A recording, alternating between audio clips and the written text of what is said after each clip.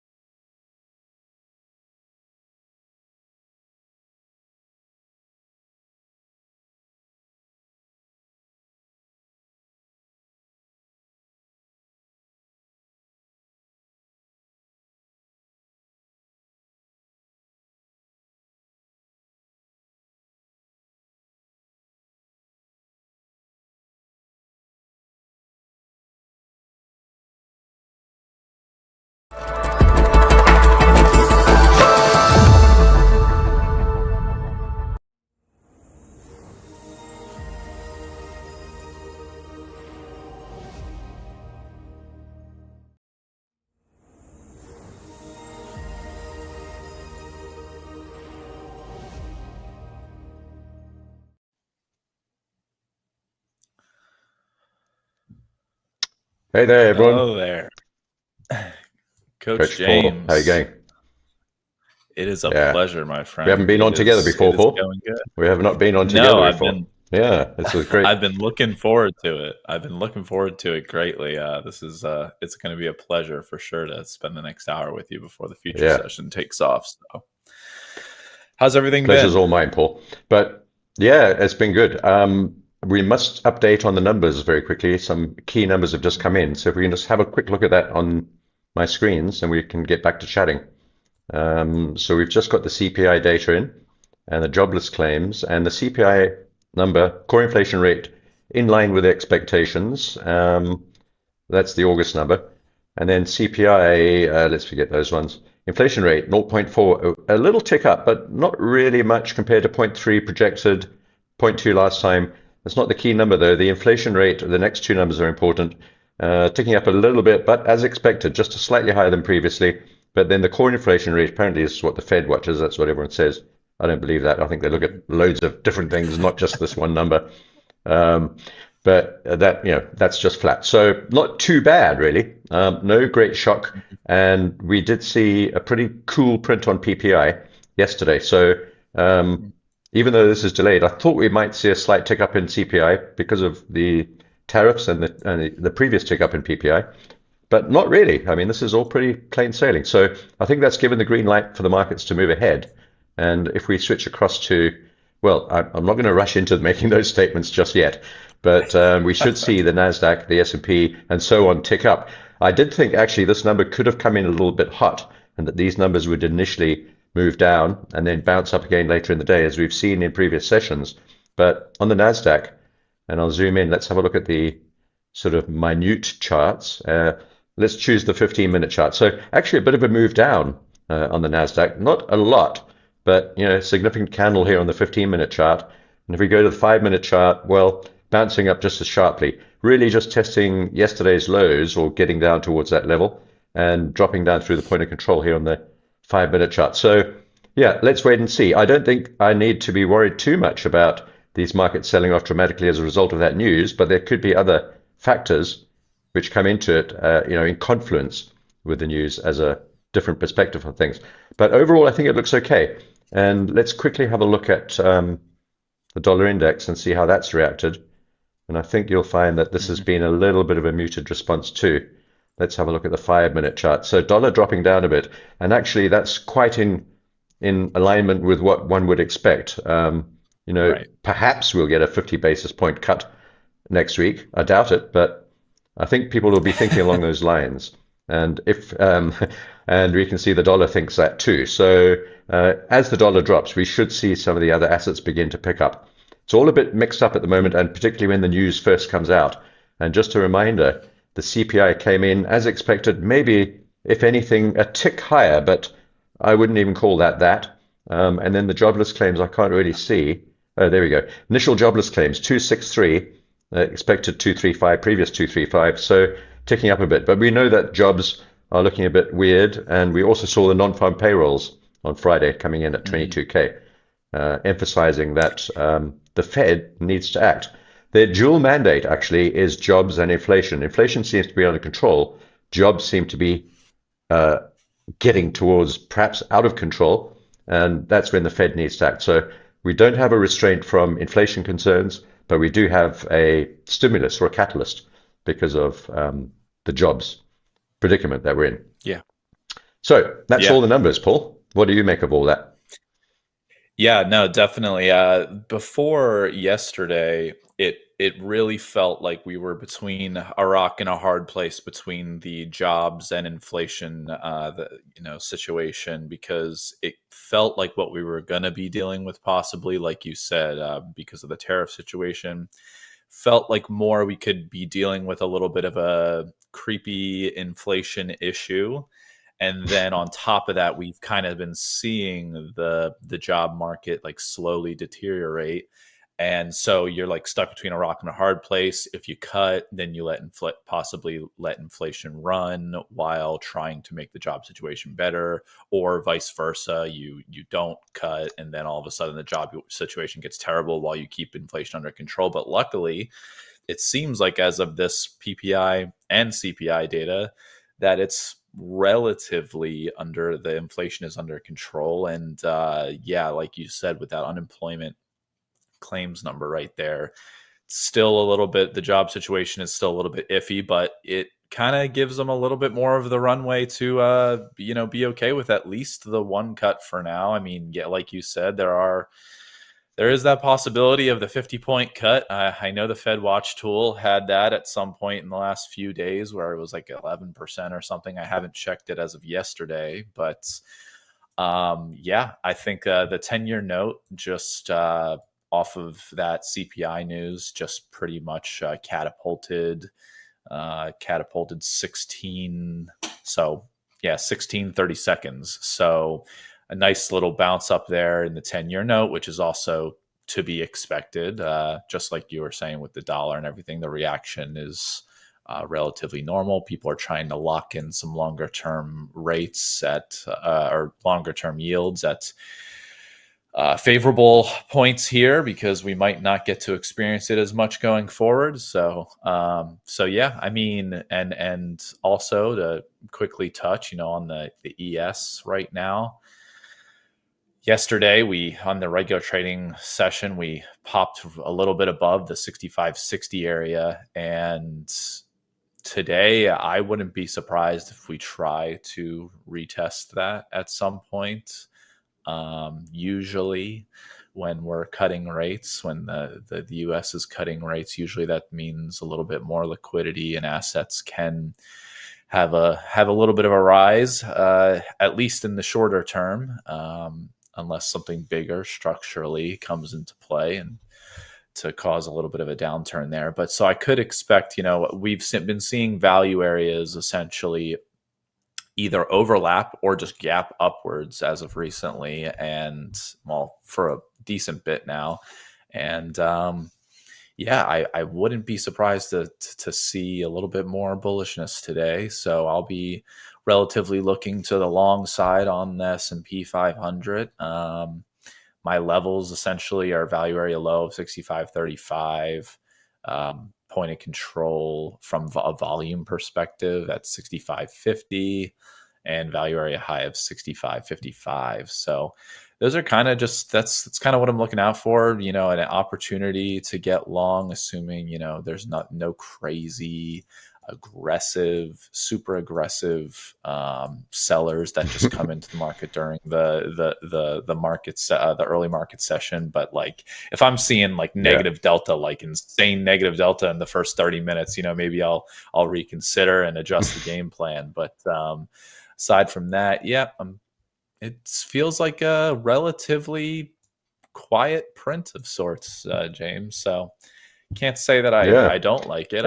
I definitely, it makes me feel a little bit warm and fuzzy, I guess, seeing that inflation isn't running away from us. So yeah. It's interesting though that the dollar and the stock market sold off simultaneously. This is the S&P moved down, bouncing now. Actually, I was watching Coach Darrell this morning. He was talking about these multi-nodal sort of distribution patterns or volume distribution on the right-hand side, which we've got here on the S&P too. Depends on how you squonk it down, of course. If you squeeze it right in, it all changes. But if we look at this last, couple of days, sort of in this today and yesterday, really, that's going into this period. You can see we've got this sort of multi-nodal zone, and we're just below it. And if we zoom in a little bit further, we've got some volume down here too. So yeah, there's a point of control. We just bounced right back up to it, back down below. I think we could get up through there and form a bit of a base here. As I was saying, what is interesting is that the S&P sold off. It's bouncing now, but the dollar index also sold off simultaneously. There it is there, perhaps also bouncing. Normally they wouldn't sell off together, but we've seen correlations breaking quite recently. As we're moving into, I think, a market pivot, we're moving, into these exponential rallies on stocks, on crypto, gold, other metals, energies, and some energy metals. But that's not going to last for too long. And we're getting to that sort of point, I think, as we approach the end of the year and the seasonal shift as well. Also in energies, by the way, which will affect some other things like inflation. So it's the kind of time of the year when we all start to look towards the end of the year and think, well, what's going to happen next year? And how are we going to start positioning? I think these markets are looking like that now, starting with the dollar and then other risk assets like the stock markets and so on, and then into gold and what might be called the digital gold of crypto. And we've seen a big bid on crypto recently in the last couple of days. And I actually do think that we've got a bottom in place on Bitcoin. Forget the others for now. Whatever Bitcoin does, ultimately the others will do too. And we've held this level pretty well. It's really pretty simple. I don't have all the lines drawn on here, but just as a very basic observation, there's one thing that worries me on this chart, which we'll talk about shortly. But as a very basic observation, we've got a double top there. We peeked through it there, cleaned out the top, came back in, cleaned out the bottom, and we've just moved up. We've come back down to retest one single breakout area, I think. Forget the fact that we poked out through the top of that. Doesn't really matter. It's a single zone, and we broke out of it. We've come back to retest it, classic, and it looks like we're trying to bounce off there. If we do bounce out of here, and that is a single top, we must then draw a line, let's do it like this, to project where we could get to, and use the most simplest tool, or the most simple, that was bad English, wasn't it? The most simple tool, and we'll just take it from the bottom of the approach to the flag. We'll call it a flag, but it's not, it's more like a triangle, but we'll do that anyway. And it works with triangles and flags, actually. So I'm just going to make this white so you can see it clearly, and then simply duplicate that and shift it to the bottom of where we took off. Really, I mean, you can draw it from the bottom of the flag. That gives us a target of 133. But we could also take it from the lowest point on the last dip down before we sort of break out through the top. And that gives us a target of about 157. My actual targets are shown here by these dotted lines around about 140. Where I consider trailing a bit tighter, possibly, or hedging, or taking some size off. But I won't be reversing direction. I don't get rid of my Bitcoin. I only hedge, and I don't sell. So I wouldn't be taking size off. I might hedge or just hold, whatever. But if you're a day trader, those are the sorts of things you'd be looking for. And I think we're going to try and get through this 50-day moving average quite shortly on Bitcoin. And if we go down to a 15-minute chart, let's go to the 5 actually. There's all the messing about that we've just seen from the CPI and jobs data, but holding quite well actually. just dipping down through those moving averages and bouncing up, much like we saw on the stock markets and on the dollar. We'll probably see the same on gold too. So there's the 15 on Bitcoin, just forming that nice wick low. Look at the volume candle over here on Bitcoin. I want to point out a volume candle issue that I've got with Bitcoin, but on this 15-minute chart, and if this closes off and it looks like we may have formed a reversal, even though it's a red candle with high volume, it's actually potentially a reversal candle, and all the volume may have come in during the wick spike down there. I don't have the volume profile on the right, so I can't see, but something like that. So that's looking quite good, and I think we could get a break up through there. But what does worry me, and I mentioned it a little while ago, on the day chart, have a look at the volume profile at the bottom here. Now, we've had multiple bullish days. As we've moved up, the volume has dropped down. Very bad sign. We're not above the 50-day moving average just yet, which is the key medium-term directional indicator for crypto, which I use for crypto. You can use it for most things, actually. But if we don't get through there today and fail on low volume, watch out below. I've got all my hedges stacked up below this triple bottom here at, I'll give you the number, 107,290. And my hedges are at 107,100. The entire lot I will take off at that price. Not off. I'll hedge them. I'll hold the longs, but I'll enter an equal number of shorts. I think that's my idea at this stage. I don't think we're going to get down there, though, and I think we're holding it pretty well. But we have to see some volume, and it could be this week, or it might have to be next week with the FOMC rates announcement. But if it is at any point on one single day, we've got to get through this 50-day moving average. That's the problem. And we're going to have to do it on volume. We don't have the volume, and we're still below it. So be careful. That's all I'm saying on that. But like all the other stuff we just looked at, it's ticked up quite nicely as a result of the data we've just seen. All right. Yep. As you can see, just before I finish, there on the top left-hand side, that's the Nasdaq and the S&P, both moving up really strongly as we thought they might. Yeah. What you got, Paul? Yeah, definitely. To kind of piggyback off you from a little bit earlier about gold, the 65 or the 3651 area, we can see that's definitely an area I'm going to be watching this morning. We've kind of almost like double bottomed it, and on the 4-hour chart here, actually we've ticked it now 3 times on 3 4-hour candles here in the last couple days or week, I should say. But I'm definitely looking to maybe, I'm looking generally speaking to be long gold. I mean, it's obviously that's what's favored, right? Generally speaking, gold's been just absolutely ripping and rolling, but I'm definitely going to keep an eye on that level. If I'm going to get into a trade, I'm going to be keeping a close eye on that level and see kind of how market structure plays out today. But that's really the only thing, I guess, with gold. Let me take a look at the market profile really quick. I've got some separate software stuff that I look at here. So yesterday's regular trading hour session had point of control on gold at roughly 36.88 and value area low of roughly 36.81 or 82. So right now we're trading at 36.68. So maybe if I was looking to get long here in the next hour or so, it would be, the first level would be 36.82, like a retest of value area low. And if we break through that, maybe if we find some comfort in the 36.88 area. And then, I mean, if we just keep bullishly, piercing through these value areas of sorts, I mean, there's nothing to say that the volatility won't help us creep back into the all-time highs of 37.15. I mean, I'm sure you've been seeing the volatility of gold and you're keeping a close eye on it at all times.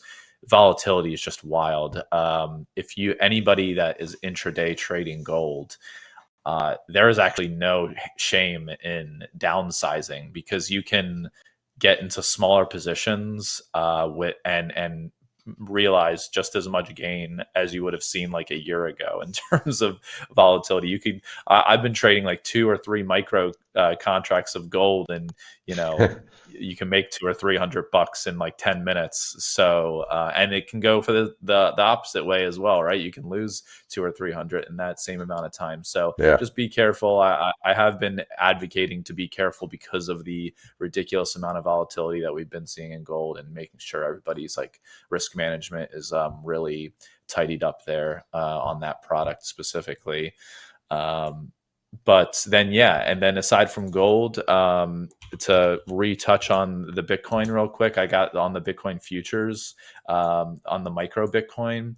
I exactly agree with you, Coach James, I'm generally speaking bullish, even intraday and whatnot.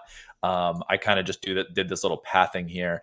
Kind of reminds you of a little bit of on the 4-hour chart here. You can also do it on the 1-day chart. Little bit of like an inverted head and shoulders of sorts. I love seeing these little like shelves, kind of like shelves. This shoulder took place, then we had the dip to make the head, and then when you start seeing that second shelf appear and some nice support for Bitcoin, it was in the 110,000, 111,000 area.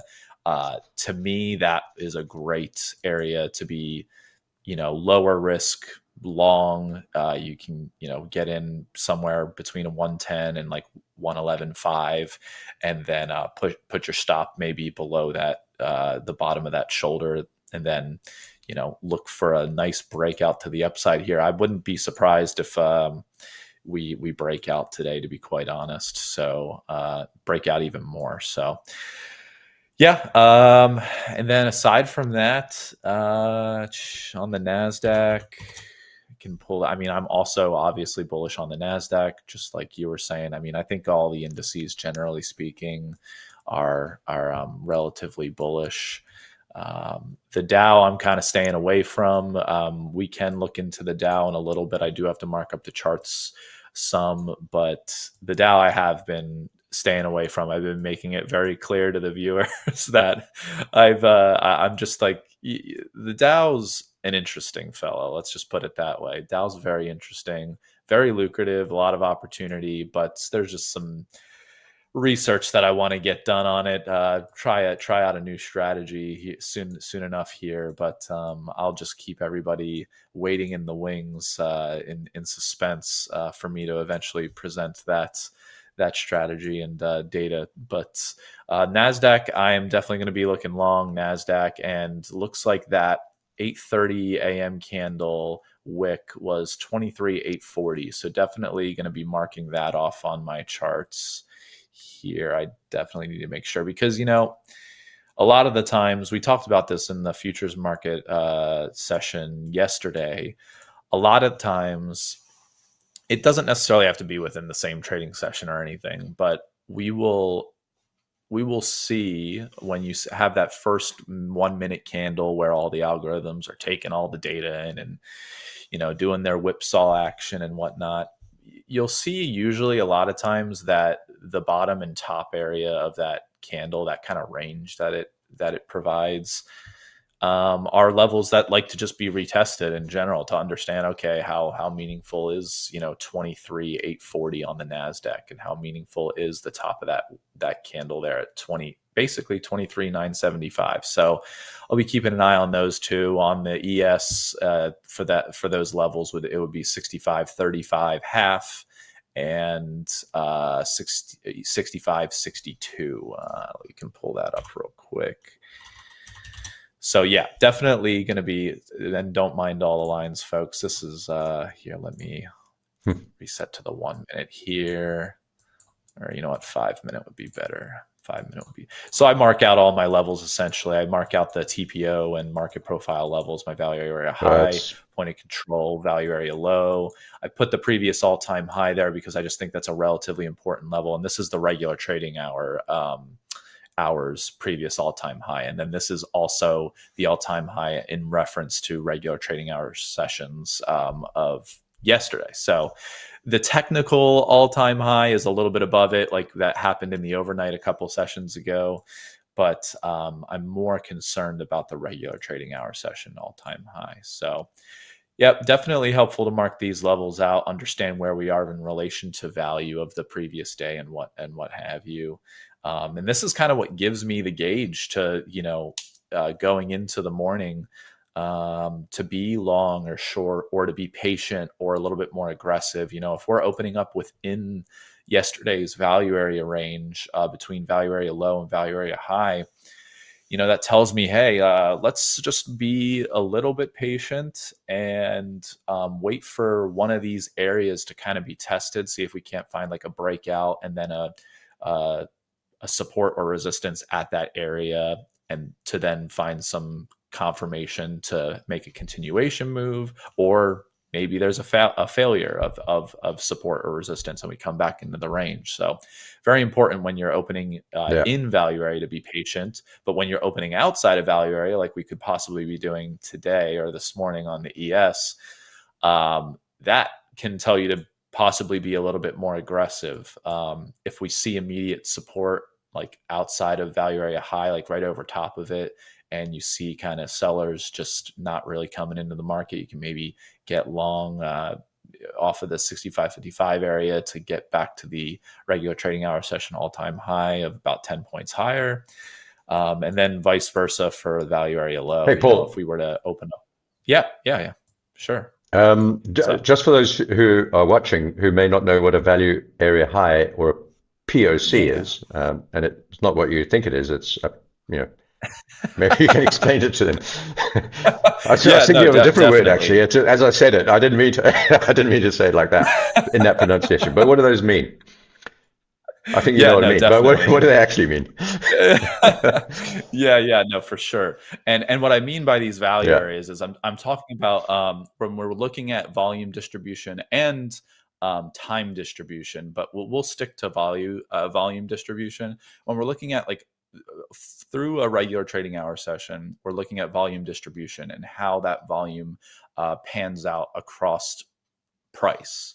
It just creates a distribution of sorts that we can look at. And what people are used to seeing in like school and whatnot is like what a standard distribution would look like, a nice normal bell-shaped curve where you have essentially a certain amount of action and volume is taking place within a specific percentage of that bell curve. So usually 60, the rough number that most people follow in this kind of value area sense is about 68% of the volume will be what your quote unquote value area is. So where 68% of the time volume was trading for the previous regular trading hour session. So the low of that value area being, just as you guessed it, the lower portion of that 68%, value area high being the highest point of that 68% level, and then point of control just being simply where the most volume transacted within that bell curve of sorts. Now, in market profile and like TPO profile analysis, we obviously are not always going to see bell-shaped curves. So these percentage distributions of volume can look a little bit wonky at times. And sometimes these distributions, these wonkier looking distributions that aren't standard bell-shaped curves, can allude to things like a trend or like a bearish or bullish trend. You've got double distribution days where you'll see literally almost like two bell-shaped curves within one regular trading hour session, depending on which way it's going, can really allude to a trend in whichever direction that is. So there's a lot of, there's a lot to be gleaned out of market profile analysis, and specifically the volume distribution and TPO distributions. TPO distribution, when I say that, all I mean is instead of looking at volume now, you'd be looking at 30-minute time blocks during the regular trading hour session. So the time aspect is a little bit weird for people, just understanding, hey, we spent for point of control, for example, that would be for the TPO distributions where we spent the most time during the regular trading hour session. So it's an interesting way to look at the markets for sure. Just understanding the time value of trading during these higher volume sessions. But to be fair, I do put a little bit more weight on the volume distribution portion of it. There are times where, no pun intended, where time is a little bit more meaningful, but for the most part, volume is what I think most of us care about. So, the more volume spent in areas obviously can give you a lot of insight as far as what levels are genuinely very important to either short-term or longer-term participants, and that's a whole other thing. And something to quickly touch on is a good reason to watch the Futures Takeoff session, I must say, is we've got a coach I think everybody knows, good old Sam, the coach here. He is a savant when it comes to being able to point out whether longer term time participants or shorter term time participants are coming into the market. And what do I mean by that? I mean, this guy is very, very diligent and has a keen eye for understanding when volume is coming into the market, whether or not it's, to put it lightly, big guys or little guys, the intraday traders or the people stacking positions. And that's kind of the great part about these sessions, is like us being able to kind of ping pong off each other and hear each other's thoughts and opinions on how volume is transacting, or how aggressive buyers or sellers are being on the order flow and in the depth of market and whatnot. But that all pertains to market profile and whatnot. So I'll tell you what, Paul, I watch Sam quite often as well, and I watch all of you guys as you play your trade. Another pun. But when I started trading, and there's quite a lot of old timers in this group of coaches here, and I'm one of them, I guess. But when I started trading before the year 2000, we didn't have any of the stuff that you're seeing right in front of you now. In fact, I used to hand draw quite a lot of my charts, believe it or not. That's another whole story. But in lieu of hand drawing charts, I actually had a T-Mobile. I was living in a different country, but I had a T-Mobile ticker, and it was attached to my belt. And every 30 seconds, in fact, I think it started off at 3 minutes. Every 3 minutes, I'd get a reading on the major currency pairs, Nasdaq, the S&P, and the Dow. And then I'd have to wait 3 minutes for that to be updated. And then I'd have to draw my charts based on those updated figures. And we would look at those hand-drawn charts, read the tickers, and read the tape. And eventually those tickers began delivering information a lot faster. So we'd get it every 5 seconds or 10 seconds. And so, and then eventually it was quite quick, like a second or so, we'd get a new tick coming through.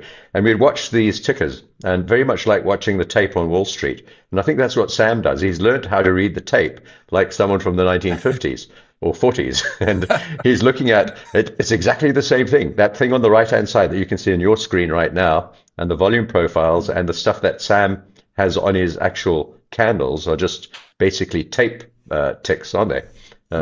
Indicating. And when you watch a ticker on a stock market floor, or in the old days on a device, it's the speed of the ticking that alerts you as to what's going on in the market. Not so much the numbers themselves, but the rate at which they're changing, how fast the orders are coming through, and how the market reacts to the size of those orders. That's exactly what Sam's doing all day long. And it's quite fascinating to watch someone going back to 75-year-old trading techniques. It's fantastic to watch. Yeah. Oh, it is cool. It's very cool. And it's for market junkies like us who just enjoy the markets in general and like watching the tape and everything. It is fun. It is fun to see in person. And on my like I have on my third party software stuff that I'm always keeping an eye on. I have like a version of what he looks at, and it's so funny. Like he'll when he's pointing things out, and I'm looking at it myself, I'm like, I will have like a slightly different take on it, but then I'll be like looking at it more and more. I'll be like, you know what? I think he's right. And then of course he's right. And it's like you said, it's the combination of the time that it takes along, and then also like because the time, like you said, if it's like if there's a lot of speed to something, that can really also just be like the other half of the aggression, right? So if you see like a massive delta that occurs at a very small point in time, but it immediately reverses off of it, and then you see other aggressors come in to, like, let's say, prop the market up. So you see a bunch of aggressive sellers like at the bottom of an area, and then it just pops up, and then a bunch of aggressive buyers start coming in. You can really start to glean some insight of like as to maybe a possible reversal or whatever. But Sam, on the other hand, he'll look at he'll be seeing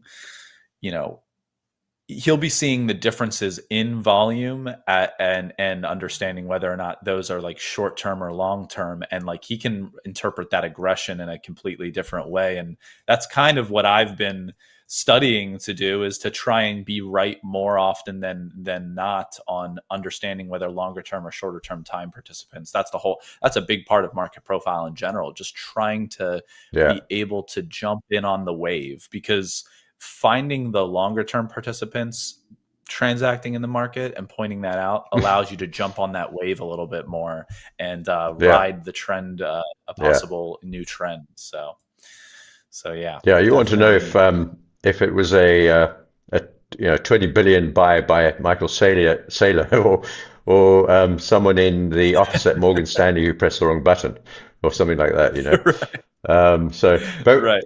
There's some things coming through the chat which I'd like to chat about. Welcome to everyone in the chat. It's great to see you. And thank you for supporting the show. We really appreciate it. So while you're here, press the like button and subscribe to the channel if you haven't done so already. And let me get to a couple of the questions.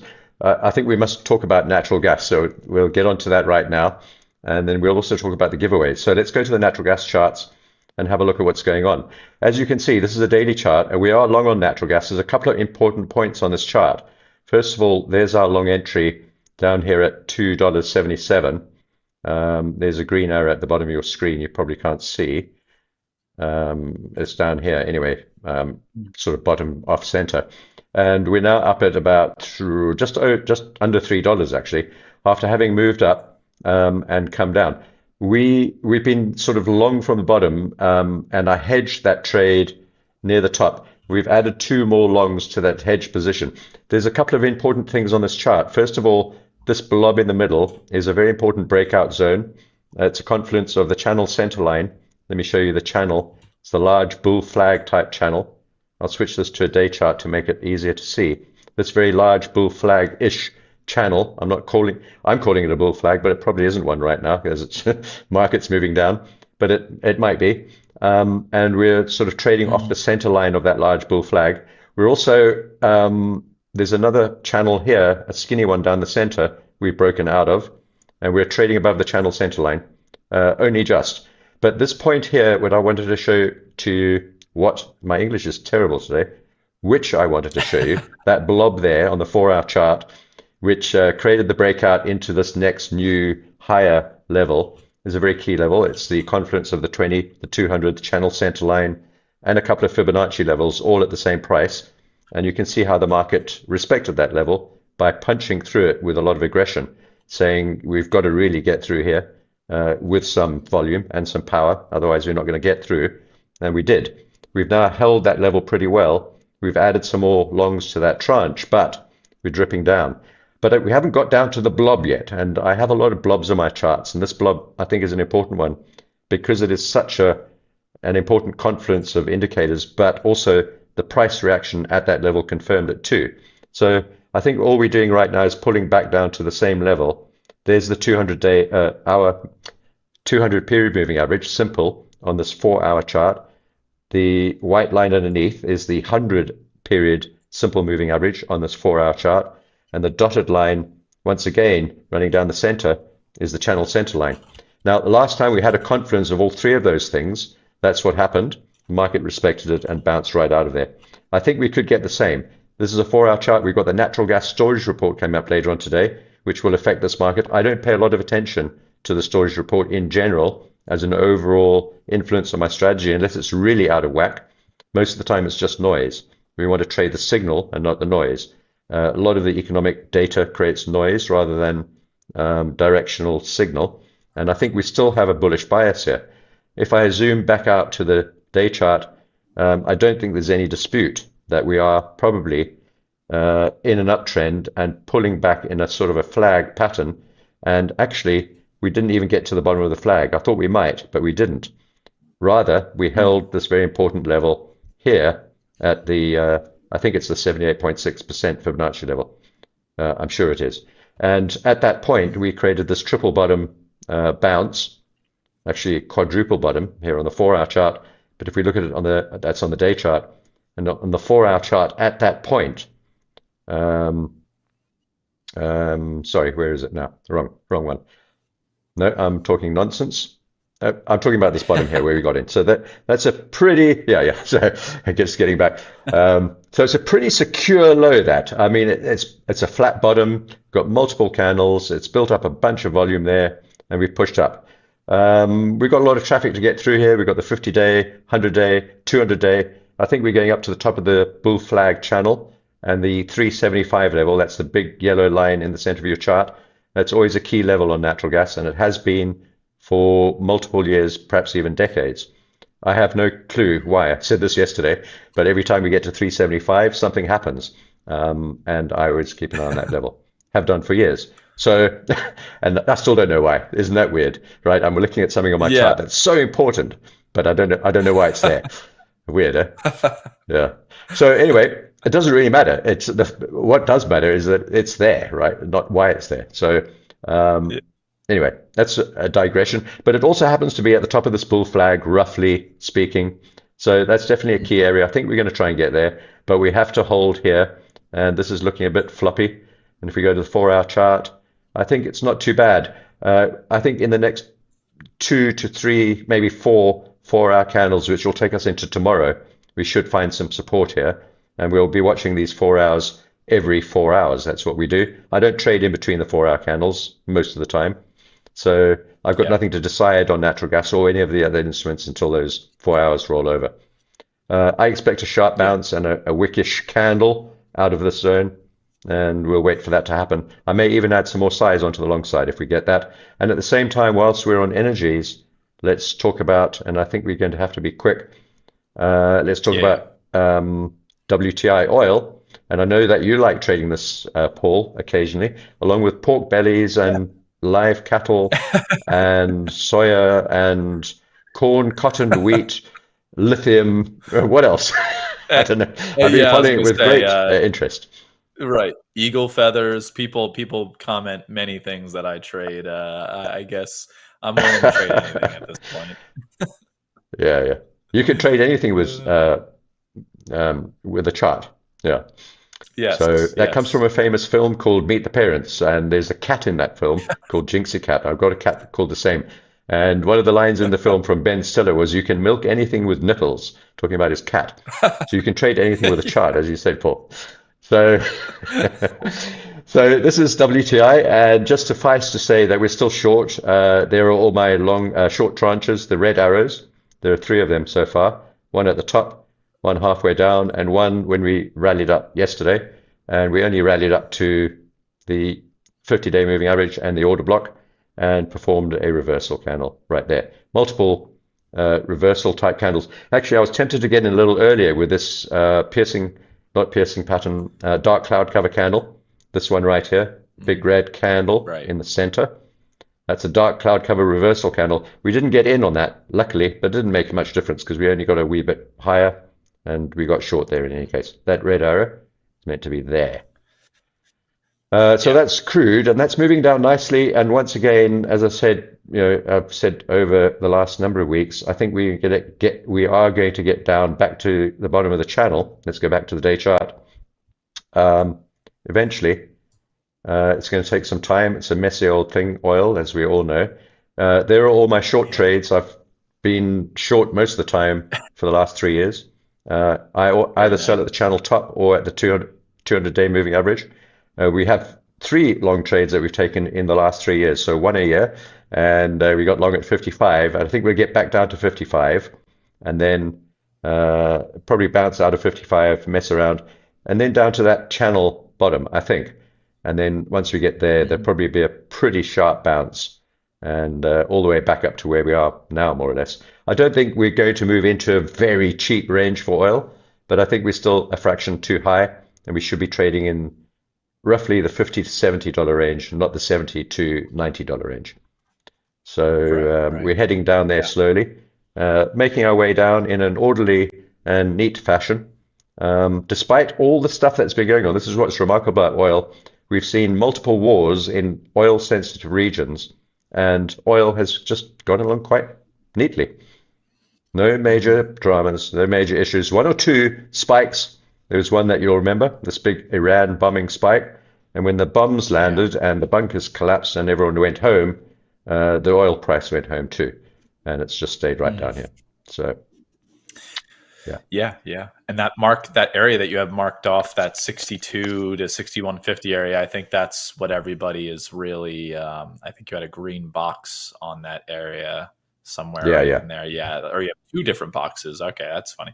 Yeah. So like that, the first one up top there, that 61, I think that's like the immediate area where people are like, okay, is there going to be any sort of support there? And then, like you said, probably over the longer term, we could see some further bullish sentiment for sure. But that 62 to 6150 area is definitely what I'm keeping my eye on in the very short term here.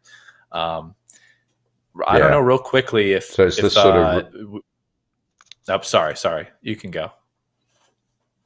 No, that's right, Paul. Just concurring. I'm just trying to illustrate with a big white arrow. That region there you're talking about, right?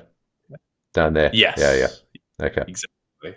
Cool. Exactly, for sure. Sweet. That kind of half-cent area is just, we've seen a lot of price action on the daily where like we're closing right at $62, or we wick down into 61, like into between the 61 to 6150 area, or we are wicking into the 6150 to 62 area, but then we usually close close to the 62 level. So that 62 level is very important, but we've seen a lot of wicks in below, like at least $1 below or so. So lots of support to be had there and to be figured out in the next day or two. And then aside from that, honestly, this morning, I'm sure you saw there are, the slew of headlines coming out just because of all this inflation data stuff. Now there is, we have traders fully pricing in 3 Fed cuts by the end of 2025, which I believe that we were all relatively aware of that being a possibility for a while now. But at the same, like yesterday was more of like a conviction of us, probably understanding that is a very good possibility. But then more importantly, more importantly, in my opinion, is now rates futures are starting to price in 4 cuts by January. So basically a 4th cut occurring at the turn of this year, or going into next year in January. So very, very interesting. That would be a full point down from where we are now by the end of January. So interesting stuff. And then some news out of the ECB just talking about growth kind of looking a little bit stagnant, or starting to look not stagnant, but a little bit lesser than expected. So this fall time is going to be a fun one. I think this fall is going to be very, very volatile. A lot going on, a lot to keep our eyes peeled out for sure. Yeah. Thanks, Paul. Just to finish off on, we've got 1 minute left, so let's finish off with a golden minute. So All this is right. gold. Paul, I think you're kind of bullish on gold. Well, I think we should all be bullish on gold, but I think we've now broken out of this ascending triangle. Just to wrap this up, a big ascending triangle. Targets shown by the white arrows based on simple pattern projection. So we've got to two of the targets already. Still got one more up above here at about 37.80, somewhere around there. But notice one big thing, one important point is we've broken out of this big triangle in the center of your page. We have not returned to it yet. I think we're going to have to. I'm short on gold, right from the red arrow at the top of the page. I have another hedge position slightly lower down, which is basically not even in the game. So we're basically short from the top. I think I'm maybe $3 out of the money on this small hedge, but we'll adjust that if we get back down there. So I think it's a very simple principle. We've got an ascending triangle with targets. We've reached two of the targets. We've got to be a bit careful. We've got the third one above us. We haven't retraced back to the triangle just yet. Most of the time, we'll see a retracement like this green path that I've got drawn on here. And let me just make that one easier to see too.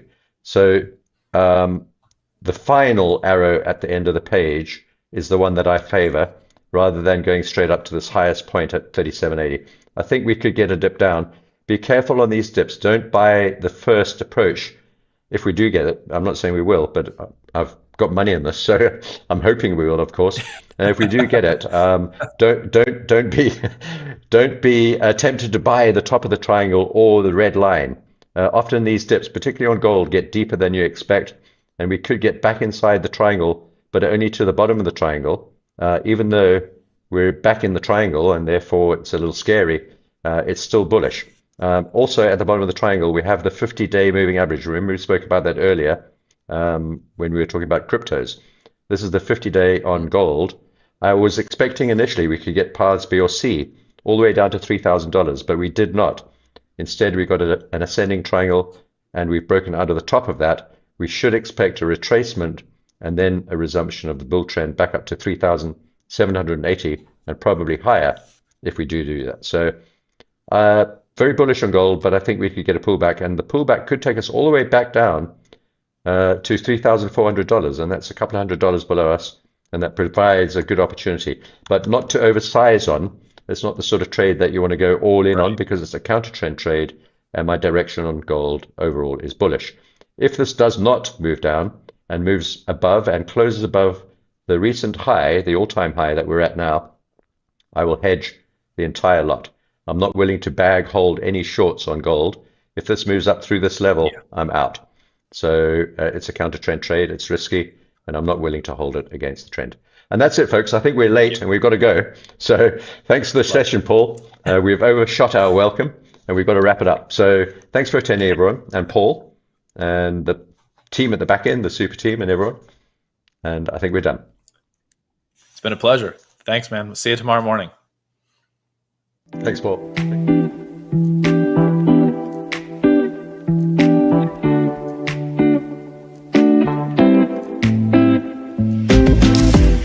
Hi, I'm Sam, one of the coaches here at Hola Prime. And in this video, I'm going to give you a short glimpse into my life beyond the charts. Outside of the charts, I love to cook. Anything with fresh local ingredients has a thumbs up for me. And when the weather's good, I like to go out, have a quick jog, keep myself healthy. I started trading almost 15 years ago, and believe me when I say, it wasn't an easy journey. There was a lot of ups and downs, mostly downs at the beginning, and it took me, I would say, almost 10 years before I could actually call myself a trader. Personally, I like to travel. I like to go to different places, see different cultures, meet new people. I also like a good spa day, just sit there by a pool, relax, get a massage. You can see from the screens behind me, it's just a lot of stress, a lot of digits, a lot of moving, a lot of fast moving markets. You can't spend your whole day in front of a screen. You will burn out, and sadly, you probably won't be as successful as if you just relaxed a bit more.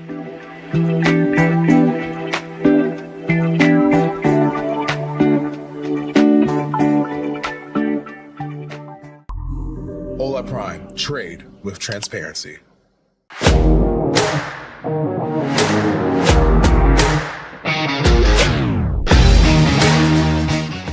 I'm Tony, one of the futures coaches at Hola Prime, and this is a little glimpse into who I am beyond the charts. I started trading 10 years ago. The early days, full of mistakes, but every loss was a lesson, and trust me, there were plenty of lessons. But here's what I realized. It's less about the perfect strategy and more about the mindset and emotional control. An example of this is cutting your losing trades and controlling your winners. Because if you don't, the proverbial train is coming and you don't want to be on the tracks when it does. That's why, as a coach, I don't just teach setups. I help traders build systems, not just on the charts, but in their heads too. Now listen, everyone wants to double their money overnight, but real growth, it comes from small, smart moves repeated over time. Be consistent and be patient. And don't be afraid to ask, because at Hola Prime, we're here to help you grow. Outside of trading, I'm big on exercise, travel, finer things. It's how I reset and remember what trading's really about. Profit? Sure. But what that profit can do for you and for others, that's what it's really about. So that's a little bit about me. Hope to see you in a session soon, and let's make some money, one trade at a time. Hola Prime, trade with transparency.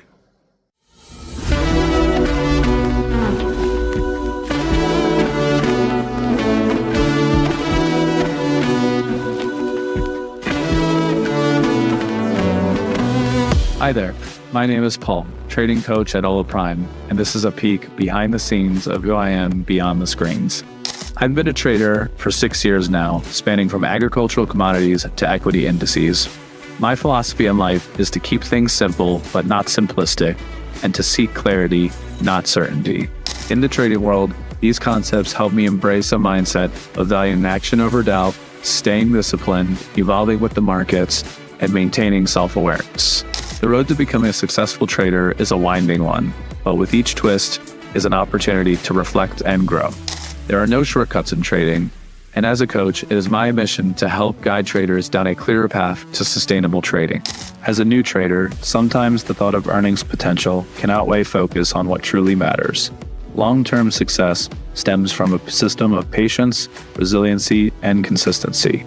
2 books I highly recommend that profoundly display these qualities are Mind Over Markets and Reminiscence of a Stock Operator. Outside of trading, I love going to the local beaches and golfing. They allow me to clear my head and have some fun too. Golf is a funny parallel to trade. It requires total concentration, adaptability to changing environments, and the majority of the battle is between your ears.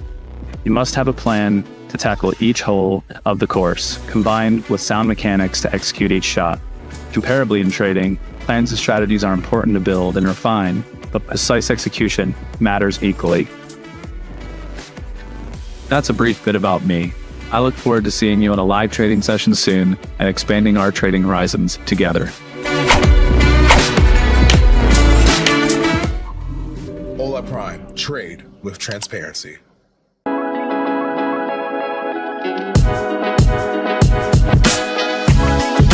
Hi, I'm Daryl, one of the coaches here at Hola Prime.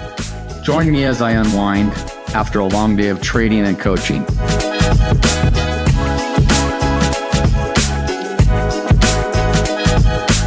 So, like I was describing, I like to get out on the trails, take a break from trading, kind of relax my mind, get some fresh air, get some sunshine. It's not bad that I have a number of trails right in my backyard. This one's about a 3-mile trail, and just over that hill right there is the Pacific Ocean. Sometimes I'll take a drive through the canyons and unwind my mind, but oftentimes grab the dog, come up here on a trail, just sit here, and it's beautiful, you know, beautiful out here.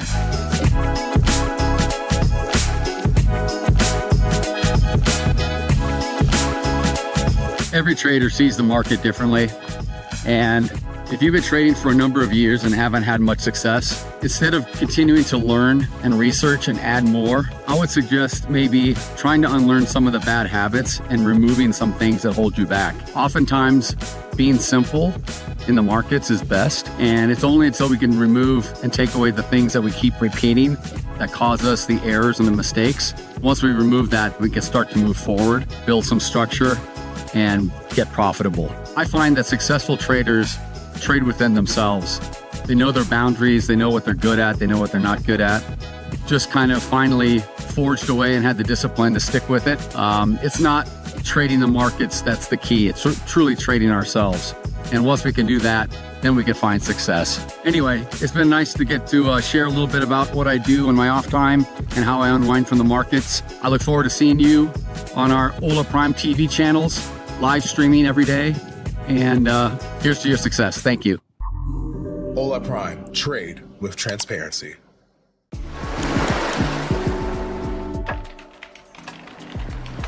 Hi, my name's Lara, psychologist, performance coach, and for the past few years, trader, a journey that's taught me as much about myself as it has about the markets. My philosophy in life generally is that once we know ourselves, truly know ourselves, the whole world opens up to us. And nowhere is that more true than in trading. Outside of trading, I love to travel, exercise, and spend time in nature. Nature has an incredible ability to reset our minds and bodies, and that's an edge in itself when you return to the markets. Patience, persistence, the willingness to do the work every single day, this is the foundation of success in trading and in life. Most traders think success is all about strategy and setups, but actually it's about mindset and discipline. Trading success is about mastering your mind. For those new to this journey, I always recommend 2 books. One Good Trade and Trading in the Zone. They will teach you the mindset and discipline required to thrive in this business. As Roosevelt said, a smooth sea never made a skilled sailor. And as we know, the markets are never smooth. Every loss, every challenge, it's an opportunity to lean in and grow stronger.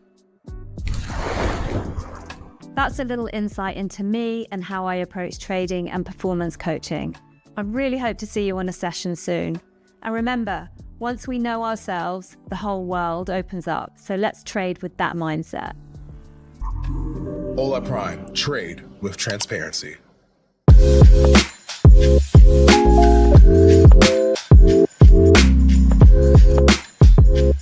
Hi everyone, I'm Stanislava, one of the coaches here at Hola Prime.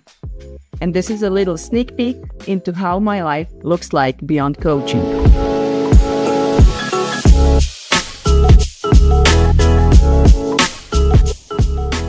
I like to start my day with kombucha and the radio. As a psychologist, I believe that how you begin your day shapes how you feel, and how you feel shapes everything else. My journey as a psychologist started 20 years ago. Over those 2 decades, I've always worked to broaden and deepen my expertise. As a performance coach, I try to help clients understand how their mindset and emotions affect how they trade. Everybody would like a quick win, but real growth comes from steady habits. It's about self-awareness, discipline, and caring for your mind and your body. It's the kind of balance I try to live by myself, and it is a big part of what I'm teaching my clients in coaching. The work I do is more than just a job. It's a part of who I am as a person. But beyond that, I wouldn't feel whole without making space for exercise, art, and some time to reflect. I spend most of my workday talking or writing. So with arts, I engage that other creative side of my brain. And the best part is I get to do that with my daughter. Now that work's done, I'm off to the most important job, being mine. So that's a bit about me, who I am, not just as a coach, but as a person. Hope to see you in a session soon, and let's grow together. Hola Prime, trade with transparency. Markets are unpredictable, volatile, complex, but your trading journey doesn't have to be. Hola Prime TV is now live. Every trading day, join top coaches as they break down real-time setups, key levels, live trades across Forex, futures, and crypto. From Tokyo's early momentum to London's open surge to New York's high volatility action. We decode every move live, get sharp analysis, clear strategies, and insights that actually make sense. And yeah, we don't just break down charts, we crack a few smiles too. Only on Hola Prime TV. This is more than content. This is infotainment and beyond. Markets are unpredictable.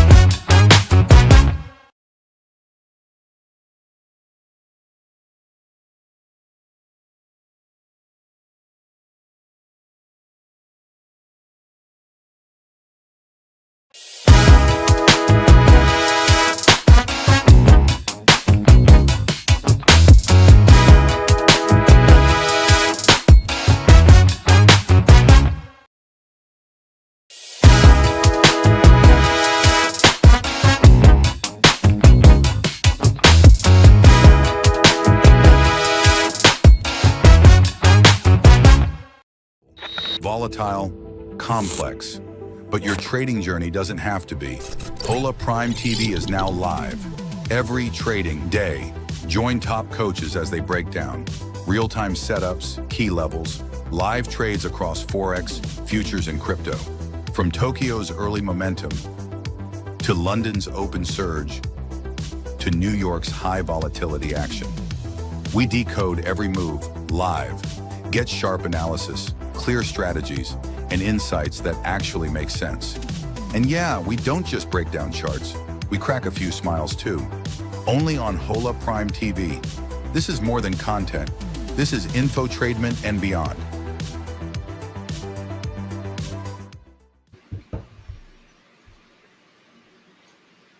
All right. Don't know what happened there, but good morning, everybody. Good morning, Coach Tony and Coach Paul. Coach Darryl should be with us any moment as well. How you guys doing? Good morning. Doing well. Doing well. Can you hear me okay?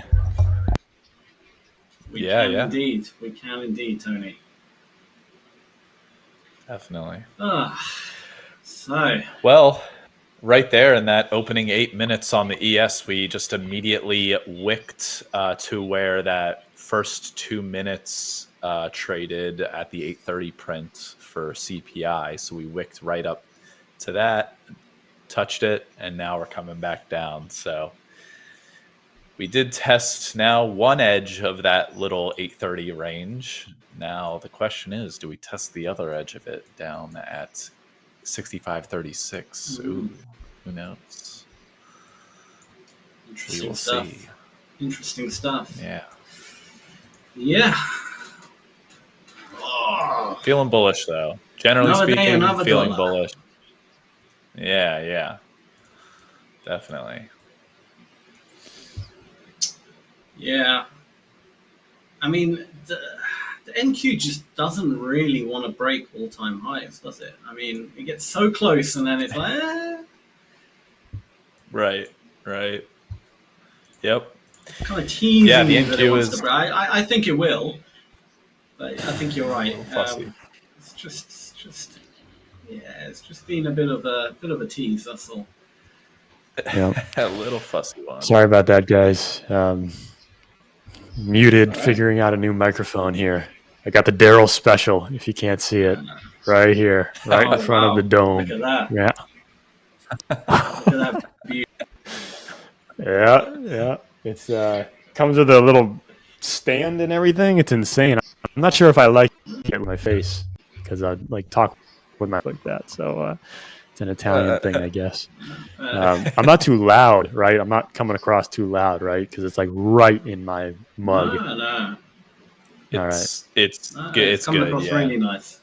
All right, okay. Obviously, the back end is taking care of everything. Where's Daryl? Is he going to be on a little bit later? I think he's running a bit late. Maybe. Gotcha. We'll see, but he'll be there soon. I'm sure he does. Yeah. Something His about router a got hacked. money printer. Daryl. Something Yeah, about well, stacking some Yeah. money in the corner. I don't know. He's Got to dust off the gold bars. It's taking a little long. Exactly. That's good. Sort out a few tenants. Yeah. I was gonna say. Break a few legs. Took out a couple of people. Some tenants weren't paying on time. Exactly. Yeah. Exactly. No, not even on Baseball time. They didn't bat. pay early. He's pissed off. They didn't pay him early. Extra interest he could be That is making. good. Are you kidding me? Yeah. We'll give it to him. We'll be like, where were you? The market didn't open because you weren't here.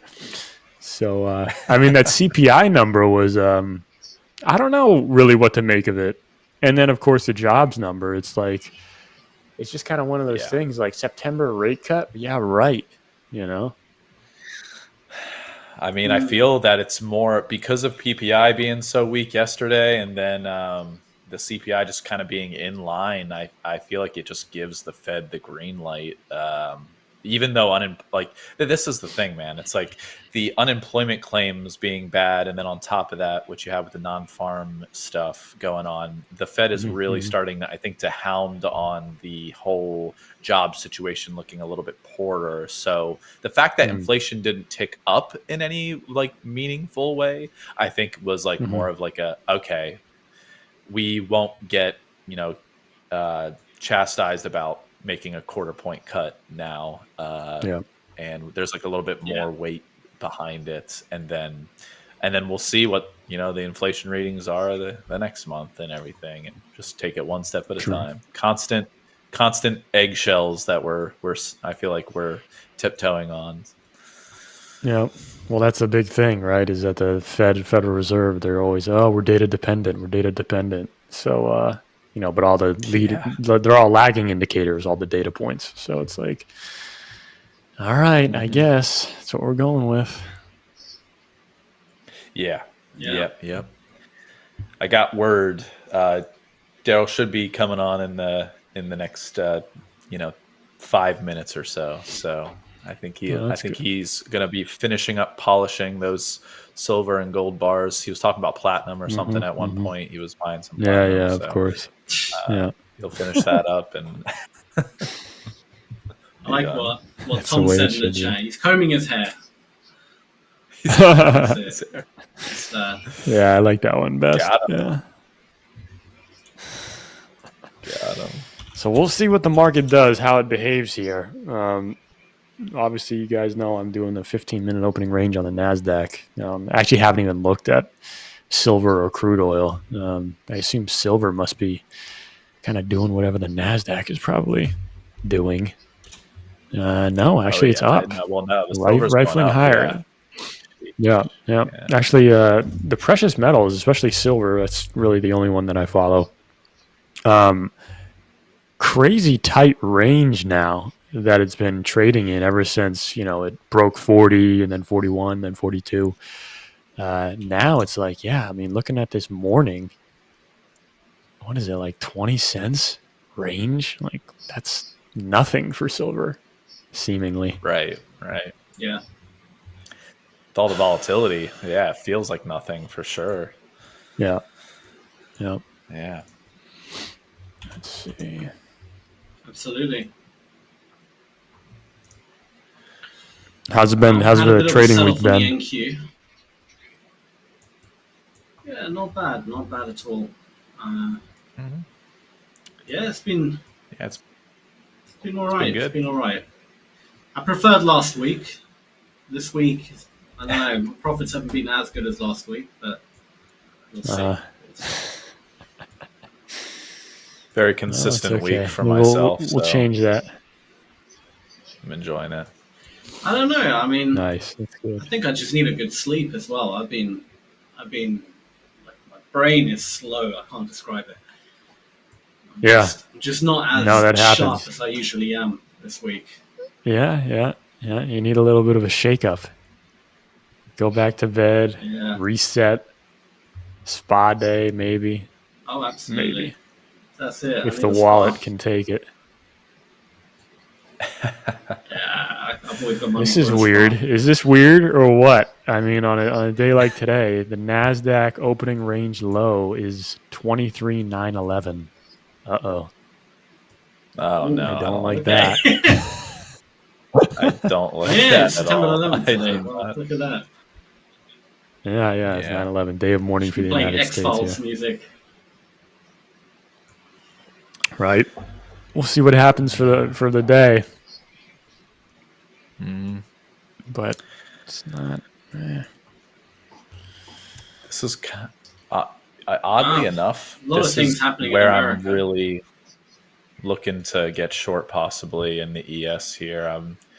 This is an area where I kind of would like to be getting short. I'm going to do it real quick. I'm going to get short here. I'm going to put my stop at the 35.56 quarter, and I'm going to look for some movement down here to 65.43 if possible, but I will have my finger over the flatten button if we just come down to point of control and reverse, or if we literally reverse right now. Look at that. A bunch of sellers just got absolute aggressive sellers just got caught right there, and we just reversed right back up. So I'm already out of that trade. Done. Out. I'm gonna trade a little bit more cash account, and then I'll get over. I'm up $1,032 on my cash account, so I'll Very just nice. do a few more good trades because this is a beautiful scalping market. As we were talking, I've taken 3, 4, 5 trades. Just scalp 200 here, 200 there. Beautiful. Nice. This has been such a nice little scalpers market right this second, so I want to make the most of it. Heck Very yeah. nice. Wow, look at that candle. Amazing. Yeah, geez, man. Wow. Wow. Oh, huge buyers came in. I don't want to buy just yet. It's very No, no. weird. I'll buy in a second.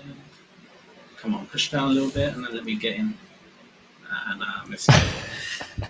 That's all right. What's the Dow doing? Going straight up?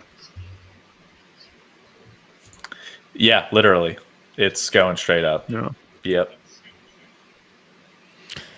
I mean, hey, Paul, I was going to say, even better level to get short. Right. Yeah, that's true. Right back up It to is those true. MAs. I actually started putting on the 200 EMA just to kind of see if we can get extra support or resistance at certain levels. And we go right up to it.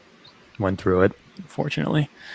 But, yeah, we'll see. We'll see what happens here. Yeah. Wow.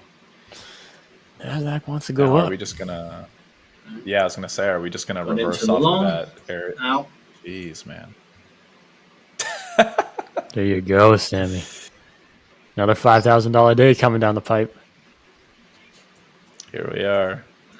It's rare that I have a $5,000 day on my cash account. I usually stop when I hit around 1,500. I'm usually anywhere from like 1,000 to 1,500. Sometimes less, obviously. It depends on what the market. On a day like this, where it's scalpers paradise, I try to push at least $2,000, hopefully.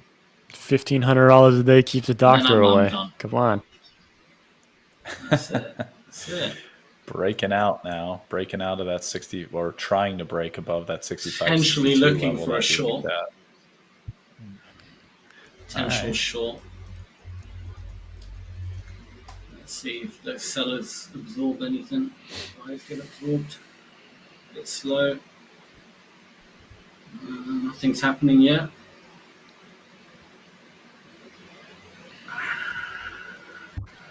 Things happening here. A few sellers coming in, but they're getting absorbed a little. It's not perfect. But I actually thought NQ was going to break through that opening range low, go down, maybe bounce off of that previous day's close, like right below 860, 23,860, but not today, seemingly. Yesterday was such a choppy market. there it is. I don't know, Sam, you're following the Nasdaq. Yeah, Yeah, ready to Nasdaq be was short. super choppy. And I'm out. Nice. $140 that wasn't too bad. 145. It came in. It's a beautiful scalpers market. I wish every day was like this. This is literally my heaven right now. It's just, Yeah, literally. it's like this market was made for me. I'm up 1,300. Come on, let's push another 700 and Keep going. and I'll be happy. Only then will he be happy. Only then. This is like a nightmare for me. I hate seeing this. Yeah, type of yeah. crap. I'm definitely See, definitely going to be more patient. Do you know what we should do? We should have like a group account, right? Where on days where it's better for like Tony's strategy where it just moves and it trends and breaks and etc. Tony can just trade the hell out of it, make a bunch of money. On days where it's choppy like this and it benefits me, I'll trade the hell out of it, and then we all just split it. Do you know what I mean? That would be Yeah. X 100%. amount, split it. Love it. All right, let's see.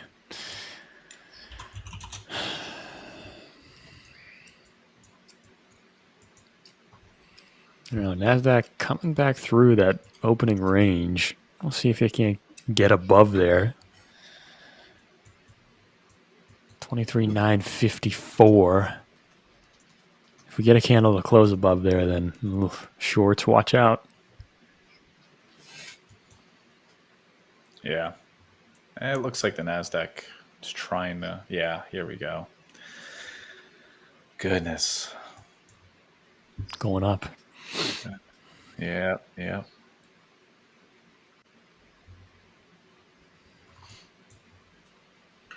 We've cleared quite a few gaps now. Now it's slowly starting to get a bit more sparse now. I get harder for me to trade, but I'm happy I've banked a bit of money. That's good. All right, I'm getting into a long here. Oh, we'll see. 29.38.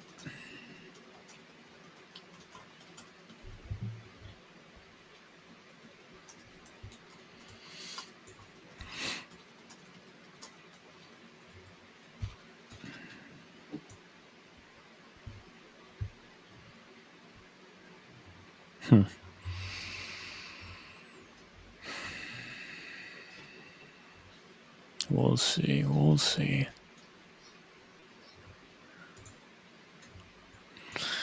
Still got these direct accounts. Haven't blown them up yet. Nice. Good Yeah. stuff. Yeah. I didn't think you would, to be honest. I didn't think you would. I appreciate the vote of Every confidence faith there, in you. Sam.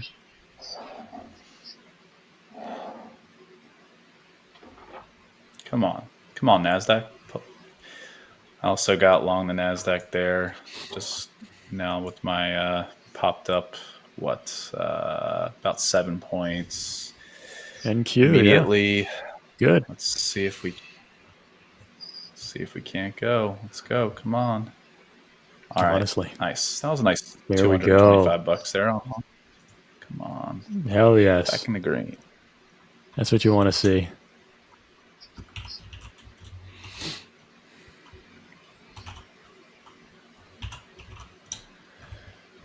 We're getting Paul paid today, right? Let's do it, man. I'm trying to pass a couple challenge accounts right now. I'm really looking to get this done hopefully by the end of the month. So want to get a couple of challenge accounts passed and maybe follow the coattails of you, sir, and get direct. Yeah. Maybe. Yeah, that'd be good.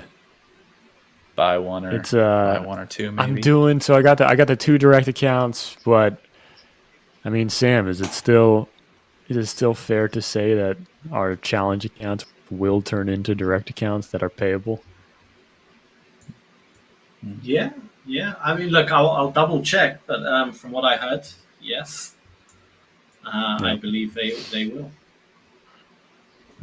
So I actually have one direct account that I'm copy trading into the one-step challenge account. And I think it should be okay. I mean, it's like, again, like I try to hit like $1,500 a day, try to make something happen. So we should be close to the $9,000. The $9,000 profit goal is a $150K one-step account. So there is a profit target in the one-step challenge. So let's see.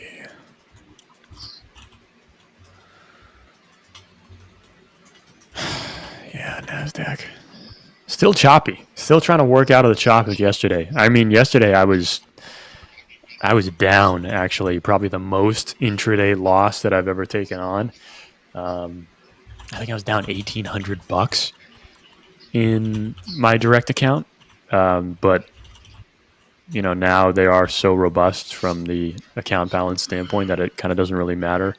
But still, you know, usually like $1,500 to $1,800, like, yeah, I'd probably like stop trading and just wait for that one really good setup. But like, I don't know if the back end wants to switch over to my charts, but I'll kind of just walk through kind of what the heck was going on yesterday. And I went over it in Quiet Markets last night with Coach Tiger. It's always a good time. Us getting together. Jesus Christ. It's Coach Darrell.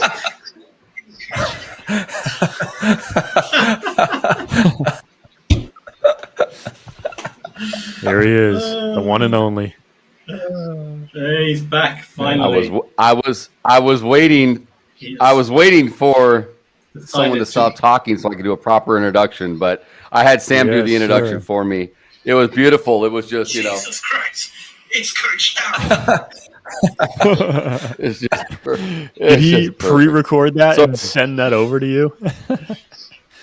No. I have dirt on everybody. I was doing a Jason Bourne. I'm gonna have to get something on you, Tony. Yeah, for sure. I don't have a catchphrase yet. But Tony, you check the Zoom chat. Oh yeah. I see that. My Zoom was all. I apologize, guys. I don't know what. I couldn't get in on Zoom. No, that's all right. I was on OBS, and I think when I recorded last night, I did something with my.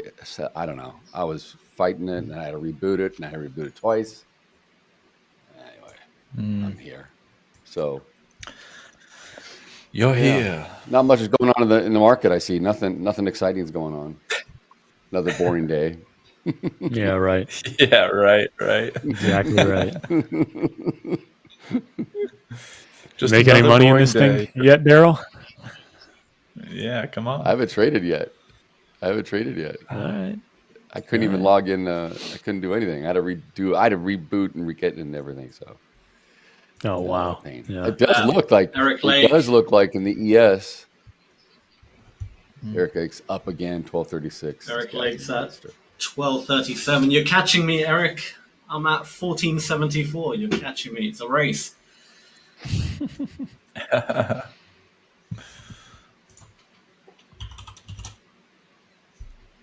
So, Sam, are you calling this a trend day, or is this a rotational day? I think. Let me check the opening, how it looked. Where's the opening candle? I think. I don't know. The open. I think this could be an uptrend day potentially. I do too. I think we could be pushing up. It doesn't look like a typical trend day in terms of the volume of the open. I mean, not a trend day, a range day. So I don't know. But, my gut is telling me it's more going to be we're going to be pushing to the all-time highs on NQ and getting up higher. Yeah. Hopefully. Just getting into a quick long scalp here on the ES. See if we can't, I guess, keep pushing here. I mean,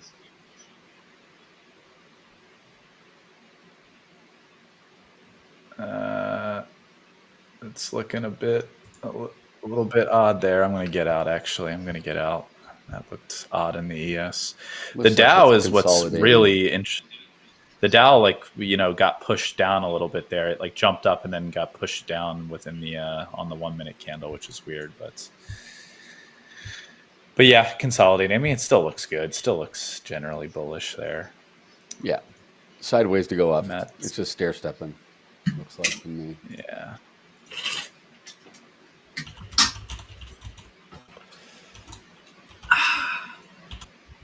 Nice. Drink some water. Keep yourself healthy, Sam. Maybe go for a little jog. Jogging. Jogging keeps me healthy. Genuinely, Sam, your video puts a smile on my face, the biggest smile on my face now. So thank you. I really appreciate it. It makes my day, to be quite honest. I'm glad it's bringing positive vibes to your life. Paul. That's all I ever wanted.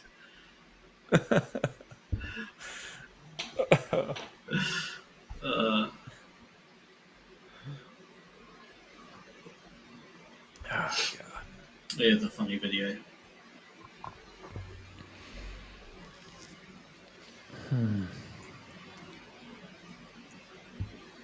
See, I want to get long the Nasdaq.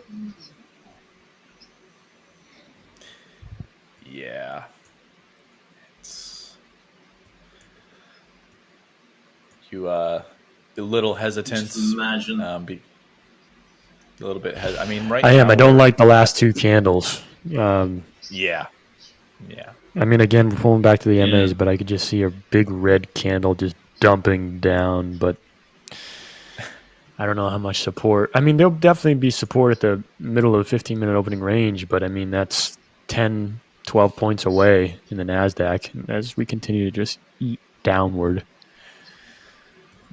I mean, I'll get long one contract. Yeah. Come on, Nasdaq. I want you to go up. Yesterday was such a hard day. I was just going through it. Such a tough day.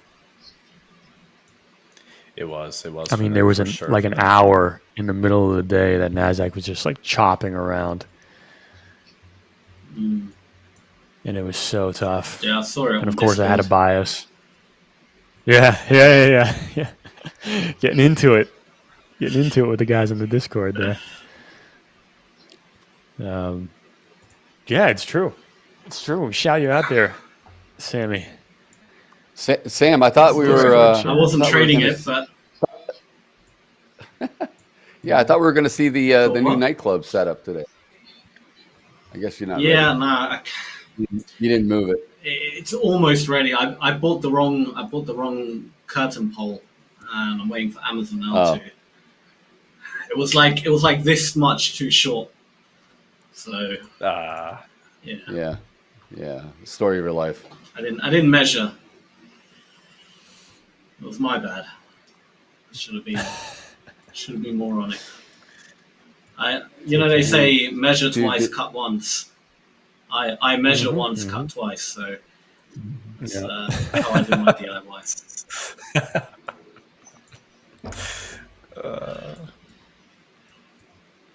Let me see. That what I said went over everyone's head there.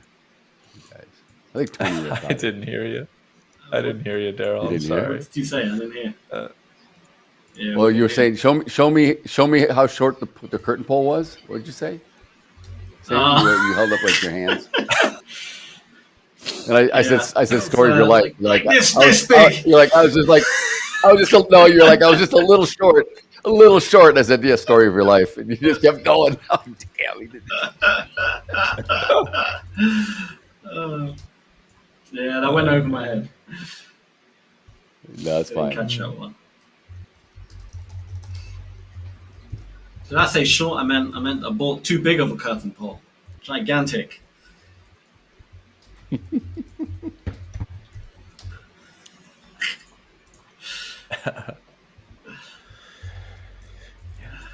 Somebody, I think Thomas might be trailing you in the chat. Tony, are you long the NQ still? Still long the NQ? I am still long the NQ. Yep, I'm just go. trying to hold in there. Like I said, I got my stop loss just below the midpoint of the 15-minute opening range. That 23,950 level is my stop. I entered in 23,972, 971. So I'm looking for a push above the 15-minute opening range high. Maybe we can't get a breakout above 23,997, but 24,000 is right there. So I don't know. We'll see. It's a tough level for sure. Yeah. Let's share your screen since you're in a trade right now. Yeah, sure. Whatever. I'm gonna have the production guys. Yeah. Awesome. I'm also Push. long in the ES, but I just got in. Nice. I got in back at like 72. Come on. Kind of outside range, going higher, just because I was waiting for a pullback. Since I've been on, I mean, I missed a lot of this obviously in the beginning, but I'm just jumping on the train at this point. Nice. Yeah. Come on. I see back in the chat. This is funny. This is funny, Tom. Tom said I was combing my hair and I'd be on shortly. Yes, I was. I was combing my hair, blow drying my hair. I had to get it all perfect. Perfect. I love it. We all knew you were. We all knew you were, Daryl. Mm-hmm. Come on. That's the story of my life. Keep going. I know, you got to keep on going up. I'm out. Don't do this to us. Boom! No, 1848. Oh, there you go. He's All trading right, the cash 150, account. and I'm done. I should have held it, just hit my TP, but never mind. What is? Look at the Nasdaq. My goodness. I know, because the ES is going the same. What is pushing this right now? 7 o'clock. Oh, that feels great. That's made my week so much better. That's my best profit this week so far. Yeah. Oh, very nice, man. I'm happy. Come on, let's get this candle to close above this opening range. The Nasdaq here. What do we got? I guess including overnight, it's 24,066, I believe. So maybe a run back up to that.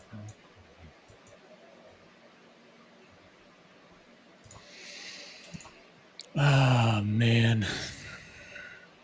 Get above there. There you go. You got 15 seconds left. Get in there. I mean, there's a ton of there's resistance, obviously, 24,000 the figure. So, I mean, that's what we got to eat through. And then I assume that we continue to push. I actually might get long again. Yeah. All right. Here we go. This market is banking on multiple rate cuts from Jay Powell. I'm telling you right now, this is what's they're just jumping in, going, this is great, but then we're gonna find out next Wednesday. I don't know if they don't like what they hear. This thing may correct. Sure. It's just my feeling why we got so much euphoria right now. I mean, there's really no reason for this to be driving the way it's going. Yeah.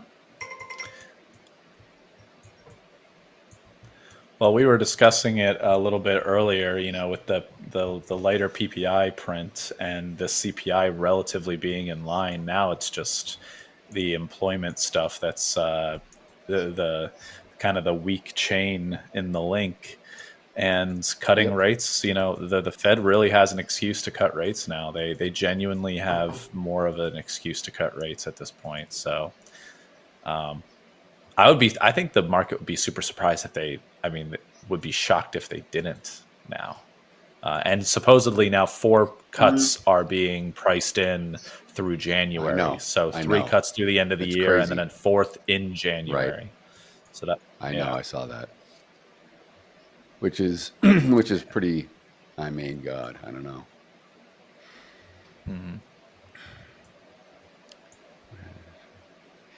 Tom's like, we're here in the chat. We here in the chat would like me to rub my head like a Buddha. You want me to rub my belly and my head at the same time, like a little. Let's do it. Let's do it. Unbelievable. Quick little wick down there in the Nasdaq. Nice, Sam. Yeah, I see it. Nice. Come on. Like, Sam's going to Costco to buy a gold bar real quick with his right. With his winnings. Right, exactly. Do they sell gold in Costco? They do. Yeah, they used to. No, they do. They still do. Online, I think you get it delivered. Silver too. Yeah. Gotcha. Oh, really? They sell like croissants now at Costco. That's it. Giant. I think it's probably the closest refrigerator full of croissants. Spot. It may be close to spot. You're going to be right, Tony. And they sell steaks that I'm pretty sure are from like mutated cows because they're like this big. Ridiculous sized steaks. Mutated. What they feed the cattle there.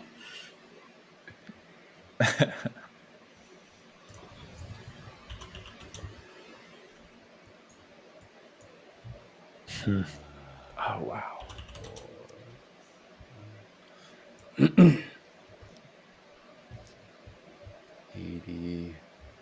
Man. Back in long. Dude, this is out. 2000. This market looks healthy. 0.80. It looks healthy. It is. It's a scalpers market today. Keep myself healthy. 2004. That is beautiful. What is All that right. number? I feel like that's my P&L right now on my cash account. I'm gonna keep going for a bit more because this is such a nice market to scalp. This is such a nice market to scalp. Because it's just a challenge account for Hola Prime. If it was a direct account, I would happily trade it right now. But challenge account, you don't actually get paid on a challenge account. So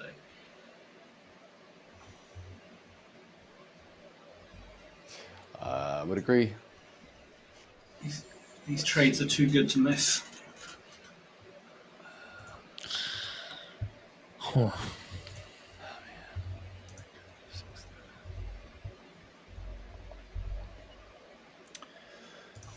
Dun, dun, dun, dun, dun, dun. Biggie. Dun, dun, dun, dun, dun, dun. This goes out to Dun, you. dun, dun, dun. You got it. Bum, bum, bum, bum. Bum, bum. Tell him. Bum, bum, bum, bum. Nasdaq is just chopping Oh, around. you're gonna do Very, it. very indecisive. Oh, you're gonna do it. Oh, you're gonna Kick do in it. the door, wave in the 4-4. All I heard is Papa, don't hit me no more. All I heard is Daryl. Oh, damn.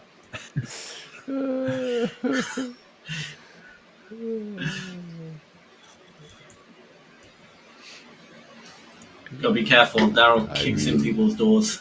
Kicks in his tenants' doors. Waving in a 4-4. Kicking in Saying, pay me on time. No. Yeah. I wish it was that easy. They don't let you do that here. Oh, Since when did you follow any of the rules, Daryl? Since when did you follow any rules? Trading rules? I don't know. No, not trading rules. Rules of life. Yeah, I know. You can I and know. cannot You're do. trying to get me in Rules trouble of here. You're trying to get me in trouble. Trying to get me in trouble. I plead the fifth. I am long gold at the moment. I'm only trading in the micros with gold, though. I've been saying this this past week. It's just so volatile. You don't really need to trade the mini, to be quite honest, to be exposed pretty nicely. So just in a couple of the micros here on gold, looking for a nice little 3 or 4 point pop in the next, 10 to 15 minutes or so. So we'll see. He's looking for the big pop. Just the big pop. Had my first losing trade of the day, annoyingly. I'm back down to 17.17. It's fine though. It's fine. It's only $200.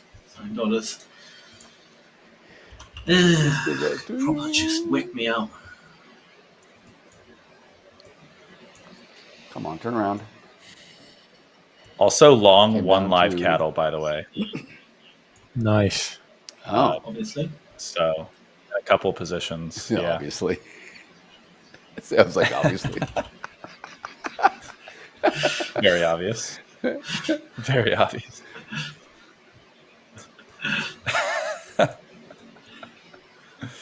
Here we go. ES came back to that little consolidation.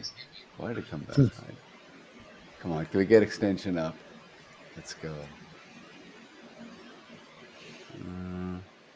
Something's got to happen. This market's definitely got to clean up. I mean, Microsoft's flat, Nvidia's making lows. Like, what is going on?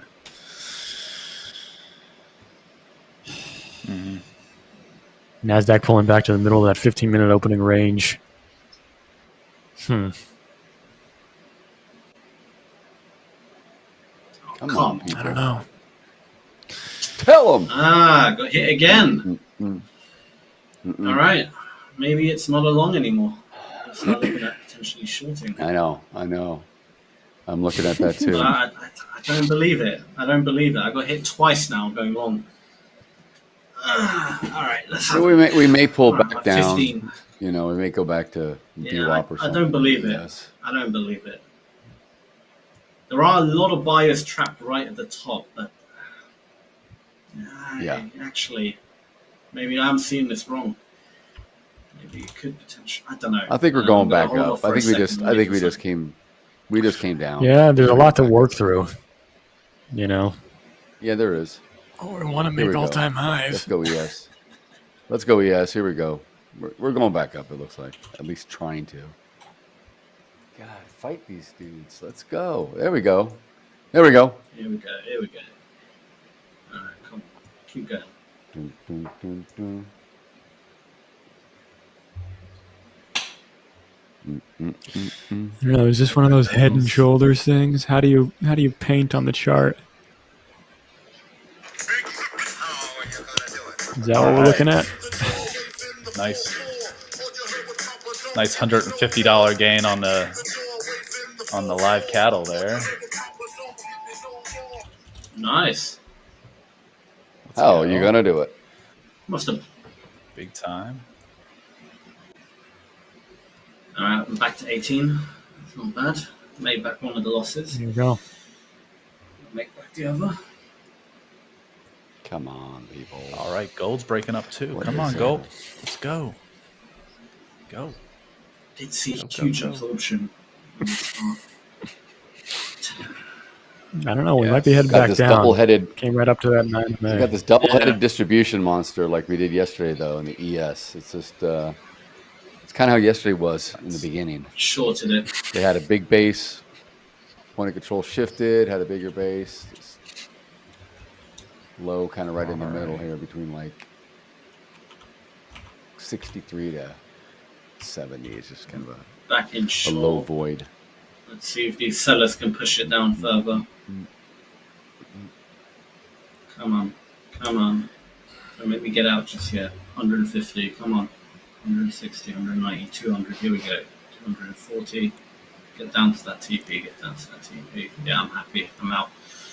Woo! That was a good shot. Daryl is so bullish. He is so bullish here. Got a winner on gold there as well. Gold popped up nicely there. So just got out of both of my trades between the live cattle and the gold. Daryl, I need to be looking at the ES with you, my friend. I need to be looking. Need to be.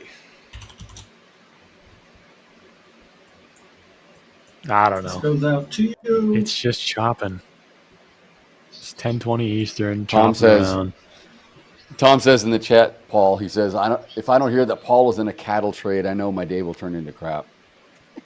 I mean, this is like we can use Paul as kind of like the, you're the. There we go. Boom! I'm back at 2033. I'm back. I'm back in the game. I am back, folks. He's back, baby. You're still trading your cash, right? You're not trading the Hola Prime account? Yeah.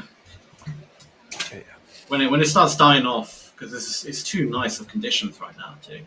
This is an unfilthy market. Troy.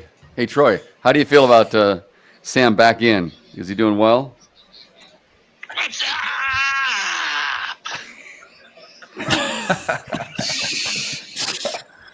It's unbelievable. Dude. He re-recorded some stuff for me, Tony. Dude. He didn't eat the microphone enough. He said he wanted to do more. Yeah. Did you hear him singing Panama? Did you hear him singing Van Halen the other day? No, I didn't. I did see he's starting to open up a little bit more, right? Yeah. He's dude, this is great. Listen to this crap. Wait. Hold on. YouTube, come on. Panama, dun, dun, dun, dun, dun, dun, Panama. What's that? That was good. Great. Panama, dun, dun, He's so in tune. dun, dun, Panama. It's so great, man. I love it. That's genuine joy right there. That is genuine joy. It was. Cracks me up. Oh, love so to hear funny. that. Yeah, it's so funny. That cracks me up. Panama. Troy is a character. Oh yeah, for sure. Great one. All righty, yes. You've had your fun consolidating. Let's go. Range extend. Get away. Get up. Get up. Yes, Up and wants away. to kick in the door. Let's go. Let's do it. Do it. Do it. Do it. Oh, I forgot to do my kick in the barn door. Shoot. I was in a cattle We trade. could do another. We could do another. Another song that has "Kick It" in it. That's really appropriate. We could just do the beginning of it. Which one's that? I'm trying to think which song that is. Right here, buddy. Oh. Hang on. I gotta get it to work. Uh-oh. I can't do that. What is that? You don't like to hear that when you first start playing a video. Uh-oh. Yeah. Exactly. I was like, whoa. We can't play that one. No, we can't. We cannot do that one. Oh.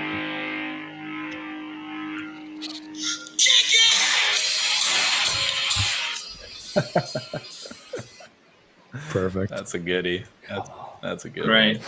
Yes. Good stuff. Beastie Boys, baby. You still long, Daryl? I'm still long and I'm holding strong.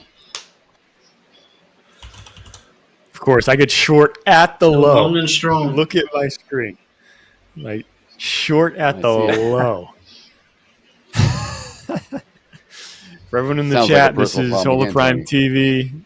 Follow Tony if you want to lose money. This is what we're trying to do. We're trying to blow the account today. Follow Tony if you want to lose money. We're changing our strategy. Go on. Probably not. Tony's good. He's a humble guy. No, we're going north here. The skies are opening up here in the ES. Yeah, I don't know. The sellers are pulling back a little bit here at 78, 80. Let's go. There were a lot of see if there's sellers in any the crosses. ES, you know, between the 74 and Tony, 72 area. did you- Daryl, so. Yeah, I see it. Did you get that UPS package, Tony, that Adelina sent you? There was a nice taxidermied bird for you to put in the backdrop. Oh yeah, yeah. I'll go check the mail. She wanted you to have a nice bird. You just She's like not light it on buying the fire bird. immediately. No. She's not buying anything. I know. I set it on fire outside in the streets. Oh God! Send it back to hell.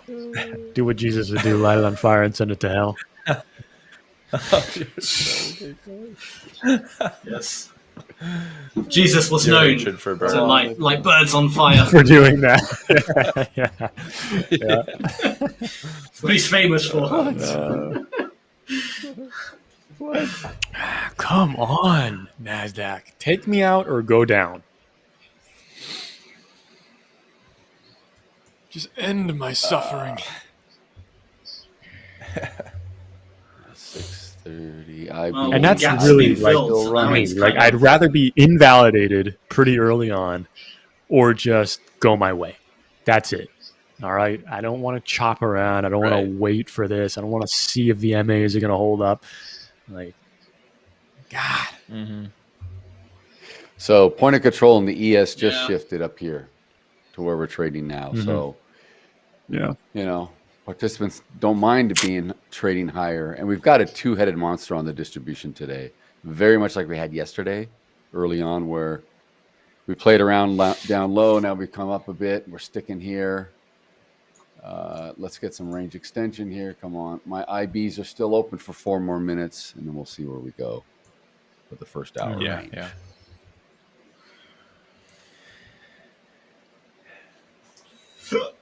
This goes out to you. Looks decent. To the long side. You. Boom, boom, boom, boom. Mm-hmm. Well, it's really just died off now, hasn't it? The volume's died. Yeah, it's starting Boring. to. Yep. Last 5 That minutes. was a good little hour though.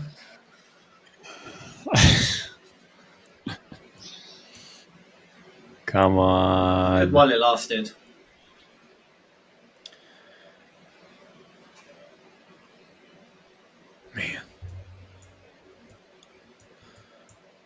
You know, this is the stuff that drives me nuts in the news. Like you got Howard Lutnick. I don't know what he's saying here. He's been saying a bunch of stuff for like the last 20 minutes here. But he's like, the Europeans will block Chinese cars. They'll learn. Chinese cars are not competitive. They're government backed. Well, crap. Our government subsidy in automakers China. are government backed too. They bailed them out back in 08, 09. Come on. It's you know, just stupid stuff. Yeah. I don't know. Yeah. Man, this is such a push and pull area. This is such a push and pull area. I hate this. I hate this area. I would hate to be in either a long or a short. The ES is kind of pulling up decently at the moment, but the Nasdaq looks atrocious, I must say. It's just flat to go north. It's sitting flat to go north. This is when it trends like this and it flattens out. Usually, it's going to go up. No, I'm serious. Yeah. It's gonna break For everyone else in the chat, like you saw that red candle on my screen. I think we're still sharing my screen. Yeah. I mean, nothing's happening. Don't get excited. Nothing's happening. Not coming our way for the shorts. What's your time frame on these? What are you on? I'm on the 2 minute here. 2 minute chart. Yeah. Can you believe it? It goes down that far? I could never trade as big of a long time frame as that. 1 minute is about as long as I go. Know. Yeah. I go 5 seconds. Yeah. What do they have? I think they have 30 seconds. Oh, they have the tick charts. They got 1 second chart. Yeah, 1 second. Yeah, perfect. To me, it just smooths out because I don't really trade the candles. I just want to see the price action.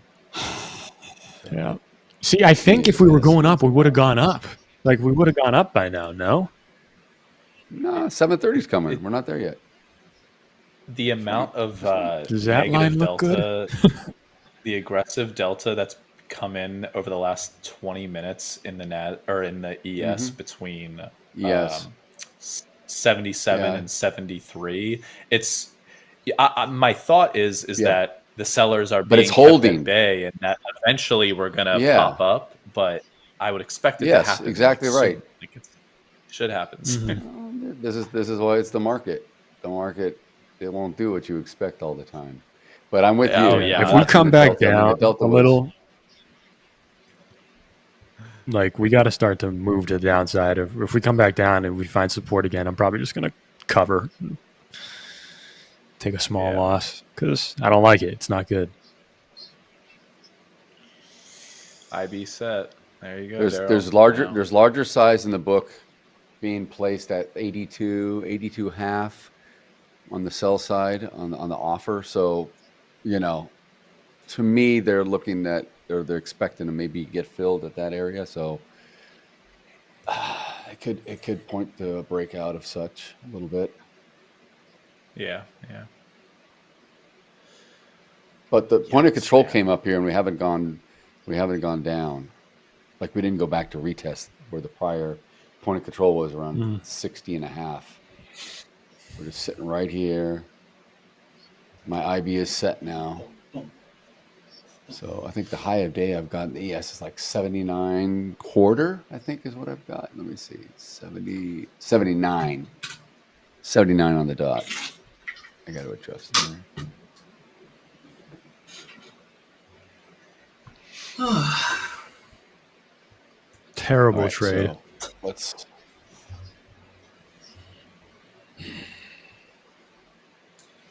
You got your stop up somewhere in the 76 area, right, Tony? Is that what I? Yeah, 76, 976, but still, it's like, no, it's going to get stopped out. I mean, we just broke above the 21 MA, and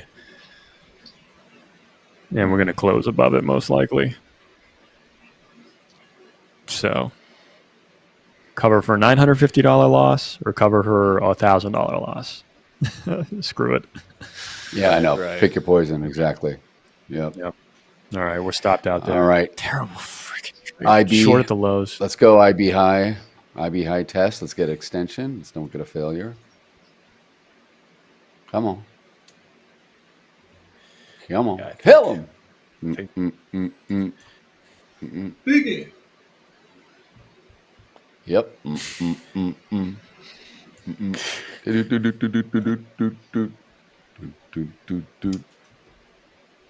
There's going to be some good fuel for you, man. I think, especially if you can pop quickly above that 65.80. I think, and then like you said, that 65.82 level.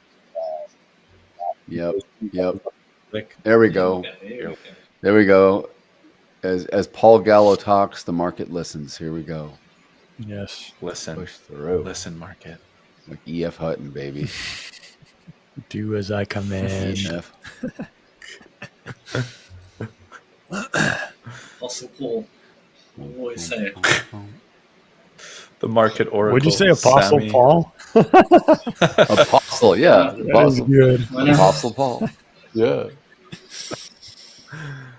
I think He like says something. my entire like male side of my family, Italian family, is like all Bible names. It's just all white, gospel, like Bible names. Nice. Yeah.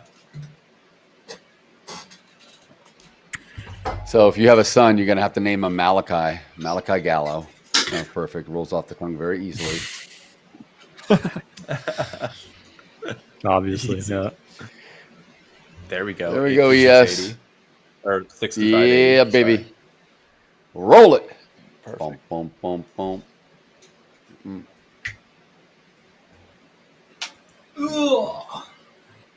This goes out See, I'm to trading you. multiple Oh, accounts got it over here. here. So for anyone that sees me switching between the two, I got a couple of different direct accounts and I'm copy trading on another one. So this is how you get it done. This is how you get multiple payouts. Actually, I'm just trying to not blow it on this Multitasking account. Tony. This one account that we're down $981 here. We're coming back though. This account I can get a payout today. Actually didn't have to make any money, and I can even lose money and still get a payout, which is interesting. That's what happens when you build up that buffer and you don't just withdraw the whole balance, people. Look at the ES. Look at the ES. Let's Come go. on, Nasdaq, Right through the break 82. above.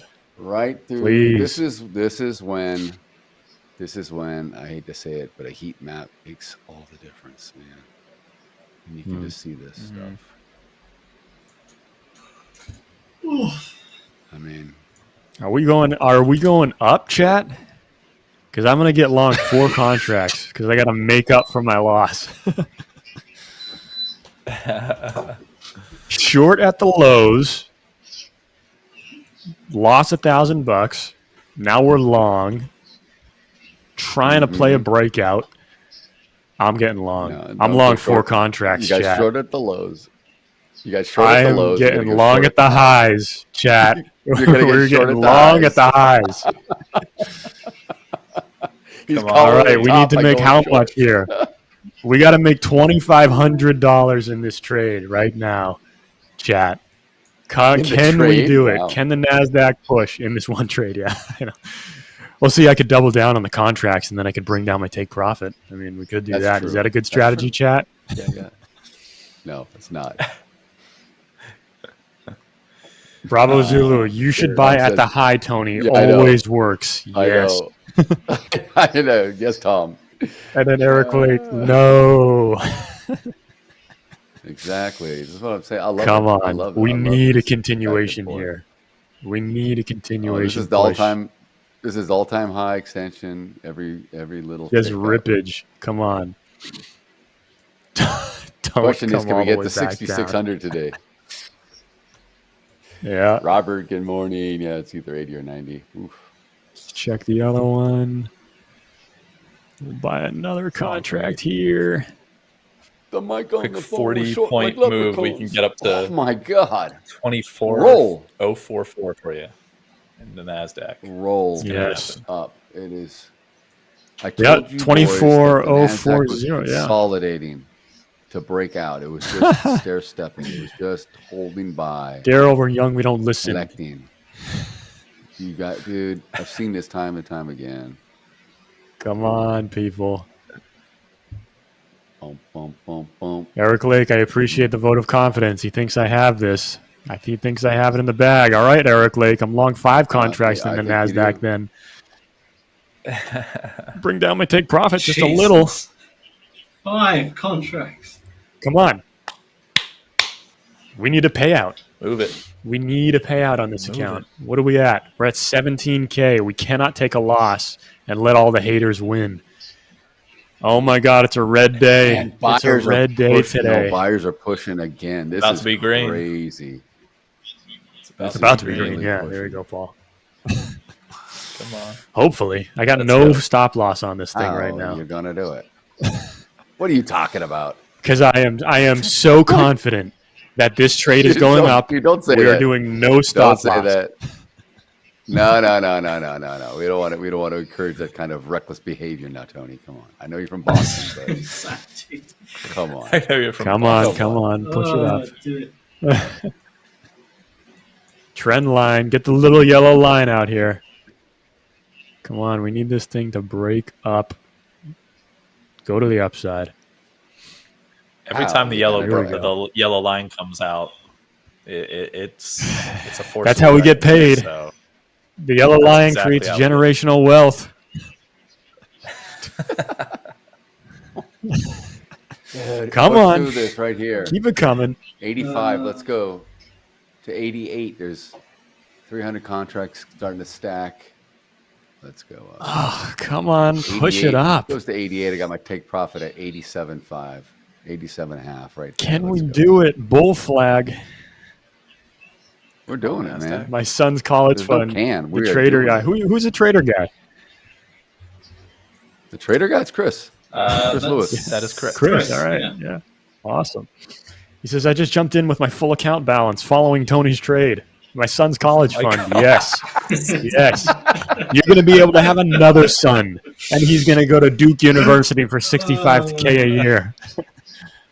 Or we'll ship him across the pond to Oxford. 80,000 pound a year. Oh, dear. Yeah. Here we go. Let's Right go. through. Look at this. Here Look we at this. go. Clean Let's get break. paid. Let's get everyone Baby. paid here. Let's go. We need $2,700 in Tony's this trade. direct accounts for everyone in the chat. Tony's buying direct accounts for Yeah, everyone. we're buying direct accounts for the everyone. next- Here we go. And then we need 1,400 That's a on big this giveaway, account. Dave. That one's Come being on, copy Tony. traded. Hola Come Prime's on. gonna We're breaking the highs. Hola Prime's gonna. We're gonna deduct from Tony's account and give everyone direct accounts. It's gonna happen. I think that's Perfect. fair. Use the That's next the payout. only- We're only gonna, fair we're gonna choice call right the now. financial. Yeah, exactly. Yep. Come on, Go lift, to 8, lift, 8. Look at this. lift, mother it's effer. good. 95. Come on. 95. Why Come not? on. 95. Yeah, but it's just like, just 313 go, contracts. just I love go. that. That's how these other accounts. Yeah. You know, we haven't heard today. Contracts here. Partly my fault. We have not heard this, but if you want the market to go up, what do we always say? What do we sing, Sam? Push it. Push it real good. Absolutely. Push it up. Get up on this.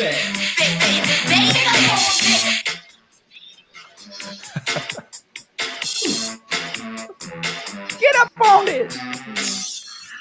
Push it. Push it. Push it. This one's for you, Tony, right here. Oh, on. yeah. Let's get it. That one goes out to Tony. Please. That one goes out to Tony. Here we are. Thank you, Salt and Eric's Pepper. kid Thank needs to go to college. Please, NASDAQ. you. Get up on this. Don't let him drown in student debt, please.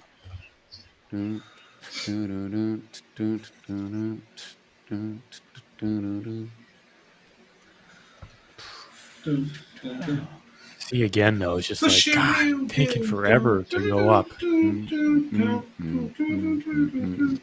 It's going to pop. At some point, it will just pop. That's what I think. Might be wrong. Little pullback. I mean, yeah. I mean, it could do anything. It could do anything, but it just shows no reason why it needs to come back too much. It could up another rotate a bit, contract, screw but it. go full port 15, man. Tanaka, real quickly asking how we access discount 10-point codes when move. purchasing direct count on Hola Prime. Any codes that we have that we should be in the running offers on the Discord, I believe, right, Sam? So Yes. get into Yes. the running Yeah. offers area. And It's that's a where you should very be able to find it. convenient way, yes, to check in the Discord. You'll see all the And you know, current offers running. keep your eye out also on social media, your email. We you know, whenever we have promotions, we'll obviously send it out. So, yeah, just keep your eye out. You'll always see Definitely. something out there. Killing me, NASDAQ. You're killing me here. It's going. It's going. You got to wait to get still looks paid. fine. It will pop. Everybody in the chat eats. Everybody in the chat eats with this trade. Come on. Come on. If you're not trading NASDAQ, what are you trading? We need this to move. Well, Tony, Full screen on this I'm glad you asked. I'm trading long cattle along with Paul. See, come on. Push it up. It is Paul just cornered It the is market quite on long comical. cattle. It is quite comical that I've traded today the ES, the NASDAQ, live cattle, and gold. I've literally traded 4 products in like a half an hour span. You traded the big Quite move. I don't know. NASDAQ wants the party to fizzle out or something. Don't ever invite the NASDAQ What to a is party. gold? Is gold going up today, or what is it doing? I haven't checked, and I'm in the trade, so I don't want to leave it. That's That's yeah. I caught a long move, but it's kind of sideways at the moment. So as of the last God, 30 chopping minutes around or so. gold. But Okay. yeah. Tom, I agree. It is a normal day for him. He does check out a lot and trade a lot of diversity, which is what we love about Paul. I wouldn't see half this stuff if he didn't do it. It's good. Yeah, Tanaka, the Discord is really great. We got 24/7 live support, and that's what's also awesome about Hola Prime. We don't have any bots or anything here. These are real bona fide human employees that respond instantly to everything. So the Discord is really great. Also, all our social media stuff is great too. So you'll find everything there. And if you want to know, you can always just ask. And they'll respond and tell you. Going up. Please go up. God, everybody should be long the Nasdaq right now. Yeah, well, I think we all are. Good. Not we got to me. update everyone's P&Ls. I want to see green P&Ls. There we go. First take profit hit. Come on. Keep it going. $2,000 will make 1,800. Yeah. I mean, sellers, God. Yeah, I knew there was going to be a seller at the 20 level. 320 lots at 95 and ES. Let's go. Yeah, there's room to run. There's still room. There's a little bit of room there. Oh, there's definitely room to run. This is the day where you don't want to get in front and say, I think it's made its move and I'm going to start fading everything. Just don't ask why. Just get on the bus. And I'm out the long. Come on. I didn't like what I saw there. I got out. Luckily got out. Come on. Oh, that move. Oh, that was good timing of an exit. I did not like what I saw. Yep, neither do I. Pick up another contract. Let's go. We need this one. Come on, Nasdaq. Get up on that was this. a nice little stop pick, and then come on, right back up. That's to the all other it was. side. 21 period EMA is holding That's on right. the 1 minute chart. I'm with you. I'm with you on this. Maybe If we lose on this trade, we're going to be down $1,800. That's what you get with leverage. Yeah. You get the highs and lowsbergs with leverage. Yeah. The highs and lowsbergs, man. Either in the dumps or in the highs.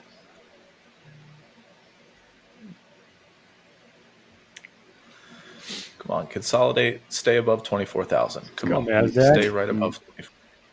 Come on. It may come back to 80 in the ES, and then stay above low 24,000. Okay, we did. Come on. Let's see. Come on, stop. Buyers. Oh wow. God. Quick Push little, it. That was a quick click. You got it. Seriously. You got it. I don't want to get caught up in that. Right back above. Ooh, this looks good, man. This looks good. See, again, though, like it's just like. Just rotational. It's just rotational pullbacks. Where do you put your Coming stop back loss down on a this little. trade? Yeah. Wherever it is, wherever low volume is on Nasdaq, that's where you put it. Right, yeah. My stop loss on this trade, chat, is $1 million. That's my stop loss. Where's my take profit? $100 million. 10 points. 10 points, yeah.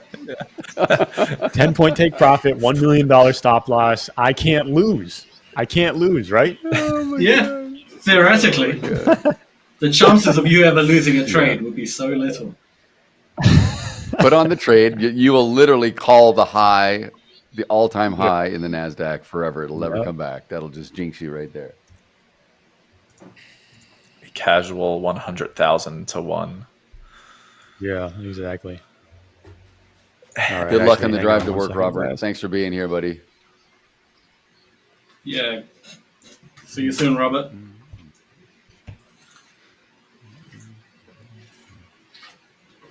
See, look at this is awesome.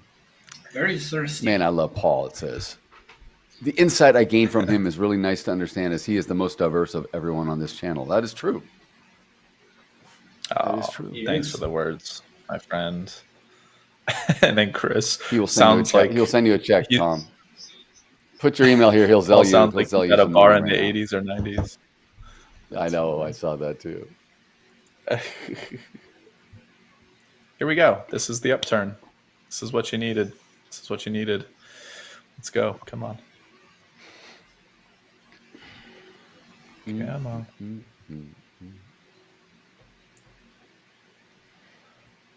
180, about 200 sell contracts aggressively were on that bottom wick right there. So that's why as soon as that happened and it pops back up, felt like you're in the clear for a possible, move back up to 2420. Come on. And a big bid just came in at 24,000. Well, big as in like 110 contracts on the Nasdaq there. And it just got taken off. All right. I'll stop talking. I'll stop talking.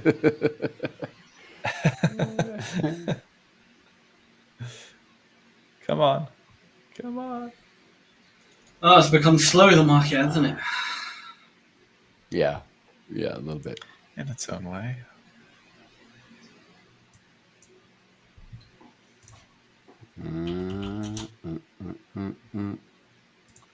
Slow down a lot. Pretty boring. You.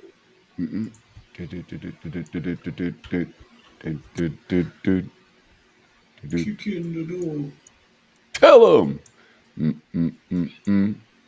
How you gonna do it?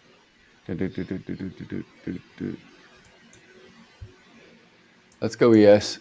Come down to 80 like I thought you could, and then say, all right, we'll test the lows. Too low here. Let's go back up. We like it higher.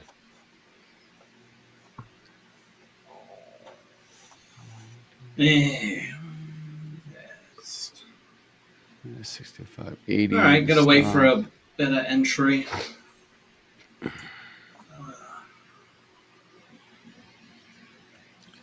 Looking to get along, Sam?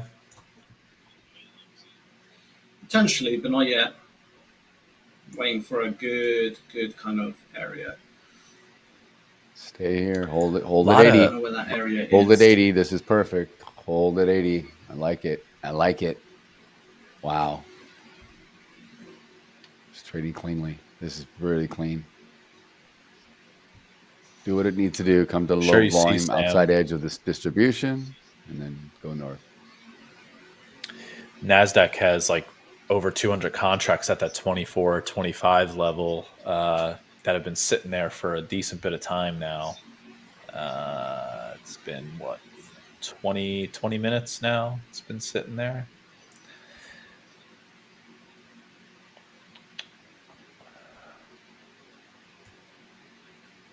How are you gonna do it? How are you gonna do it? Dang. Yeah, it's really starting to push down now. I think it's building back up. This goes out to you. I don't have any area where I could potentially long it at this moment in time, which is very annoying. Just wait and let it come back to point of control in the ES anyway. Point of control is at 23974. It's a small area on the NQ. Boom. If it gets there, I will potentially long it if it looks right. But otherwise, my bias for the short term is to short it.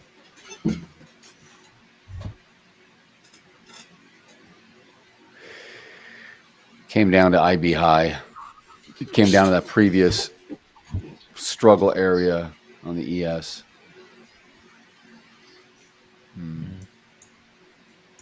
Yeah. Bum, bum, bum, bum. But this goes out to you. I know, I can't get out of my head right now. Bum, bum, bum, bum. I know, it's such an annoying song now. It's it's good though. I'm not enjoying it anymore. You're not? Yeah, you are. I'm not enjoying the song anymore. It's too much. There you are. No. You love it. You love it.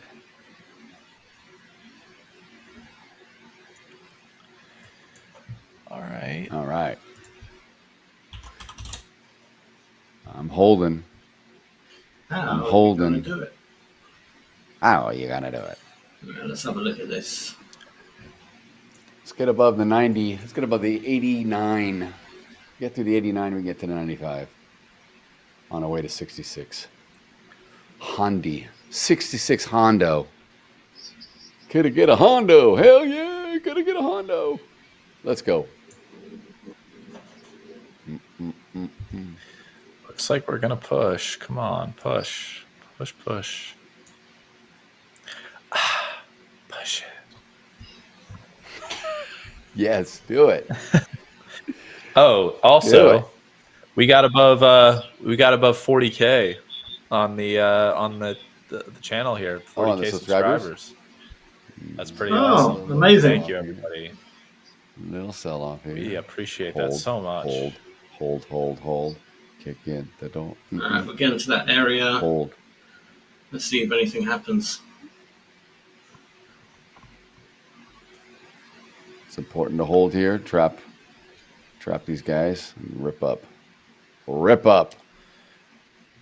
Let's go. Short squeeze them.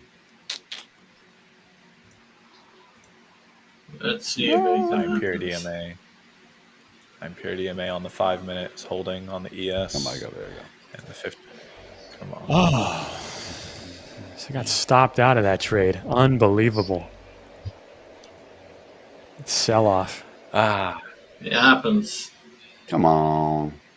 It happens.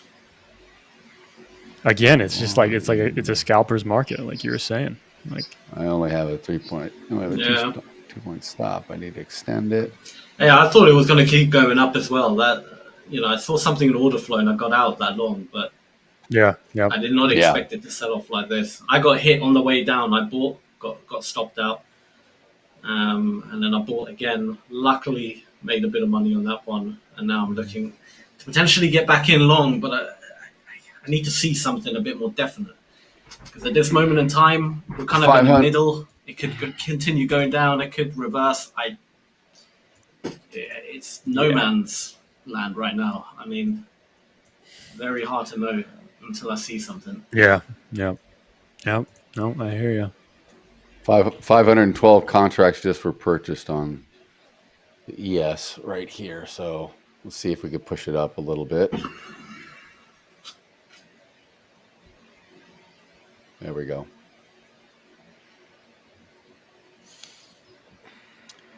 Yeah, Nasdaq held at that 23,975 area or level, so that's interesting. Wicked 3 times on the 1 minute there. This purple that I'm showing on the this purple over here was kind of a IB high that was set right here at the yellow. Yes. So nice. Yeah. When we struggled to break through it, and then we came up, we've come back down. It's okay that we came back down here, and we are in low volume off to the right. So I just held because, again, we're just, it's just the way how I look at the market and trade. We have a distribution here with a low right here. So anything possible. It could drop down and go further south, but I want to see it hold right here. So that's why I just kind of was patient. Come on, have some faith, Daryl. I do have faith. I'm long. I'm holding. All right, good. There we go. Yeah. No. Because you got to have the faith. I gotta have faith. Baby.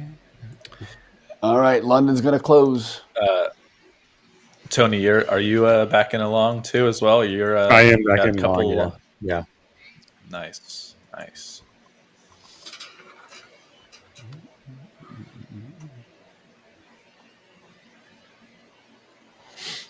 Come on. Looks pretty good. You're unbelievable, Nasdaq. Pierce back above 24. Come on, get above. You're an animal, Nasdaq. It's going to the moon. Yeah. Come on. There you go. I'm long 9 contracts right now. Full port. No way. Oh my God. In what? Is this a direct one of the direct accounts you're in? This is a direct account, my guy. The conviction is real. Here we go. Yeah, I mean, yes, it is. Like, it's tough, right? It's tough because we're trying to break like new highs, and it's like this is just what it is. Yeah. Like, yeah, it's so choppy. The spread, not the spread, but the range is wide. Like, you got to give it time, and it's a lot of contracts. But like, I kind of dug myself into a hole here with the red P&L. We're going. Let's go March. Let's go March up. London. It is going higher. Sellers go away. I believe it. Sellers go away. Oh, for sure. For sure. Yeah. For sure. Yeah. A lot of sellers at the bottom there of that. So now I need to make $5,000 in this trade. Actually, no, I really want to make like 4,700 or something. That's 2,800, 3,000. Okay, I made back my loss, $3,000. Start calling it out, right? Yeah, yes, you can, like an auctioneer. Right, I like it. 47.80 minus 33.80. I make $1,400 if I hit my price target. I want to make 5,000 in this thing, right? Right, chat. $1 million stop loss, 10-point take profit. Can't lose. Can't lose. Come on. Going to the moon.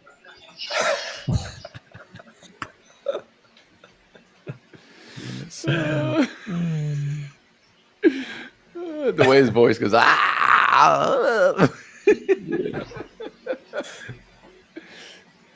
All I remember is Tony being like, "Did you just eat the microphone?" Eat the mic. I know. That's my favorite clip, though. I think, to be quite honest, that's my favorite one. I think it is. It's got that in the Panama. Through the Panama, we just, oh my God, that was so impromptu. You came out of nowhere with that, right? Oh yeah, and it's so off key, like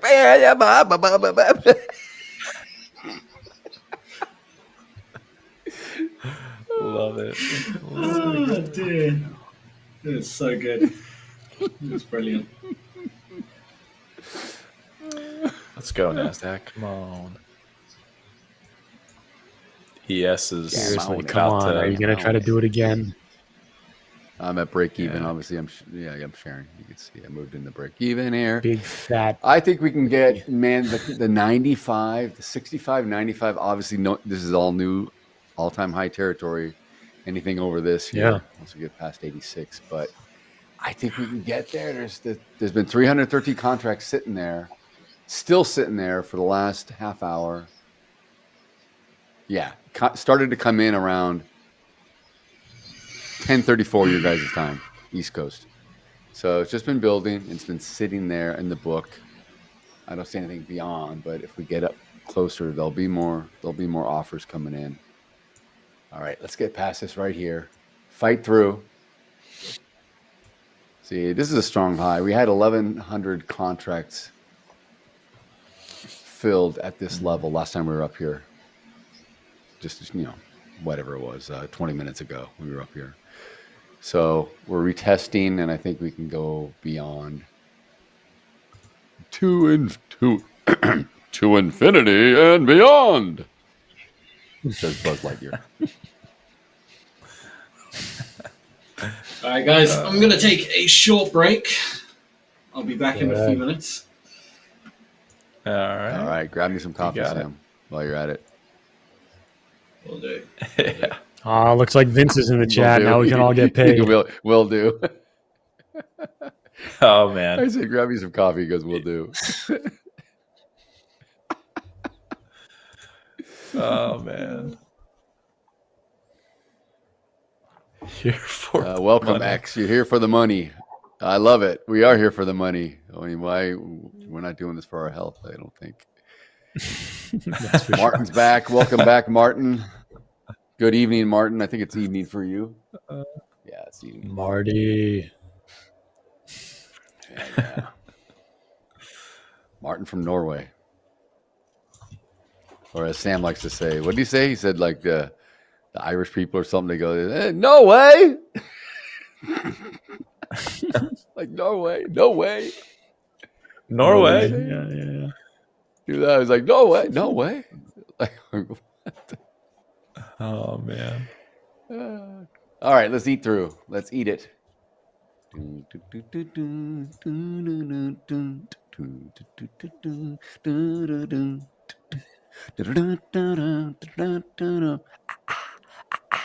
on, eat it. Just eat it. Eat it.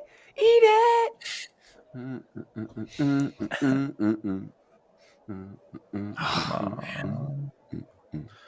on, Nasdaq. Come on. Yeah, here we go. All right, now I'm like flat. It is little micro rotations here. I just see it as little rotations. Come on.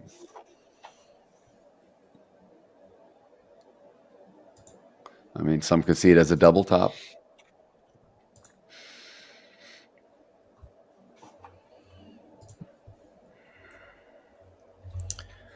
Yeah. That is yeah, it's true. That's definitely true. Could be. I mean, the buying pressure did kind of fizzle out a little bit there on the ES. I'm not looking at the Ooh, the keep Nasdaq talking. order. Keep talking, buddy. As you talk, it wants to go up. Keep talking. I love Come it. on. I want it to Yeah, go up. no, Come it on. looks like it. It looks like it, but like on a day like today, I just think this is just a little bit of a healthy pullback. You know, the market's got to keep itself healthy. Nasdaq decided to pull back, touch that right above that 24,000 level, and then pop back up. So that's pretty nice.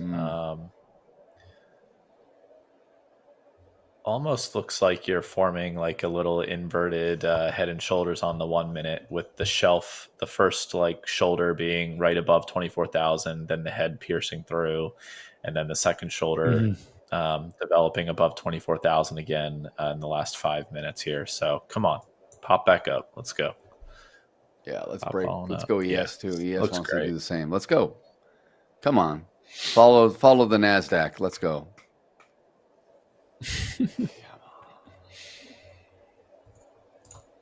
Come on. I just got Panama stuck in my head. Do you? It's forever She in got my me brain like now. a shining machine. Got the feel for the world. Hot shoe burning down the avenue. Model citizen. She don't disobey. Don't you know she's coming? Tony, we'll play some Avicii for you or something. I get Yeah, up. please. I know. I need some sort of epic music here. Panama.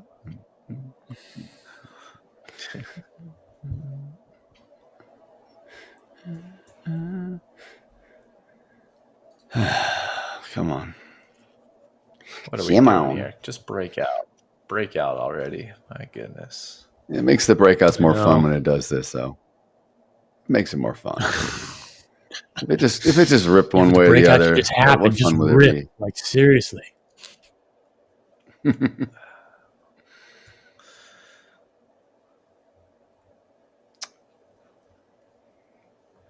Yeah, Delta's getting stronger. Let's go. Let's go. Oh, yeah. Let's go. Buyers are coming in. Come on. Yeah. If I am green on the day, decent I negative. will have pulled that out of my behind. Rear. Yeah. Oh.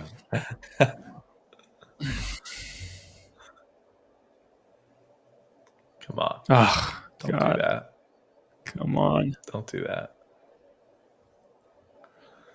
Seriously, it's just freaking ridiculous. Push it up. Just teasing you a little bit. There we go. That's all. Just tease. Please, senor. Maybe the Nasdaq speaks Spanish. That's why. Yeah, that's the reason. Yeah. Oh gosh. Come on. Quick question in the chat. How many Spanish stocks are compiled in the Nasdaq?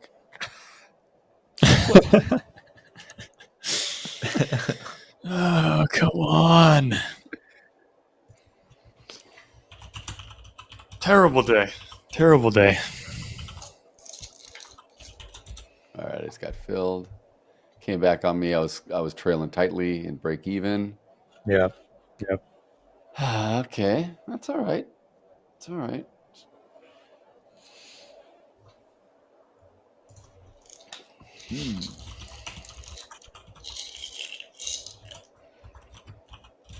I still don't want to like change my bias and go short. I would just wait for areas to re-enter long. You know, it's like just if it is rolling over a bit here, which would be fine. I mean, it came up all this. I mean, look at all what it did. And this was all new all-time high. Everything it did was all-time high mostly in this session, right? So, you know, it's not I can't be too critical of the market, but if it was to roll over, I mean, again, I'm not gonna fight it, but I would just look for places to get long again. I mean, maybe it does come down to the 74, 75 area where point of control was prior. I don't know. Make them down even like 60 down here. The volume is just trailing. Yeah. The volume dried up, which is why the sellers have an easier time right now. Just. It's 11:11. Okay. Wow, only 11 minutes into the London close. Time is dragging on. Yeah. I know. Yeah, exactly.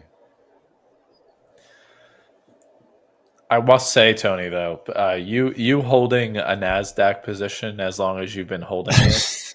Yeah, I'm kudos impressed. to you, I'm my impressed, friend, dude. because this is difficult That's to all watch the all Nasdaq Daryl. for this long. And Doesn't matter if it's a loss, right? I mean, as long as the trade is still within your range of like structure and whatnot, and you're able to hold it, I mean, Yeah. But that's the thing is that like if it's gonna break structure, it's gonna happen super quick and just stop me out. Just gonna rip through and just to the downside. Yeah. So I mean, as long as we keep on floundering around here, I guess. Go. I guess I'm bullish. Go. There we go. Relax, There it Paul. is. Nothing's happening. It's happening. Oh, no, it's happening. It's not. It is happening. I'm back in. I am back in. No, the volume is not there. It's just trying to get you long at the top. There's volume. When you're talking Right, to ES and the Nasdaq, there's always volume. Come on. That's the volume is never. Would you an issue. consider getting out of another contract or something there, Tony? Maybe take off a little bit position, you know, or no? I am going up or down, and my P&L is completely tied to the market's He's riding behavior. it. He's riding it no matter what. He's fixed. He's fixed in. Nasdaq, take the wheel. I like it. Dude, you should come back. Put a blindfold on in the chat, like trade. This is how we're trading. I put my position on, and I'm just gonna blindfold. Yeah. And I trust. Tie up your trust hands. in the NQ. Yeah. Cuff my hands to my chair. I trust the NQ. Light some incense in the background. Arms to the board.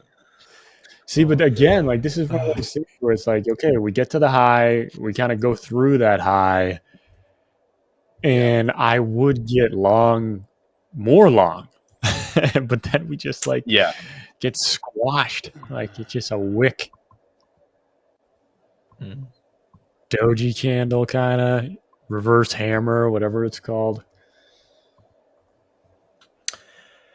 Yeah, that can be a slight bit of concern, but on the on the 1 minute charts and whatnot, I don't know. Yeah, possibly, Yeah. but I don't know if I'd put too much weight into it. Yeah, I agree. I don't either. This is just the auction doing its thing right now. All right, let's break up to the upside. Let's go retest the high of day, 86.5 in the ES. Let's go. Looking like it wants to. Come on, buyers. Come on, buyers. Yeah, the ES and the Nasdaq are essentially synced up in terms of their the way that the structure looks. It's all synced up. And they're moving together. Yeah. 66. The Dow is a little bit of a laggard at the moment. The Dow is lagging. It looks not as good. It looks kind of bad at the moment. But aside from that,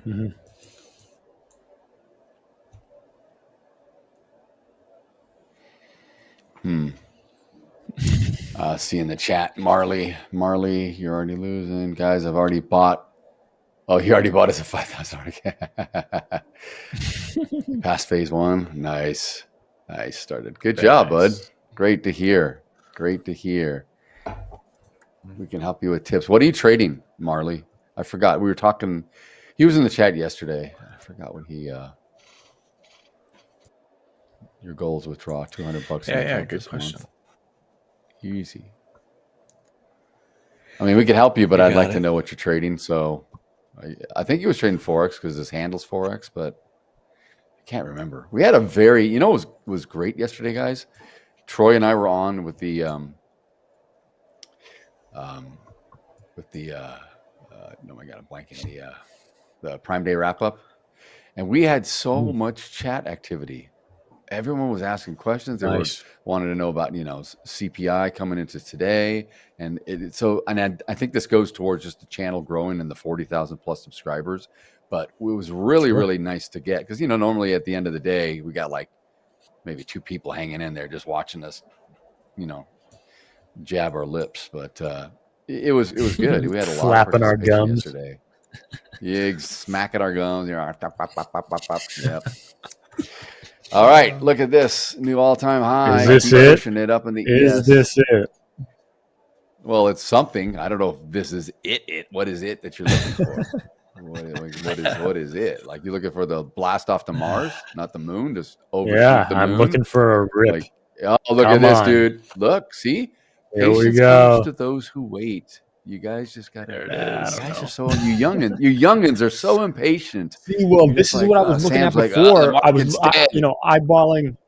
eyeballing gains up here, and then it came all the way back to a major loss.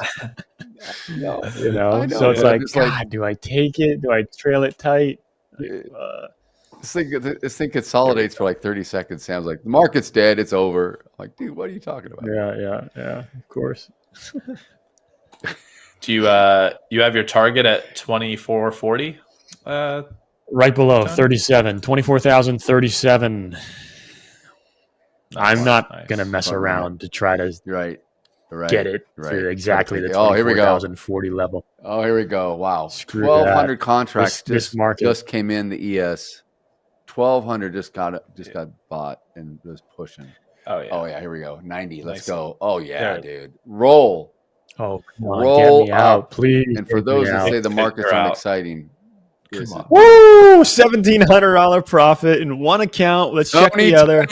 There we go. 1,500. Tony's done it again. See, I told you, dude. Oh shit! Ye of little now faith. We can get that payout. Sam is back and he missed that payout. Sam's like, I did that. I am back. Oh, well, look, roll. No, roll I missed it. I didn't miss it. I didn't miss it. I was 95. in the Let's same go. trade. I Good. Heck yes. Okay, cool. Very I'm nice. We were going up, Jack. My cash. Look at. I mean, I know I'm sharing my screen. The ES is ripping. I got to take profit at 65.95 quarter, just over the liquidity that's sitting here. I got it. Yeah, dude, this is how are we gonna do it? Man. Dun, dun, dun. All right. Sam's like, what a dead market. I'm gonna take I want a to break. make it an even Get myself 2,500. healthy. That's good. It's a good number. It's a good number. Oh. I'm going to do one more trade and then I'm done. And then I'll switch to Hola Prime. Oh. This has been a good day. A very good day. Yeah. Splendid. These are once or twice a month you get a good big trend day. Big trend day. It's just been It's 11:20 right now, and we're just getting the breakout. Like, I oh know, my God, I know, these I days have know. been horrible. I know. Like, I'm usually know. done like the first 30 minutes of trading. Like, I get the breakout, go to a level, make $1,500, 2 accounts, $3,000 on the day. Screw it, I'm done. You know, don't force it. Yeah. These days. There you go, chat. Generational wealth. Was it created again? I mean, I guess. Up 1,500 in one account, up 1,700 in the other. Let's see. What's my total P&L? 1,708 plus. What are we in the other account? 1,559. 1,559. That's how you do it. Lovely. Times 2, actually. Because we're trading that one-step challenge account. 48.26 is our P&L now. Okay, I am gonna step Tom, off. because I've got my stop. Go blow my head off. Just over. No, I got filled right now. 65.95, 65.90, probably half is where I just got filled, Tom. So sounds like Tom's on the trade with me. Yes, which is good. Good. Awesome. All right, I'll be right Let's back, go. guys. All right. Let's go. Yep. All right. Great stuff. Great stuff. Oof.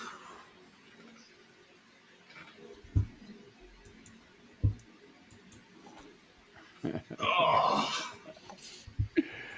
What a day. What a day. Really, yeah. Man. Freaking awesome day, honestly. For everybody. This is sweet. Love to see it. Gotta love that Nasdaq. Yep. Gotta love the Nasdaq.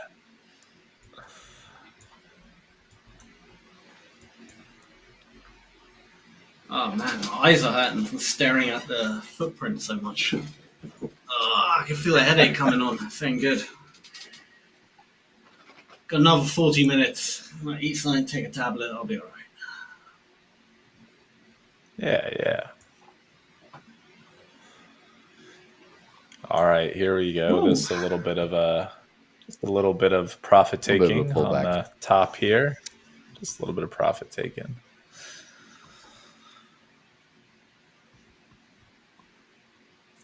You can come back down to like 85-ish. Right here, kind of the... I'll move this up. I don't know why I can't. I have such a hard time moving these things. Maybe I just gotta... There we go. Oh. I'm just moving my little band. I guess I gotta move the bottom. No? I don't know how I did that. Anyway. Yeah. Right here. Right here, my little yellow's at. Yeah, I can come down. It can come down to there. I'll give it room before we get back in. Point of control is not going anywhere now. It's seriously around just under 85. This is a little behind here on my chart. I'm showing it at 84.5, which is okay. Which is 84.5, right where my yellow arrow is at. That's I'm showing RTH point of control, so it doesn't matter. It can come back anywhere in this area. Retest maybe just a pullback, like you said, Paul. Maybe just get some responsive selling, profit taking, and then go back up. But again, I would not be looking to fade this move, guys. I would not be looking to get short on this day. You can get short as long as you understand that they're just going to be rotational shorts and you're just in and out and maybe trail real close or scalp it. But I would I would look at opportunities to get long on these shorts and these pullbacks. I wouldn't even call them shorts. They're not short. They're just pullbacks, rotational pullbacks. Right. This is hilarious on our news on our like news feed here. I remember about a week and a half ago or so, cryptocurrency stuff was like, floating around a lot because a lot of the cryptos were down and everything. Just to take a quick little breather from the equities at the moment. Cryptos were down. Everybody's talking about, oh man, possible breakdown and some crypto stuff.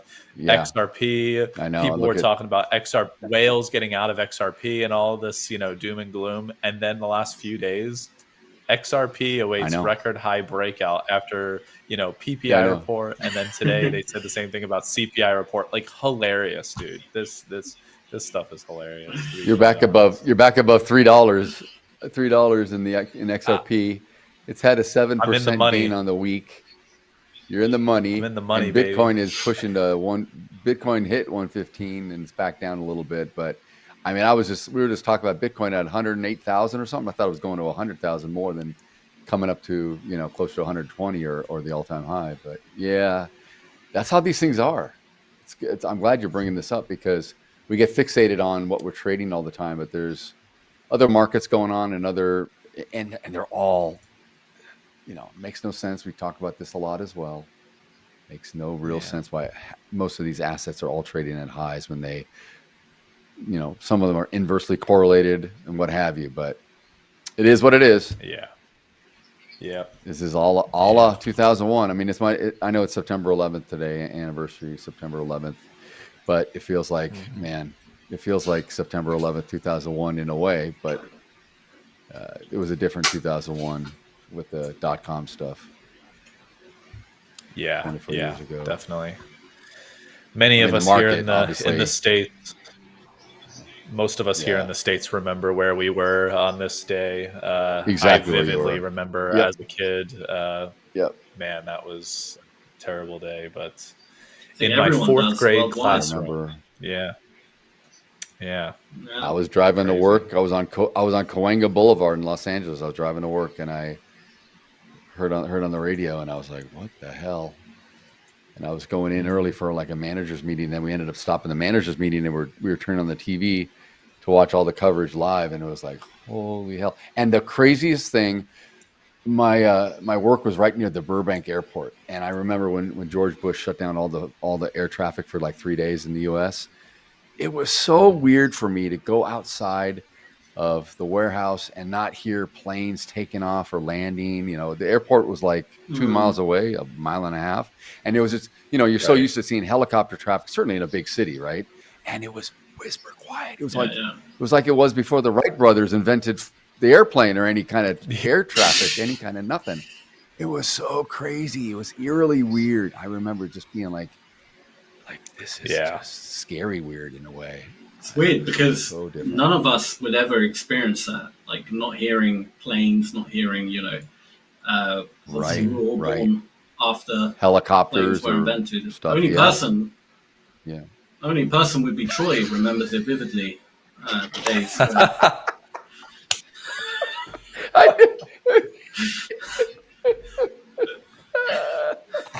God, oh my God. He was hearing pterodactyl wings flapping. That's what he heard. Pterodactyl, like. That's so. You know when Sam starts to talk, I was believing you, and then when you start to do that, I'm like, oh, here we go. I can see it coming now.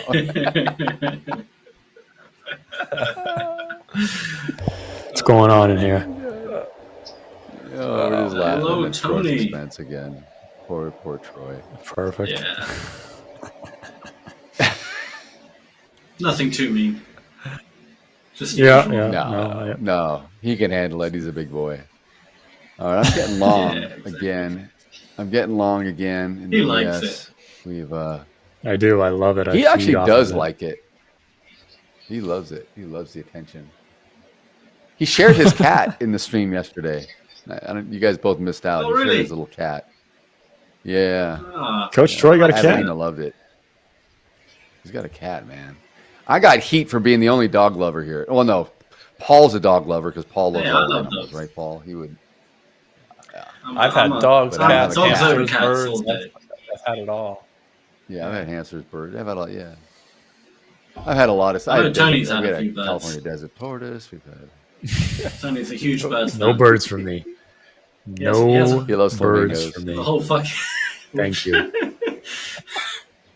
You have to cage it. He's got It's an like aviary raising outside. pigeons. He's raising. Yeah, you got an aviary, dude. You're raising all kinds of birds right now. I know you are. Mm-hmm. There's some chirping in the back. Like, what is that? It's like, Like a oh, it's little- my parakeet. Don't little worry pipette. about it. My cockatiel's going off.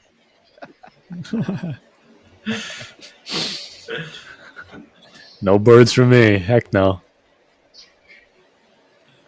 Look. Oh man. Yeah, I'm getting long. I'm gonna trade cash now. Maxed out these Hola Prime accounts. It's a good problem to have. 6,600, we think. Let's go request that payout. I think 6,600. I think 6,600. There's 340 contracts sitting there. It's building. As I said, as we come up here, you'll see more stuff coming in on the offer. So we got up now to 65.90. The 95 action got pulled, and I think it moved up to 6,600.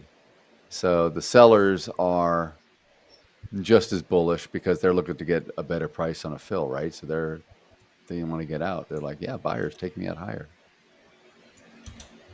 Oh, Yeah, I'm look long at one this. ES. Look at this. I'm a point in the money at the moment. Yep, come on. Let's go. Just break out. Just break out and keep There you going. go. Keep talking. Look at that. Keep talking, baby. There you go. Look at that. Go. Mm-mm. Mm-mm. Tell them. Mm-mm. Mm-mm. Dang. Oh, it's been a good day.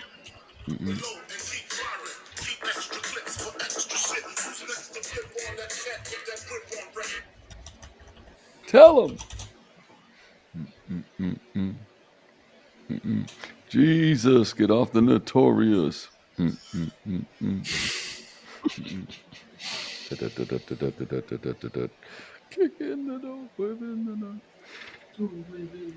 The Dow is close to 46,000 for the first time.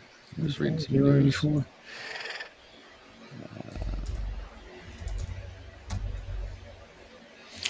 We're going up, chat. Keep going.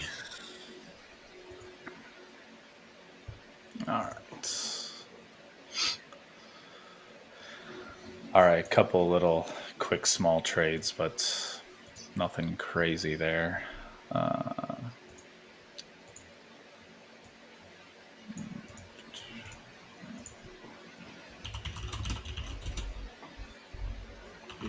$15.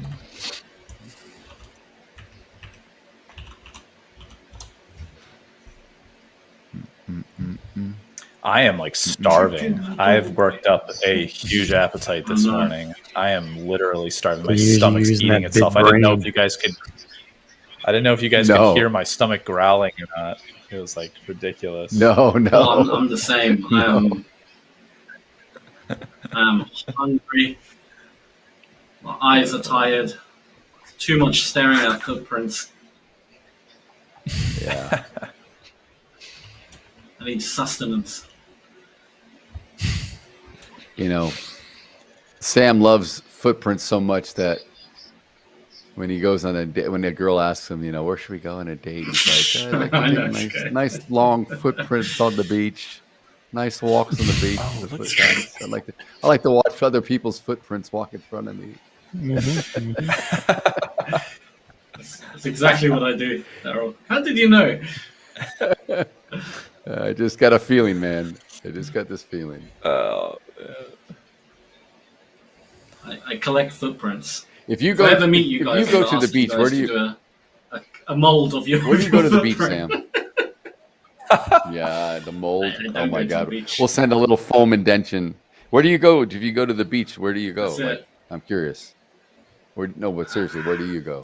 I mean, I haven't been to the beach in years in the UK, but I guess you'd go like maybe to like Bournemouth or Brighton or something, or Yeah, okay, that direction. You know, anywhere but the coast. I mean, it's like a ton of. I mean, there's a beach Yeah, everywhere. yeah, I know. Really. But is there? I'm We're just an island, so yeah. yeah. But I'm still like 2-3 hour drive from the nearest beach, I'd say. Yeah, exactly. And it really isn't that special that's because it's always cold, so and the beaches aren't really that nice. So. Yeah, no. Yeah. It's not true, though. You definitely do go to the beach a little bit more. That's where you jog, right? That's where you go do your usual morning. Of course, yeah. Morning I jog jog at the beach. Exactly. That's why I keep healthy. Yeah, exactly. Stay in shape. Dude, actually, running on the beach is like horrible for your joints. Like, I know people that used to do that back where I used to live, because we're like 10 minutes away from the beach, and I was like, geez, man, like I know you're 17, but like 17, 18, you're like a junior, senior in high school or whatever, and you're staying active and everything, but it's like those joints get destroyed by the sand. Your calves, like it uses different muscles, right? Because you're trying to, when you walk and run in the sand, it's a different deal. Yeah. There you go. Come on now. Every day. I got the moon out here. Run on the beach. Let's go to the moon. Let's go to the moon. Anywhere but the beach. That's where you should be running.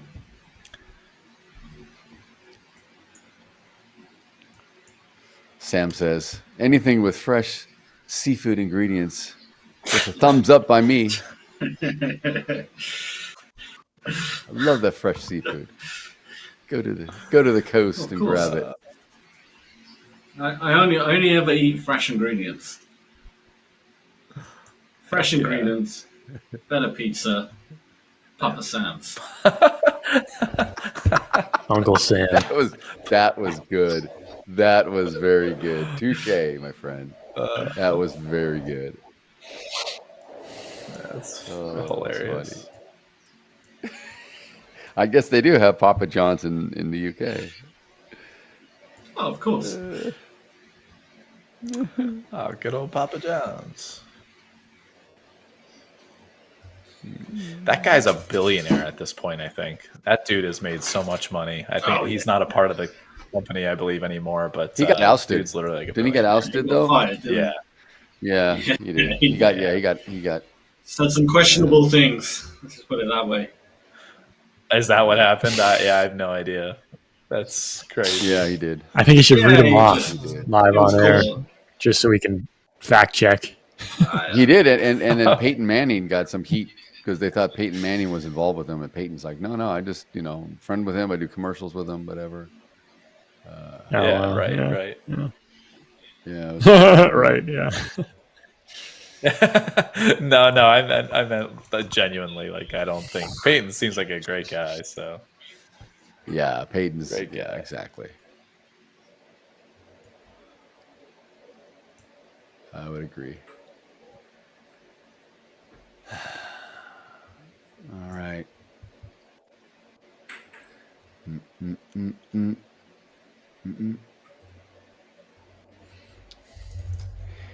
Again, consolidating. Yeah. Consolidating. Kick in the door. Come on, you came down to 89. Came down here at 89, low volume. Let's just move it. Let's move it. Let's get up. Get up here. Move it. 89. Beat it. Come on and move it. No, you're done playing down here. Let's go. Oh, man. You're so close to 6,600.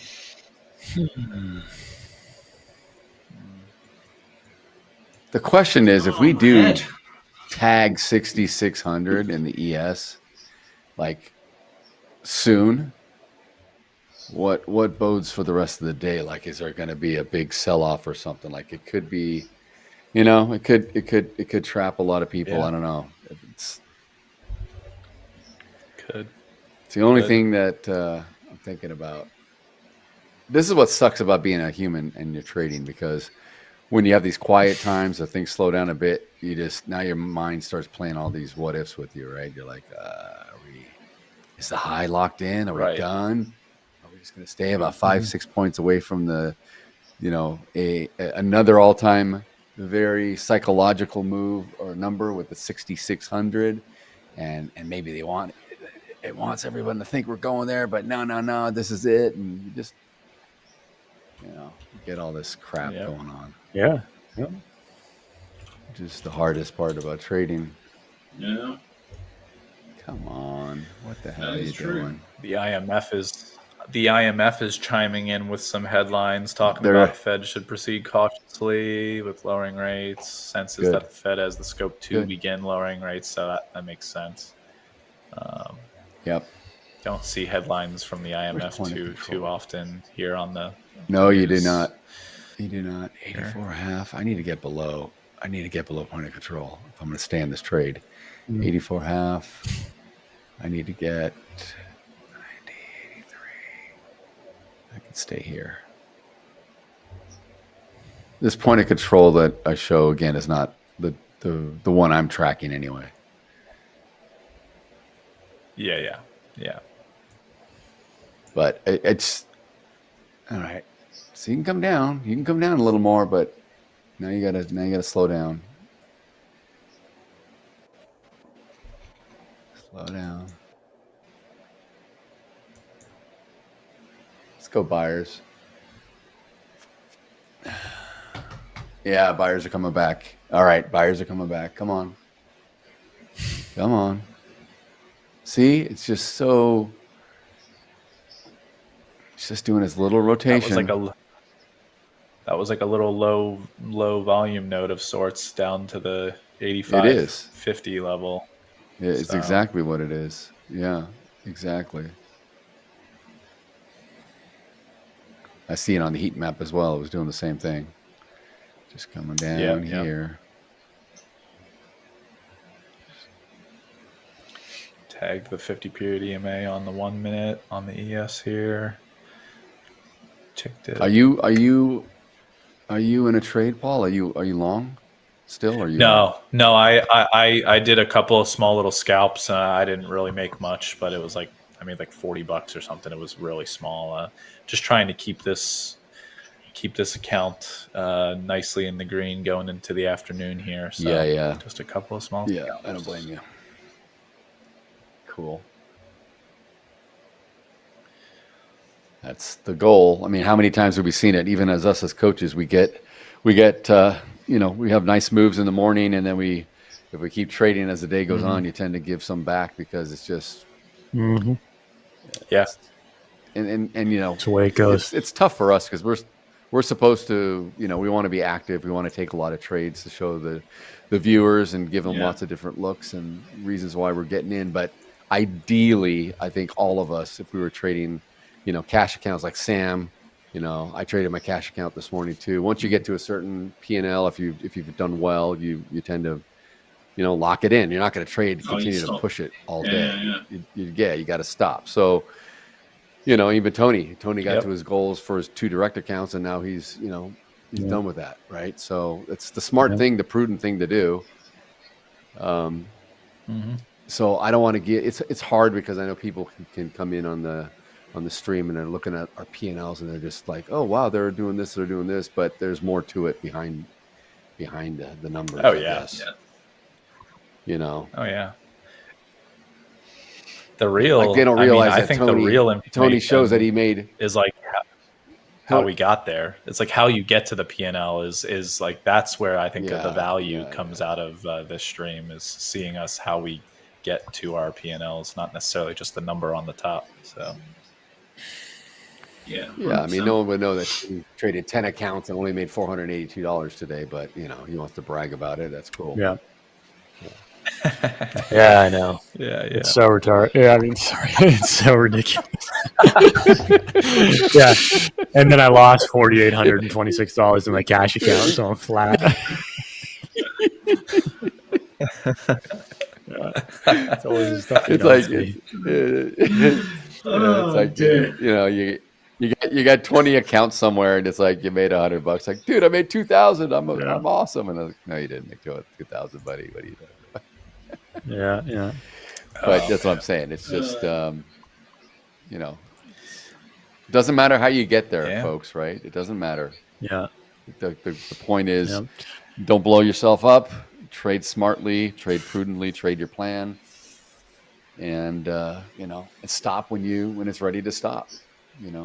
You guys in the chat should stop once you're you've reached your goal for the day, your take profit, your whatever, your daily loss limit. If you're if it's going against you a bit, stop, come back another day. Come and watch us, for sure. Hang out. Smart things to do. We like company. Yeah, definitely. Marley says. Yeah. So Marley, sorry, Paul. What Marley? Since you just responded, what are you trading? If you can remind me. I think I asked it, and maybe you answered above in the chat. I'm not sure if it was Marley, but for some reason I remember somebody saying like CAD JPY, and I don't know if it was Marley or not. Oh, that could have been him. You're right. There was. It might have been. Looney Yen. I remember. You're right. I did say Looney Yen yesterday. Oh yeah, I forgot about you saying the Looney. Good old Looney. I know. I got Looney for the Canadian dollar. I got Looney. Looney and Tooney. The Looney Tunes. You're trading gold. Okay, cool. So are you trading futures, Marley, or are you trading like CFDs? Just kind of curious, like if you're doing Forex or what. And also, Marley, where you reside from, or where are you watching us from around the world? Just curious.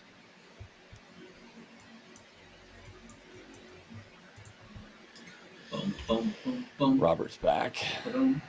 Yeah, Tony, you didn't actually. Sam didn't see it yesterday either, since. But I was. That's right. I was up like 200 going into the end of the morning session, and then when the afternoon session hit, all of us traders got pretty active in the afternoon. But I was down like 900 or close to 900 going into like wow. 3 o'clock, and then I was able to make it all back. Me and Daryl both got on a big long trade on the ES. It was like a beautiful structure that pulled up and got back to break even. MOC almost. Nice. Almost. I got out before MOC. Daryl stayed in. Of course, Daryl stayed in. I rode that thing. I had a huge close of the day. Yeah. That was a fun one to see yesterday for sure. That was a fun one. That's awesome. Can't risk it. Come on, hold point of control here. Hold point of control. This is why I moved my stop. I just kind of. Yeah, I'm actually just going over. I think tomorrow I should be in the clear to pass that one-step challenge account. Looks like I need $2,600 to pass, but I think I have enough in order to still pass the consistency rule. But also enough. We need $2,600 to meet the profit target, the $9,000 profit target.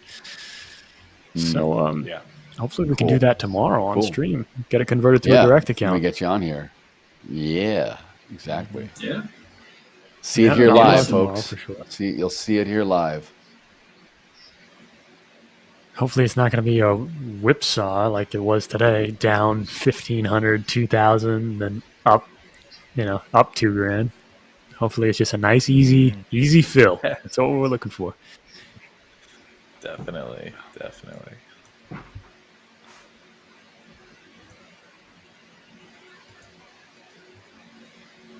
Thank God we had a green day. That guy must have cursed me. Whoever it was in the Discord chat that was saying, Tony, you do lose. He must have cursed me. That's why we had such a terrible trading morning. Yeah. That was me. I know. Yeah. The banter was ripe. A short. I couldn't resist, man. You're sitting there like, dude, I never lose. I'm like, come on. You're so humble. You're just a humble guy. I am humble. You know. Are you kidding me? Well, I'm just out here trying to create generational wealth for all the viewers. I mean, I feel like I do it day in, day out. and I still take It's your flack calling. in the chat. Yeah, you were born to do this. You were put on this earth for this one reason alone. Yep. That's it. Just to make other people money. Just to make He is you trading, rich, Daryl. Marley's That's trading why Forex. I'm here. Yes. Thank you. Yeah. Marley's Switch trading Marley to Forex. futures. Sweet. I feel like trading futures, but no capital. man. That's okay. It's okay, Marley. Maybe you'll win an account. Gonna get to the Maybe futures, Marley. Yeah, exactly. Make sure you guys in the next subscribe. session, when we're back to trading, we'll be giving away an account. So Marley, make sure you tune in for that. All right. Make sure you're subscribed here. Make sure you're It's, in the chat actively, which you are. 2:30. You got an email in 2:30 p.m. Eastern time, 1:30 Central time. That's when we come back again. So tune in for that. Yeah. Exactly. Yeah. Nigel, welcome, Nigel. Good to see you here. Nigel. Yeah, we got a bunch of more. We got more names. This is great. I love it. More and more people coming in. Clinton Joshua was here earlier. Clinton Joshua is from Ghana. Nice. Very nice. Nice. It's global. It is global. Always global. We even got a Brit here, guys, to, throw in some spice. Exactly. Got to add some class to these live streams, right? Got to get the Spice Girls back in here. So the best thing we found was Sam.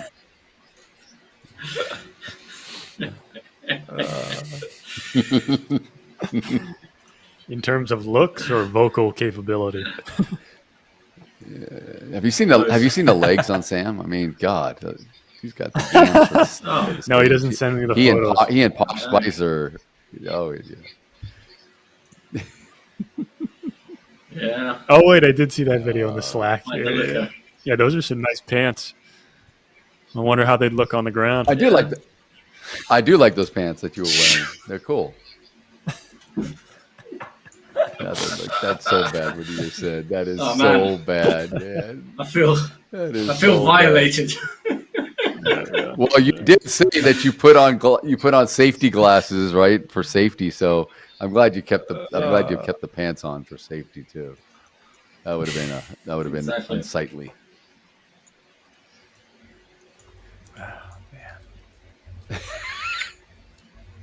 And you had the jigsaw going. I was worried you were going to get a little too close and cut too much. I measured. What did you say? You. What's the saying? You cut once and measured twice, or measured once and cut. No, I measured once, cut twice. Yeah, that's my way of doing it. That's right. Yeah.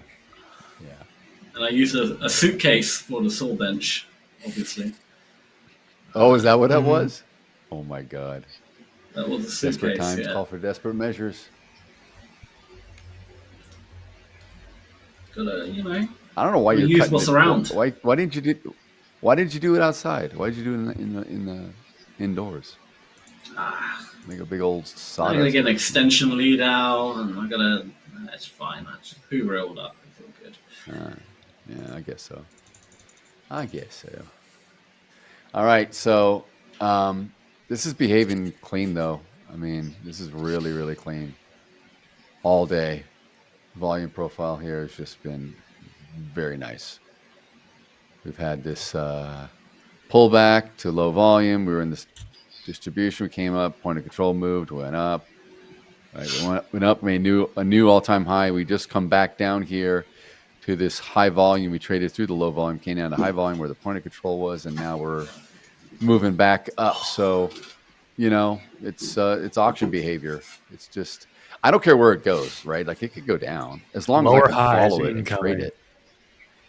Well, I mean, yeah, but I mean, look, like here, like, let me just show you, like what if it came down to here, right? Or here, I don't care. As long as I can take actionable trades based on how the auction's behaving. If it goes here to low volume and it goes to high, then it goes into low volume, then it goes down. You know what I mean? It's just areas that I could kind of lean on. It doesn't have to be exact. It just somewhere, right? In these areas, I can kind of lean on it. So I like to see, I guess it gives me comfort. It's no different than anyone else when you see the market moving in your favor, or you think like, oh yes, it's trading well for me today. It's just another example where when I'm like kind of in my groove or what have you, like I'm just seeing it and I'm feeling it. This is exactly what I'm looking at. This sort of behavior here. And it's hard because we're at all-time highs and we never traded this space before, right? Like we've never been here. So it is somewhat nice that volume profile still works when you're in no man's land and you've got no, past execution or fills that you can use as history. Yep. Right. Looks good though. Looks good. Yeah, I think we're still marching forward. I mean, maybe Nasdaq might actually hit all-time highs today. Soon. Yeah. I mean, we're not that far away. Yeah. No, exactly. Where is it? 6 Was it 24,045 or something? 24,067. Around there, somewhere there.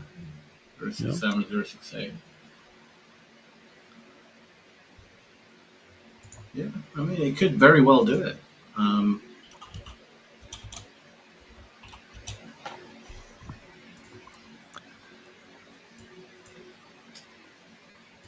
Let's see it happen. Let's see it happen. Might be a bit of a slow grind going up there, but I mean, everything will slow down today. So yeah.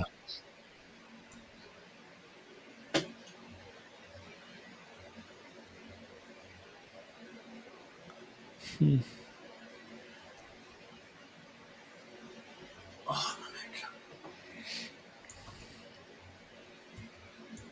Well, we've got 4 minutes left of this session.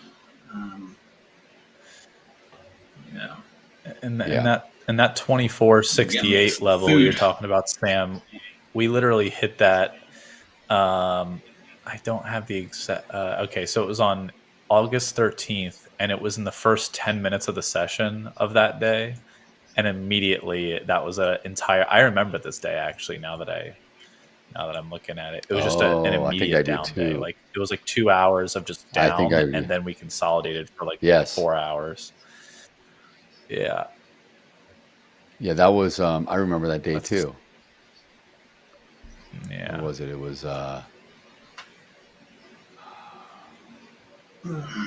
just about 1 month ago to this, almost 1 month ago to this day. What was it? I remember now.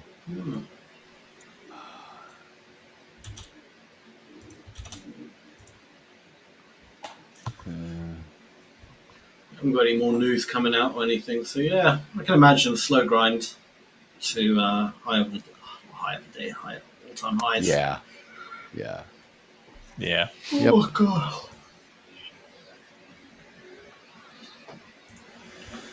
I am knackered. I need coffee, food, tablets. What else?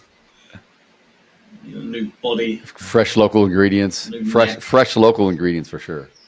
Fresh. I'm knackered. Knackered. I need a jog as well. Starboy, welcome. Better late than never, Starboy. We're going to be off the air here in about 3 minutes, but we will be back to live trading at 2:30 Eastern. So come back and join us.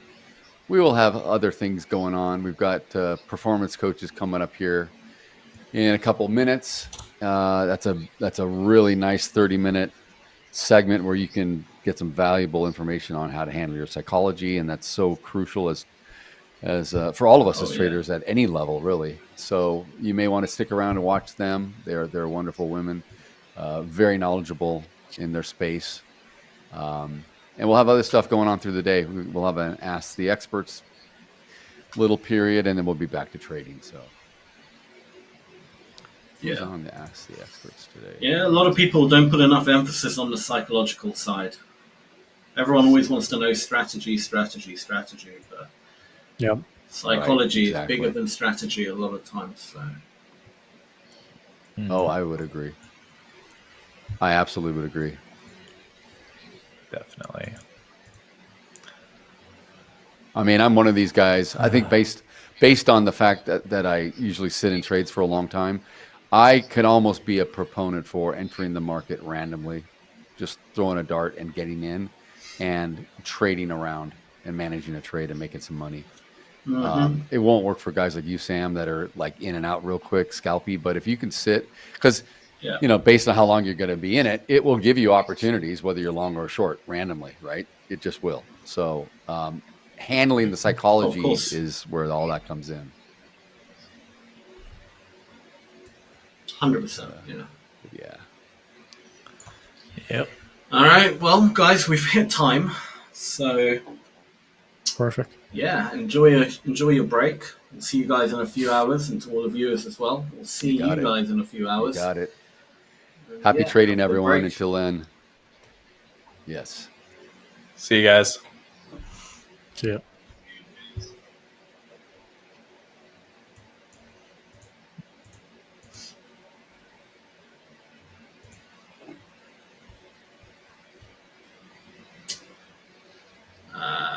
Bit of an awkward pause, but see ya, everyone. Just hang out. Just hang out and smile.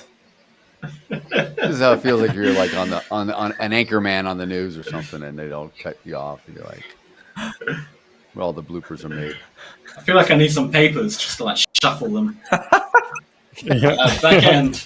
We said our goodbyes. That would be great. That would be great. Yeah, you're like looking all busy. Oh, let me go through the paperwork. I think anyway, we'll be back, I think guys. They're taking lunch. I think they're taking a break. They're taking a coffee break.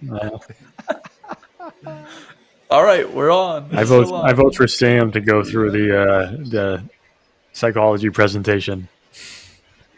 Oh, that would be great. I know. Can you imagine? Take it over. Let's go. I know. They're sitting there going like. All right. Back end, if you can hear us, we said our goodbyes. Markets are unpredictable, volatile, complex, but your trading journey doesn't have to be. Hola Prime TV is now live. Every trading day, join top coaches as they break down real-time setups, key levels, live trades across Forex, futures, and crypto. From Tokyo's early momentum to London's open surge, to New York's high volatility action. We decode every move live, get sharp analysis, clear strategies, and insights that actually make sense. And yeah, we don't just break down charts, we crack a few smiles too. Only on Hola Prime TV. This is more than content. This is infotainment and beyond. Markets are unpredictable, volatile.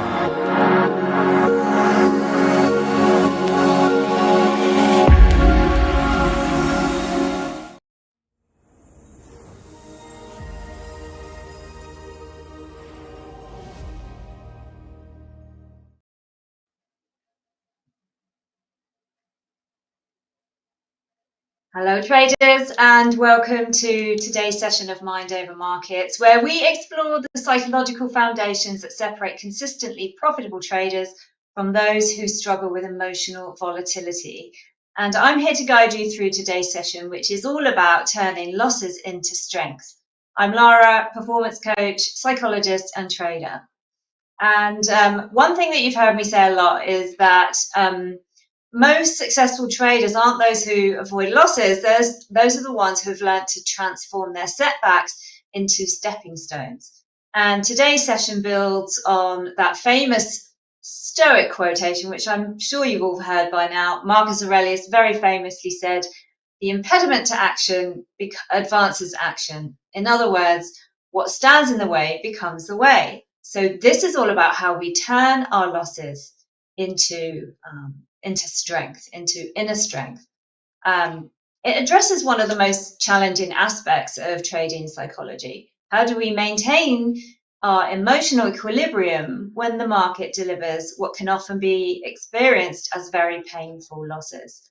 So section 1, here we are on the first part about first part of today's talk, which is emotional processing after loss. The core principle here is that losses in trading stir up emotions like fear, shame, and anger. As you probably know if you've listened to our sessions in the past, a lot of what happens when we take a loss is linked directly to our identities. And so therefore, a lot of these really powerful emotions get stirred up, fear, shame, and anger being 3 of the main ones. And rather than suppressing these feelings, successful traders learn to feel, understand, and release them constructively. This is the key difference. It's not about rejecting these feelings, it's about feeling them, understanding them, and releasing them constructively. When you close a losing trade, your nervous system doesn't distinguish between a financial loss and a physical threat. This is how our brains have evolved slowly, where the world has evolved quickly. Your emotional responses are still as though you were under physical threat, as though it was happening millennia ago, and yet the world around us has evolved at such a speed that we are now experiencing these emotions such as anxiety, fear, shame, in response to things that are not real threats to our survival system. And so when our nervous systems don't distinguish between the two things, such as a financial loss and a physical threat, as I said, the same fight or flight response that kept our ancestors alive now floods our systems with a stress hormone. And this stress hormone clouds our judgment and impairs our decision making. Most traders make the mistake of trying to push through these emotions or pretend that they don't exist. You will fail if you're trying to either push through them, not acknowledge them, not give them space to exist. You will burn out and you will fail. And this is the key difference. So the approach of trying to push through or of trying to pretend like they don't exist creates what I call an emotional residue.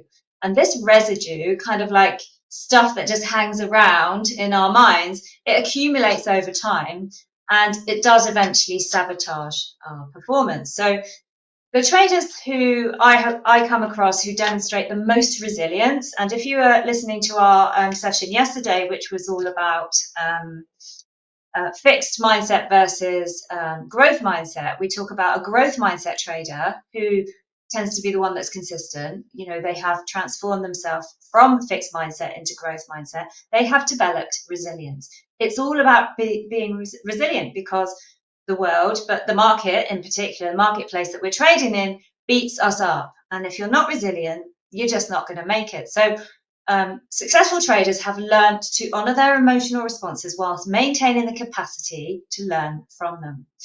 And, you know, they understand that emotions after losses follow a predictable cycle. There's an initial reaction followed by a reflection, which is how we then gauge that reaction that we had, how we think about that reaction that we had.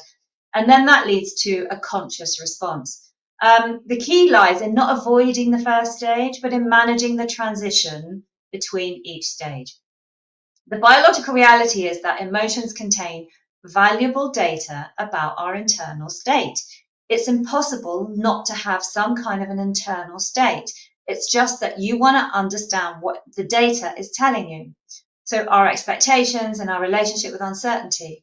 When we suppress the emotional responses, we lose access to this information and we simultaneously create internal tension that must eventually find its way out. It has to find its way out. You know, we know what happens in real life outside of trading when we suppress our anger. It finds its way out, often in very undesirable ways. Professional traders who sustain their long-term success have developed what neuroscientists call emotional granularity. This is the ability to distinguish between subtle emotional states and respond appropriately to each one. So the key concepts here are emotions after a loss follow a cycle: reaction, reflection, response. Suppression leads to emotional residue that will affect your future trading performance, and that processing our emotions creates space for learning and growth.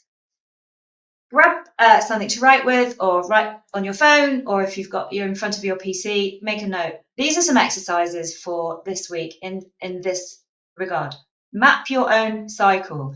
Track your emotional reaction, physical tension, and recovery strategy after each setback. Just become super aware of what your mind is doing whenever you have a setback. Name it, don't judge it. Label emotions from recent trades without criticism. Is it fear? Is it disappointment? Is it frustration? Is it a sense of failure? Just find a word to name the emotion, but do not judge the emotion.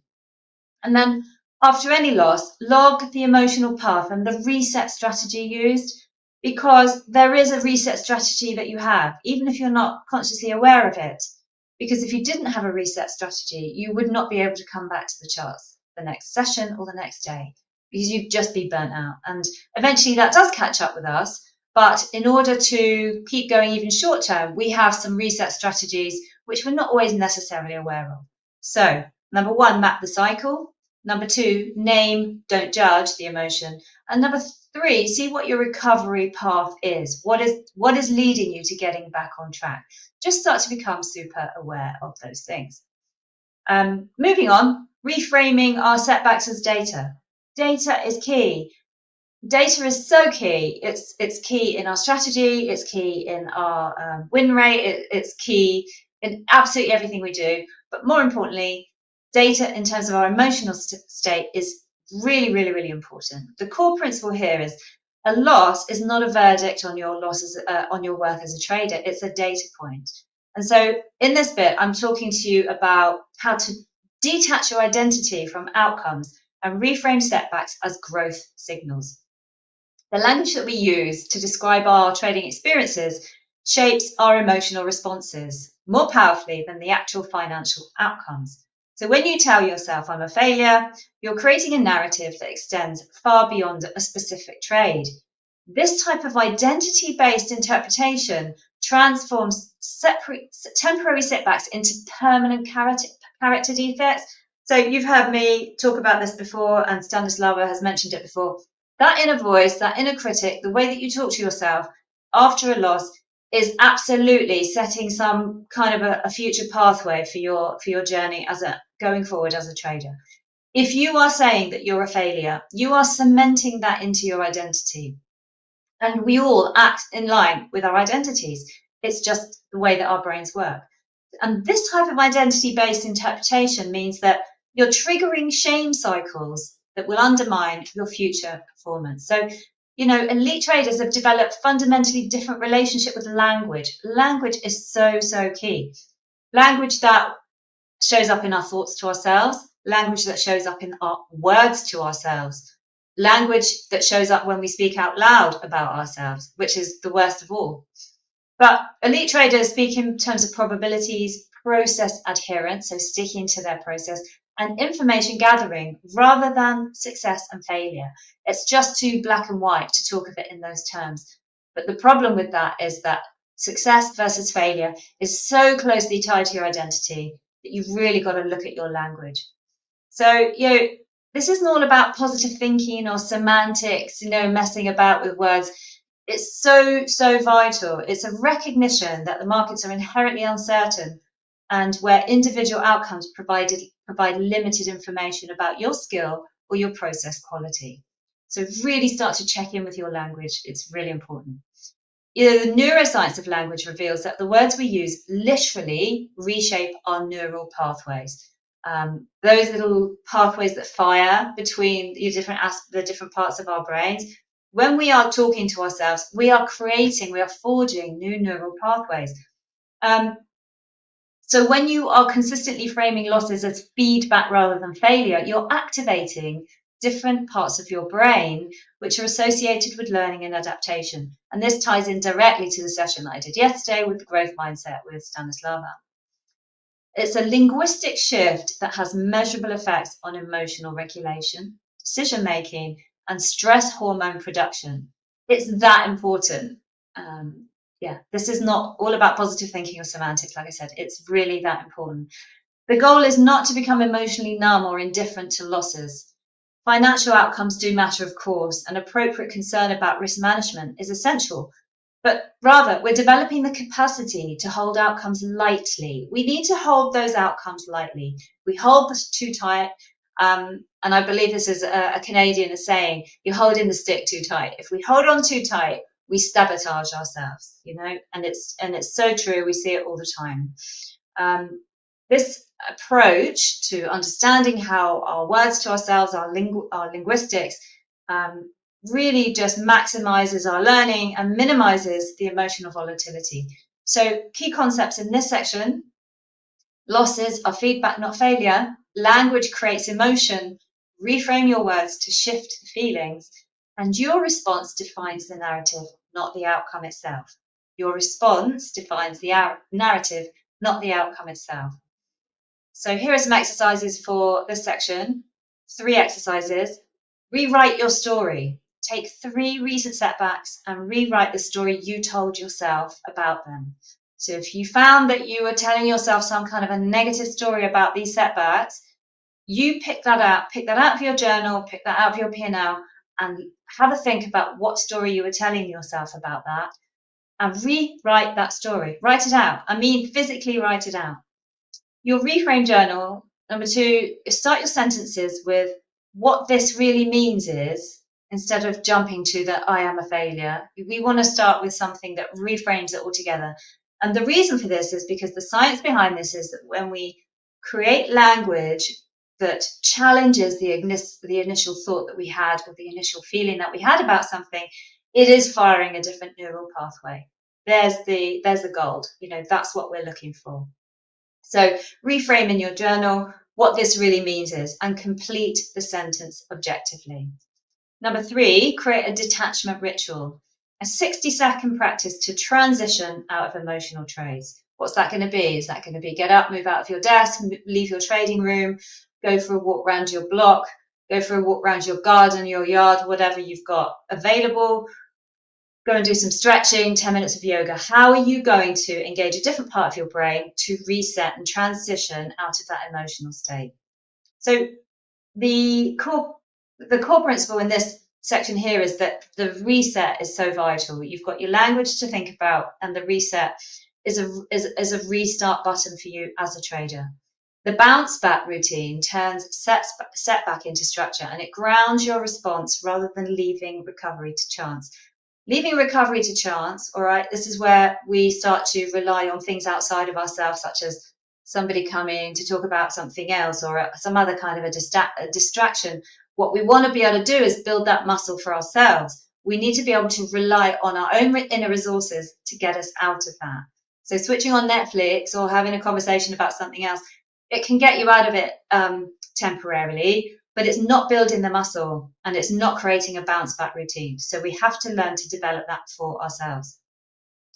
It's not a passive process that happens automatically over time. Professional traders who develop consistent resilience have developed systematic approaches to emotional reset that can be deployed immediately after setbacks.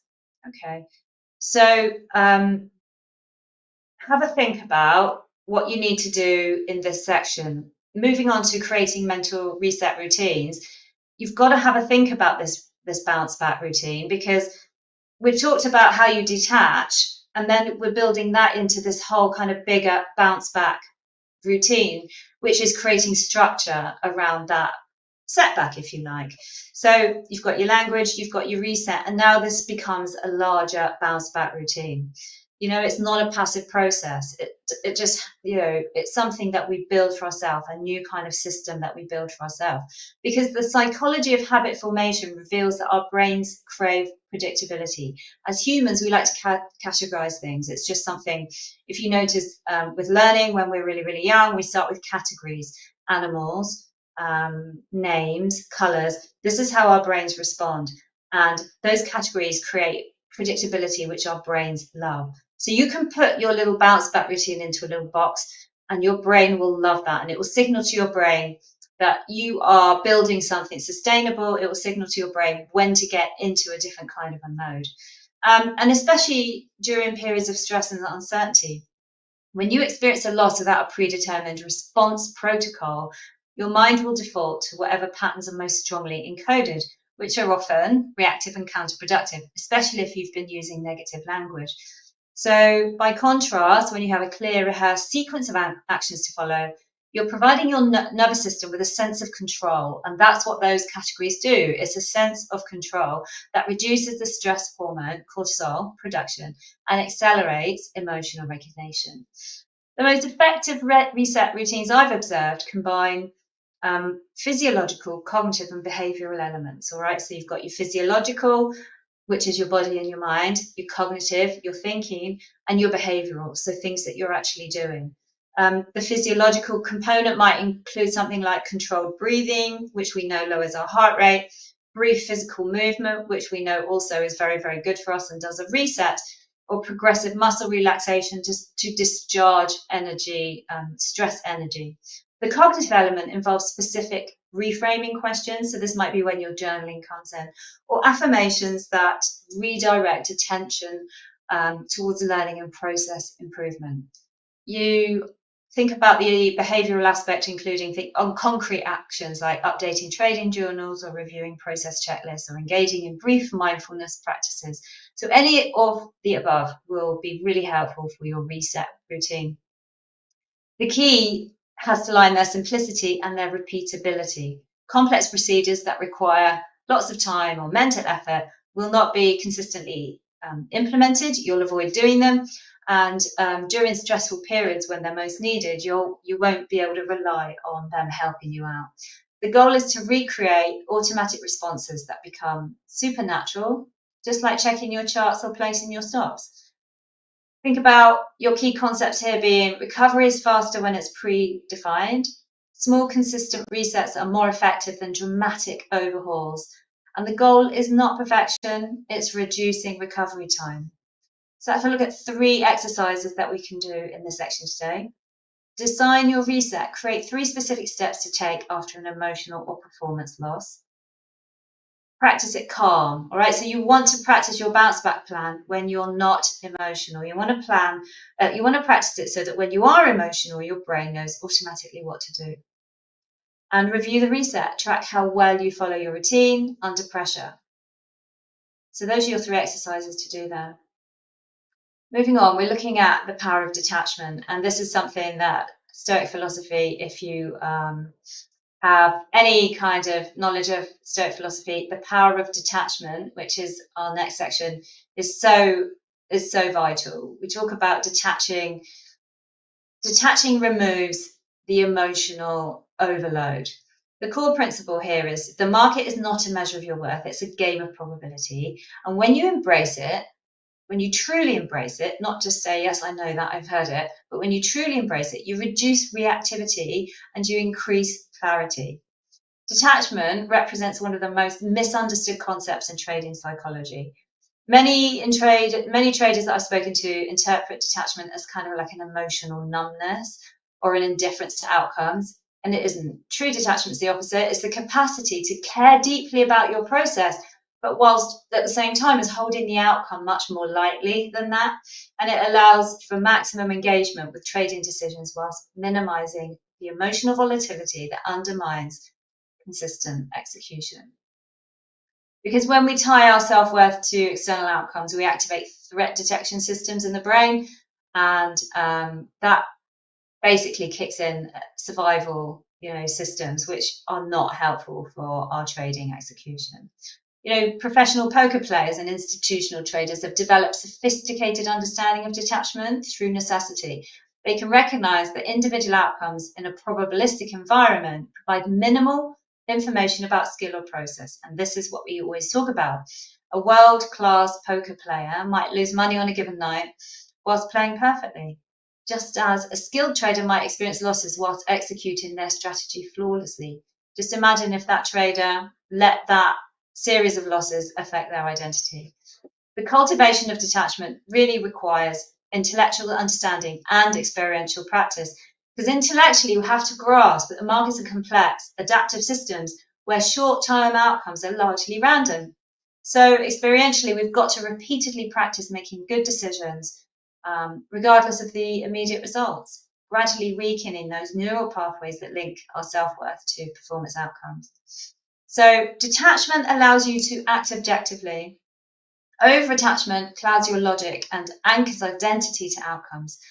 The market provides feedback, not judgment. You're the only one providing the judgment. The market's not doing that. Here's some exercises. Have an attachment audit. Log moments when you felt personally affected by a trade outcome. Detach drill. After each session, say out loud, "This does not define me." And ask yourself, thirdly, ask yourself, what would a game player do in this scenario? Okay, so you've got your 3 exercises there. Moving on. Dealing with fear of future mistakes. Now, this is a big one. You know, when we've made a mistake, sometimes that can make us, it can just have us kind of frozen a little bit. Fear of future errors leads to hesitation and avoidance and self-doubt. So as you can logically understand, that is not going to help us. Anticipatory fear is one of the most performance-limiting emotions in trading. Unlike a fear of immediate physical danger, which serves as a protective function, fear of future trading mistakes becomes a self-fulfilling prophecy.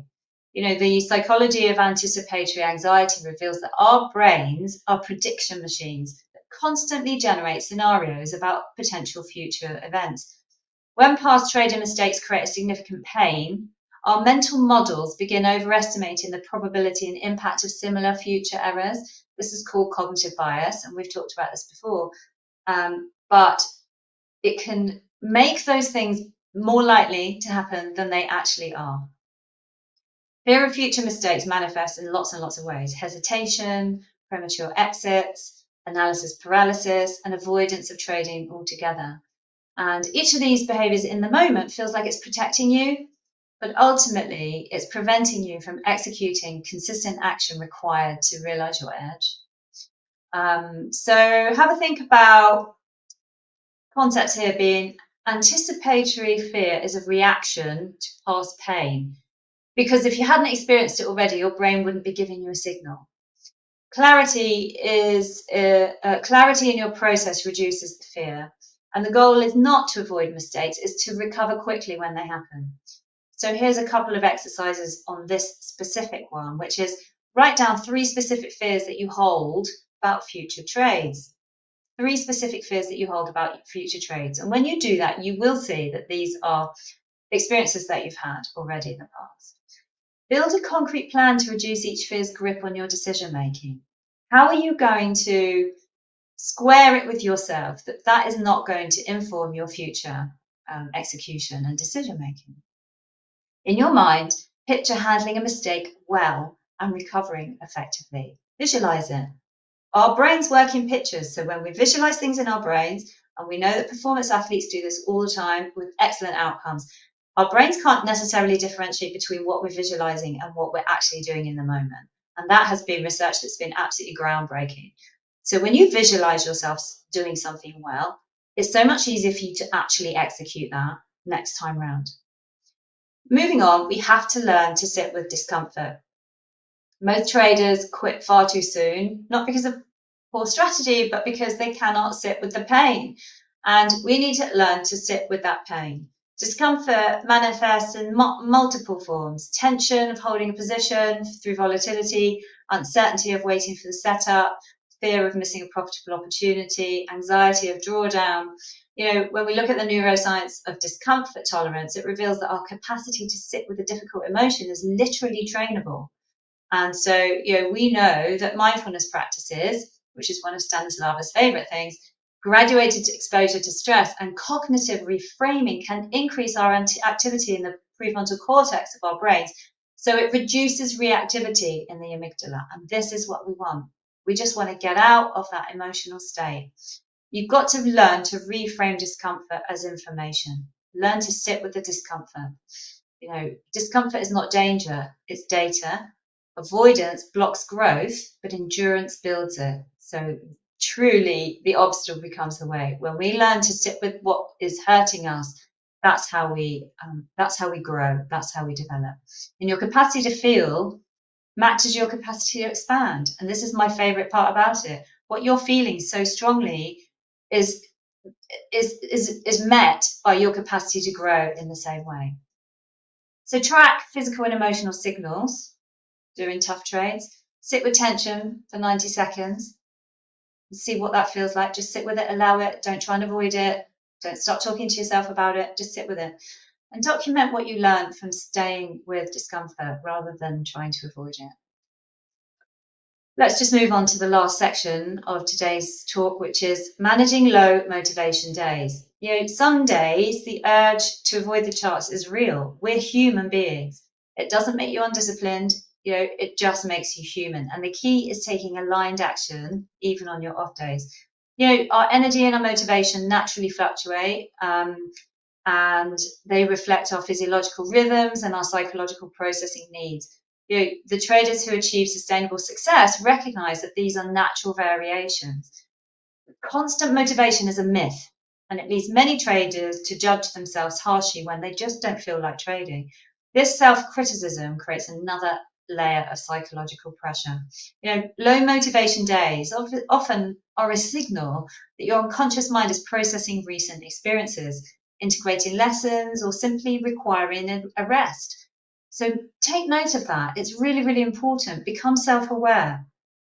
Productive rest involves activities that maintain connection with your trading development while honoring your need for recovery. So, think about this. The concepts here are avoidance is a message. It's sending, if you don't feel like it, that's sending you a message. It's not a failure. Productive pauses keep you engaged with your development. It's really important. It's like rest days from the gym. We know what happens to our muscles on those rest days. Those are the days where our muscles grow the most, and they're vital. And so it's exactly the same here with our trading. If you don't feel like it, know that your mind is telling you something. Consistency means knowing when to rest. So define what you'll do when you opt not to trade actively. You might do something related to your trading, but not actually trade. Choose one more small aligned task, such as a journal review or do a chart analysis, and write a self-permission statement. Today, I serve my futures trading self by, and then complete it. So just finally, and to wrap up today's session, think about your weekly reset framework, okay? Because having a self-review day or a weekly self-review session is really, really important because it provides a structured approach to processing your week's challenges through 3 components that are crucial: emotional recovery review, resilience scoring, and a mini reset practice. It's a weekly rhythm that creates your accountability whilst preventing accumulation of unprocessed residue, emotional residue, which, as we discussed earlier, will lead to burnout over time. All right, so I hope you can take this all in. We're talking about recognizing your language. We're talking about resetting, creating little processes. We're talking about understanding when your mind is telling you you need a rest. And just having a reset and a review day where you can actually look at yourself and how you've recovered and how you have advanced through the week. Because honestly, doing that will put you in a better situation for next week. Looking ahead to next week's session, we're talking about what I call inner fortitude, your inner strength, how to maintain psychological sustainability over the long term, building practices that will support consistent performance and prevent burnout. The focus will shift from reactive recovery to proactive resilience building. Today, I've provided you with some systematic approaches to transforming setbacks into strength. Remember, adversity and difficulty doesn't break you, it just reveals your character and capacity for growth. The obstacles that you encounter in your trading journey are not impediments to your success. They are the very experiences that will forge mental strength, mental fortitude required for your long-term profitable journey. Thank you so much for listening today. I really look forward to seeing you again next week. Trade safe, trade well, and take good care of yourself. Until next time, thank you.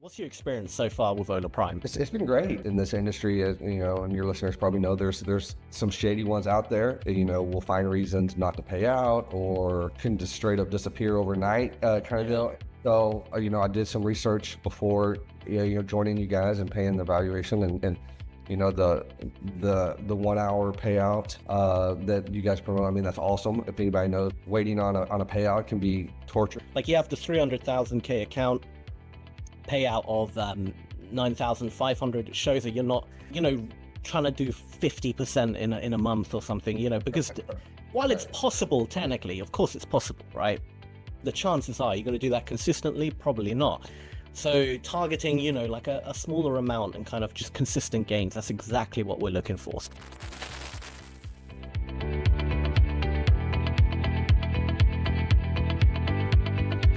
Hello everyone, and welcome to another Trader Stories podcast here at Hola Prime. Today we're joined by one of our funded traders, Jeremy from Texas, who controls a $300,000 account, a two-step Prime account with us, and he's now eligible for a $9,500 payout. So Jeremy, thank you for coming on. It's an absolute pleasure to have you here. How are you doing today? I'm good. Thanks for having me. Awesome. So Jeremy, we'll get straight into it. The viewers love to learn a little bit about, you know, our traders, how you got where you are today. So I guess the first question would be, where did it all start for you trading wise? By accident. I got lucky and bought, this is probably 10 years ago. And there was all sorts of little newsletters that go out of this hot stock that was, you know, coming out. And so I opened up a brokerage account and put some money in there and went all in. And unfortunately, I got lucky and it took off, it shot to the moon. And I was thinking, like many people, wow, this trading stuff's pretty easy. And so that was probably the worst thing that happened, because then when you start doing that over and over, and as anybody that's traded knows, that's not a winning strategy or risk management style that you want to follow. So that was kind of just backed into it, and I think just came across a newsletter of some hot stock that was going to the moon, and it did for me for a little bit, but eventually, like most people, I think I lost all that money pretty quick. So yeah. It's funny. How I began just trading equities. Yeah, no, it's absolutely funny because, you know, every beginner, let's face it, we all lose money at the beginning. Sure. But some people do have that little bit of luck at the beginning where they overestimate their abilities then. And I almost feel that is worse than if you just lost like straight out the gate. Do you know what I mean? Oh, yeah. Because it kind of like builds you up. And yeah, no, it is because you don't know what you're doing, and you don't know how quickly it can turn on you until it actually happens. So yeah, that's what happened to me. And so then went back to the drawing board and you know, started trying to actually learn how to trade from there, and studying everything I could online. Just every trade guru that I could come across, just would, you know, read their stuff, read their podcast, took a class here, that kind of stuff. Probably like most of the listeners here have done the same thing. Yeah, no, absolutely. So you started in stocks. Do you still trade stocks today, or are you mentioned equities as well? So I'm assuming. Yeah, I do. I trade stocks, equities, but mainly with you guys, the indices, a little bit of Forex, but mainly the indices. And sorry.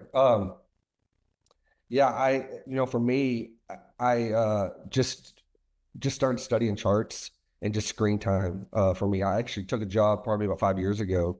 I'm not there anymore.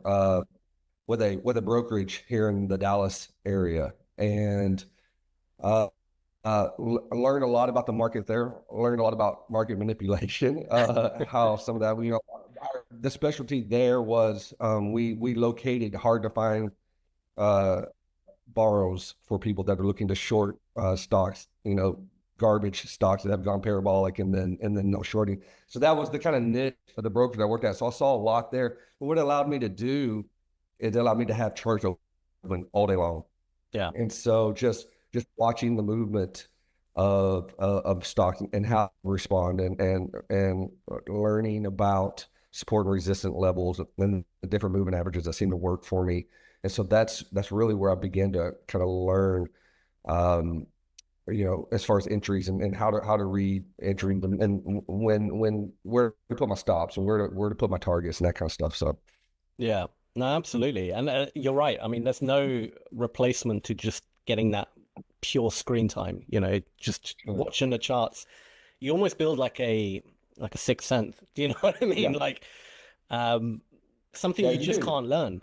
Well, yeah, you're like, I've seen this before. I've seen this play out a million times. And that doesn't mean that the next time it's going to play out exactly like that, but you've seen it play over and over and over and over. And that's what, I'll have friends or people find out what I do and they'll say, hey, can you teach me? And so, I mean, I'll point them in the right direction, give them, here's a book, or I like these guys. These guys are really solid to learn some basics, but there's really no replacing just screen time and sitting there and learning. And I think that's where you really learn.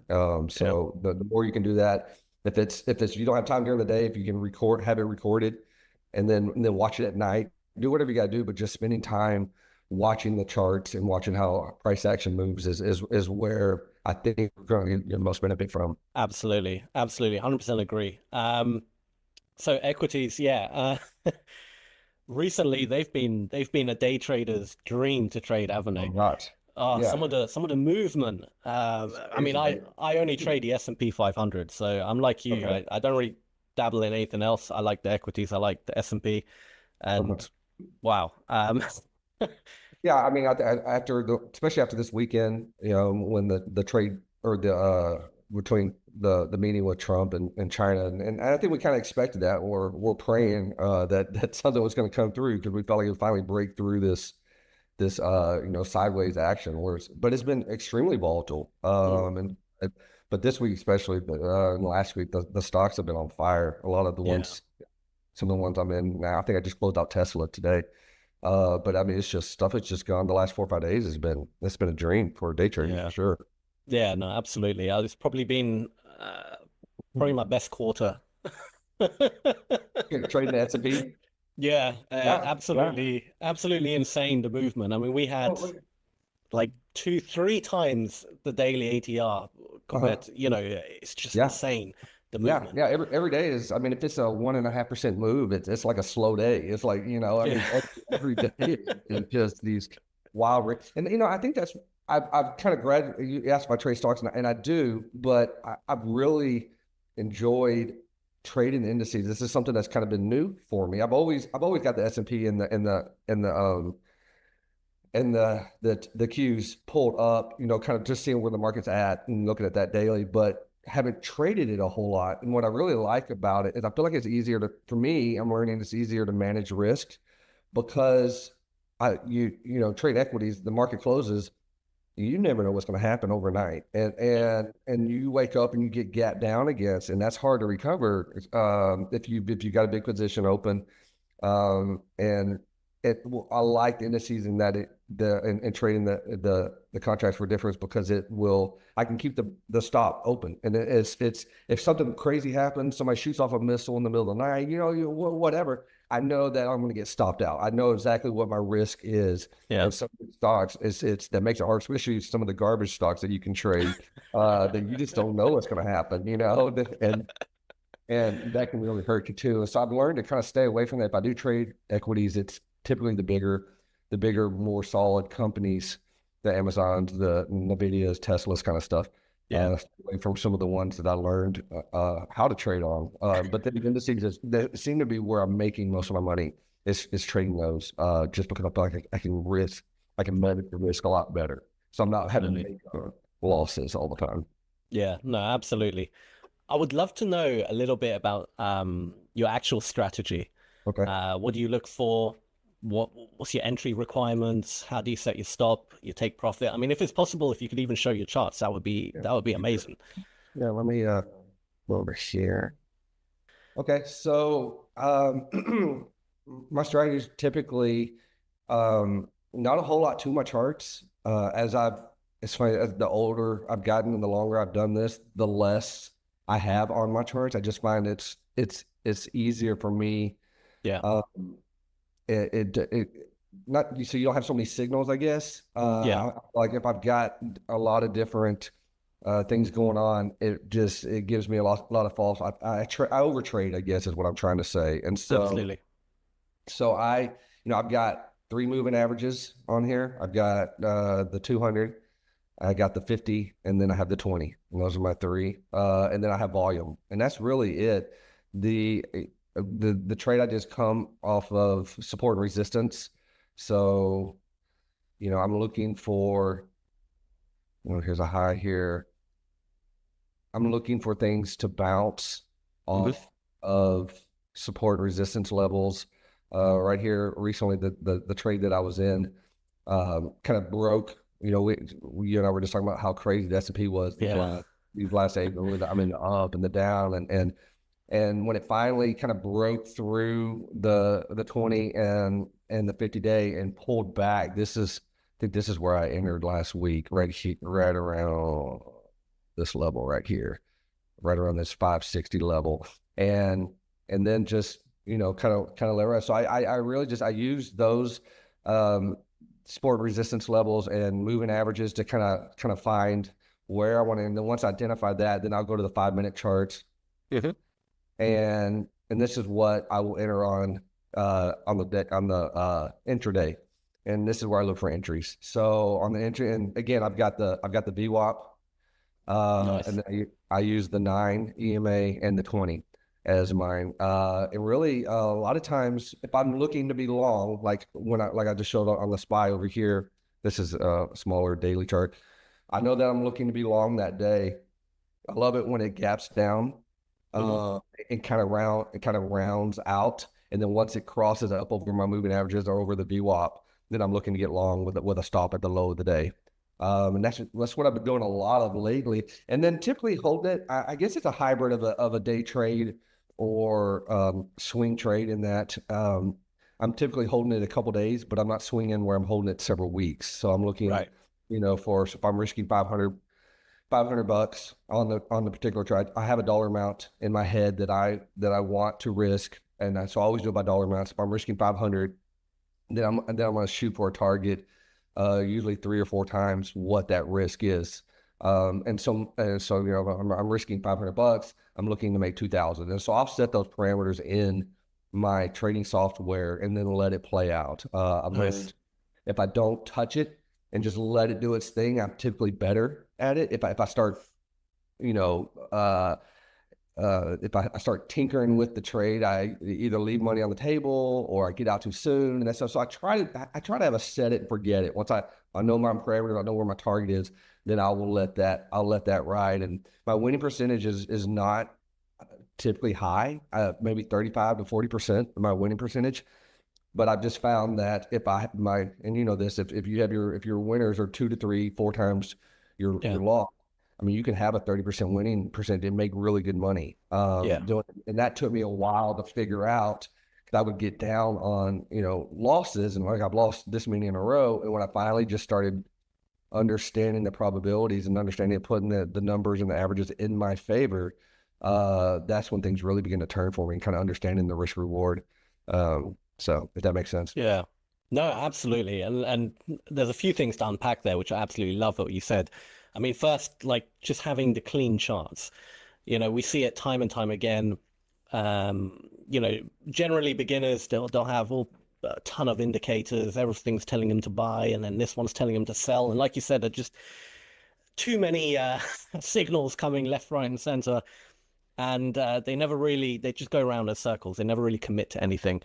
And we always see that, once someone starts getting profitable and getting good at trading, their charts become cleaner and less populated. And, again, you're a perfect example of that. A few moving averages, VWAP, that's pretty much it, and then support and resistance and just doing price action. And that's the right way to do it, 100%. And then I also love what you said about, just the pure risk management you have here. Your win rate might be 30, 40%, but because you got a really good risk reward, you're still profitable. And, this, again, another thing that, although most people know about that, it's very hard to actually to put into practice. Do you know what I mean? So the fact that you've, sorry, go ahead. Well, no, I was just gonna say, yeah. I mean, if you're staring at the dollar amount as it's going up, that makes it very difficult because you will you're gonna take profit, like you'll take profit too soon, and you start cutting those wins, and then it makes it harder to catch up when you have some of the losses as well. And so letting it play out, and again, I think it goes back to having a plan going into the trade. You know how much you're going to risk, and you know where you're hoping that's going to go, and you suspect it's going to go, and you have your target in place, and then letting it do its thing, and know that it's going to whip back and forth. And that's I always trading off the daily, making the decision off the daily is for me is the best way to go. I think sometimes if I'm sitting there watching the 5-minute chart all day long, or the 1 minute, or whatever intraday chart you're looking at, that can make it kind of scary because it can whip back and forth, and then you start getting in your head, oh crap, here I'm about to lose all this money that I made or whatever, and then sure enough you get out and then it whips back in your favor again, and you play that little game, and that's enough to make you pull your hair out. So I try to identify on the daily, look for an entry on the intraday, and then let it do its thing and play it out, and that seems to have worked better for me than tinkering throughout the day all day long with it. Yeah. And believe me, I know how hard that is. The fact that you've overcome that, I mean, props to you, because I could never do it. That's why I can't swing trade. Like if I was in a long-term position, a swing trade type position, I would obsess over the trade. Honestly, I'd be looking at it on my phone constantly. Every time I go to sleep, I'll be dreaming about the trade, and I just couldn't do it, man. I just couldn't do it. So the fact that you've overcome the psychological part and you've nailed it, honestly, I admire that a lot, because it's something I don't know if I nailed it. I would be lying to say that I'm not laying in my bed pulling up my iPhone. Or if I wake up in the middle of the night, I'm not pulling up the charts on my phone. So I don't know that I've nailed it. I've learned how to sit on my hands, but as far as just completely nailing the psychology of holding positions like that, I don't think I've quite got there yet, but I'm working on it.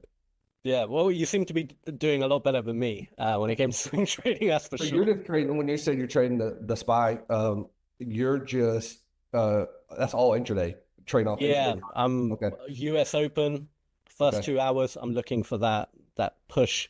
And then I use order flow to, I trade a futures market, so I got the transactional data, and then scalping. 1 or 2 trades maximum. Once I'm, whether good or bad, I'm out for the day. That's it. And just the SPY, not the Qs or the Dow? No, just the S&P. Yeah, just the S&P for me.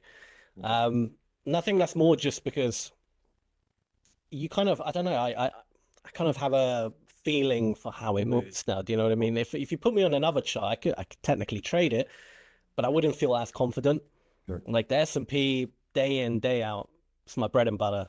Yeah. I just know how it, I don't know, I feel confident with it. So, but yeah, never swing trade though. I completely sucked at it. But I do. I mean, I know what you mean, because I still watch the intraday trades, and most of them, I guess, would be somewhat of a day trade, because I'm using those 5-minute charts. But you do get a feel for the particular the indice or whatever you're trading, and that's just, again, you probably just put a lot of screen time into watching what it does, and so you get a second sense kind of where it's going to go from here, and when it's about to make that move. What time of the day of it, when that move is going to happen, that kind of stuff too. So that's always how. Yeah. But I'm with you. I still trade equities, but I feel like most of my money, especially this year, has become mainly off the indices and trading those. So yeah, no, absolutely. But yeah, no, your strategy looks fantastic. Really good stuff, and it's clearly, I mean, it's clearly paying off for you. You've done very well.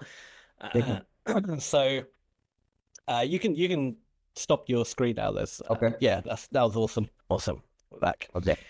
Cool. So I'd like to move it on a little bit. So obviously strategy is one side of the equation. Psychology is a big one. We briefly spoke about it. I feel like it's an ongoing battle for every trader, right? You're always battling your psychology. Even when you kind of nailed it, there's that, I don't know, that gambler within every trader who just kind of wants to break their rules, right? Sure. How do you overcome that? How do you overcome the, FOMO, greed, all the bad emotions, basically?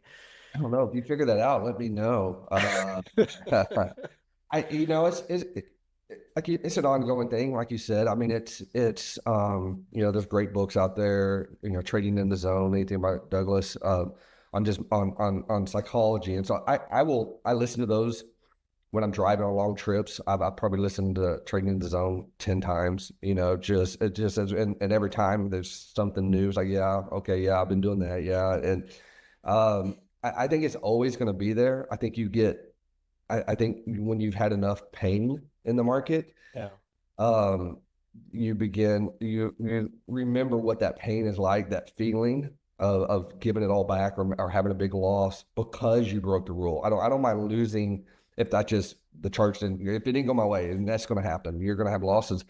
But that feeling that you get of losing because you broke your rule, because you had FOMO, because you got greedy, because you over leveraged and took a bigger position. And so, I think just writing down your rules, having them with you, and then just reviewing them daily if you can. Over them, have them on your desk, put them on sticky notes, whatever. Just a reminder of why you're doing it, but even then, I mean, I've had sticky notes and posters and everything, right? And I still would be like, YOLO it and just go all in, sometimes all in one. And then, more times than not, it blows up in your face. And you're back to square one and you're frustrated and pissed. And I think it just takes time of where you get to a point like, I don't want that feeling of I blew this, because it's on you. There's no one else to blame. It is on you, right? 100%. Yeah. So I think some people are much better at it. I think it's taken me a long time to get here. I've seen traders that have been really successful. And I think that's because they were better at managing their emotions, managing risk, and they got there quicker. And that's really what it's all about. I don't even know if you have to be a great technical analysis or chart reader. If you know how to manage risk and manage your emotions, you can make money in this game.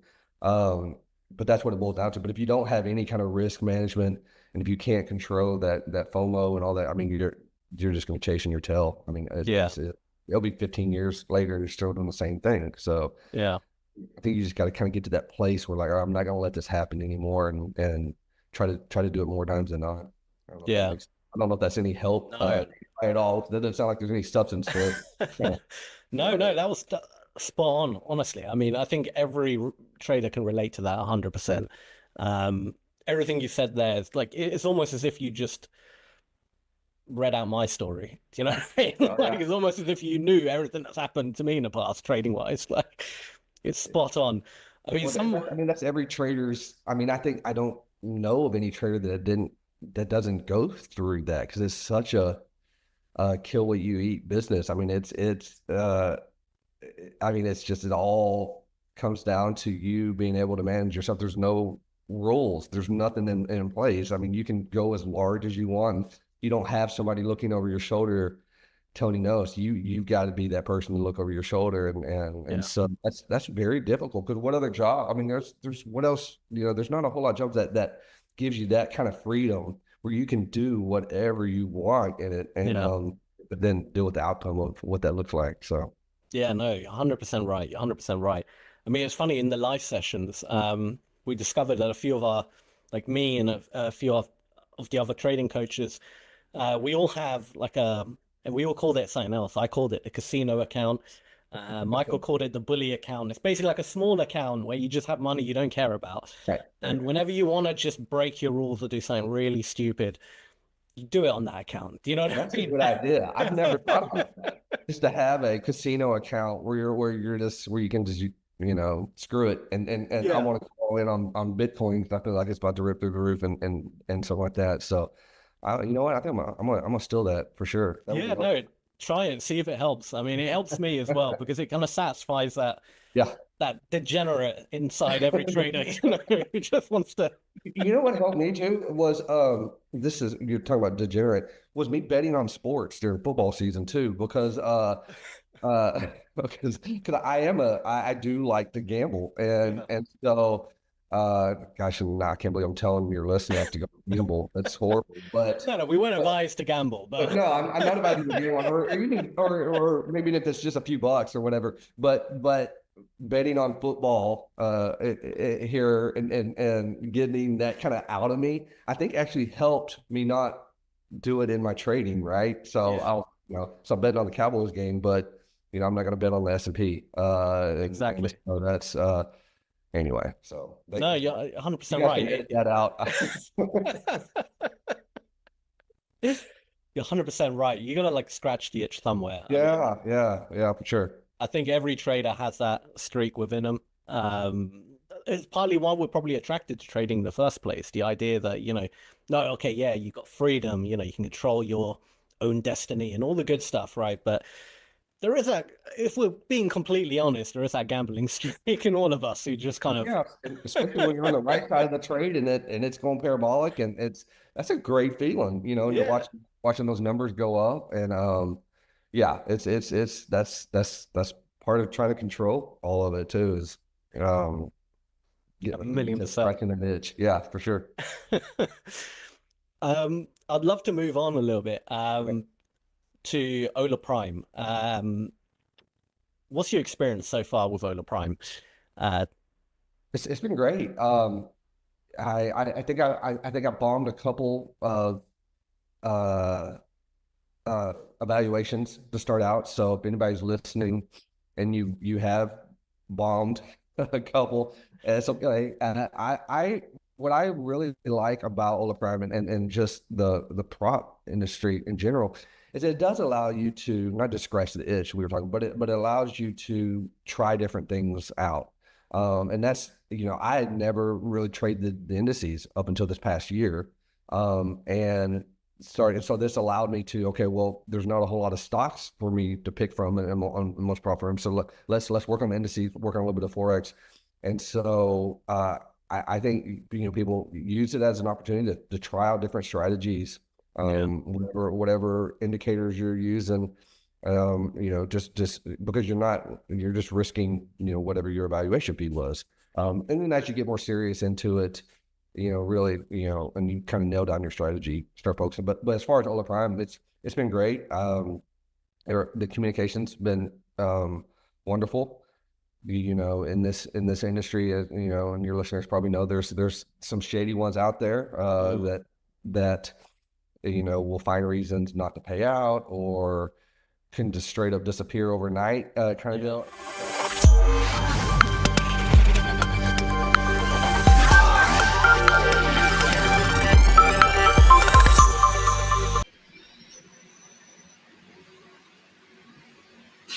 Good day, traders. The big macro story today is a 1-2 punch from Europe and the US. The ECB held rates steady, then US inflation landed a touch hot, while jobless claims spiked, shifting the rates path calculus again. Let's start in Europe. The European Central Bank left the deposit rate unchanged at 2%, signaling it's in a good place while staying data dependent. Markets read that as a pause with a mild growth upgrade rather than a pivot, and the euro initially firmed on the hold. Across the Atlantic, US CPI for August rose 0.4% month-on-month and 2.9% year-on-year, with core up 0.3% and 3.1% respectively. Shelter and food drove the monthly gain, while gasoline rebounded nearly 2%. Minutes later, initial jobless claims jumped to 263,000, the highest since 2021, underscoring a softer labour market. Net for FX, the dollar faded as traders leaned into a Fed cut next week despite the hotter headline. Futures are broadly pricing a 25 basis point move, with odds of 50 basis points lower after CPI. Euro-US dollar caught a bid post ECB and post claims as rate cut probabilities firmed in the US. Actionable FX levels to watch. If the dollar index keeps sliding on labour weakness, watch euro topside tests and sterling follow through against the figure. For US dollar Japanese yen, short-term support could strengthen as US yields soften into the FOMC blackout window. Commodities next. Futures were busy. Gold hovered near record territory earlier and is consolidating as traders balance sticky services inflation with rising cut odds. Into New York, gold remains bid on growth concerns. Dips are being bought as real rate expectations ease. Crude faces a supply-heavy tape. The International Energy Agency lifted supply projections and warned of an untenable inventory swell in the second half of OPEC Plus unwinds cuts as planned. That backdrop keeps rallies in Brent and WTI vulnerable unless geopolitics or compliance tighten balances. Natural gas traders mark the storage beat. EIA reported a 71 BCF injection versus expectations of 69, a bearish surprise that clipped front-month bids. Into shoulder season, production strength and full storage trajectories argue for fades on weather-driven pops. Equities and risk tone matter for FX and commodities here. Stocks pushed higher as CPI matched yearly expectations and jobless claims reinforced the insurance cut narrative, softening the dollar on the day. Now crypto, clean and simple. Bitcoin is holding near $114,000 as the CPI claims combo keeps the September Fed cut firmly in play. ETF flows have improved this week, with strong spot inflows supporting price on dips. Still, traders are respecting the recent range after August's peak. This is consolidation, not a confirmed breakout. On the regulatory front, the SEC delayed decisions tied to staking mechanisms and several altcoin ETFs, keeping ETH, Solana, and XRP sensitivity high into Q4. Net impact today was limited, with macro dominating crypto sentiment. Here's how I'd frame the trading plan into the US close. For FX, fade extreme dollar strength on weak data pops, buy Euro US dollar dips while the market prices a dovish Fed against a steady ECB. For gold, respect support on real rate, drift lower, tighten risk if CPI pass-through pops the dollar intraday. For oil, rallies or sells into the surplus narrative unless OPEC Plus guidance or geopolitics change the math. For nat gas, storage beats argued patience on longs and discipline around weather premiums. For crypto, treat $114,000 as range resistance turn pivot. Flows help, but the macro catalyst is still the Fed next week. Bottom line, today's tape says inflation not tamed, labor cracking, and markets think the Fed blinks with a quarter-point cut. That mix weakens the dollar at the margin, supports gold on dips, caps crude on supply, and keeps crypto buoyant into the decision. Up next, we have a beginner's guide to Hola Prime.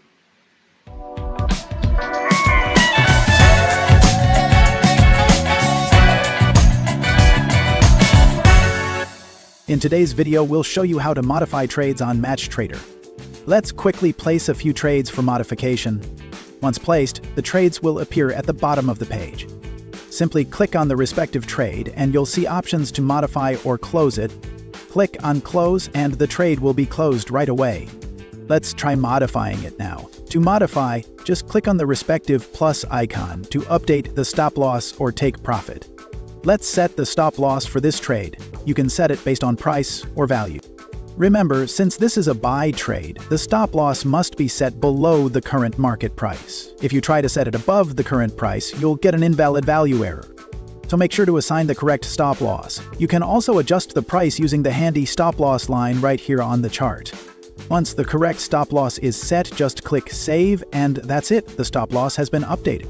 You can similarly set the take profit as well. Right here on the chart is the order line. Click on Buy and you'll see the take profit line. Just drag and drop it to your desired price to set the take profit. You can continue making modifications anytime by dragging the stop loss or take profit lines directly on the chart. The settings will automatically update. Moving forward, let's see how to partially close a trade. Simply click on the Close Partially option at the bottom of the page. Now enter the lot size you want to close and click Close. And that's it. The trade has been partially closed. Next, to modify pending orders, switch to the Positions tab at the bottom of the page, and then go to the Pending tab. Here you'll see all active pending orders. Click on the order you want to modify. In the center, you'll see the Edit icon next to the activation price. Just click on it to modify the price. Alternatively, you can drag and drop the handy order line to your desired price, and the pending order will be updated. Lastly, to cancel the order, just click on Cancel Order. And that's how you modify or partially close open trades on MatchTrader. Thanks for watching. If you found this video helpful, don't forget to like, share, and subscribe to our channel. In today's video, we'll show you how to modify and cancel pending orders on MatchTrader. Let's quickly place a pending order first. Select the instrument you want to trade and click on New Order right here.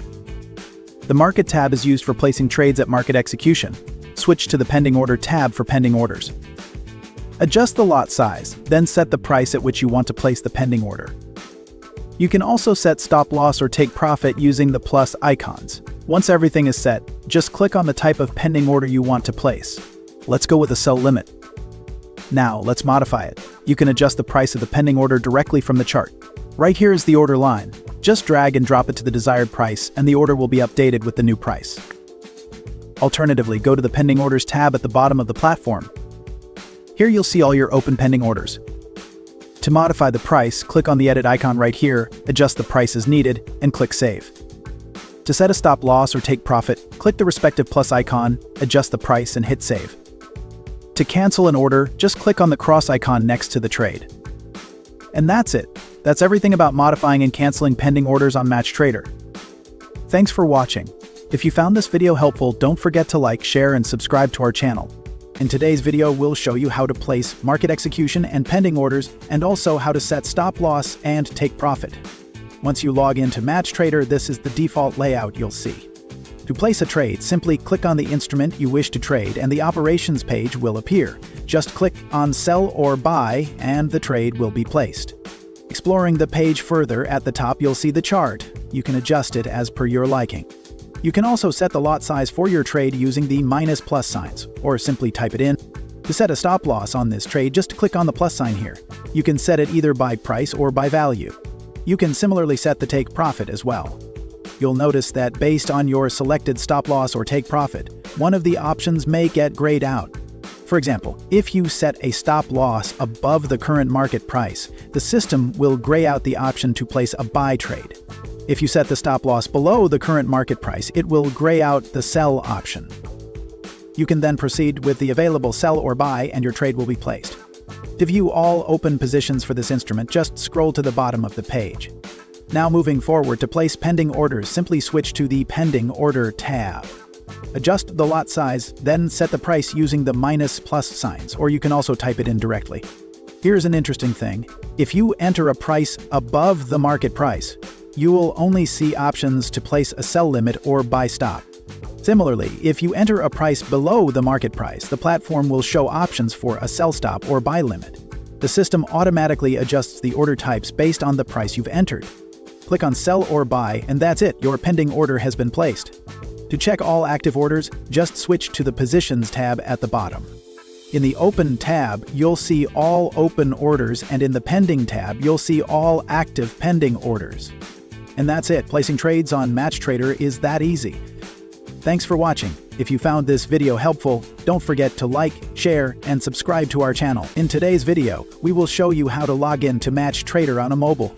After purchasing a challenge, you'll receive the login credentials on your registered email address.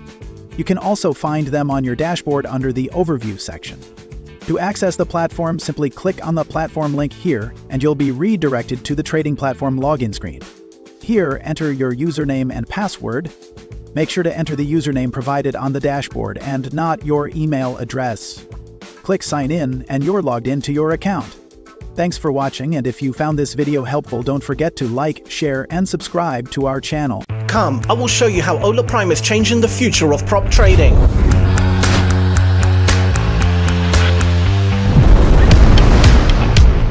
not like this. By being on our toes so that you can experience prop trading as it should be, fair and transparent. We are Hola Prime, the most transparent prop trading firm. With traders from 175 plus countries and offices all across the globe. We are the first company in the prop industry to publish daily price transparency report, so our traders can cross-verify their trades and they can trade with confidence and peace of mind.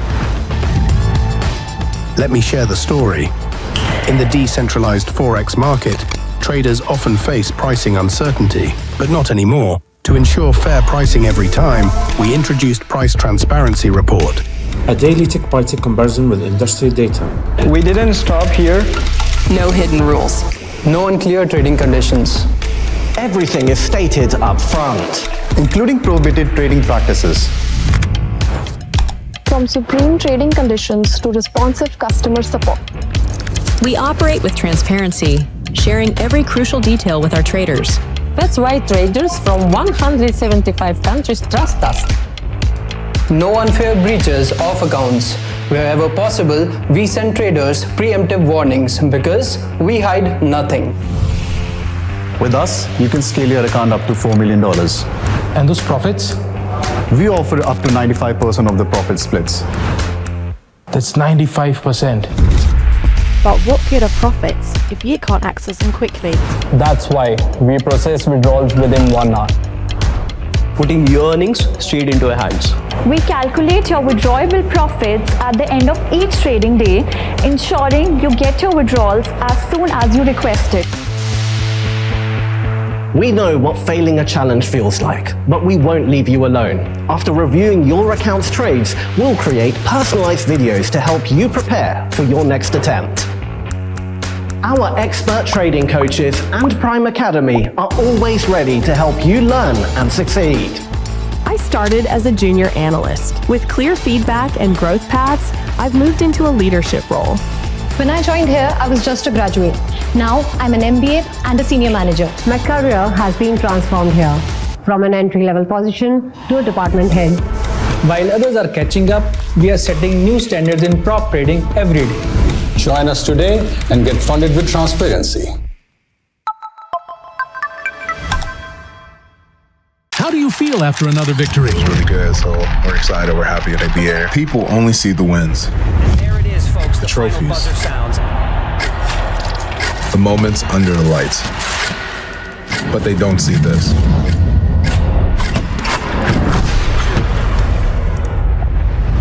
Adversity. No. Everyone faces it. No. But those failures motivate you to try harder, to try again. Hola Prime is the platform used by pro traders. No hidden rules, just fair trading.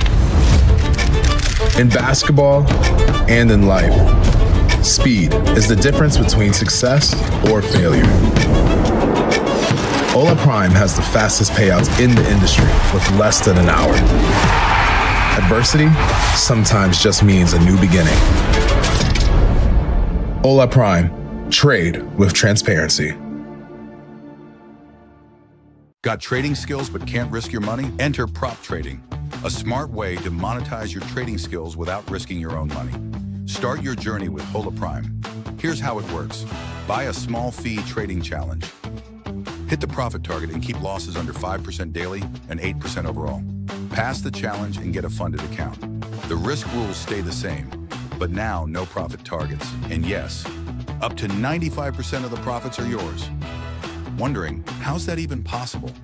Well, we selectively copy trades from top performing traders in live markets. That's how we generate profits. Whether we copy yours or not, you still get your share. While most firms take days to pay, Hola Prime is the industry's first to do it in under 1 hour. Yes, every payout is processed in less than 60 minutes. It's a win-win.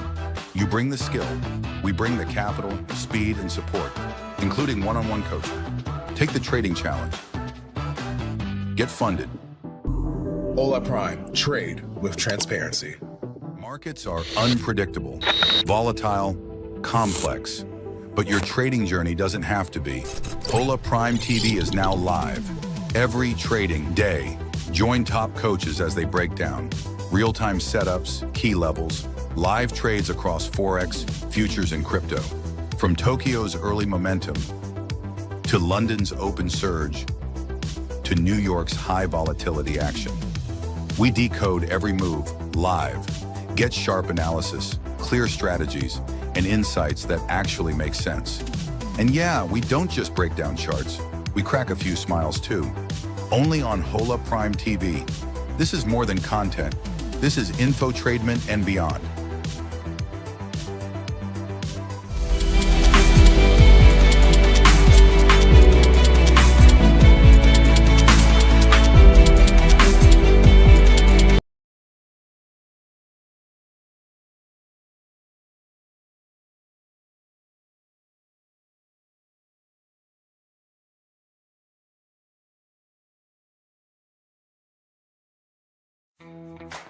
Hello and welcome back to another Hola Prime Academy video.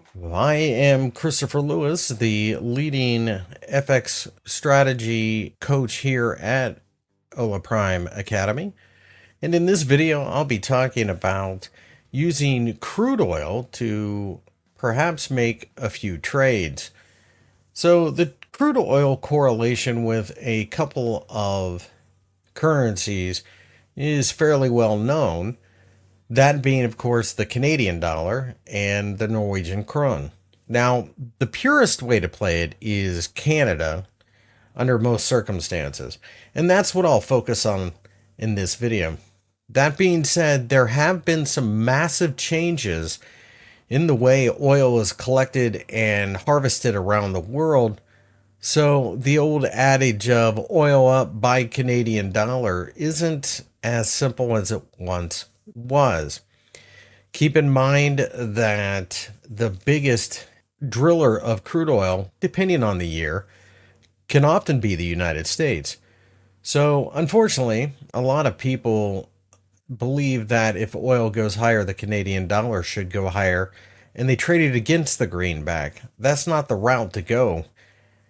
In fact, there are some things that with a little bit of thought and a little bit of common sense can really start to hone your skills in trading, essentially trading the crude oil market via the Forex market. One of my favorite currency pairs to trade as far as oil is concerned is the Canadian dollar against the Japanese yen. So you might ask why that is. Well, it's pretty straightforward. 95% of the time, or perhaps even more than that, Canada has higher interest rates than Japan.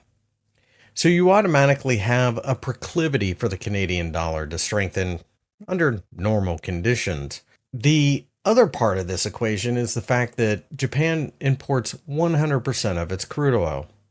And because of this, it is particularly sensitive to the price of crude oil. So in this environment, if oil goes higher, generally speaking, the Canadian dollar should rally against the Japanese yen because the Japanese importers will be reaching out towards Canada to supply petroleum in Japan itself. So with that being said, let's take a look at some charts and I can run through this for you. In front of you, I have the Canadian dollar Japanese yen daily chart. And you can see that the market has been very volatile. And if you remember, I suggested that normally you had a situation where oil was the main driver. In this particular instance here, where the pair plummeted, keep in mind that was during a surprise tightening cycle by the Bank of Japan, which was somewhat short-lived, but it was a bit of an anomaly, and that's the point. So as I zoom out on this chart, and I will even go to the weekly time frame, I will add the crude oil market on a new price scale, and you'll see just how interesting the correlation is over time. As crude oil bottomed at about $16-ish a barrel in April of 2020, that's exactly where the Canadian dollar bottomed against the Japanese yen. I would also point out there was a bit of a double top in crude oil during the month of May 2022 that showed that perhaps crude oil was running into some resistance. In a very tight lag of just a couple of months, we saw the Canadian dollar form a double top against the Japanese yen and then fall to chase the crude oil market. And since then, we have seen a pretty straightforward correlation. Like I said, though, there was a bit of time in July of 2024 where the Bank of Japan was tightening rates, so it threw a bit of a new monkey wrench into the market. So let's change that and go to US dollar, Canadian dollar, and you'll see that it's a bit messier.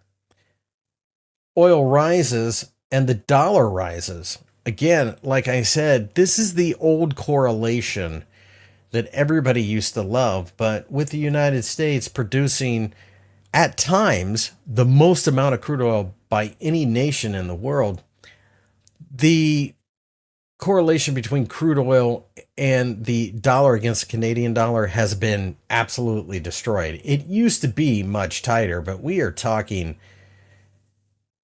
years back. So you can see at 2003, the crude oil market peaked in June of 2008. I remember this very clearly, at about $150 a barrel. At that time, the US dollar plunged against the Canadian dollar down to like 90 cents. I remember how big of a deal that was, as the Canadian dollar actually was stronger than the US dollar, which is very rare. So you can see that the correlation here has blown up, mainly because the Americans don't necessarily need Canadian oil the same way like the Japanese would. Now, going back to the Japanese, the Norwegian krona against the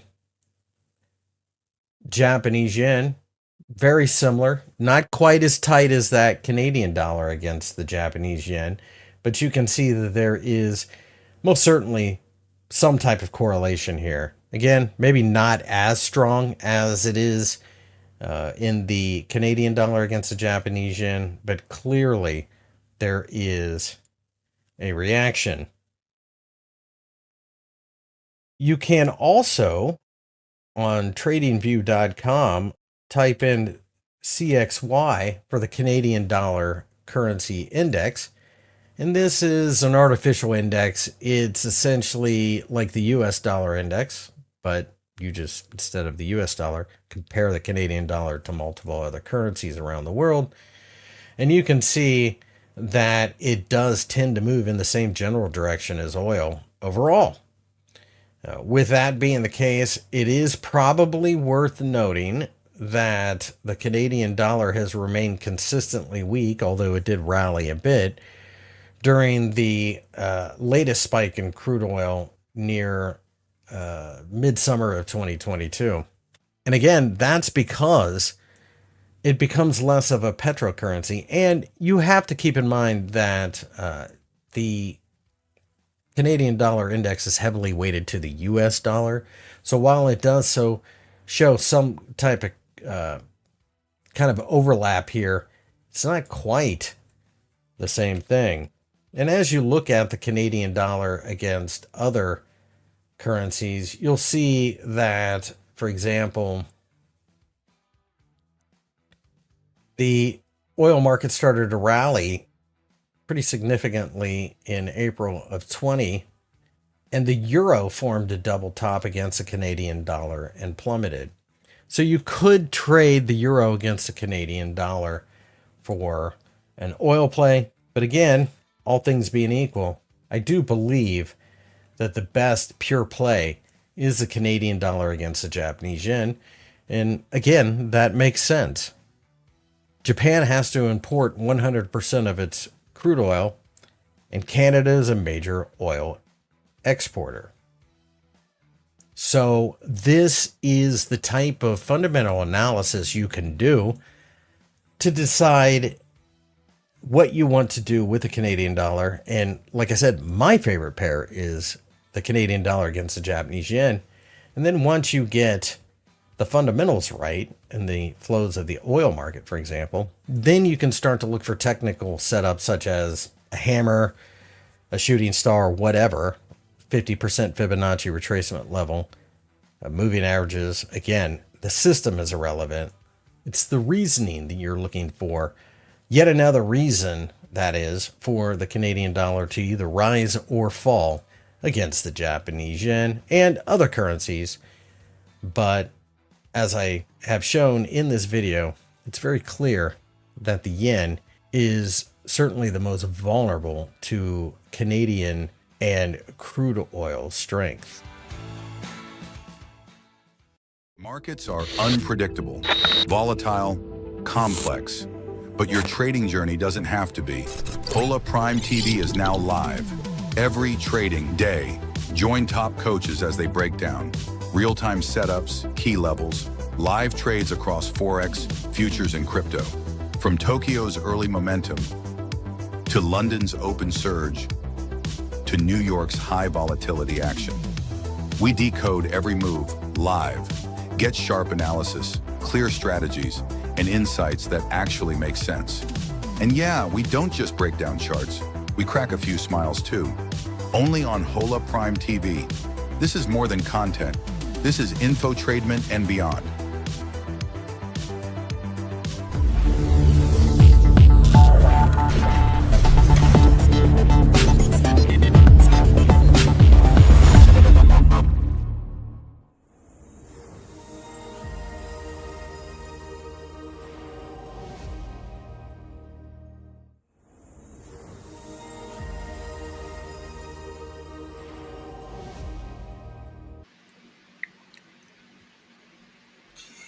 Welcome back, Daryl. How are you? Welcome back, Coach Sam. Yes. All right. So we are in the Ask the Experts, and I'm just letting people know in the chat that we're here for 30 minutes to answer any of your trading questions. So if you have anything relatable to your trading, trading in general, issues that are holding you up, please ask away. We are here to answer and help you become a more successful trader. Absolutely. Absolutely. So yeah, I'll load up a few questions that were pre-made. Thank you. I've come on with quite a migraine, so have you really? I'm sorry. A bit rubbish in the session. I do apologize. No, I should be fine. You can take some tablets. All right, let it just load up. Questions. Here we go. Oops. Okay, we've got quite a few here. You want me to just you want me to touch on today? Yeah. And because today's a little different. And I'll find a question. Yeah, I think, I mean, because today, my chair keeps acting up. We have one of these really trendy days, which come about, usually right around 15 to 20% of the time you get a real trendy day. So today we have a day where everything's kind of moving to the upside. We've certainly been continuing to make all-time highs in the ES or the S&P 500. Nasdaq's not far behind. I mean, it's mirroring itself. I don't know if the Nasdaq's quite at all-time highs yet, but irregardless, on a day like today, you just want to be careful. You don't want to. I think this is one of those days where the trend is your friend. That statement that everyone loves to say is absolutely true. I would not get in front of something that's moving, very strongly. whether you have a bias to go to the short side or not, just be careful. Maybe there's opportunities to go short, but just, be smart, get in and out of a trade. Don't hold too long, and certainly don't try to pick a top or a bottom here. I mean, I think the bottom's already in from the start. But if you're trying to fade this and you're thinking, okay, we made the high of the day kind of around 11:30 Eastern time, and maybe that's it in the S&P or the Nasdaq. Don't do that. You can only hurt yourself. If anything, and you've been the benefit or the beneficiary of making some good money on a day like today, that's good. Bank it. Don't keep pushing unnecessarily. You don't need to keep getting more and more and more for the sake of getting more. Just be grateful. We want to take what the market gives us. If the market is ripping up and we're long and we've gotten a nice move out of it, that's awesome. That's what we want, right? It's a lot better than a small range day or rotational day where you got some opportunity, but you're only, it's only moving 3, 4, 5 points and you're in and out of a trade. So I guess basically just be careful on days like today. Don't get too greedy. Don't push too hard. The last thing you want to do is be really up and then give it all back here in the last couple of hours of the trading day, and you'll hate yourself, right? So that's my advice on that. And I think we've got some questions now in the chat, which is great. Yeah. Okay. So AJ Pal, how to avoid overtrading and scratch bad trades. How to avoid overtrade and scratch. Well, okay. Yeah, you want to scratch a bad trade or take a scratch if you can break even on a trade. But if you recognize that you're in a bad trade, then get out. I mean, if it's invalidated your move, if you've gotten in anticipation that the market's going to go one way or the other and it's doing the exact opposite, and you expected that move to be right off the bat, like your entry is really close to where you expect a responsive move, and you're not getting that, you may just want to exit real quick, take a real small loss, get out, sit and wait. It may be where you have the right idea, you just a little early. Oftentimes we see the market start to form, but it takes a little while, and that's a big nemesis of traders. We can see it, we get a good feeling for it, our setup's kind of lining up, and we want to get like all the move, and you get in only to get hurt for 5 or 10 minutes while it whips around you, and then it goes in your favor, and you're like, oh crap, if I only waited, I would have had a nice profit. Instead, I've given back a whole lot. So again, in overtrading, you may want to stick to daily goals for yourself. You can do this in Project X. You can lock yourself out. You can set daily targets. Once you hit a target, you're done, and you can't trade anymore. If you hit a daily loss limit, or you get down to a certain point where you think that's enough for me, I don't want to blow an account. Let's say you're trading a funded account, or you're trying to pass a challenge, or you're in cash. Doesn't matter. You need to recognize that and don't do any further damage. The whole goal is to come back here tomorrow. Tomorrow's going to be a good day again. I promise you. We've got Michigan consumer sentiment. It's rollover in the index contracts starting tomorrow for the next week. We got rollover for the next 3-month contracts, 90 days going forward. There's going to be a lot of activity tomorrow, and it's Friday. So don't hurt yourself today and not be able to come back tomorrow, right? We want to always, it's a business, and you don't want to put yourself out of business, right? You don't want to be a pizza store and then you can't sell pizzas tomorrow because you're out of business today. So just be prudent, take care of yourself. And if you have more, if I don't know if I've answered it all, AJ Pal, but if when you say scratch a bad trade, if you want to elaborate it, we can address further, but appreciate you asking that. I think it means getting out of like a trade that is going bad. I think that's what he means. And probably. I mean, look, you have to have, it depends on your system and your strategy, right? If you have, wherever you put your stop loss, you just got to allow your stop loss to be hit. That's what it's there for. Not every day has to be a profitable day. Get that, correct. Really try and get that into your mind that it's okay to have a losing day.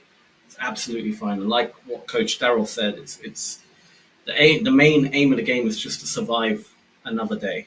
Don't do so much damage that you can't recover from it. Just survive another day. That's the aim of the game, really. And because you're going to have those days where it's just not going in your favor. Everything you do seems to be, the market just doesn't seem to be cooperating with your style of trading or your strategy, and that happens. And you just have to take it on the chin. Just make sure you don't blow up your account, and you can recover from it. That's really the main. It's about surviving. Point, You want to survive. You don't need to thrive every day. You just want to survive. You don't want to do so much damage or draw down to your account or your account balance or whatever it is that you're doing, where you cannot continue to do this, because you have to understand, trading, not every trade's going to be a winner, and we have lots of losers. We use this analogy all the time about, the probabilities. We trade probabilities, but probabilities are not 100%. I mean, if you were to go into a casino, you could be a phenomenal poker player or blackjack player or whatever, but the casino still has an edge, and they don't win every game, and they don't win every hand. They don't need to. They just know that over the long course of time, with enough participants coming in and throwing money down in the table at the casino, that they're going to make their 4, 5, 6% edge. The numbers are so big, the dollars played in the casinos are so large that these guys are making millions of dollars a day, a week, billions of dollars a month, some cases. They don't go out of business. You ever see a casino go out of business? They don't. But they also don't change up their strategy. Some guy comes in at the blackjack table and walks away making $120,000 after playing for 2 hours. Are they going to go and say, okay, we got to fire all the dealers that played towards this guy. We got to change up our game strategy. We need to add more decks, more plain decks into the hand for blackjack. We need to change the rules. No, they don't do that. They continue to play the blackjack single deck, same amount of chairs at the table, and they just know that's the name of the game. Sometimes they're going to give out some profit. Sometimes they're going to make money. And we have to be the same way. We just have to stick to our strategy and try to keep the losses small. And AJ was saying here, and thank you for adding more, AJ. He's saying that's exactly what he struggles with. The trade hits his stop loss and boom, price goes in my projected direction. I try to chase the trade and boom, another loss is added. So if you get in early and your stop is hit, like Coach Sam was saying, that's okay. We have to allow that. That's the whole point of a stop. Sorry, my seat is just driving me nuts. But you don't want to chase it right away. Just maybe take a break. Get up and walk around for 2 minutes. Yeah. Just go get some water, go somewhere, come back. Even if the trade happens to go your direction in a short while after, you don't have to chase it. You can wait for other trades. There's going to be other trades. It sounds like you're a day trader like we are. There's lots of trades in the day. You don't need to keep chasing to try to get all that move. Maybe you need to work on waiting for more conviction. Maybe you want to study and take notes and back test. Hey, let me go look at the last 50 trades I did where this happened to me. And what if instead of jumping in and getting stopped out, I waited for the move to go maybe 2 ticks in my favor or 4 ticks, a full point or whatever it is that you're trading, based on the asset. It could be 10 ticks for a point, whatever. Wait a little bit, then get into the trade. You don't need to get all the move. And it's certainly better to have get into a trade that's going in your direction versus getting in, having to come back on you, waiting for it to go again, only to get beaten up a bit. So patience is important. This is what trading is also about: doing your homework, back testing, looking at trades that work well, looking at trades that don't work well. And oftentimes we're the culprit. We're the ones that are behind. We're the ones pulling the trigger. We're the ones getting in the trade and getting out of the trade. So we can't blame the market. We only got to blame ourselves, but we should get better at maybe just become more refined and try to work on little things. We don't need to fix everything. Just work on one little thing. Maybe if that's your big nemesis, AJ Powell, if that's your problem where you're just jumping in early, work on maybe when you notice something and you want to get into a trade, maybe wait a little longer for conviction and then get in and test that out. See how that goes for the next 30 or 40 or 50 trades, right? And you may be onto something and say, God, this is so nice. Now you can trade with more calm and patience, and it just comes easier to you. And you'll find that you'll have a lot more profitability and consistency just by tweaking that one little thing, right? Because here's the other thing that happens to traders. We're all humans, and we all are filled with emotion. So if you get into a trade and it's going against you, and it's happened many times before, you're saying to yourself inside, oh crap, here we go again. It's going against me. Do I need to move? Should I move my stop further away only to have it hit you and have a greater loss? Or do I just sit there and watch it get taken out? Now I've got a loss. And then you want to jump in and chase because that's your emotion to get right back in. Revenge trade. I want to get in. I got to get that loss back. We struggle with all these emotions, right? And it's just working on that is the key. So if you can just maybe work on one little thing, that'll do so much because that'll stop you chasing. If you get in later, it'll stop you wanting a revenge trade because you've had a loss too soon. It'll solve a lot of issues that you're experiencing just by changing up something so that you don't have to experience the negativity and you can be more consistent. So, and this, I know this is, we're answering your question here, but this could be applied to any sort of problem that anyone's dealing with, any sort of recurring issue that you notice that you just, it's an old habit, a bad habit or something that you want to fix it, but you keep doing it. You're going to have to work on that because if you don't work on it, it's going to keep showing up all the time and it's going to hold you back. Yeah, 100%. Says here, really well explained as well. Yesterday. Yeah, I mean, I'm gonna take most of the Sam, so you don't feel that great, so you can just kind of sit back here. But you can add if you want to add something. You can add. Yesterday, AJ Powell says he was $250 short from passing his $50,000 evaluation. He lost it all after the PPI news making his bias on the long side all-time highs in the NQ. So okay, so yeah, so you were trading into the news, and we had a big report, big print that really move things around, just like today with CPI, move things around big time again. I would suggest not getting into a trade on big news like that. Major stuff, non-farm payrolls, FOMC, PPI, CPI, these kind of things. I would avoid being in a trade. Where was it, Sam? I think last week or 2 weeks ago. 4 of us coaches were live streaming and I can't remember what was coming out, but we all sat on our hands for 45 minutes. We did not trade. None of us. We talked about what was going on, but it was so whippy and it was rolling like 30, 40, 50 points in the ES and it must have been 100 points in the Nasdaq. We didn't take a trade as experienced as we are because we just knew it's just not worth the risk to get in, and there's no guarantee we were even going to be able to scratch out a profit because as fast as we can get in and get out, at that point when it's moving like that, these are all market orders. Everything's converting to a market order. So there's massive slippage. You may see, oh, I got in and it's going up 5, 10, 15 points. I'm going to get it. By the time you click exit, it's already converted to a market order and it's ripped down and you're now negative and you've lost money. So, and this only comes with experience. This only comes from doing it and getting your butt handed to you time and time again. Because trust me, we've all done it thinking we can make a lot of money in these environments when you see the market move that quickly. But the news certainly today in this age of, social media and all these algos and AI and machine learning, it's even worse. This stuff reacts in hyper microseconds. And you, as a human, manually, whether you're doing a hotkey or a mouse clicking or what have you, you're not going to be able to get in and out. So there's no advantage right then. You just want to sit away from it, watch it, let it set up. Trust me. And you get all day to trade after that. No need to get in right then, so learn from that, please.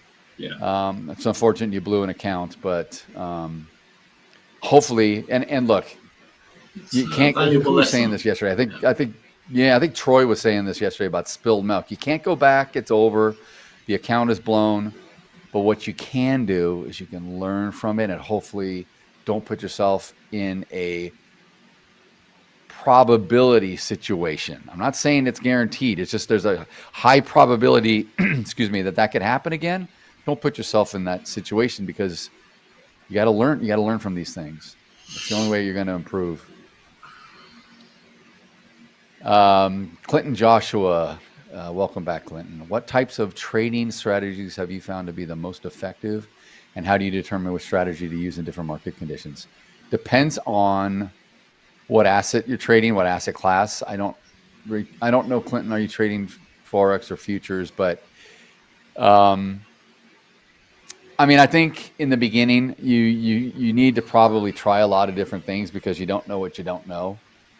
You know, you can watch people trade. We can watch YouTube videos. You can read, you know, Market Wizards books. You can read all kinds of trading books and strategy. But until you actually try to do it, you know, paper trade or sim is advisable for sure because you can kind of see if something aligns with you. But I would say trade. I always tell people to trade what suits your personality, what sits best with you, because you're going to be a better trader that way. If you're trying to force a trading style that's just not sitting with you properly, you're never going to be good at it. You've got to just trade what you got to trade. Like there's guys that, you know, they're swing traders. They love doing that. They feel comfortable doing that. I know Coach Sam and I don't like doing that. We want to be flat every day. We don't want to sit in trades overnight. We want to go to bed and not wake up with nightmares thinking what the hell's happened to my trade. You know, I like the short day moves. I like to just know that I made money or lost money and I'm done. And I'm just have the rest of the time. I'm not freaking out worried about the market. But there's other people that won't trade like us. They just can't do that because it's not their personal makeup. Trade to your strengths. Don't trade to your weaknesses. Try to find something that interests you.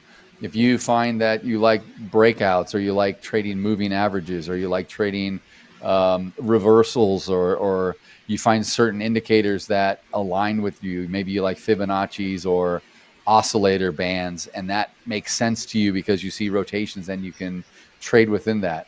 Whatever it is, it doesn't matter. And an indicator is an indicator is an indicator is an indicator. Indicators don't mean anything, and they don't make you a fortune either. They don't make you a great trader. They don't make you a bad trader. They're just a tool. So everyone's always worried about, oh, if I can find that one indicator, I can be rich. Oh, I can quit my job. I can do this forever. It's such a fallacy. It's not true. It's an indicator is a lagging data point anyway, because it waits for live data in the market and time and sales and executions to fill, and then the indicator comes behind it. I don't really trade like that. I trade with volume profile, and then the here and the now. I look at point of control, but that's moving with the volume, and I look at VWAP, which is also, I don't consider that really an indicator. And then I just have my little targets and levels that I look at based on what has happened previously, a session earlier, the overnight earlier, or what have you. And I trade discretionarily at this point. But in the beginning, boy, 20, 25 years ago, I tried all sorts of stuff. Yeah, you bet it. I did, because I did not know what I did not know. So you have to try stuff, and then you start removing things. And you start throwing stuff out, saying, that doesn't fit me.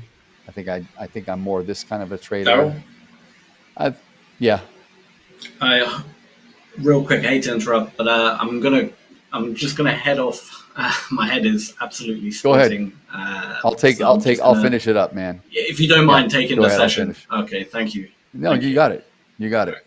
We'll see you later. Feel better, Sam. So yeah. Anyway, guys, I was just saying that you just want to trade. You want to trade things that really align with you. I think that's very important here in trading. Finding something, try enough, watch enough coaches, ask enough questions to where you start to see something that you say to yourself, oh, I see the market clear by using this or by doing this. And again, maybe you are a better long-term pattern trader. Maybe you are better a scalper. You just want to be in and out of a trade within a minute or less, right? Just take what you see, grab some profit and be done, and do that many times over in a day and hopefully add up to a nice winning day. There's a million ways to trade, and everyone trades differently. All of our coaches here at Hola Prime, we all trade differently, and we all have a lot of experience. And, just because someone is doing it a certain way and killing it, I'm not going to look and say, I need to trade like this coach because they're doing better than me. Trading's trading. You got to just trade what you can. That's your edge. Find your edge and trade it. Hey, Scalp King. Haven't seen you in a while. Just got back from work. No problem, man. Yeah, we got about 5 minutes left here in the Ask the Expert segment. So I'm just answering some questions here in the chat. I just want to kind of go back here and see if I missed anything else from Clinton or from AJ Pal. Marley FX is back. Eric Lake is back. And yeah, I know Eric loves to swing. So see, this is an example where we've got a trader. He's not a coach, but he's a very active Hola Prime trader. He's always here. He's a wonderful dude. He lives in New Mexico. We love the guy. And he trades extremely well, and he's highly profitable, but he trades his edge. And he also is a Forex trader. And I know when Eric started to come in here, he was asking me offline and through Discord and stuff about futures, because he wanted to look at maybe going and trading futures, but he was having a little bit of difficulty. And I told him, why are you trying to change up what's working for you? You're killing it trading Forex, and you're killing it in these longer overnight trades or these 4 or 5 hour, he trades, support and resistance levels. He puts on a trade. He probably has an OCO or a bracket, and he lets it do its thing, and he walks away. And that works awesome for the guy. I'm not sitting here telling him he needs a scalp, because why? It's working for him. He's making money, and he was smart enough to recognize that, yeah, as much as maybe he wants to trade futures or look at something else, maybe get into options or get into what have you, when you find your little niche and you're making money and you can be consistent, you're there. That's the name of the game. If you're setting up a small business and you've got a client list and you're making money finally, and you've got a nice system and you've got employees that you can rely on and everything's going great, you don't want to mix it up. You don't want to jeopardize your business. You've worked very hard. Maybe you've raised money to start the business. Maybe you put in your own personal funds to start the business. You've gone to school. You've got student debt, whatever it is. Once you get to a point where you're making money, just continue to do it over and over again. That's the name of the game. To me, the name of the game of trading is, I don't need to be the greatest trader in the world. I don't need the whole world to know my name. I don't need to be, like rivaling, Paul Tudor Jones or any famous person. I don't need to be this superstar multi-billionaire trader. I just want to make a nice living out of it. I want to be able to pull money out of the market every day or most days, and have the freedom to do what I want and travel and support my family. And, so if you can make money doing that, awesome. It's the name of the game, man. And so Eric, look, Eric's saying here in the chat, guys, you can read about this, and he's in Discord. He's very active. You can go to the Hola Prime Discord in the lounge channel. He's there posting his screenshots, his P&L, everything. He nailed over $50,000 in Forex last month alone. He made 50 grand last month. Okay. And he's just perfecting his craft. That's what he's saying here. And I think that's the right move. It's the right thing. Once you get onto something, just continue to refine it and get better and try to eliminate common mistakes and try to go back and maybe make a little more out of every trade, or maybe not trade as much, or whatever it is that you're doing. Just try to refine your style and then replicate it. That's really it. You need to know about SMC, any resources to master that. I don't trade SMC. It's was that like ICT stuff? I think, I don't know. I'm sorry. I'm not big on some of this new stuff, but I trade a style that I kind of created that works for me.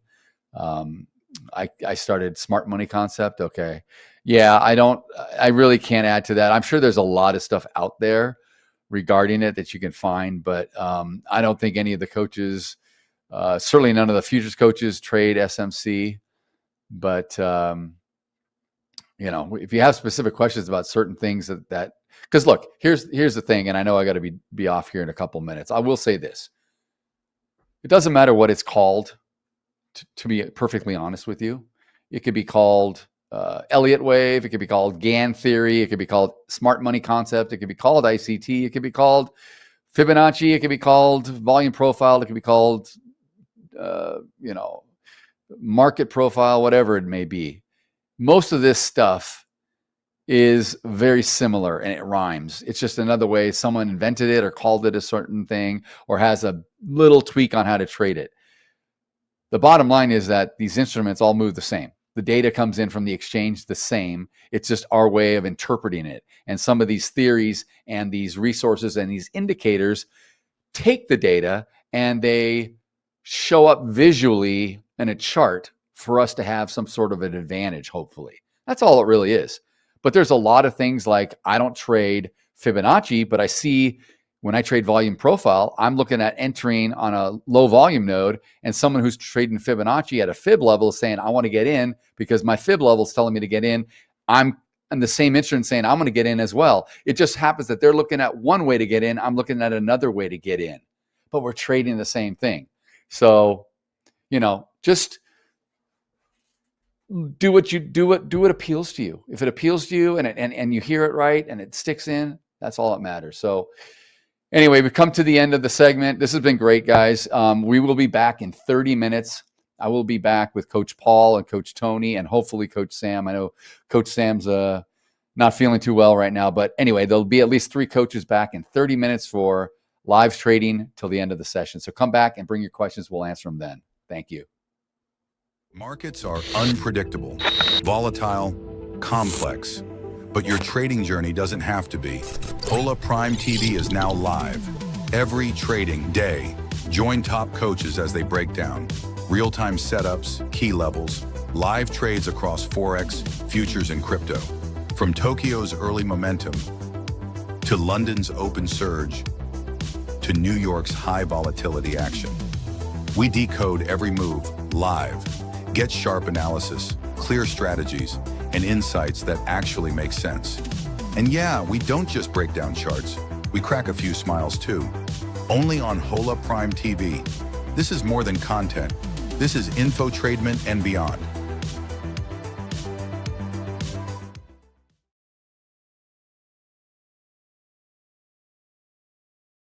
Coach here, and in this video we'll talk about the exchanges and some of the players in the futures market. So the first thing that we need to understand is that there are 2 distinct, although there's some subcategories, types of traders that are involved in futures markets.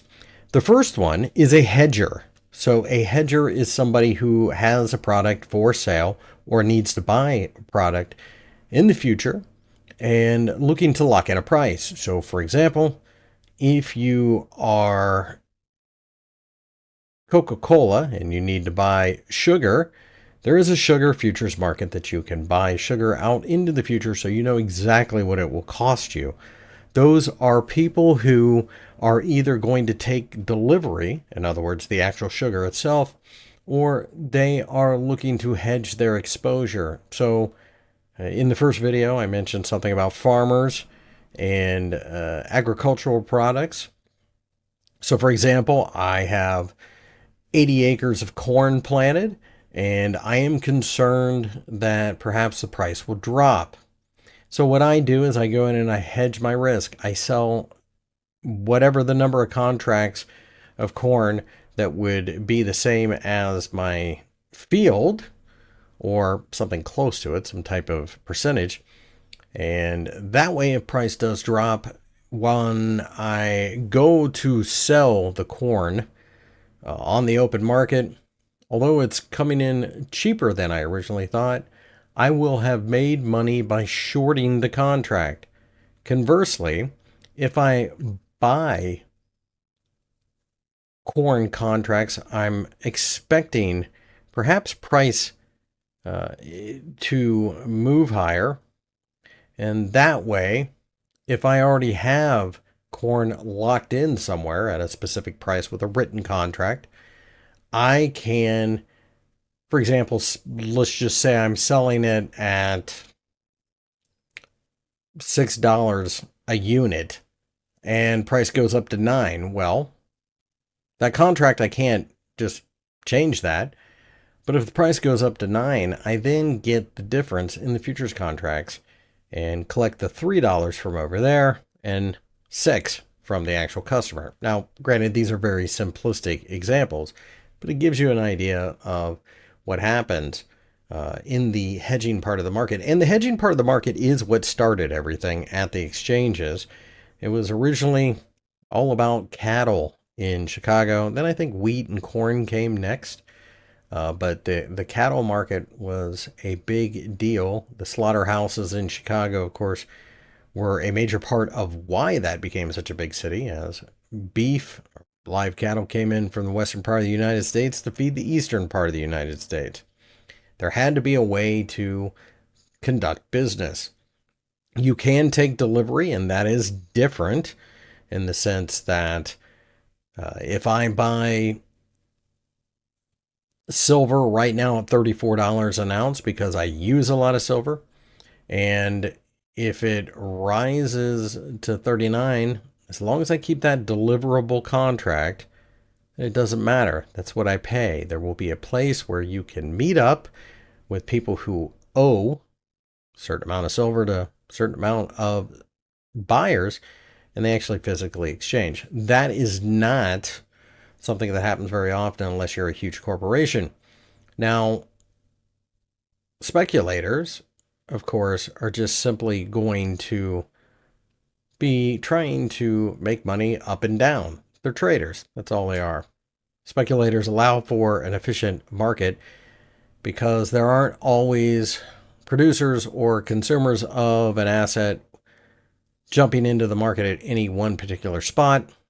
But there are people like you, people like me, who are willing to buy and short silver, gold, whatever, and try to make money off of it. It allows for the markets to move freely. Speaking of the markets, there are a couple of exchanges you need to be aware of. There is the CME Group. Chicago Mercantile Exchange was the beginning, and it has since branched out. It's a lot like the stock market world, where the New York Stock Exchange isn't just the New York Stock Exchange anymore. There's a bunch of conglomerate companies. Same things happen in the futures markets. So you have the Chicago Merc, or the Chicago Mercantile Exchange, the Chicago Board of Trade, the New York Mercantile Exchange, the Commodity Exchange, or the COMEX, and those are your four really big ones in the CME Group. So these will include equity index futures, S&P 500, Nasdaq 100, and the Dow Jones, for example. The Chicago Board of Trade is Treasuries, Euro, Dollar, SOFR, which we do not offer here at Hola Prime. The NYMEX, a New York Mercantile Exchange, offers energy. The COMEX is basically metal. The agricultural commodities are CME as well. The CME Group is by far the largest futures market in the United States, and one of, if not the biggest one, in the entire planet. So there are other exchanges that exist out there. So for example, there's the ICE, or the Intercontinental Exchange. It features basically on the Hola Prime platform, the Russell 2000 index. It's its main financial futures. But there is the Brent market, which is not offered. And then there's softs like coffee, cocoa, cotton, orange juice. And then the Dixie, or the US dollar index. There is the CBOE, CBOE futures exchange, including the VIX and other smaller contracts that involve trading overall. 95% of what you're trading here is going to be in the CME Group. The CME Group is a behemoth in this industry, and therefore that's really what you're looking at. Again, you don't have to worry about this because I'll show you on the platform what the difference is. So here we are on the Project X platform again, and I'll show you when you go in and you search for a product, you'll notice it doesn't say anything at all about the exchange. So for example, let's go to soybeans. In full disclosure, the market is closed at the moment, so it's not moving. We just closed a little while ago, but we just flip right over to the soybeans market and the Chicago Mercantile Exchange. Then we can go to the COMEX and get gold pricing. Again, they're all part of the same group. It's all being integrated. But there's also the Russell. So the RTY. Russell 2000 is over at the ICE, or the Intercontinental Exchange. Again, makes no difference. You can see that we are settling for the day here right before the close in this market. So it's pretty quiet, but there are trades being made. In other words, you really don't have to worry about such things as the exchange that it's on. It's all centrally routed into your platform. So doesn't really matter. You won't notice the difference. And in fact, as somebody who's been trading futures for several years now, I don't even think about it. Hola Prime, trade with transparency.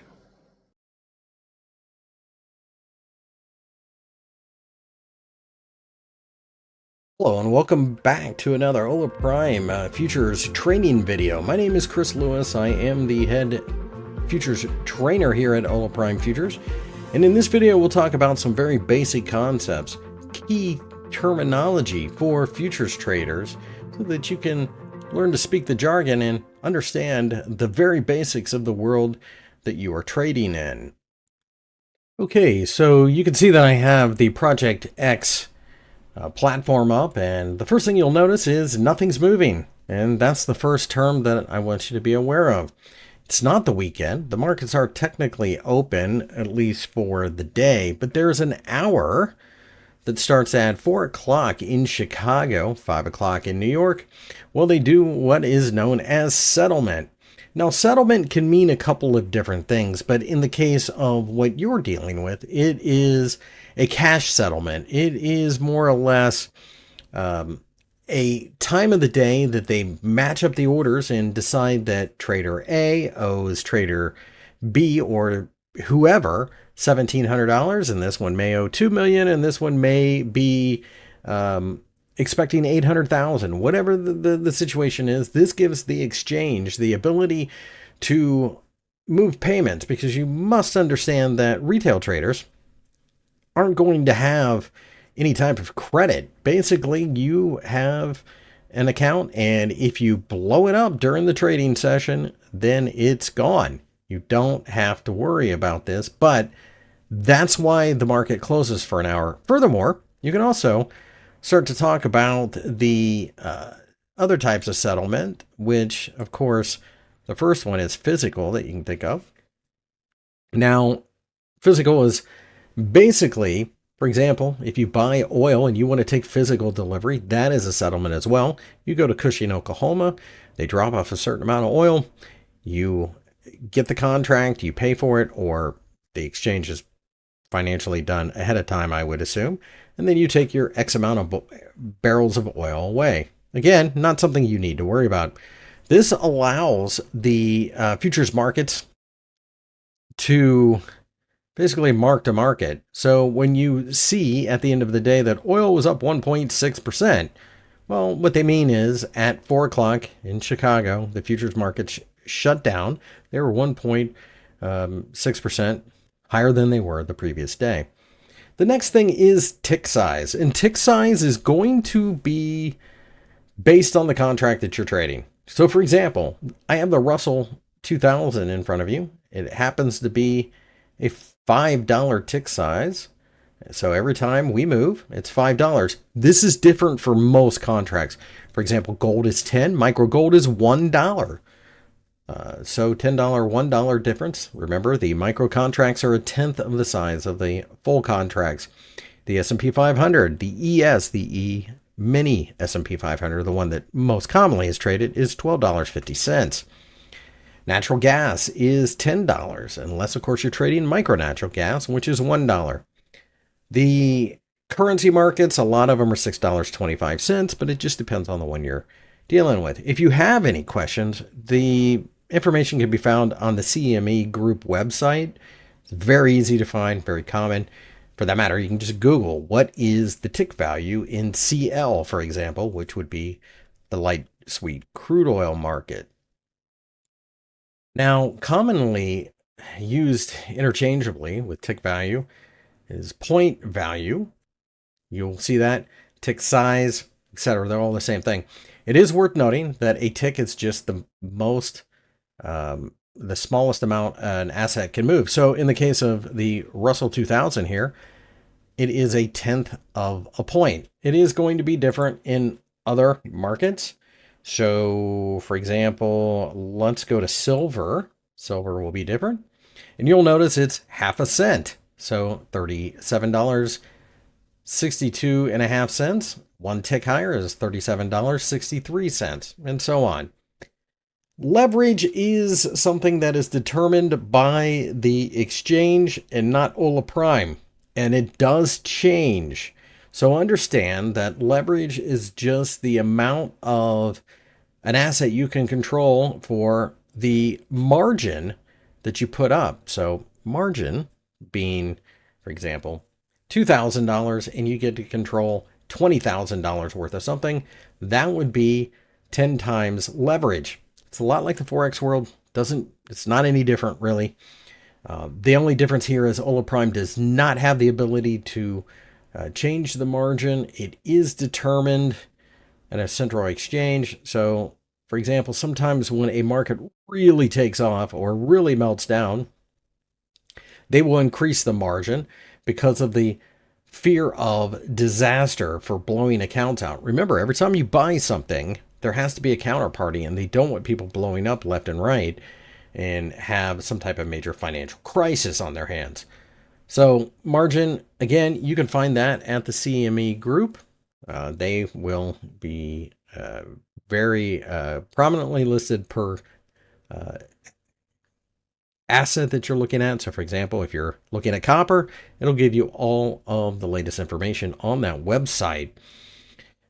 The biggest thing to take away from here is that not only are there key terms, but again, they are somewhat interchangeable. So for example, tick size, point value. I've heard point size. I've heard margin. I've heard dollar per tick. There's just a lot of different things that you hear, and you find out it's really only a couple of things. And again, all of this information is on the CME Group website, and I do encourage you to look at it because, quite frankly, if you have, in this case, a $50,000 account, well, you only have $50,000 worth of margin, and you may find that, for example, silver asks quite a bit right now, and maybe more than you anticipated. So CME Group Financial Services, you can go to there and you can see that you're on the website. So let's go ahead and take a look at the markets, and let's just take a look at corn. Why not? So the overview, it tells you that 350,000 contracts are traded per day. It is the most liquid and active market in grains in the agricultural section. You click on margins, and it will tell you maintenance margin is $1,050. So at this point in time, that is your margin, but you can also see that it just depends on when. You can see how it's gone up. It was 600 at one point. You can look at specs, and it'll give you each contract is 5,000 bushels. It's in US cents. The times it's open, the letter codes, you'll be looking at CME Globex. There are other routing possibilities on other platforms. You can see that it goes through the price limits. This is something a little bit different in futures. There are certain limits on particular products that they will shut down the market for a certain amount of time. So for example, if you are looking at, let's just say block cheese futures, very bizarre and out there type of market, but you can see 7.5 cents gets people the current daily price limit, and they will shut it down. And each market is a little bit different. It'll cool it off for 15 minutes in some cases, and other times they'll just shut it down for the day. It just depends on what it is. Let's find a little bit more common one. Okay, so this is your reference price for enhanced delivery futures. Again, that's not you.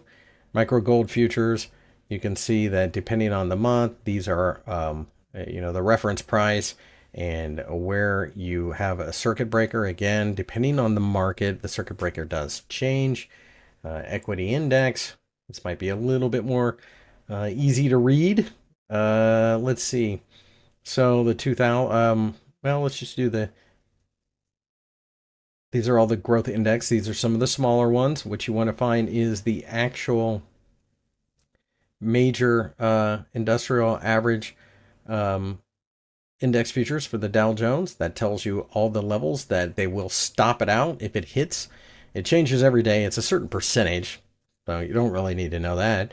But the one thing that you don't want to do is get caught in a position where you are limit down or limit up and you're on the wrong side of the trade. That limit gets hit, it kicks off the circuit breakers, and there have been times in the past, very rare, but it does happen, where a market goes limit down, for example, whatever that happens to be, maybe 7% that day. And then the next day it opens up, and it opens up limit down because there's a flood of orders. You do not want to get caught in that, so do be aware that it can happen. Very, very unlikely to happen. And of course, there are some protections on the platform. So going back to the platform, you will see when you enter a position, it will say ask price, bid size, blah, blah, blah. You can change the dome to show P&L column or hide it. It'll say, in for example, silver, it'd be $25 each time. So it'll say 25, 50, 75, 100, and so on. And just make sure you know what you're getting into before you start pressing buttons. It's very easy to find all of this information. It's all on the website, and you can reference that to get all of the latest information for the products that you are trading. You should get used to using that website. It's a wealth of knowledge, and it will guide you through your journey as a futures trader. Hola Prime, trade with transparency. In this video, we'll be talking about a very simple trend following strategy, which I call the rainbow strategy. Now, full disclosure, there's not a lot revolutionary about it, but what it is would be a trend following strategy that employs several moving averages, and it gives you an idea as to where the market goes. It has a clear set of rules, when to get out, when to get in, etc. And as a result, it does make it rather simple. So the first thing I would say is that you can do whatever variation you want, but in this video, what I'm going to do is use 4 moving averages, the 10, 20, 30, and 40, exponential moving average, to give you an idea of how to do this. Now, you can use whatever moving average you want. It all pretty much works the same, although I would say you want to use a wide band. You don't want, for example, 5, 7, 9, 11, because it would be too tight. You want to see when the market has truly shown which direction the momentum is going. So in front of you, you have the Australian dollar versus US dollar 1 hour chart, and you can see that there are 4 moving averages on the chart. And like I said, in my example, I will use the 10, the 20, the 30, and the 40 exponential moving average. The red is the 10, the orange is the 20, the green is the 30, and the blue is the 40. As you can see, there are times when all 4 moving averages move in the same direction and spread out quite nicely. There are also times where they cross each other. So the question then becomes, how do you use this? It's pretty straightforward, really. What you are looking for is an area where the moving averages start to spread out like you see here on the chart, and you trade in that direction. It's really that simple. Now, when do you get out? Well, you let the market tell you, and that's one of the better parts of this trading strategy. What you're waiting for is the, in this case, 10, the shortest moving average, to cross below the longest moving average, in this case 40, to tell you when to get out. So the Australian dollar started to give you a signal at 0.6619 or so, and over time you started to see these moving averages spread out quite nicely. At 0.6738, the 10 exponential moving average finally crossed below the 40 exponential moving averages. So you can see that it kept you into the market for quite some time, and basically you just let the moving averages tell you when it was time to get out. So when you enter a trade, you don't really have a target. You want to squeeze it for every last pip that you think you can. And one of the nice things about this type of system is that it is mechanical. You don't have to think much about it. Now, there are a couple of things to keep in mind. One of the problems that you can run into is that there are choppy times. For example, here at the 0.6613 level, about 24 hours before the trade that we just ran through, the 10 exponential moving average started to separate from the others, and you would have had a buy signal. However, about 20 hours later, it crossed over, and you probably took, in this case, about a 5-pip loss. In other words, it is most certainly a trend following system, and that's the one thing that you will have to keep in mind. However, one of the biggest advantages is that it doesn't require a whole lot of thought. And in fact, if you understand how to make an expert advisor, you can program it to just run it for you. And of course, you could change the parameters. So let's take a look at something a little bit more exotic. Why don't we take a look at the New Zealand dollar, Japanese yen? Now notice there are big movements in this pair. You will have times where things get a little volatile like this, and although you will have had a little bit of a gain, you will find yourself going in and out. So you do need to know your environment. That is one thing that I would say. But there are also times where, for example, here on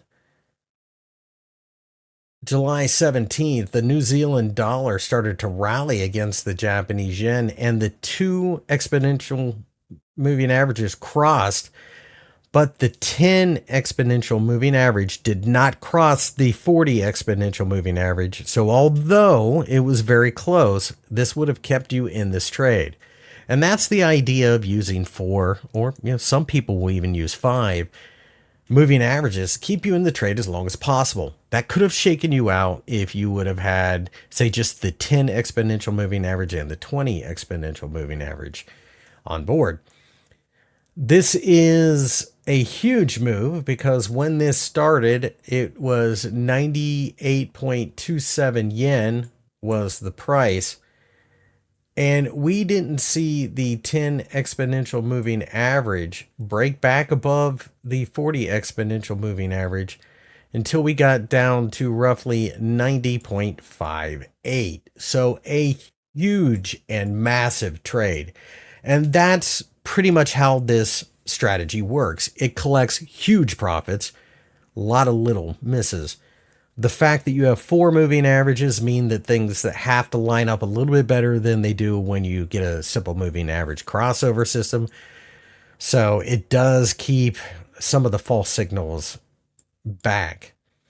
Now, you can see that most recently we've seen this pair cross to the upside with the moving averages. And once we had all 4 moving in the same direction, right about here, you're looking at 89.69. And as things stand right now at recording, you are up about 100 pips and the moving averages are spread out quite nicely. Will that change? Yes, of course it will. But it's not until that 10 exponential moving average crosses below the 40 exponential moving average that you are looking to change your position or close it out, either one. That does bring up an interesting situation where some traders will just simply reverse their position. I don't know that I like that as much. Really, what you want to do is hopefully trade with the longer term trend. That way you don't get chopped up. So if the longer term trend in a market, say on the weekly chart, is obviously bullish, then you're looking to trade in that direction. And as a general rule, that's something that you should always do anyway. So let's take a look at something a little bit.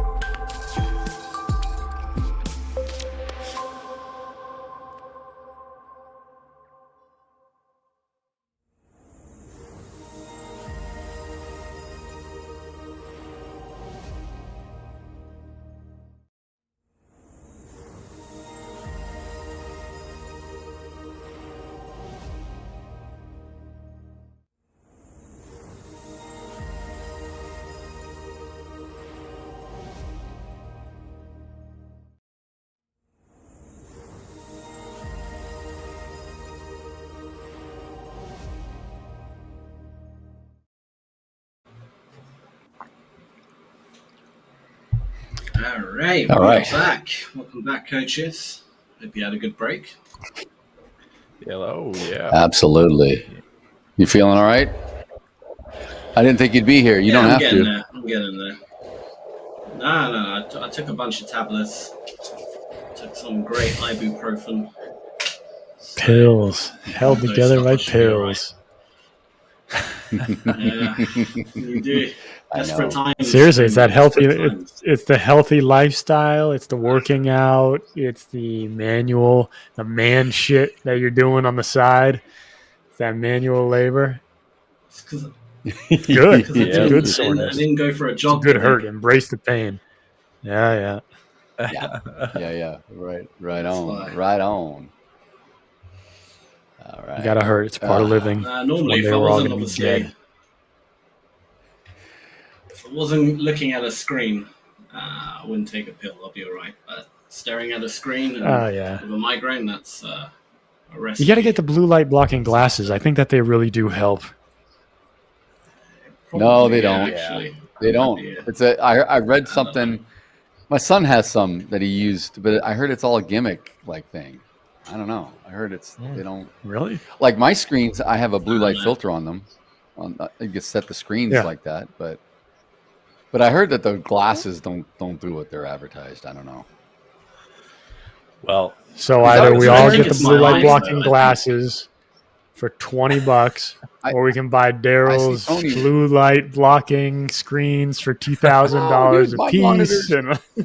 They're not 2,000 a piece. Yeah. These are ViewSonic. They're nice, but they're like 5 years old or maybe more. Yeah. They're just, you know, decent monitors, but they have a blue light blocking feature in them. I don't know, but Tony, I see you like on quiet markets sometimes and stuff. You're wearing glasses. Are those the blue light things that you have on? Is that what those are? No, those are actually my glasses. I wear contacts on during this session. But yeah, they still the same thing. They have the blue light blocking on those glasses, and I feel like it does help. I do feel like it helps just with the eye strain, and obviously when you're straining your eyes, like I mean, I'm not a softie, but yeah, we are staring at the screens for hours a day, like 10 hours a day, right? That's why I wear these because I have contacts, but I find that contacts all day on the screens, they get dried out, they get worse. So when I wear my regular glasses, it's for the screens at least close up, it's better. So I just put these on all the time now.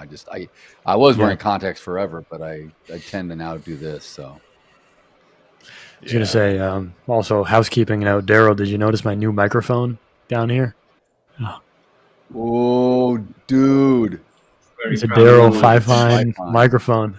It is. It is. It is. I don't have the big muff like you, but it's got this. It's got this one that it came with. It's not bad. It's pointed directly into my mouth. So it keeps getting worse.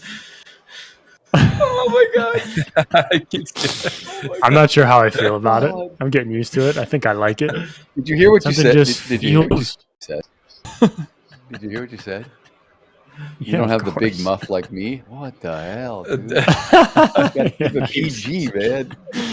Getting close to your mouth. I mean the windscreen. The windscreen. I know. I picked this up for like $7 on Amazon. You don't need it. You don't necessarily need it. You sound great. I only bought it because I do have a fan cranking off here to the side of me. Yeah. And I have it on a lot, and I just figured maybe it would just cut down on wind noise because I don't want to turn the fan off. I want to keep it running. Yeah, that's true. That's why I did it. That's good. Oh, you sound great, man. You sound good. Thank you. Now you're ready to sing Panama and What's Up and all that. Oh, gosh. No. Yeah, I'll do some recordings for everybody.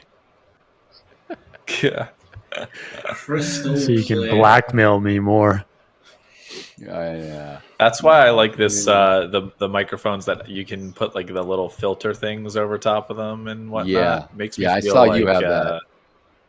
Just it feels a little bit better than having the mic straight to my mouth, you know. Yeah, I know, because you got to talk directly into this thing.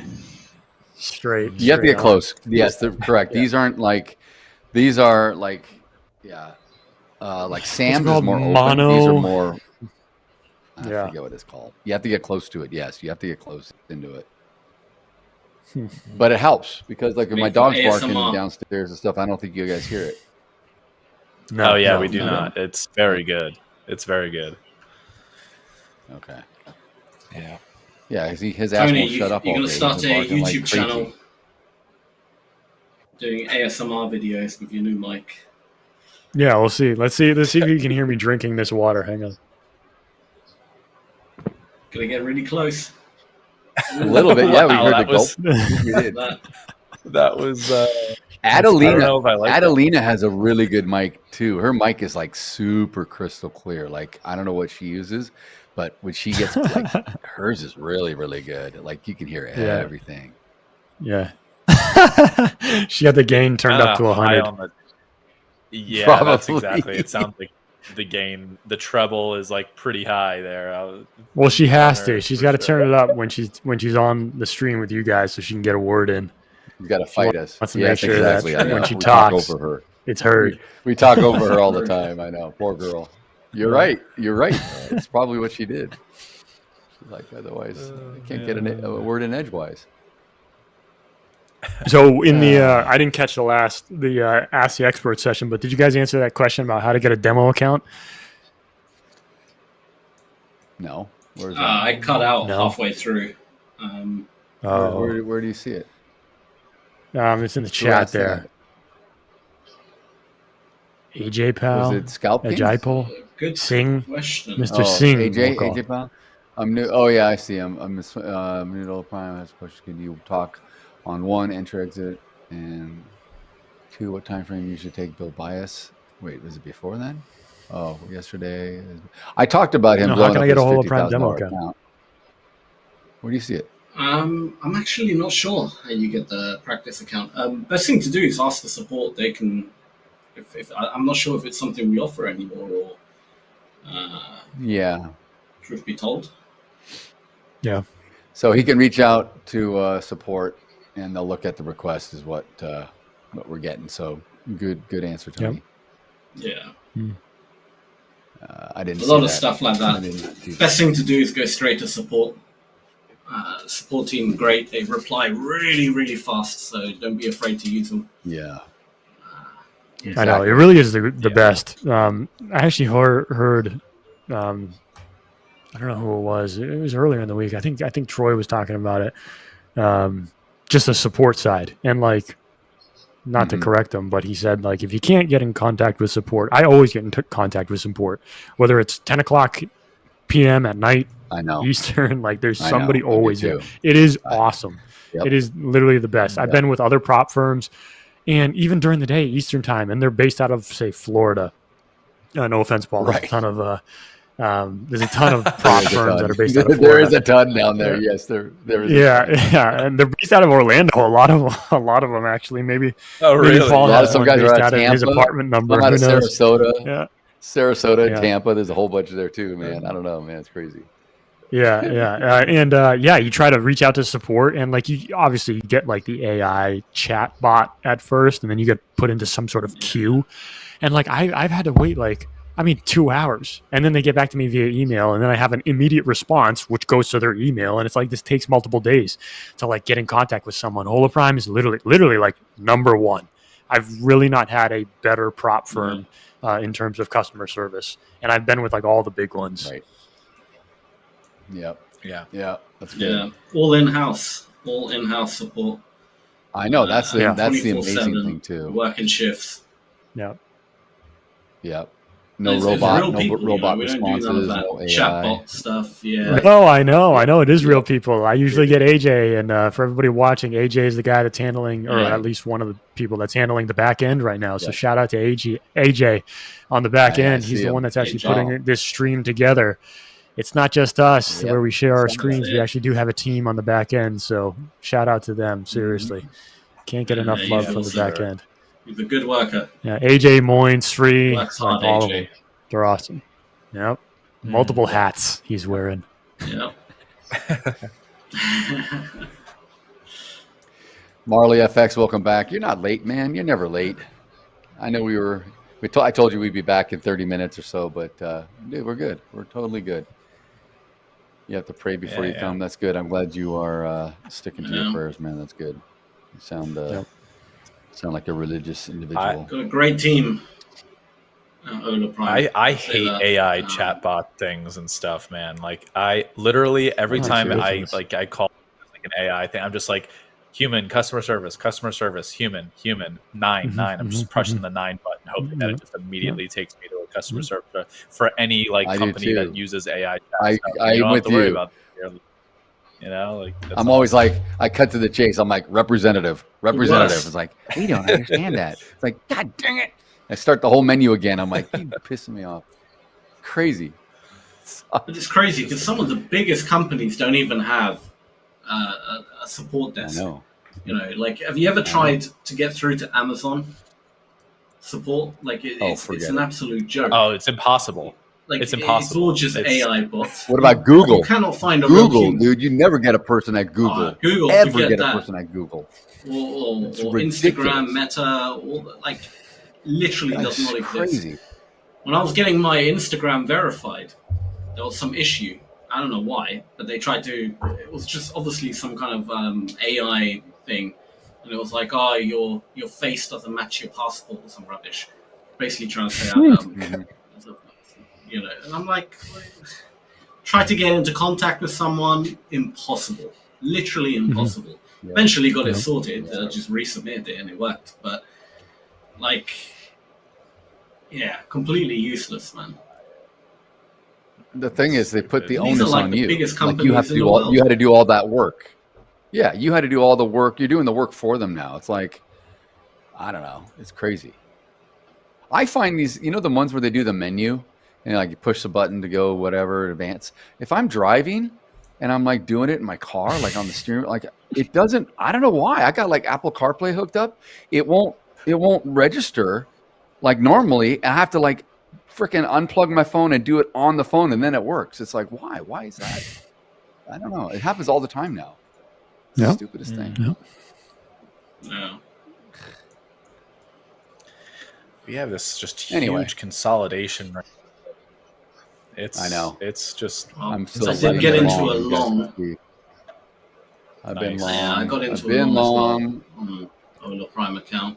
I've been sitting. I've actually held this quite long. I've been in for 1, 2, 3, 4, 5, 6, 7, 8, 9, 10 minutes, and we're at the top of that range, so I'm looking to get out any second.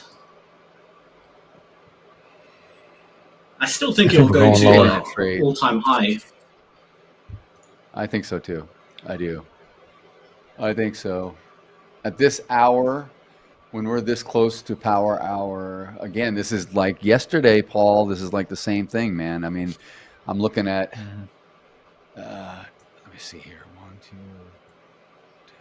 2. Came in at 8:30. My time. Yeah, I still think we're going up. There's just too much money coming in the market still. It's just, they're not, why fight it? Why fight it? Yeah. The flows are heavy. Yeah, for sure. For sure.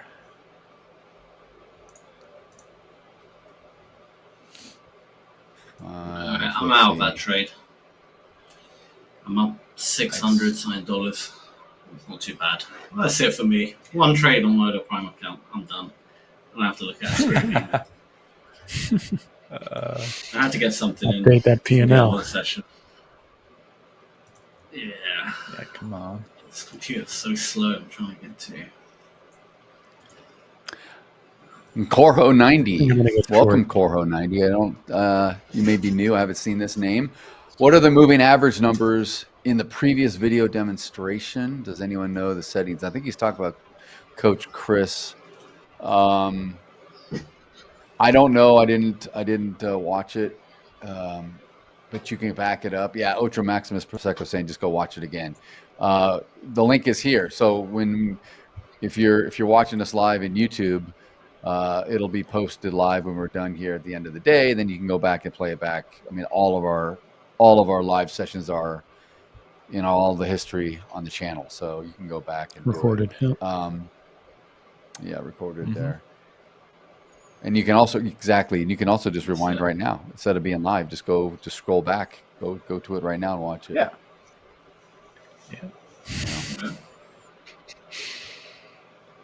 Paul, you in a trade right now? We can also send you a DVD and a VHS of the recording. Floppy disk. That's for Troy. We sent Troy the VHS version of every live. Yeah, actually, dial up. Do you guys remember Betamax, which was before Well, it kind of was a battle with VHS. Do you guys ever hear that? Yeah. Yeah, of course. The story goes. Video 8. It was like which company was going to be the big tape leader, right? Like Betamax was fighting with VHS, and I don't know, maybe Sony backed VHS or Maxell or one of these companies did, and then Betamax couldn't compete. It was kind of like like Apple and Samsung maybe or something, or BlackBerry, and it was like BlackBerry, like they couldn't compete, and then it just kind of went bye. But there's people that had Betamax tapes, and it would work in VHS players for a long time, but then after a while, the new players would come out, and you had to play only VHS. It wouldn't work with Betamax. It's kind of like how like CDs and Blu-ray, or DVDs and Blu-ray, right? Like some of those work together. You could do the laser would read them both. You know what's crazy about Blu-ray? It wasn't even. It was literally created by Sony. So Sony created it. No, it's the other way around. Yeah, Sony created it, and the PS3 3 or 4, one of them, or whichever edition it was that had the Blu-ray player. They were making a loss on every PlayStation just to push Blu-ray to become the next media format. Oh, wow. Yeah. Really? I thought you were going to make a joke there for a second when you first started that. That's exactly the kind of way you would start one of your jokes. So I thought you were going to make a joke there. I know. I know. But you actually came out with like a knowledgeable, like a very.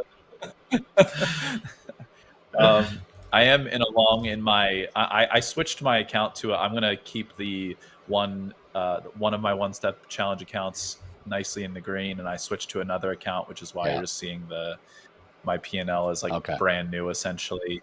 I did get into one long ES here. I'm giving myself just in case for the breakout here to the upside to 6,600, and I am gonna, if it comes back down towards the bottom of this like little triangular kind of range here, I'll get long again somewhere around like 65.89 to double my position. But if it breaks out here, that'll be cool too. I don't mind either. I don't mind either situation. So point of control has been holding strong in the ES. It's been right up there at like 65.90. So I mean, point of control kept going up higher on the day, and we're trading right around it. This whole consolidation that we're in, going back, hours now, literally. We're just rotating right around point of control, just kind of mean reverting, reverting to the mean, which is point of control in my book, because that's the most popular traded price on volume for the day. That's the definition of point of control. And maybe now we'll start to see a little bit of extension up, but I'm with you, man. I'm long. Yeah, I think. The all-time highs. The Dow's trying to fight downwards, but the Nasdaq's really taken over here a little bit. It's breaking out a little bit, trying to touch the day high at the moment. It's attempting to touch the day high, but how far are we in Nasdaq's all-time high? Like 20 points, like 25. Not that far. 28 points. Yeah, 25 we'll hit it. We'll hit it today. It should hit it. No, that's nothing. That's a sneeze from the Nasdaq. You can fart and you'll hit that in the Nasdaq for sure. Right. That's easy. Man. That's easy. It is just playing around though. Every time it gets near the all-time high, it just wants to consolidate and mess around and be really wicky. It's not a smooth move to the all-time high. I think if we break the high of the day, I think it's going to be it's going to speed to the all-time high. But as we approach that high of day area, I think it's just going to be choppy, nasty. It's going to be these annoying pullbacks. So the question is, on the Nasdaq, just sit through it. Will we see a repeat of Tuesday's close of session where Oracle came out with earnings because Adobe is going to release earnings 5 minutes after the close? Oh, are they? And so we may get more AI, excitement, I will say, or whatever you want to call it. Driving this market more if they come out with a decent number, or they're, or they've got contracts or been awarded all kinds of stuff that's yet to show up in the revenue, like Oracle. I mean, hey, Larry Ellison passed Elon now. Did you guys see that? I told you he was close. Yeah, he did. Thanks to his $100+ billion day, jumping his net worth. I think he passed it. Just more billions for a billionaire. Exactly. Troy, what did Troy say yesterday? Troy's like, he's trying to buy another Hawaiian island. He's probably going to buy Lanai or something. He already owns Molokai. Probably. Man. That stuff's crazy. That's crazy. I know. It truly is. Unfathomable amount. Well, I would love to know, because obviously, like, what these guys are worth on paper is mostly because of stocks, right? Yeah, shares exactly. that they have. Exactly. I would love to know what like their bank accounts look like. Do you know what I mean? Like, what do they have liquid? A couple billion. They have a bunch liquid, but it's nothing near to what they have because they all borrow against their shares and things, right? That's what that's how they do all this. Exactly. That's how they dodge tax. Exactly. But exactly right. Like, where do you even keep that kind of amount of money? Like, would you trust it to put it in a bank? Singapore. If you had, like, let's just say $1 billion liquid. JP Morgan, like, HSBC. I don't know, man. You do. You just spread it out, maybe. You don't have it all in one account. You just, It's just, it almost becomes a job in itself to manage, and where you're gonna, it's like a whole team of people would need to manage that kind of wealth. That's why they have family offices. That's why that's why Elon hired his buddy from. Who is it that works for Elon that manages all his stuff? It's like he was with Societe Generale or Credit Suisse or something. He was with somebody, and then Elon brought him in to run his like family office and just basically handle all his money, full-time job, nonstop. That's great. I mean, that guy probably has a full team behind it, right? Just for sure. Because I remember when Elon was trying to buy Twitter, they were mentioning this guy, this former banker, or I don't know who he was, but he was with the bank, and he came over to help Elon, and he was like running the numbers because he knew Elon's portfolio and everything really intimately. He had handled all his money, so then Elon was like, "Yeah, you're coming on board now." I remember that story. What does that pay pattern look like? I don't know if they all do it that way. I don't know if everyone does it sort of that way, but you're right, Sam. These guys can't do it. It's just too much. You need a whole team of people just for that alone. It is insane. I'd love to have that problem. Smart Let's make that problem a reality. That's true. I agree. I would love to. I would love to have that problem. Going to private banking.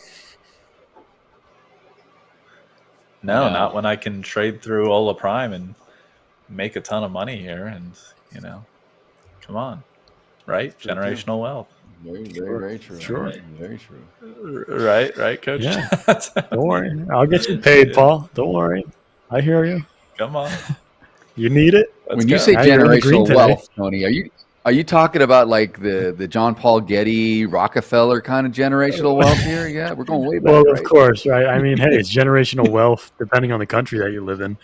I mean, it's beans in the United States, like, Yeah, I know. So, but hey, if you're it's funny that you mentioned Rockefeller, Daryl. I was at a yard a long time ago. I was at a yard sale thing, and this guy was selling a bunch of books that he had, just like a stacks of books. And I was looking through the books, and a old copy of the Great Gatsby was in there, and I just was looking at it, and I pop it open, and there's like a written note on the inside of it, and then signed by Rockefeller.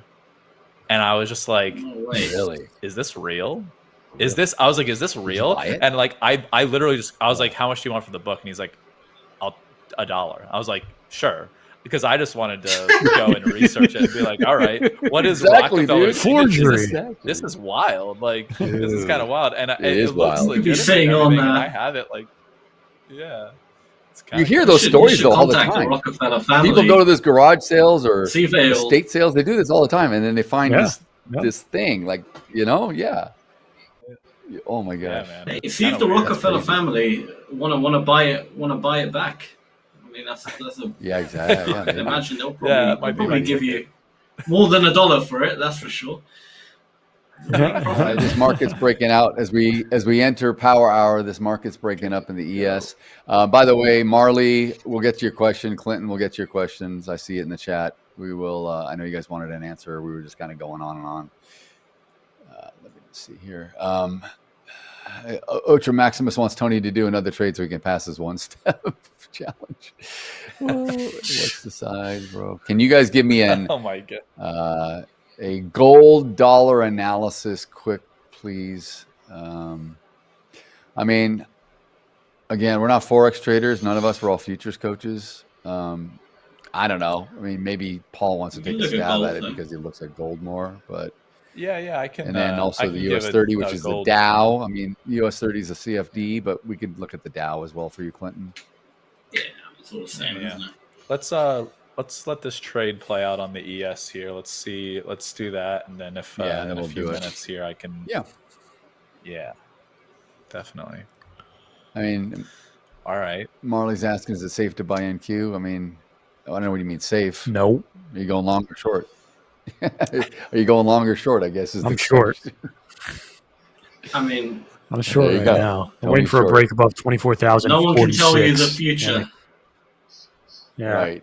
I think we need to get You- above you're 24,045 because then we break out to the I upside. agree with that, Tony. Yeah. I would agree with But that. at least right now I'm short a couple contracts in a one-step account just because, I mean, the volume is like not really so great. It's below average the last 7 minutes.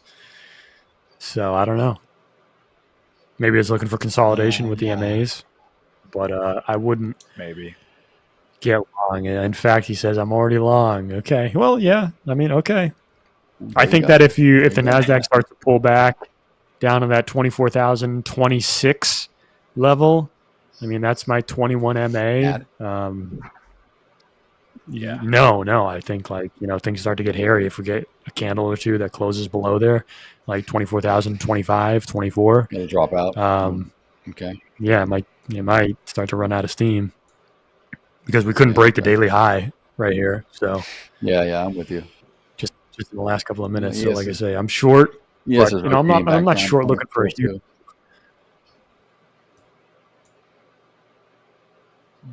I think they're 24,009.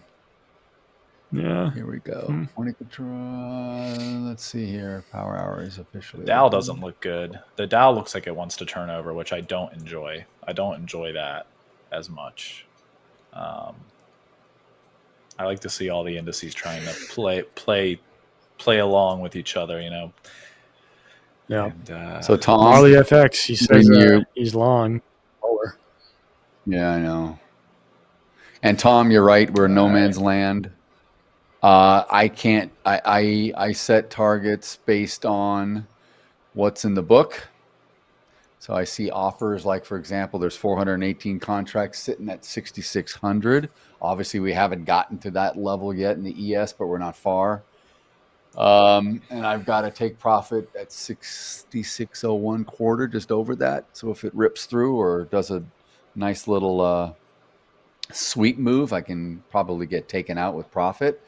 But I'm just looking ahead, and this is other information. This is just other third-party software that I use that gives me that. That's another low latency data stream from the CME. So it's clean, unfiltered, real data. Just something I use.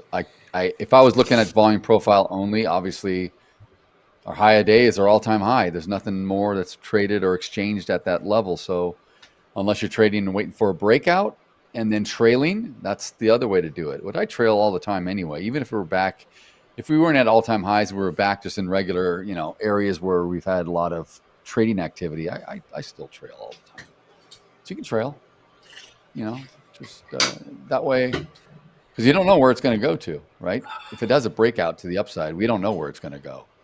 It may go to 6,600, it may go 6,625. I mean, it could keep going. So trail and grab as much as you can. It's the name of the game. Yeah. ES and Nasdaq are fighting. They are fighting. It's trying.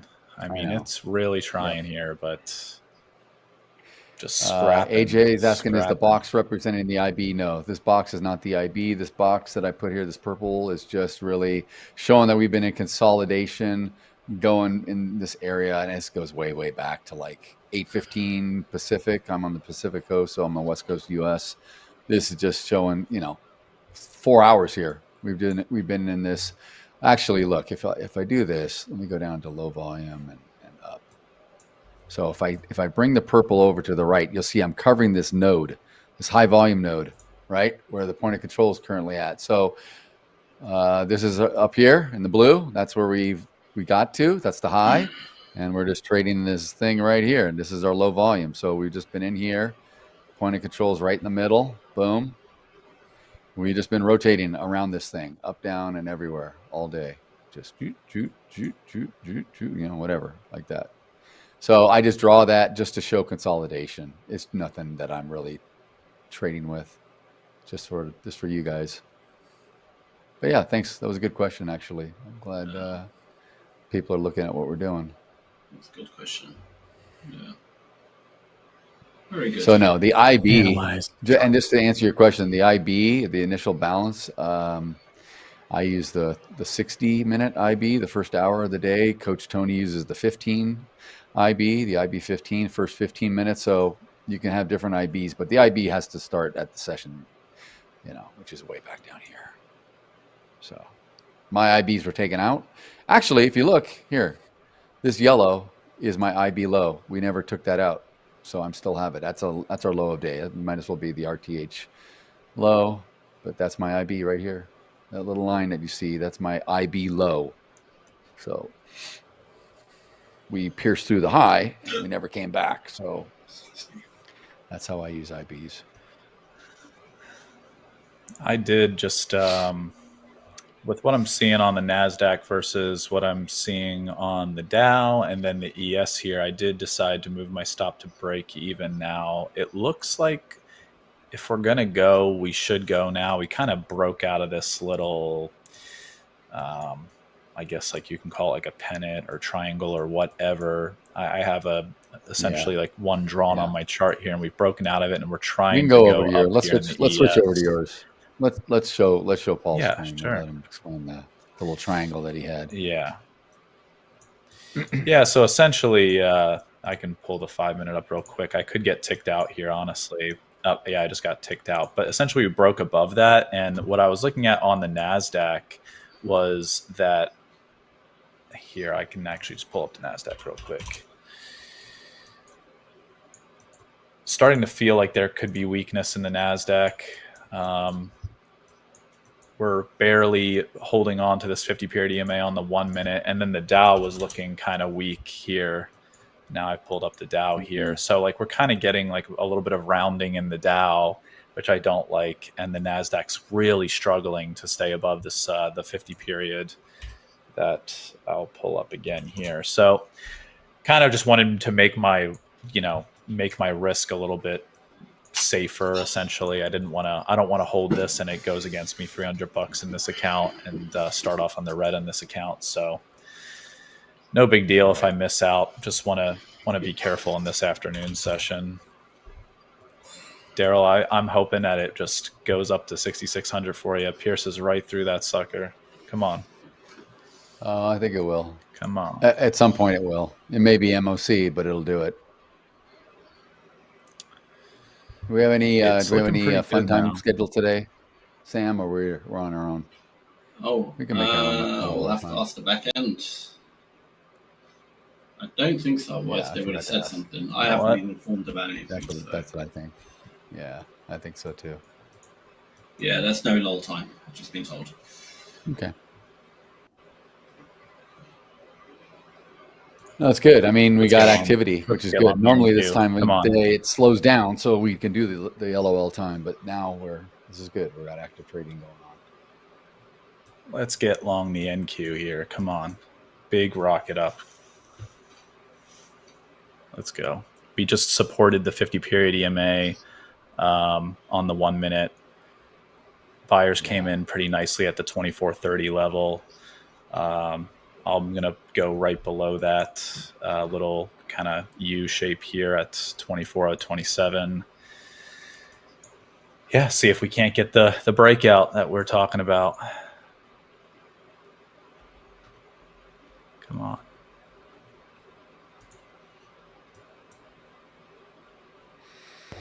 Come on.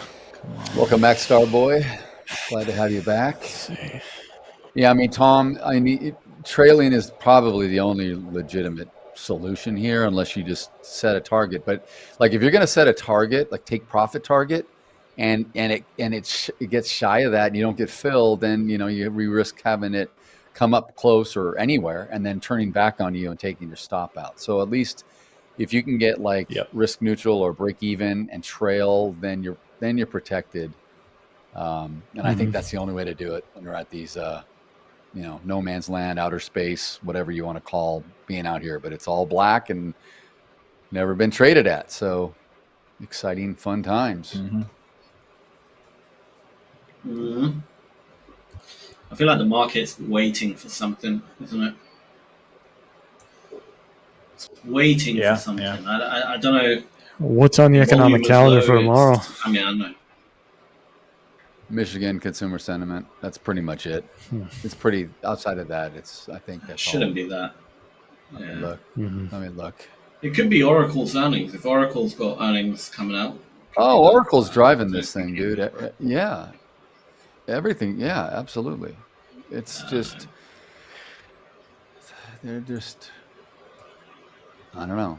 All right. I'm out of my Oracle reports are long there. Tony's short. We can show Daryl's screen or Tony's screen here. Yeah, you can show my screen, whatever. It's fine. Yeah, let's show Tony's. Might look a bit long again soon.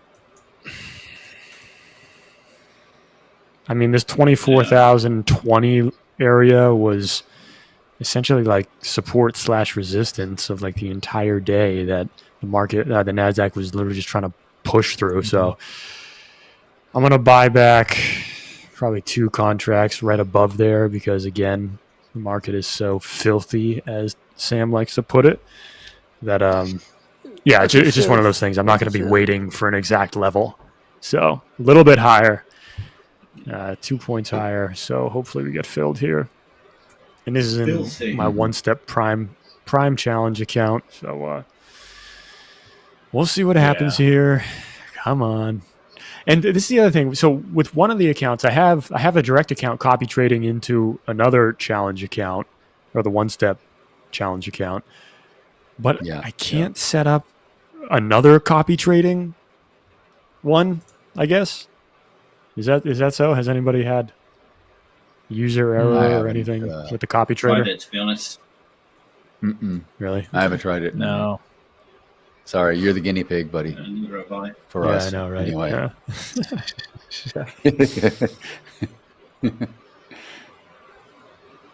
All right, here. Let's see. Start to move some things around.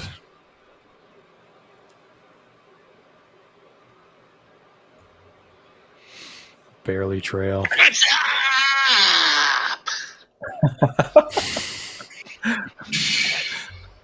Can't believe he willingly did that. Oh yeah, dude. It was a little quiet. We needed something to wake us up here. We just needed a little jolt. Yeah. Wake the market up. We got to wake the market up. Let Coach Troy come in here and just, what's up? What's up? I think he must have had like his 6th Mountain Dew of the day when he did that. He was just so wired. Oh man. I think so, yeah. Don't know what possessed him to do that, but and that wasn't in the morning. That was like late in the day. He just came out of nowhere. Like, whoa. I remember going, I got to go back and timestamp this. I got to get that. That was awesome. So fun.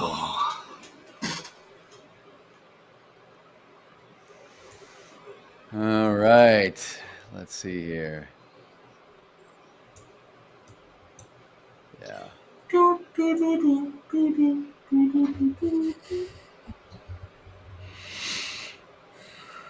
feeling better, Sam? Now those MAs crossing. Yeah, I'm getting there. Slowly starting to feel. All right. Pills starting to kick in. Yeah. Don't know what I'll do without them. Same. Get my handy dandy. So Marley, ruler. what country is that? Your flag that you put up there? Chew flowers or something.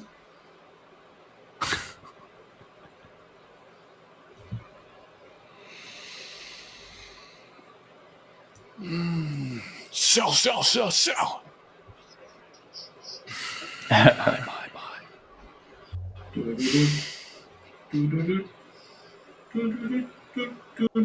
Yeah, I don't know. Was that it? Was that it for the sell-off? A little down candle? Maybe. Might be. Maybe. It will pop. The market will, at some point, it will just pop up, go to all-time highs, NQ. But I think Daryl might be right. It might be after Oracle's earnings. It's such a Adobe. filthy. It started off such a nice market. Oh, you mean Oracle already? Yeah. Not Oracle. Sorry, Adobe. Or PPI, or yesterday. I mean PPI today. All of it. It's just everything's just. They're not discounting anything. They're just looking at it as, Excuse me. I don't know. It's just irrational stuff, man.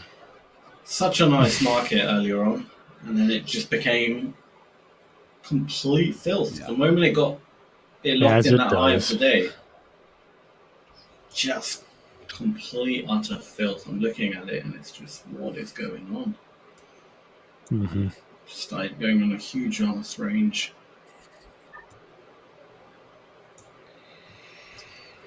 Big range. Right, Tom. I think you may be right. Come on, Nasdaq. Go. It's gonna rotate here. This is all healthy behavior. It's gotta move around. It's gotta support buyers and sellers. The 9 and the 21 MA on the 2-minute chart are crossing. Which means what? Look out below. Is that what that means to you? Get out of the way, Daryl. I gotta stop.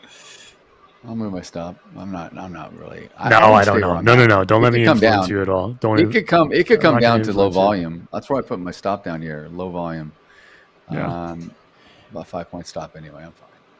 Yeah. No, I think the Nasdaq catches support literally like within 5 points here. So like I wouldn't be surprised if we just flutter around right here and don't even make a low. I mean, I usually put my stops to allow for rotation movement, just that right? Like point of control.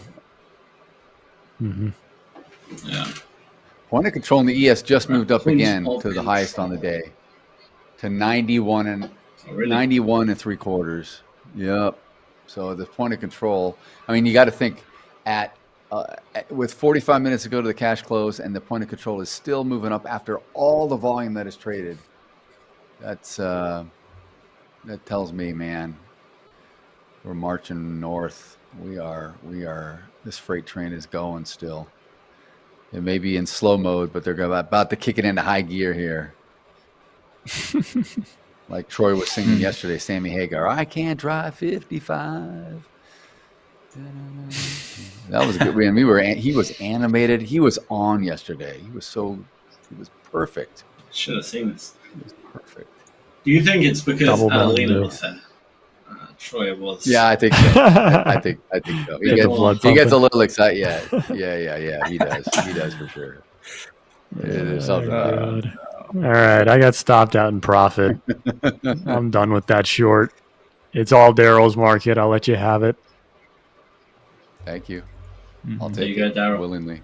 Apostle Paul. I'll take it whether or not you give it to me or not. Praying and get that market moving. I might get long. I don't know. I'll wait for my next.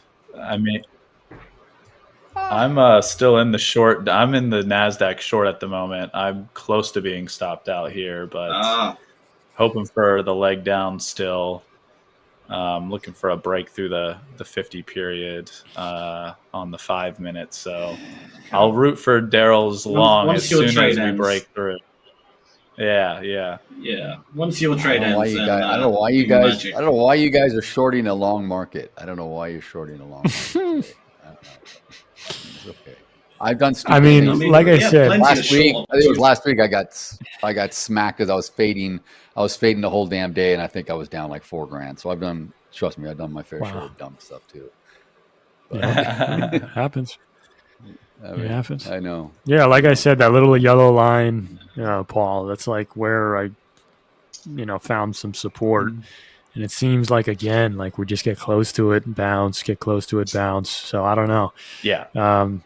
24,031 is at 21 MA on my 2-minute chart. So I don't know where your stop loss is, slightly above that, maybe 24,033, 34.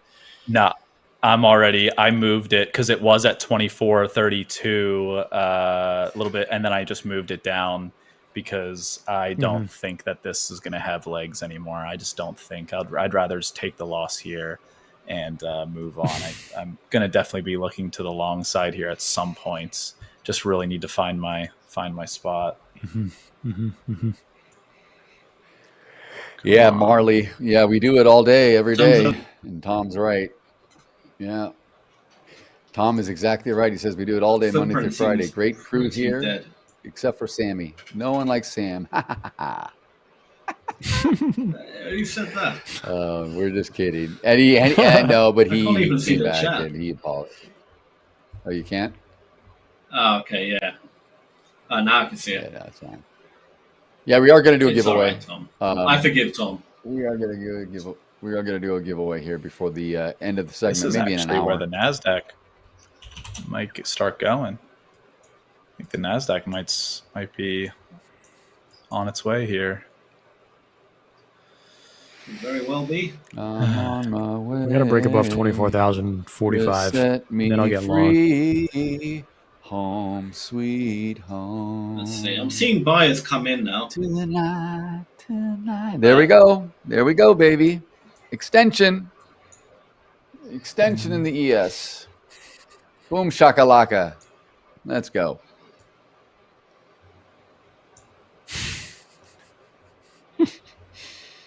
Now sellers are coming back in. Dow's- Let's see if they actually. Dow's. Oh, they're getting absorbed. Yeah. Sellers got massively absorbed. All right, I think the move's going to happen. Yeah. 151 might contracts happen. just They're got getting executed on absorbed the now. buy side. Yeah. Yep. There we go. Let's see if it's 6,600. actually Here we done come. now. 6,600. Here we come.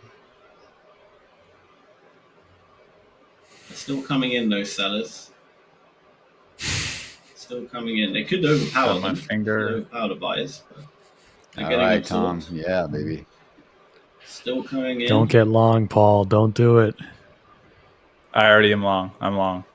I'm going to get long another contract around Coming in very 24, aggressive. 25. Yeah, Robert, Tony's going to buy us Still all coming direct in accounts. very We told him aggressively that. first. That's the deal. That's the deal. If he gets his big payout, he's got to buy all the coaches and all the best people in the chat, which is all of you guys in the chat. We all gotta get direct accounts. And he said he was going to do it because it's Yeah, a I business know. expense for him. So he's just Yeah. going to write it off. It's Yeah. all. Yeah. It's already being pre-planned. Exactly. Yep. See, Tony? 1,000%. What a Yes, sir. Don't worry about the tax. We're an offshore tax haven. Oh, my other... Wait, no, it didn't get paid yet. My other payout didn't get approved yet, I don't think. Hang on. Yeah, it's still pending. All right. 1, 2, 3, 4. This will be the 5th. But they're in 1, 2, 3. Okay, so this will be my 4th payout on the same account. You need to get to 7 payouts before I can, I guess, take 100% of the profits. What does 100% of the profits in that account amount to? Right now, $14,500. Nice. So after a couple more, I mean, we got 3 more They're payouts. definitely to go. buying us direct accounts. There's I think we definitely got like direct another, payments we got like another 2 weeks before we can withdraw 100%. Come on, Tony. Yep. Splash the cash, Tony. Come on, Tony. Be a team player. Give us all direct Another accounts. cash. We know you will. Yeah. Exactly. This was Well, I was us. actually We would do talking- it to you. So, you know. I know. If you guys were rich, if you guys got the Powerball, you would buy me one. That's what we direct told him, account. Robert. I told him this, Robert. I said he could start his own little side prop firm where he gives all of us direct accounts, and he could take like a 50% cut of the Exactly. profits or whatever. So it's all a good. Yeah, it's yeah. all a win-win in his book. But Yeah. we need to convince him more. So let's No max do it, draw, Robert. $1 million I agree, max man. drawdown, 500K intraday drawdown. We're going for it. Sam will 100 be contract scalping max with 250 contracts. Yeah, exactly, exactly, Oh. exactly. I would love to scalp. Yeah, Casual. That kind of capital, that would Yeah. be insane. Yeah. Just did $1 million I in a did day. that. Not even. It wouldn't even take you a day. I Probably. did It'd probably that take in you like an COVID. hour. I routinely had 50 to 75 contracts on during COVID. When I was scalping down, when I was writing down for 4 days. That's I did. insane, Let me man. calculate Did I tell how you? much would I 250 made almost contracts be? I made almost 250,000 in 4 days during COVID drop. I stayed up for like almost 48 hours straight. I was a zombie, but I was like, dude, I wasn't going anywhere. I wasn't leaving. Yeah. And it was like limit down. And I'm like, I gotta wait for the halt to come back. So like, I didn't want to go to sleep because I'm like, I was so dead tired. I didn't think I'd hear my alarm to wake up. So I was just like sitting at my desk, like drinking coffee, just trying to slap myself on the face to stay awake. Yeah, dude. Like, I was like, this is a once in a lifetime. I'm gonna jump on this thing because it was crazy. It was crazy. I love it though. I love that you have that story on this. To be honest. But I had really low margins from my broker, but you know what? I think everyone was doing that, and after the pandemic kind of recorrected, they changed all their settings, their margin requirements. Everything went up. Yeah. Everyone was like, no more like $300, margin for an ES contract. Like it went up to like $2,500. Yeah. But I had such low margins. I was just like, dude, I was just doing it. Here we go. This is the Nasdaq's time to. This is where it's making its leg. Come at the bottom of the hour here. Would you say that was your most profitable day? I guess trading day. Stint, yeah.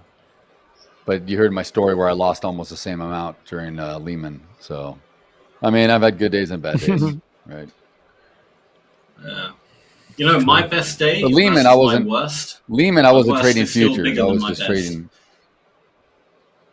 Oh yeah, I know. My worst was like big, negative 30, about 30K. My best, I think, about 14. So. Yeah. It doesn't matter anymore, though. It doesn't matter as long as you can build on it and learn from it. Just learn from it. Oh yeah, I've never come close. I scaled down massively. Now I don't even like the risk I take on my cash account. Right. It's like I could have 20 losing trades in a row and still it wouldn't be that bad. So yeah, I mean, it would hurt. I'd be pissed. But no, I'm with you. I know what you mean. I can come back from it. It might take me a week or two or whatever, but I can come back from it. So. Yeah. Here we go. Come on. Keep going, Naz. Let's go.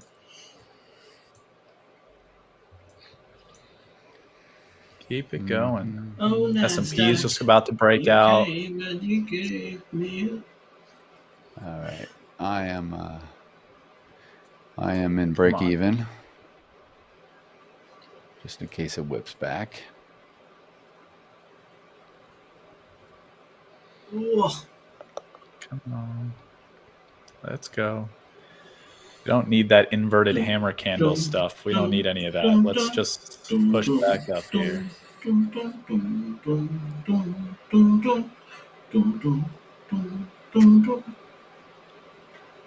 Trading the chop.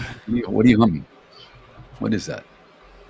I have no idea. There was some songs in my head, but bum, bum, bum, bum, bum, bum, bum, bum. What song is that? You want to recognize it? Sounds familiar. I don't know. I can't. That's why I'm at. I mean, no, I don't know. I can't like place what it is, but it's in my head. I think it's a Michael Jackson song. Oh, okay. Just beat it. Where's that song now? Yeah. That's very annoying. Very annoying.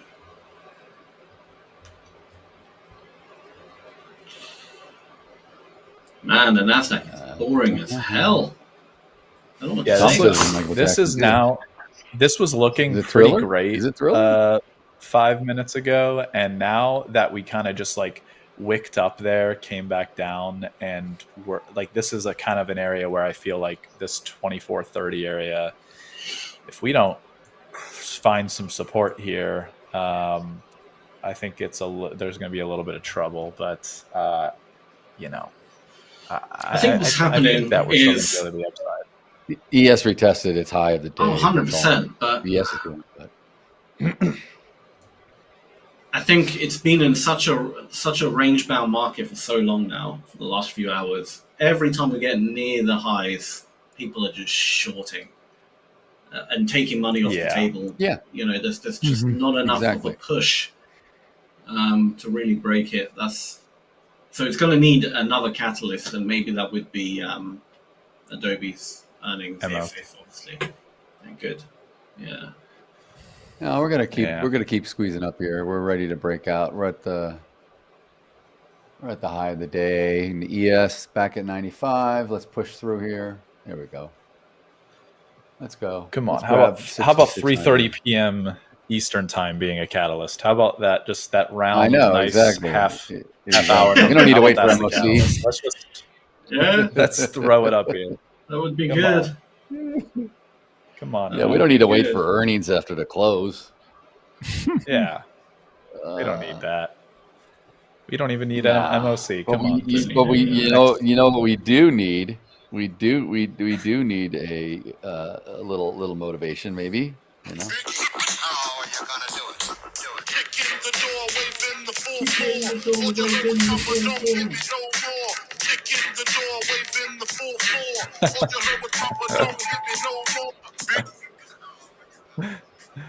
Come on, kick in the door. Kick in the door. Let's go. Come on, Nasdaq. Let's go.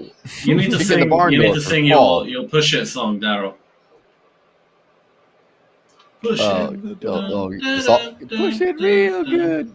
I could do that too. I was gonna do that. I just put some Biggie on because we didn't have Biggie. It is the only song.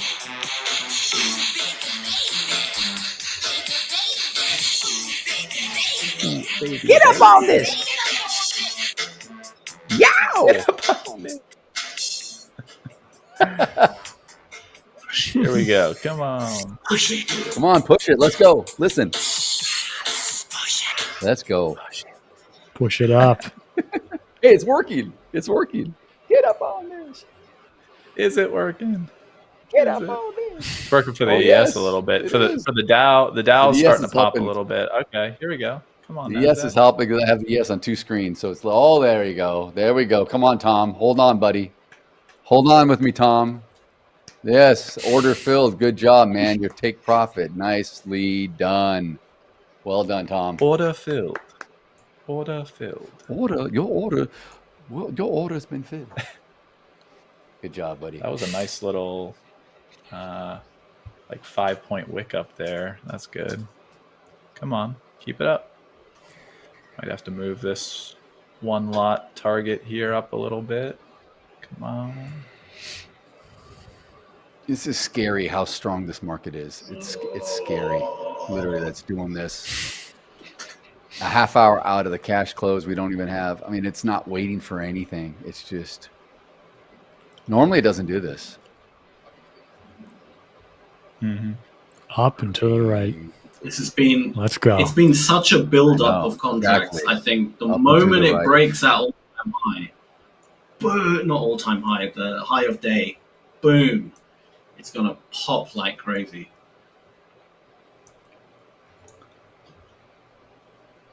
I feel like everybody wants it, you know. Everybody wants it, so why not make it happen? Here we go.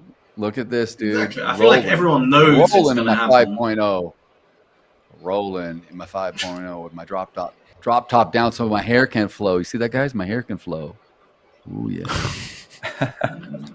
All right, stop. Collaborate and listen. Great. Ice is back with my brand new edition. Something grabs a hold of me tightly, flow like a harpoon daily and nightly. Will he ever stop? Yo, I don't know. Check out the hook while the beat just flows. If there was a problem, yo, I'll solve it. Check out the beat while D-shape revolves it. Ice, ice, baby. Come on, keep it going. Vanilla ice, keep it going. Ice, baby. Baby. Yeah, let's go. Great song. It is a great song. Have you ever heard that story about Vanilla Ice and Suge Knight? Dude, I ran into Suge Knight at the Beverly Center, which is the mall in Beverly Hills. I ran into him with my wife in the elevator after he got out of prison. This is like maybe 10 years ago. And he's cool. He's like sitting there. It's just the two of us and Suge Knight in the elevator, and I'm saying to myself, he left, and my wife's like, what if he was going to do something? I'm like, I'm not worried about this guy, but it was a little intimidating for a second. Yeah, he's going back to prison if he does. Yeah, you guys packed it or something. Like, what the? He's huge, dude. He's huge. He's like he looks like Shaq. He's not as tall as Shaq, but he's huge dude. Yeah. Oh my god. So what happened with Vanilla Ice and Suge Knight? I didn't hear this. I did not hear this. But apparently, Ice Ice Baby, because it was such a popular song, Suge Knight, this is before he started his, I don't know, he just started his record label, Death Row, right? And he apparently went to Vanilla Ice's hotel room, knocked on the door, basically busted in, and threatened him on the balcony, saying he's going to throw him off the balcony if he doesn't sign over the royalties of Ice Ice Baby to Death Row. And Vanilla Ice did it, and Suge Knight made like millions from it. Nothing ever happened though. He just. So that's one way of getting rich. Extortion, baby. Yeah, take extortion. Steal it. I'm gonna hang you by your ankles, right? Yeah, exactly. Dude, I know. That's crazy. Here we go. Roll it. Roll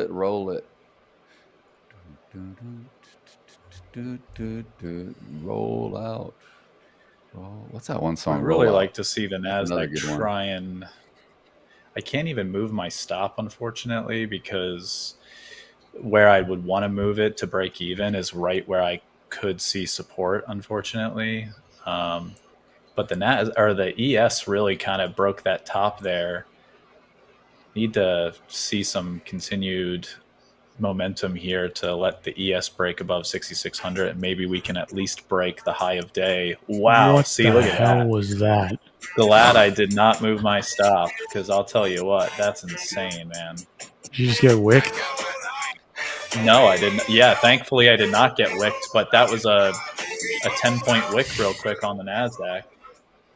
Right back to the upside. Something's happening. It's marching up. Roll out. Is it over? Is this over? Are they done with this? Ooh. Huge sell volume came in on that wick. Biggest sell volume we've had. You guys got to move over to the ES. You got to move over to the ES right now. Just get out of the Nasdaq. Move over to the ES.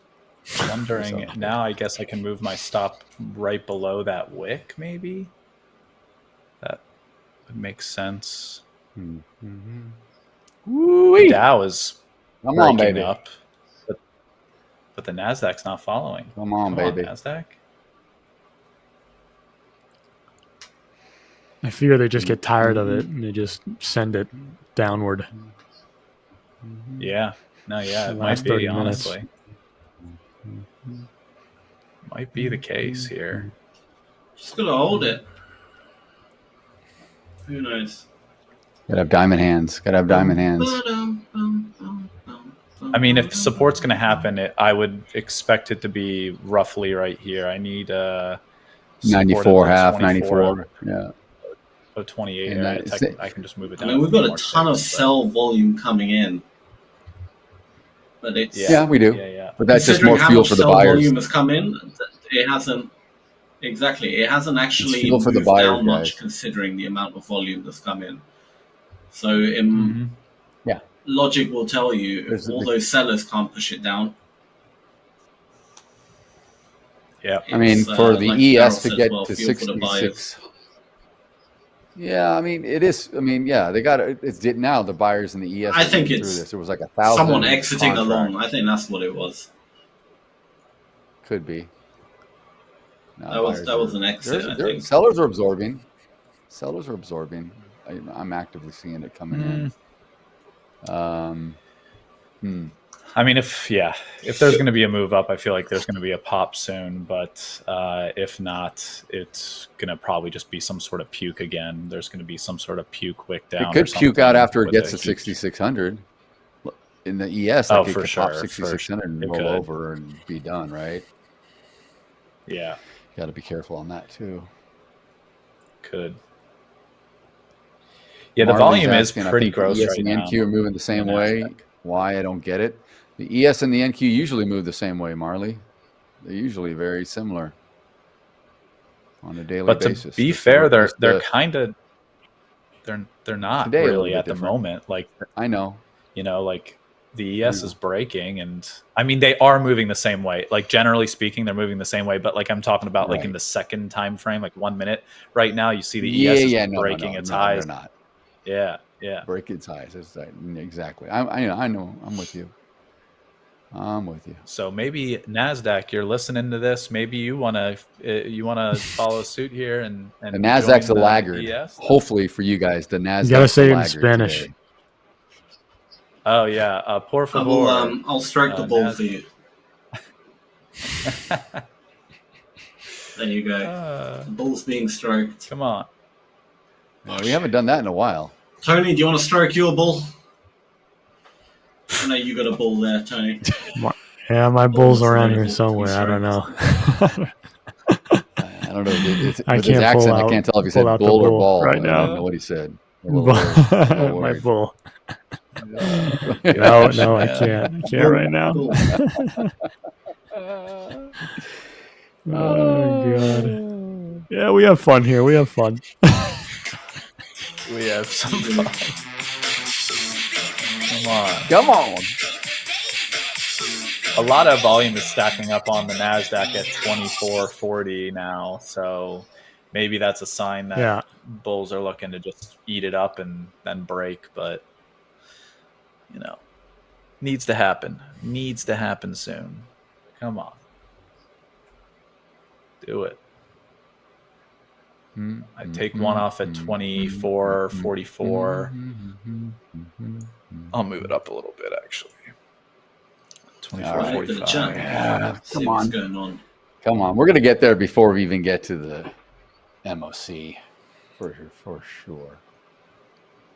Let's go. Michael Jackson Thriller. Oh, I could have. Yeah, it's Thriller. Yeah, it was. I think it was Thriller because you were doing. Legend. Yeah. That's what Tom was saying. He called it. You legend. When you were doing that, you said Michael Jackson. Yeah, I just saw it in the chat.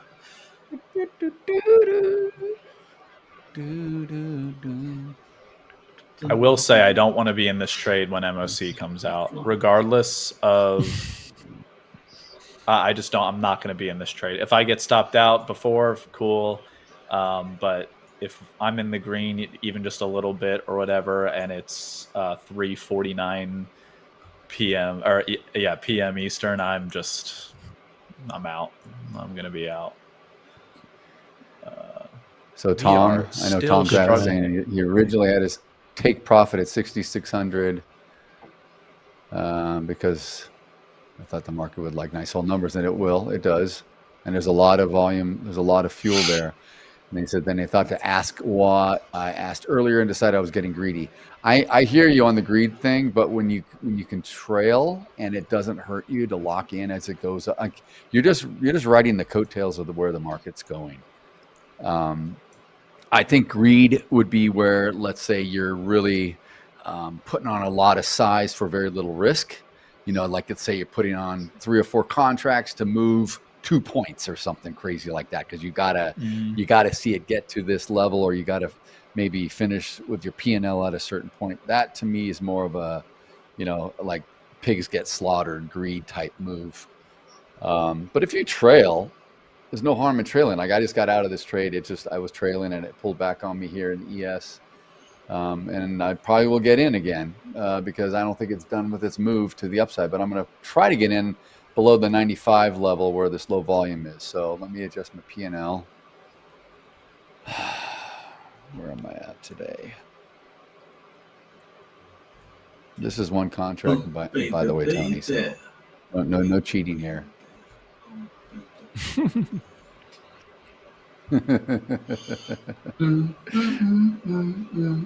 Yeah, this is unfortunately, this is tough, dude. The Nasdaq is really having a tough time.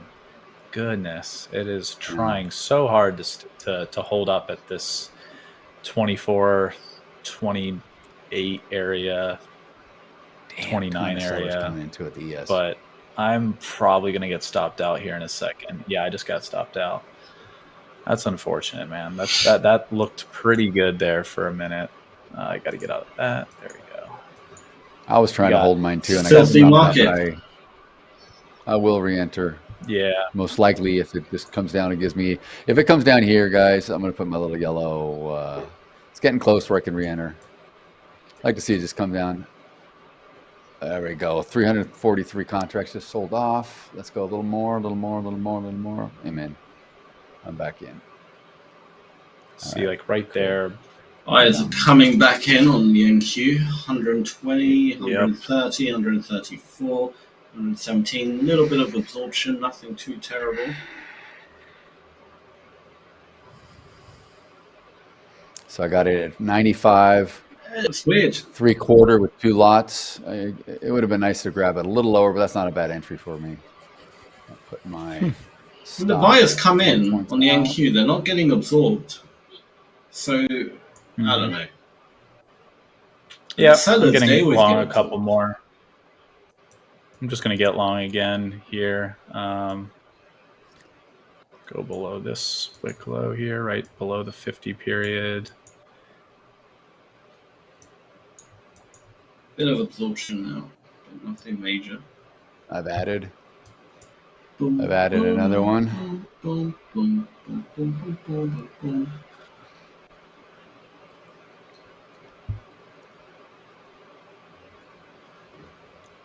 All right.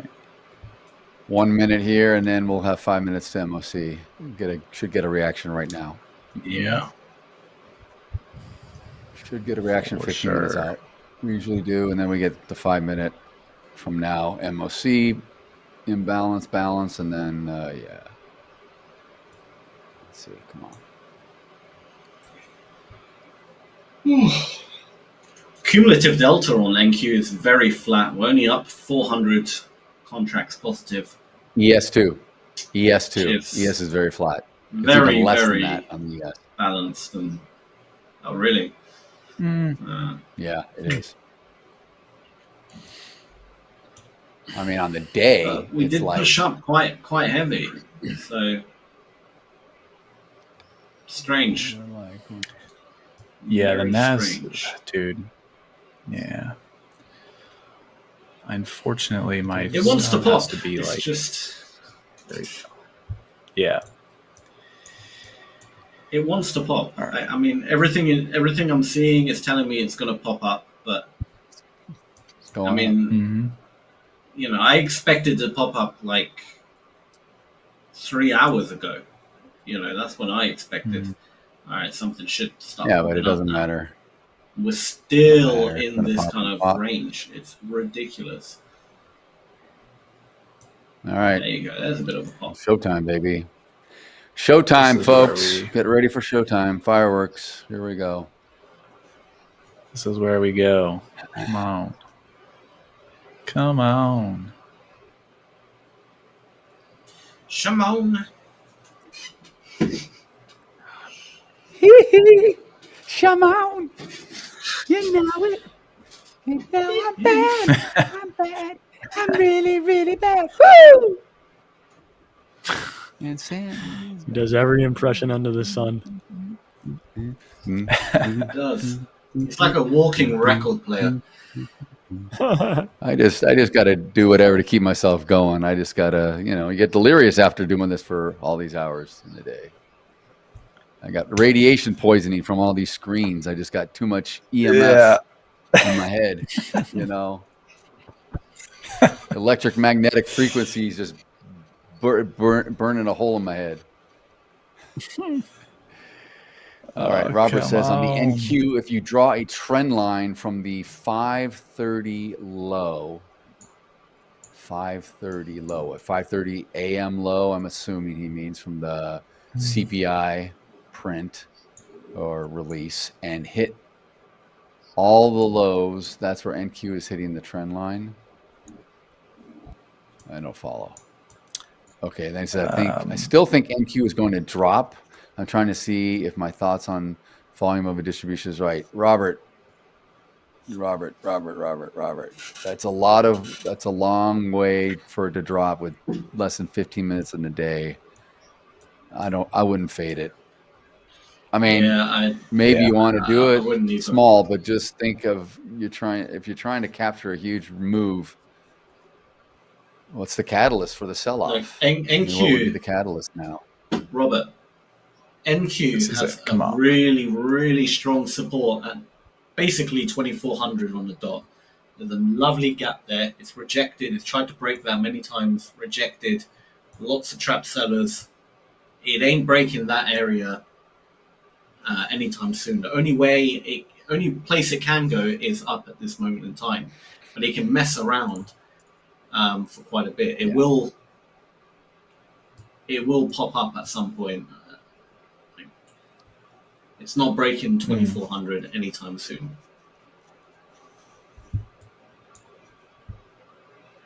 But I'm glad you're putting your thoughts in here. Overall, he says, overall. I mean, yeah, it's hard to know. It's hard to, sometimes the chat is hard to get to know exactly what you guys are thinking, the way, the way it comes across with words. Yeah. Come on, Nasdaq. Pump. Let's go. Pump. Pump up. Let's go. It will do it. It will do it. Minute MOC. A minute to MOC. Hold on to your freaking shorts, everyone. Here we go. Sell. I hope not. I hope not. It could. It could come back a little, and then self-correct. It could. It may come back a little. It may go down to like in the ES. May go down to like 65.90, and then needs a catalyst. Which is why I'm moving my. Let me get rid of this purple box. This thing's just driving me nuts here. Can't see half the crap. There we go. All right, here we go.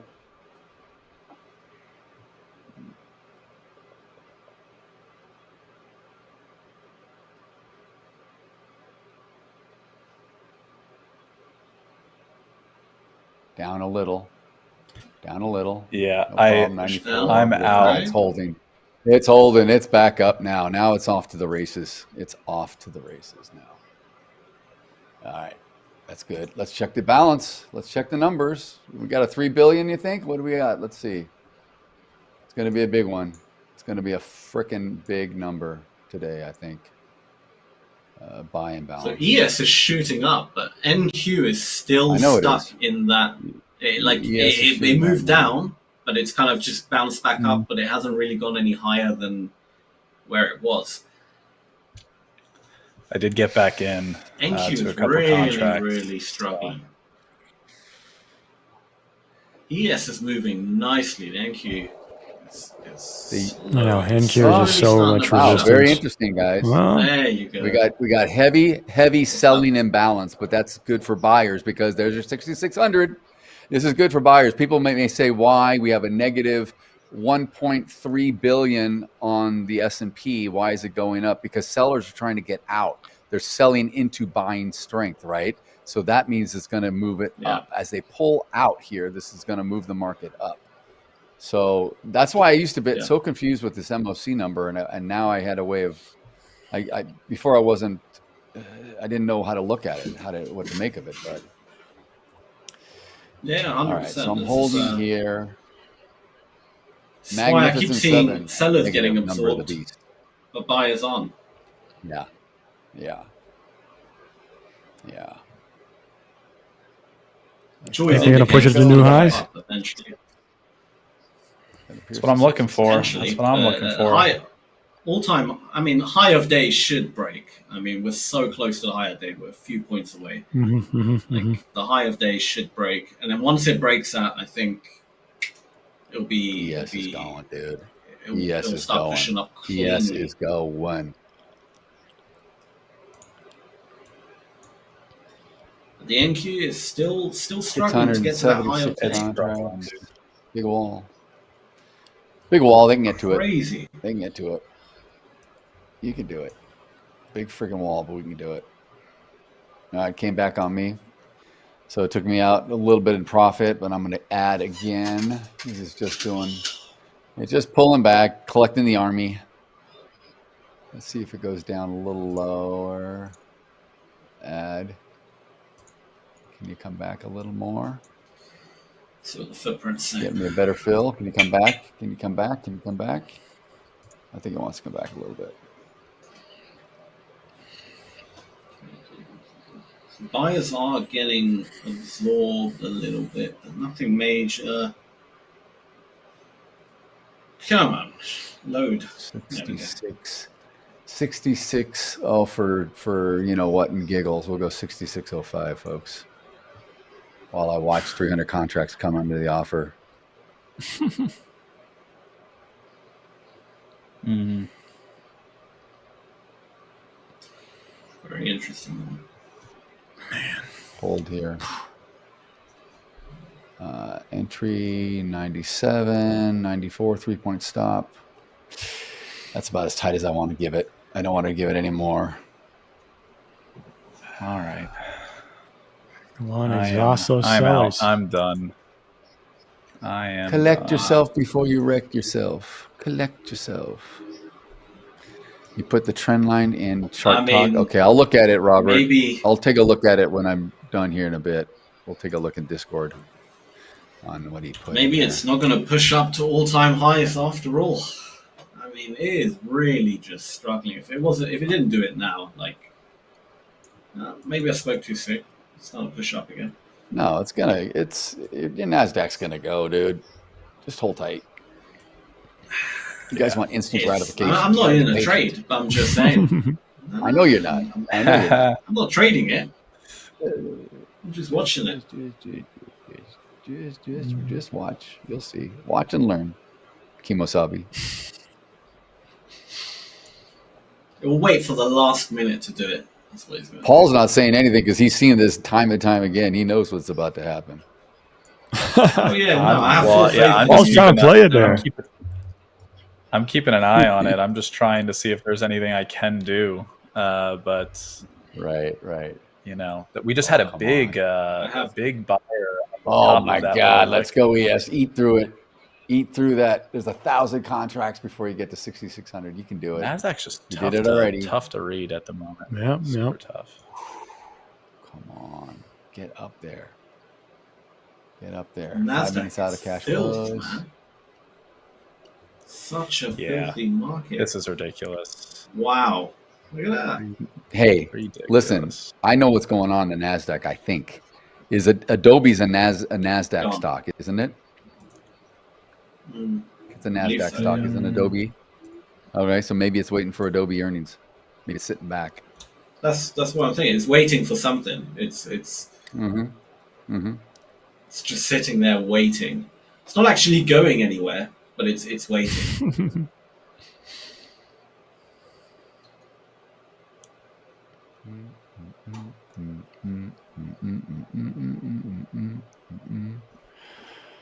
Come on. There we go. Back up again. Open skies.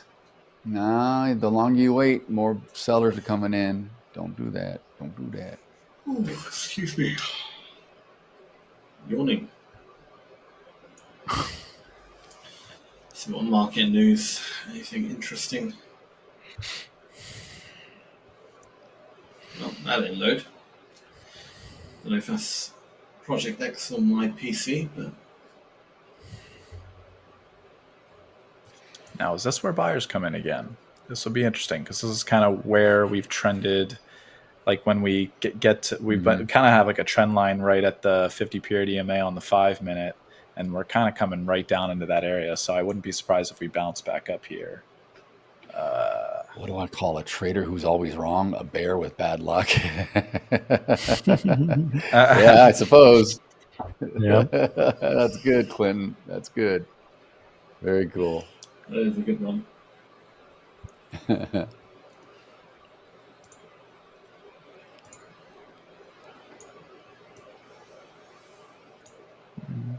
Oh, let's go. So dead. Let's go. 3 minutes out. We're climbing back up. 97. Let's go. Do I hear a 98? 98, 98. Going 98. Come on. Do I hear a 98? We got a 98. Push it up. Let's go. Come on. Let's go. Come on. Let's go, buyer, buyer, buyer, buyer. Let's go, buyer. Let's go, buyer. Do I hear a 98? Do I hear a 98? 90. Go, sold. The highest bidder. What time does Project X kick you off from trading in 3 minutes, right? Oh, 4:30. Your positions. 4:30. 33 minutes from now. So I was going to say, I don't think NQ is going to go to all-time highs in 3 minutes. No, you got another half an hour here.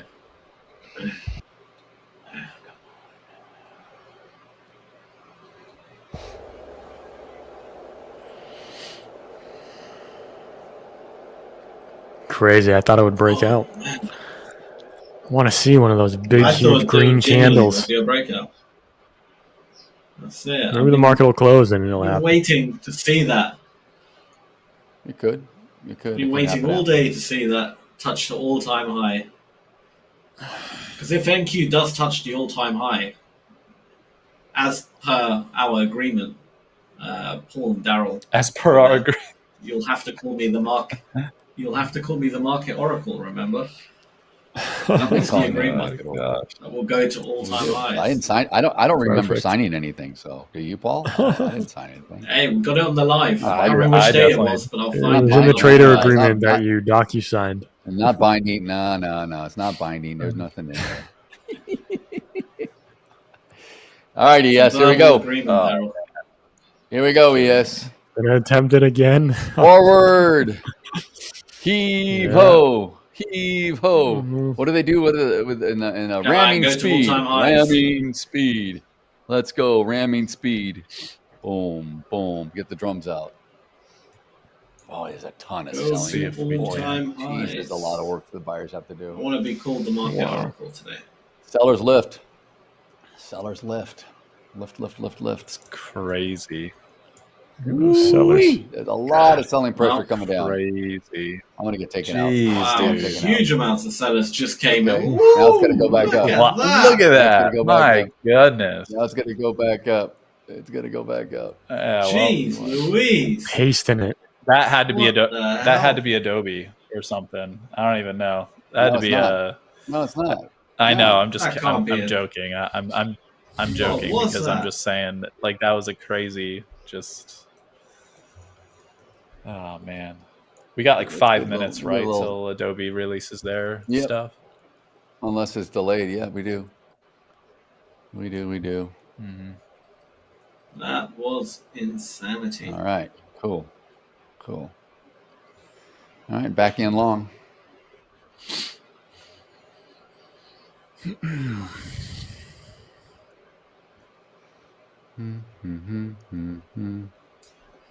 Baby.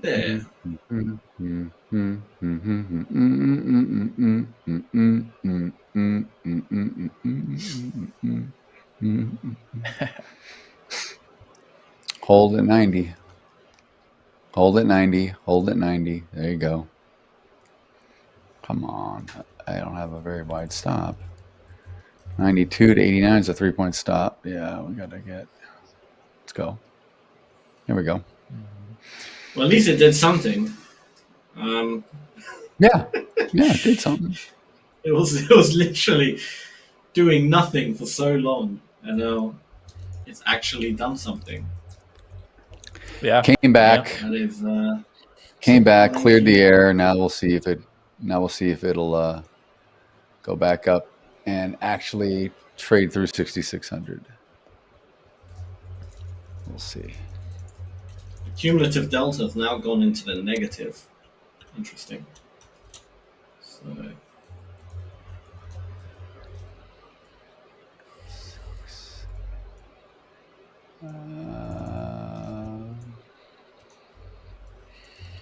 Let's go. Boom. All right.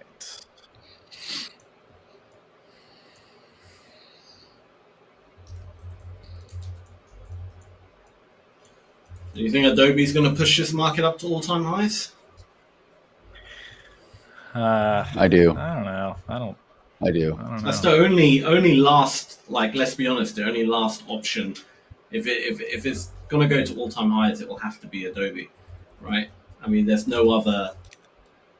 Like, okay, you could do it. It happen in the overnight. Today. Yeah, you do it tomorrow. It can happen in the overnight too. Well, yeah, but that'll be tomorrow. That's different. So, yeah. I mean, in this session, there is no hope for this market otherwise. It feels like a a deep shot to for it to break today, but who knows?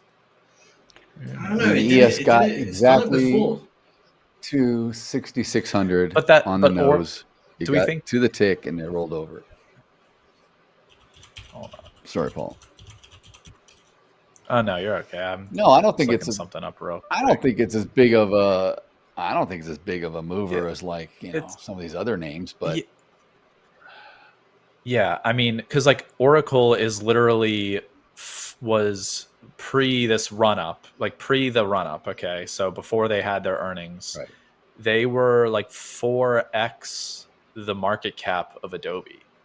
So, do I think Adobe is going to have like the same? I don't think, unless they like have this insane situation that occurs like Oracle, but even more insane. Like, so I think Oracle's market cap before the earnings was like 600 and something billion, or Adobe's only 148 billion. So, I mean, I don't think it. I know, but it's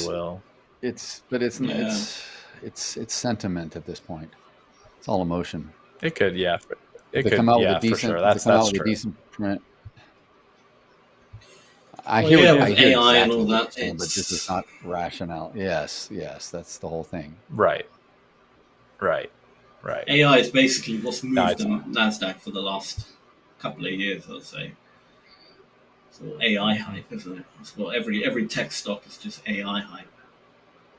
So exactly. Who knows? We'll see. All they got to do is mention AI in their forward comments, then this thing will move. That's it, and then it's like the .com bubble, which is why it reminds me of 2001 again. .com, man, I'm telling you, it's just like all the same crap. Mm-hmm. It just doesn't matter what you do. You got to say you got true. AI. It's just. All right, here come the earnings. Let's see if they're on time. Oh, look at that! Look at that! Push up coming. There we go. Look at that! There we go. A little bit. All time high. Look at it. Look at all this. Time. Come on. Could it actually do it? If it does it, that would be insane. I would laugh so hard. I mean, there's not much volume coming in. It's like, have the earnings actually come out yet, or is this just anticipation? It hasn't come out. It hasn't come out yet. It's starting. It hasn't come out yet. Just wait. There you go. There it is. So the anticipation is good. There's a lot. Oh boy, big numbers, boys. Big numbers. NQ hasn't done anything. Revenue's up 100 million. No, revenue's not up 100 million. Revenue's up 10 million. But they beat. Stock's up about 7. Earnings per share beat. Right now. Yeah. All they had to do is beat the expectations. Revenue. That's all they had to do. Yeah. That's all they had to do. All right, we are 30. It's up NQ 30 hasn't bucks really or so. done that much. ES hasn't done much yet either. We've kind of pushed. They're still sifting through it. Expected a bit of a. It's all AI, isn't it? It's all algorithms that do it instantly. Correct. Yeah, on this stuff, yeah.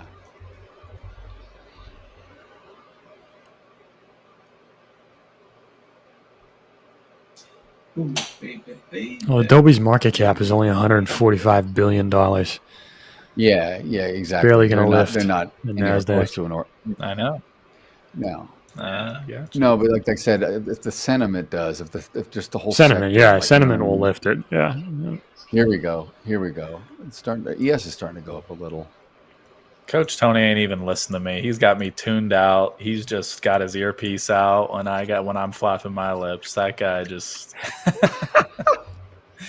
No, I just say the same things that you do to underscore it. So what is this? What does this acronym mean? What is this? Tony or Paul may know this because you guys, I don't know. U.S. money market fund assets hit a record 7.3 trillion at ICI. What is ICI? What is that? I don't know what ICI is. I think that's is that the Investment Company Institute? Oh, maybe. It's like a fund. It's a fund regulator. They're like a data aggregator for asset management I just don't know what companies. the acronym means. Yep. Okay. All right, here we go. Now more numbers come out. Remaining performance obligations. All right, so they got nothing like Oracle, but nothing negative. They see fourth quarter revenue at or above. Earnings per share at or above. Digital media. Yeah, it's not a bad report. Very good. Okay. Well. Yeah. No. Didn't necessarily move it. But. Don't think all-time highs will be hit in this session. Nah. Tomorrow, maybe. Tomorrow's a Friday. You have to prepare for it. Friday can be weird. Yes. Friday could be. Money Friday. And we have rollover starting tomorrow. We got rollover. We've got Michigan consumer sentiment. You know. You already have Oracle down. It has to just touch it at some point, right?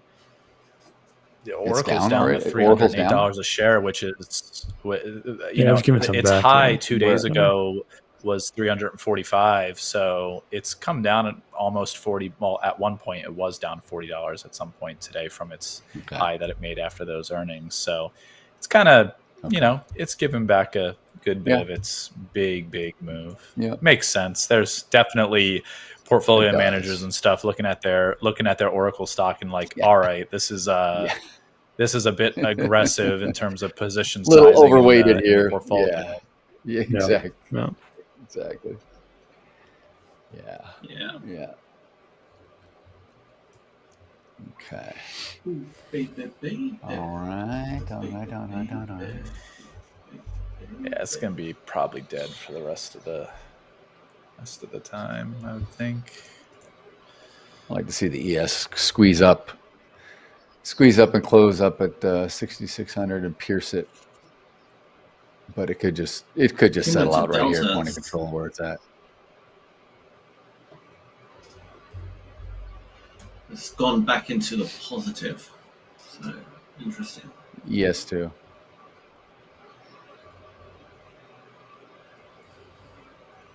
Well, interesting day. Yeah.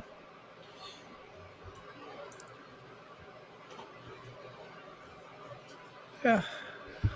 Pretty good day. All right. I'm going to be back in a minute. Just need to pop to the toilet. Also, I'm going to leave the session a few minutes early because I have an interview starting at 5:30 sharp. So I'll have to get off the session a bit earlier than usual. Sure. Oh, good. Martin's asking me, the information I have on the right side of the chart is that previous volume. It's volume, Martin. This is all volume that is shown on the chart. And if I expand the chart, you'll see the profile start to fill in with more. This is all volume that has been traded at all of these various prices. So this is the volume profile. This is the profile, the developing profile on the day.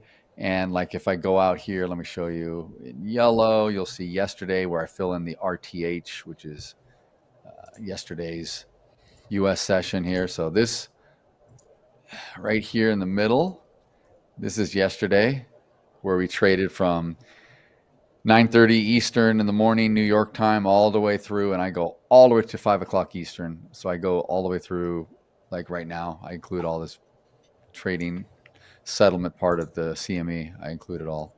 So that's what that is. This is all overnight. And then we get into today. I haven't marked it up, but I use the right side, which is the volume profile, just to show me. That's how I trade with the the high volume nodes, the low volume nodes. It's just kind of how I gather where I need to possibly hold trades, enter trades, what the auction's doing. Yeah. It's just another way of looking at it. So now it's turning over. Why are you turning over? Yes, get back up. Yeah, this may be a situation where it tagged 6,600 on the nose. And this is like just happy to get to 6,600. Nvidia is unchanged. Nvidia is unchanged on the day after its big day that it had yesterday. It is today flat. Wow. We're just not seeing the same moves out of Nvidia that we're used to seeing, and kind of interesting. Yeah. We're just kind of seeing Google's the one that's making all the moves now. I feel like the big tech moves nowadays. Interestingly enough. Yeah, after that lawsuit that they By won. nowadays, I mean literally just oh yeah, dude, big time. Sky's the limit again, cash machine. Please. My cash account is very happy regarding that ruling for sure.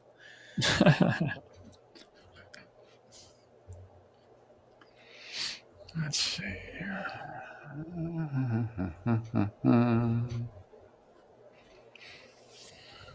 Tomorrow we got that consumer sentiment and whatnot. I don't know if that's really going to do much, to be quite honest. I don't know about now that we've gotten through what we've gone through this week. I think you're right. I don't think it'll do a heck of a lot. I think just the fact that it's Friday after a hell of a week may have more to do than anything, right? We could see profit taking tomorrow. Who knows? We could finally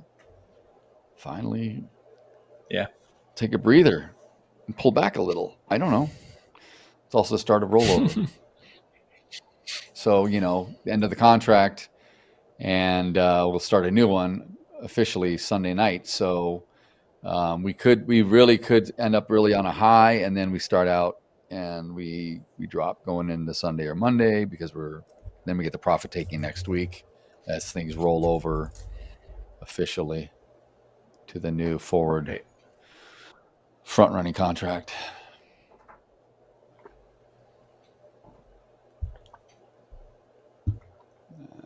Come on.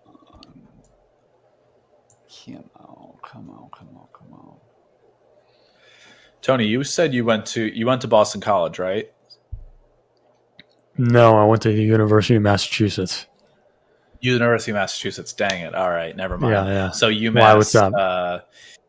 No, because I was thinking of college football stuff, and the quarterback for FSU was a transfer from Boston College.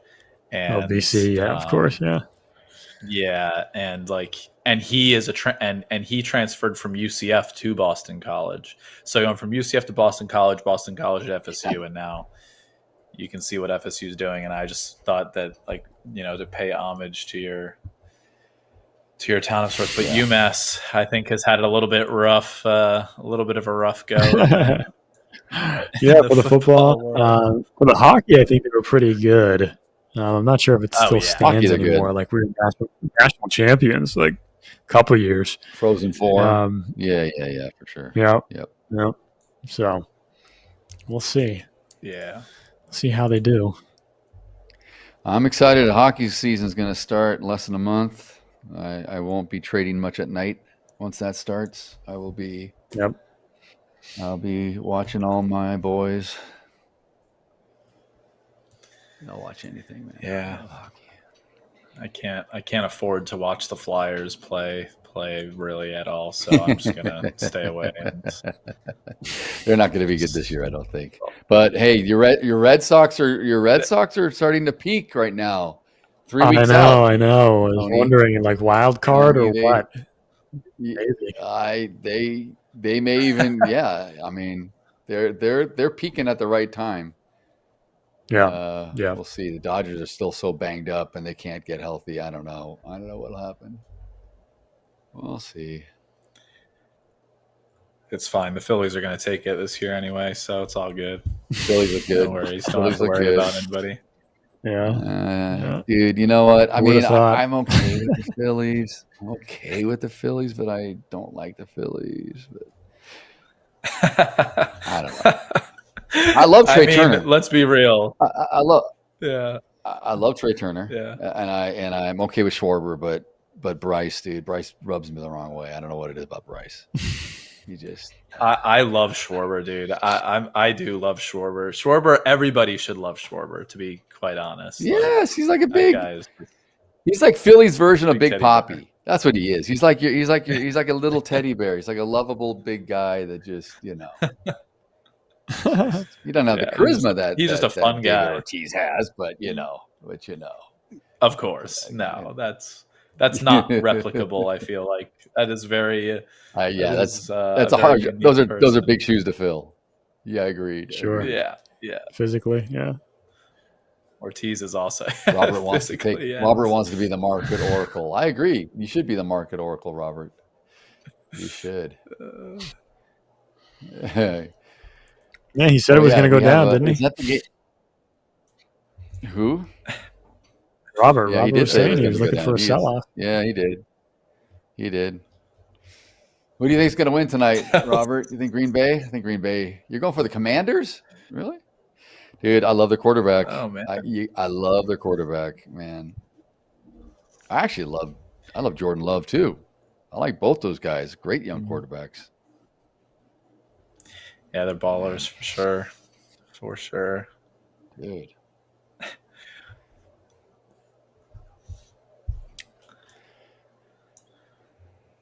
Have you guys seen the movie with Tom Hanks and the Somali pirates? You know, that I can't remember the name of it. Yes. Captain something or whatever. Where they get that's good. That's a good Captain movie. Right.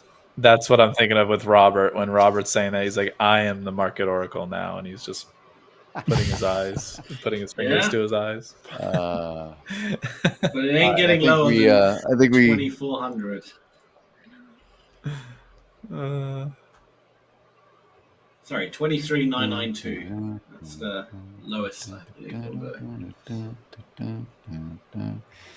I'm going to flatten out. Get up here and I'm going to flatten out for the day.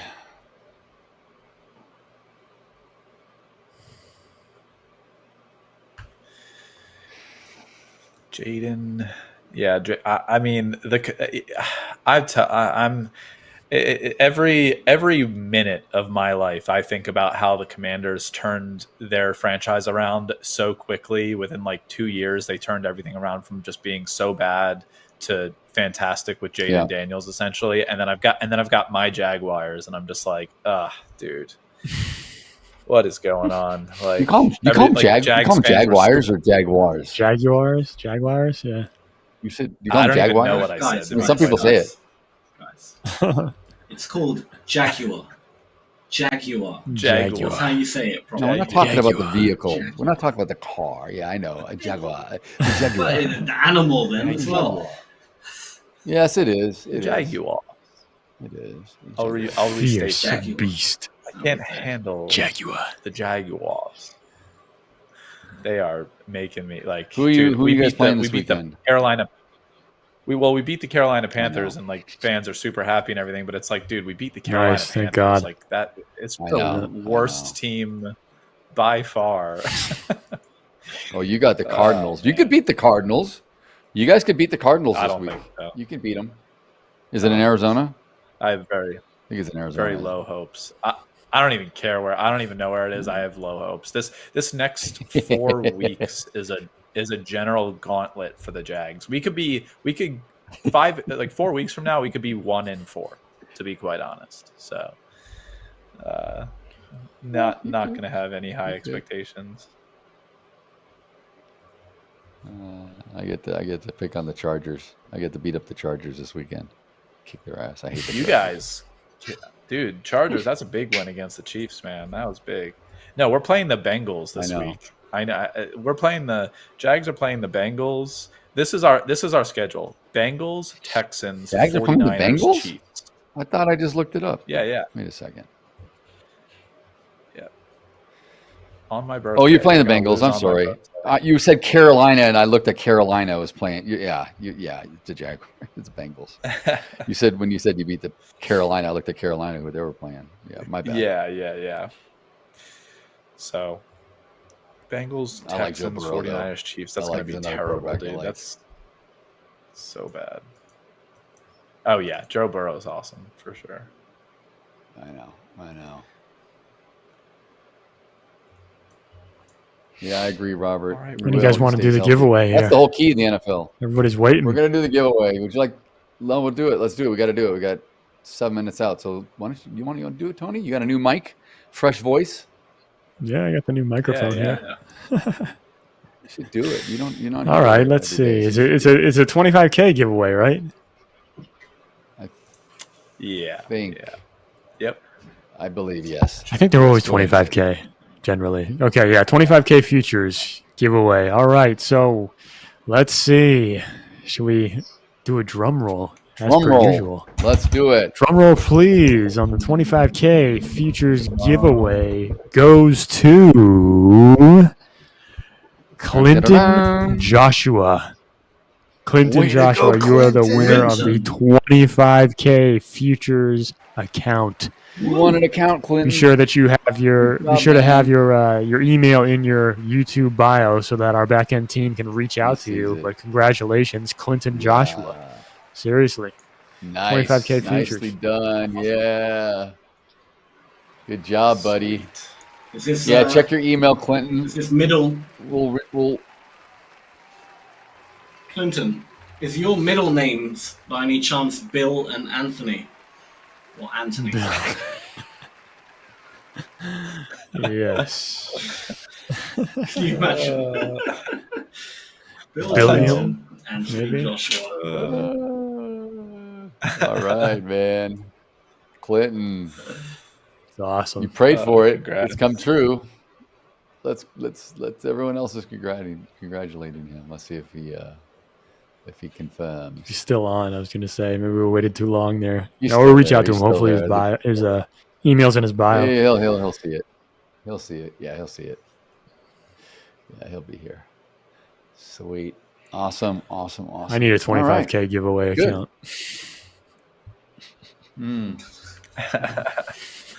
No, you don't. Please. You got you're on your 12th direct account at this point. You're Yeah. good. Hey, not because I blow them up, but because I get so many. No, because you're exactly. You can't copy trade enough accounts, my friend. No, I think you can actually only have 3. Way to go, You can only have Clinton. 3 direct Way to go, accounts, I'm pretty sure. Yeah. Can you? That's all right. Then you can buy Yeah. one and donate it to one of us. Donate to us. Exactly. Yeah. Do a back end deal. We'll trade it on your behalf. 30% of the P&L. Give you, Yeah. We'll give you 10%. 25. We'll take 90. is their number. Nah, Oh, 90-10 how split. I gracious. think's good. Keep it. Yeah. It'll pay for All the right. account, and then you're breaking 30%. 30% until whatever you paid for the direct account is paid back, and then you drop. Oh, freaking get that in the first payout, man. I know exactly. He's gonna get that right. That's a good deal. Get that I get right you a away. 3K That's the best deal. payout. I know. I get you 3K payout Yeah, in thank 5 you, days. Clinton. Why not? You can come back every day. We can help you out, man. We can help you pass this thing. We can help you. It'd be great for the chat too. Nice. Everyone's very, very helpful in the chat. So Yeah, Sam, if you You got to take jump. off? I'm gonna have to go. Yeah, Sam. Yep, I've got it. We'll catch you tomorrow, though, right? But exactly, yeah, I'll be here tomorrow. Have a good rest of your day, coaches. Perfect. To Same. everyone in the chat. Great. See you guys tomorrow. Thanks, Take Sam. care. Feel better too. See ya. All right, take care. And then there were 3. Good guy. Cute face. What? Oh, God. He's not coming back. He's not. He's done. No. Oh my God. Let's see. 2 interviews. I mean, they're working them. Working them hard. Yeah, I know. Working like a dog. Yeah. I think I saw some of those videos that he was the shorts that they had him doing, just out in the middle of nowhere, talking about trading. And then I saw one of some him of in those. a helicopter. I think was he's like, actually what the heck? interviewing. Oh, That's really? I didn't awesome. see that one. Oh yeah. He's in a freaking helicopter there with a headset, glasses on, spectacles. Oh, that's old. I think he did that. I think they superimposed that. I think he was in the helicopter in Dubai. I don't think that's. Oh yeah. Maybe Nice. It is. Maybe it is. There was also the one where he was fighting a jaguar and he was talking about Hola Prime. That wasn't completely I missed that one. Got banned, demonetized. PETA was all over it. Yeah. Could you imagine? Could you imagine that? Well, tomorrow should be exciting, Trade futures with just $48 today. Yeah, dude, that mic sounds so good. That sounds does so it really? clean. Yeah, no, it does. Way. It sounds really good. I want to piece it. I want to yell and scream into it. Go Have back an and awesome play. trade. Just Wake up rewind the it, and hear yourself later on when we're done. When you're off here in 2 minutes. Yeah. Actually, I will do that. Play it back for yourself. You'll hear it. Yeah. Or like in the beginning, I think you had like something turned up or whatever, and it was a little bit louder. It sounded, but now it's like literally completely perfect. Yeah. I don't know if it's because you're now you've got your face like the perfect amount of distance away or whatever now, but it's like literally all sounds crisp, clear, perfect. Yeah, that's the one thing. It took me. I had to like little investment. I think this was face like on the mic. Yeah, it's a good. Get it down there. I looked it up and I was like, I was gonna buy it. Yeah, I wasn't gonna buy a freaking those $300 ones or whatever. I wasn't gonna do that. Do you hear that? Rub it in. Look at this. Yes. Do you hear me? It's like the it's velour. so It's like, soft. you don't make love to it like it's a roller cover or something, like it's a velour fuzzy navel deal. Look at oh no. Please don't. What do you think you are? Troy? Eating the mic? I'm not gonna do it. I'm not gonna do it. I can't.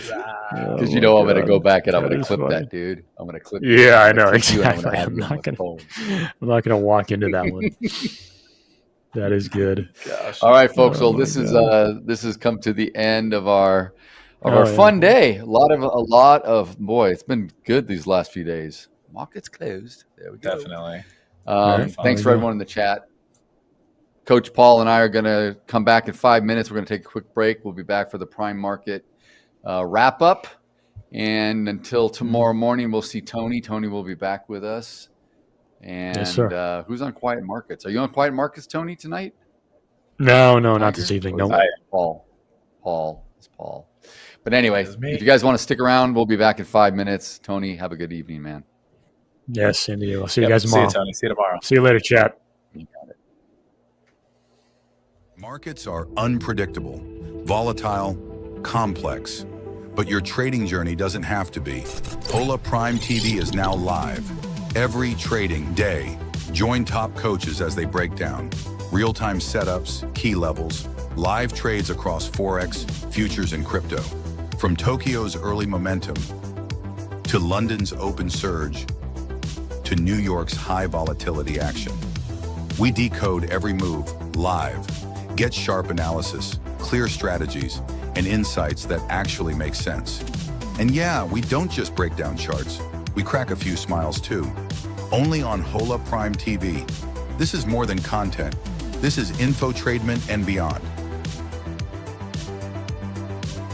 Want to learn trading? Or already a pro but can't risk your money? Enter prop trading, a smart way to monetize your trading skills without risking your own money. Start your journey with Hola Prime. Here's how it works. Buy a small fee trading challenge. Hit the profit target and keep losses under 3% daily and 6% overall. Pass the challenge and get a Hola Prime account. It still has fictitious funds and the risk rules stay the same. But now, no profit targets. And yes, up to 95% of the simulated profits are yours. Wondering, how's that even possible? Well, we selectively copy trades from top performing traders in live markets. That's how we generate profits. Whether we copy yours or not, you still get your share. While most firms take days to pay, Hola Prime is the industry's first to do it in under 1 hour. Yes, every payout is processed in less than 60 minutes. It's a win-win. You bring the skill, you bring the trading setup and support, including one-on-one coaching. Take the trading challenge. Get rewarded. Hola Prime, trade with transparency. Ever heard of futures trading and thought, too complicated? You're not alone. Futures trading can feel like decoding a puzzle, but it's simple at its core. Take Take the one-step prime challenge. Hit a 6% profit target. Stay within 3% max loss.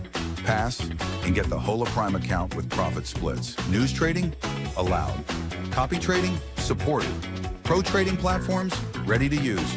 Trade instruments listed on CME, COMEX, NYMEX, and CBOT on all major platforms.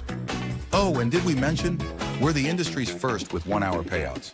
So you don't just learn fast, you get paid fast. Because futures trading shouldn't feel like a maze. It should feel like progress. Hola Prime Futures. Futures trading simplified.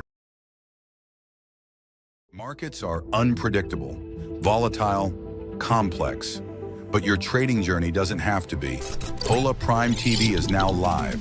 Every trading day, join top coaches as they break down real-time setups, key levels, live trades across Forex, futures, and crypto. From Tokyo's early momentum, to London's open surge, to New York's high volatility action. We decode every move live. Get sharp analysis, clear strategies, and insights that actually make sense.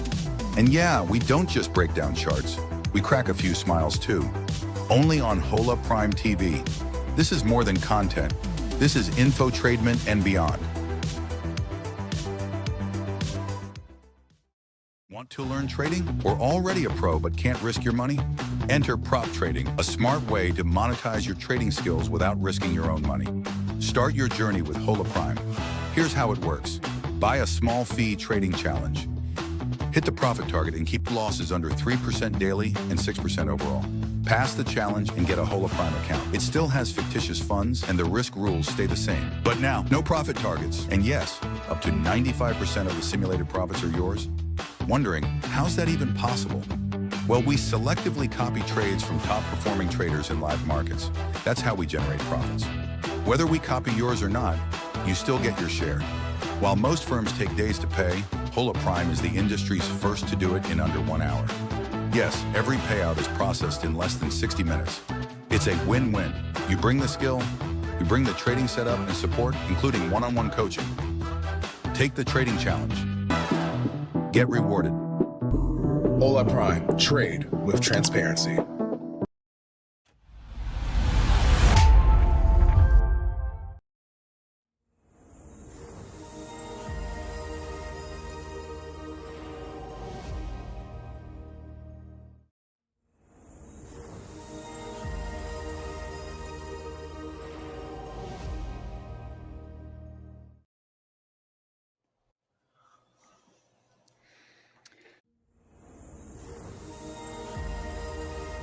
All right.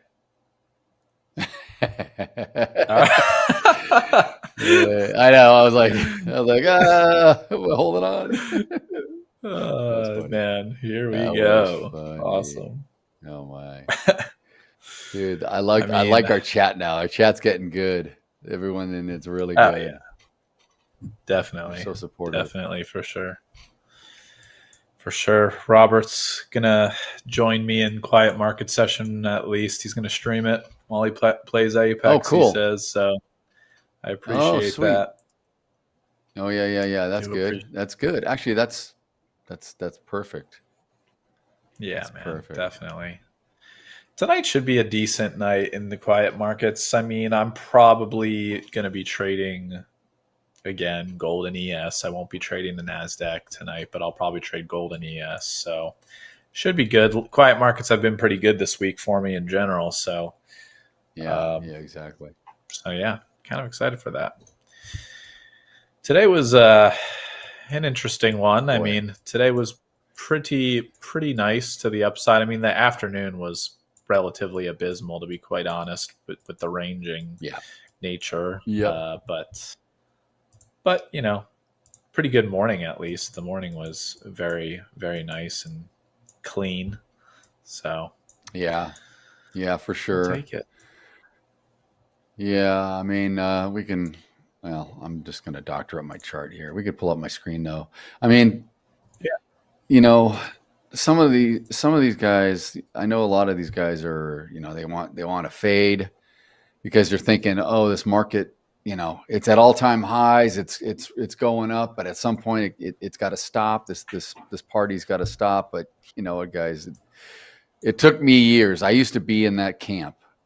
Believe me, I was, because I wanted to always kind of short. I was like Troy in my early years. I was just kind of leaning short for all these pullbacks, and I think it's because I loved the quick action of the market on a down leg or what have you. But man, these would be days where I would get just killed, because I would be like, comes up here and it's like, okay, there's the end of it. I'm getting short, and I'd get in heavy short, and it would just continue to go up. And I'd try it again.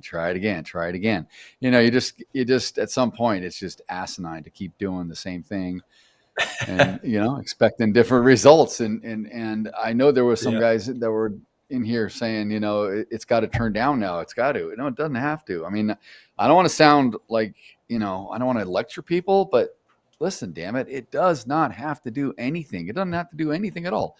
First of all, it doesn't know any of us as traders. It doesn't care about anybody. It's just a bunch of machines and markets and numbers and dollars moving around and different currencies moving around in this thing. And, we're the ones trying to make a rational,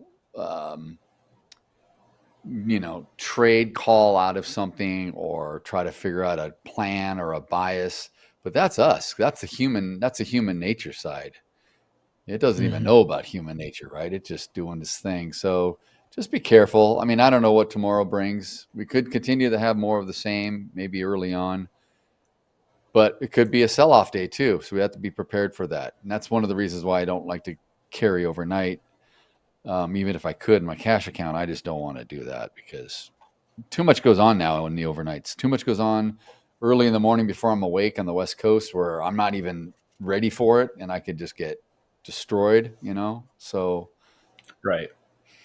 Yeah. Just don't do it.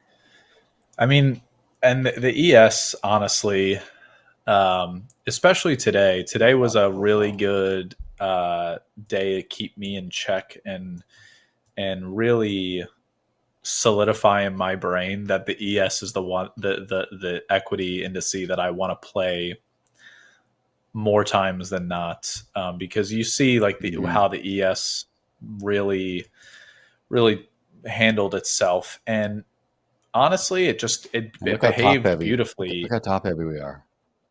I know. Look how top heavy we are. But that has to go with all that consolidation that we had. All that consolidation we had going for like 4 hours there, right up here at this point of control. So yeah, I know. Sorry to cut you off. I was just pointing out. No, you're okay. No, you're fine. No, I love seeing that distribution, to be quite honest. I mean, the amount of people that are pushing and pulling up here at the highs, it's it's very interesting. And maybe you could be finding comfort of some sort up there. And we'll see what happens tomorrow. But we'll see if we open in range tomorrow, or if we'll see what happens in an hour even. Yeah, right. We may come down here, do a little responsive selling, profit taking, only to go maybe retag the all-time high or go through that 6,600 and then plummet, or we may just kind of just keep chugging along in the overnight, and London comes, and who knows what we're going to do? We don't know what we're going to do. Yep. You just want to again, no, you don't want to ever just say it has to do this, or I expect it to do this.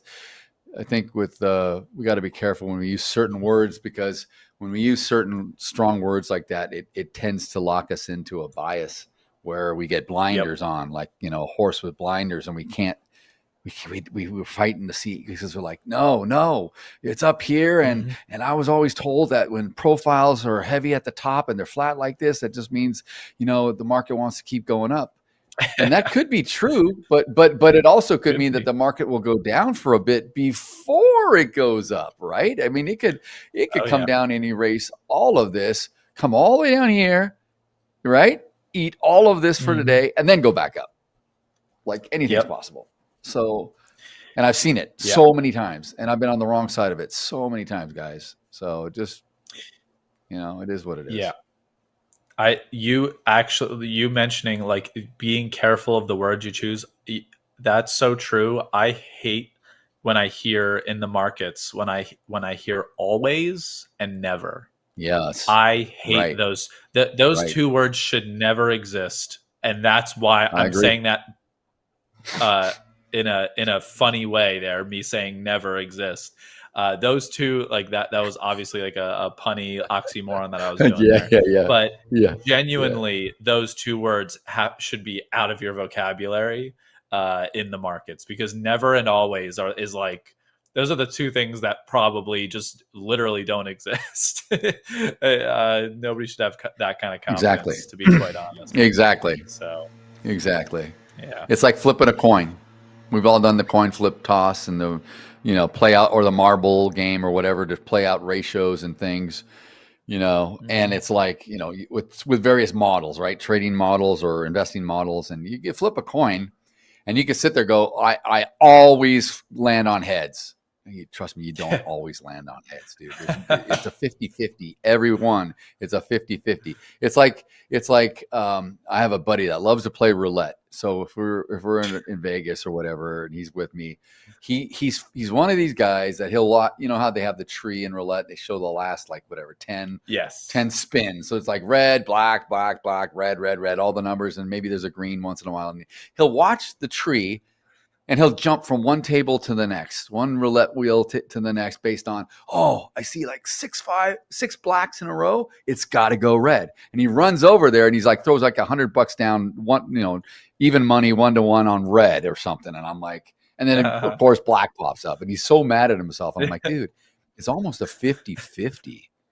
Just because it rolls, it could be freaking 20 times in a row, same color, right? Or whatever. No guarantee. Yep. There's no guarantee. It's an independent event. It's an independent event. It exactly. doesn't. It was funny. Somebody was asking me literally about that exact scenario, Daryl, about this, statistically speaking, why it doesn't matter. And I was explaining it's an independent event and whatnot. And I was saying, if you, there's two ways you have to look at it. When you are, statistically speaking, before all of those rolls happen, if you are then starting from scratch, let's say no rolls occurred, and you are projecting out into the future that there will be 10 blacks, the odds of that will be in a row. The odds will be super low. But if you then come up to the roulette table and you look at the tree thing, and it says, and it has 10 blacks before this this roll that's about to happen, that doesn't mean that there's believe it or not, theoretically, that does not mean that there is going to be a different, the red outcome, and that it's a super small chance of it being the black. It's different. You can't look into the past statistically with these independent events. You can only project into the future, and that boggles some people's minds. And it's just like, that's just the truth. That's just how it goes. That's just how it is, man. So funny. Yeah, and when you're saying that, I'm thinking of also measuring trades that you take, whether they're sim or paper trade, or they're real trades, live trades in a market. And let's say you want, you're trying to work on maybe a new setup, a new strategy, a new edge, or what have you, and you're logging your trades.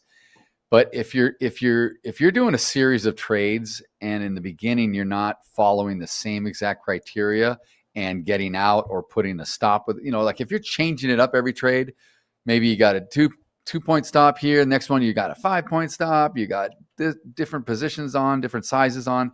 How do you measure that? You can't, because it's not the same trade every time. So you need to be You need to be careful that if you're measuring something, you're doing the same thing for a period of time. And then if you find out, oh, this does work for me, or I see a benefit of doing this or that, then you can tweak. Then you can play again. It's like marketing. Internet marketing, especially, like all the stuff that they say people like what do you like, all these affiliate guys and stuff, and they're doing things like on social media, and they always tell you change one little thing, tweak one little thing at a time, because you can't measure the ad results if you do too many changes, right? If you do too many changes, you don't know what worked. If all of a sudden you got better results, or your sales went up or whatever, you got to do one thing and measure it, and then do something else and compare that, or A/B test it or something. And the same is true with trading, because if you change up every trade, if you get to something that works, you don't really know if you have a pattern or any kind of like lengthy test to go by. So just be careful when you're doing all these different things, that you stay consistent in the beginning, because you can't measure it otherwise. It doesn't mean, it's meaningless if you keep changing it up every single time. But like random, now here's the other thing we talked about. I think I was talking to Sam, maybe it was Sam, about random entries, or I think I said it with you earlier with everyone this morning. Like, I do believe that you could probably be, I think I could be a successful trader, maybe entering completely random, like blindfold me and just go, just click long, I don't know, at some point, and then put like a 5-point stop and maybe a take profit and try to manage it, because I would probably wait if it gets into my favor and goes a little bit. I'll probably just flatten out and just scalp it, be done. So there's a win, right? But you know, like, so, but it's so, unless you're doing the same thing every time, you don't know what you have. Yeah, it at least has to be in like a relative ballpark, like of, it's got to be in like a decent ballpark of being relatively the same trade for sure to measure. I agree. It's tough to measure if you're just like using 4 different strategies in the same account, and you're that's kind of, it's just a bit much. But I agree. I think that's why my trading improved when I went to futures. Sorry, I mean, because when I was doing equities, I had a system that I thought worked well, but the, you know, what I was trading, all the symbols were changing all the time, because I was doing filters and I was looking for, you know, whatever, whether it was breakouts or low float or whatever I was going after. So every stock was changing every few days. So it was probably hard for me to really measure what was working. It wasn't, because each stock moved totally different. And then when I started focusing only on the ES and I had one instrument that I can measure against, I really got super consistent. And I was like, wow. And I think that's what really made me fall in love with futures even more and say, okay, this is what I need to be doing. This is the best one for me, because I was able to measure easier, right? What I was doing. It wasn't like I was bouncing all over the place between 50 stocks a week, like something crazy, trying to find anything that moved. Yeah, definitely. I agree. I didn't enjoy doing like the scanner stuff and like just trying to look for the most volatility, and then, you know, it's a bit much. Biggest gainers on the day, biggest losers on the day. I know. Yeah. It was. And then you waste so much time. You waste so much time either in the overnight or in the morning before you. I mean, I was wasting like an hour and a half and doing it, and you put it onto a spreadsheet. Then you look at it when it opens and you see, okay, what can I pare it down to maybe 3 or 5 stocks for the day? By the time you do that, it's an hour into the market, and it's like maybe you missed some moves, and it was just not. It wasn't for me. It wasn't what I wanted. Yeah, but I know people that do it and they love it. Oh yeah, it's definitely a doable thing. It's just more, like you said, just like what fits your brain the best. You know, what really scratches the brain the right way and allows you to be disciplined and whatnot. So for sure, there's not really a whole lot on the docket for tomorrow. We mentioned it earlier. We got the preliminary University of Michigan consumer sentiment and inflation expectations. I don't really expect there to be some crazy thing that happens where the market freaks out because of those numbers, to be quite honest. I think since we've logged on that. Yeah, we've logged CPI and PPI data now. I think just everybody's looking forward to next week, to be quite honest. They're just looking forward to Wednesday. FOMC, agreed. I mean, Tuesday might have a little bit, like, because we have core retail, like retail sales, essentially core retail and retail. Like that could be a decent catalyst or a volatility creator. Well, it's a day if before. we see like a super poor number or like a really good number, it could be. But again, like has to be pretty out of whack. They're gonna try to like glean something out of that Tuesday, right, to see if they can get any kind of jump or head start on what Powell may do the next day on Wednesday. But and that's always been the case. But I'm with you. I think everyone's gonna probably. I mean, this market's so baked in. This is so baked into a rate cut. It's not even funny. Not even funny. Yeah. And if we don't get a rate cut, because I don't know, I mean, dude, we're not in a recession yet.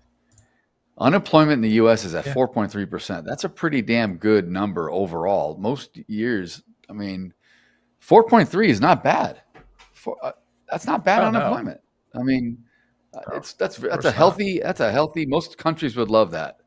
Most countries would love that. England would love to have a 4.3 unemployment number. England's got a very high unemployment number right now.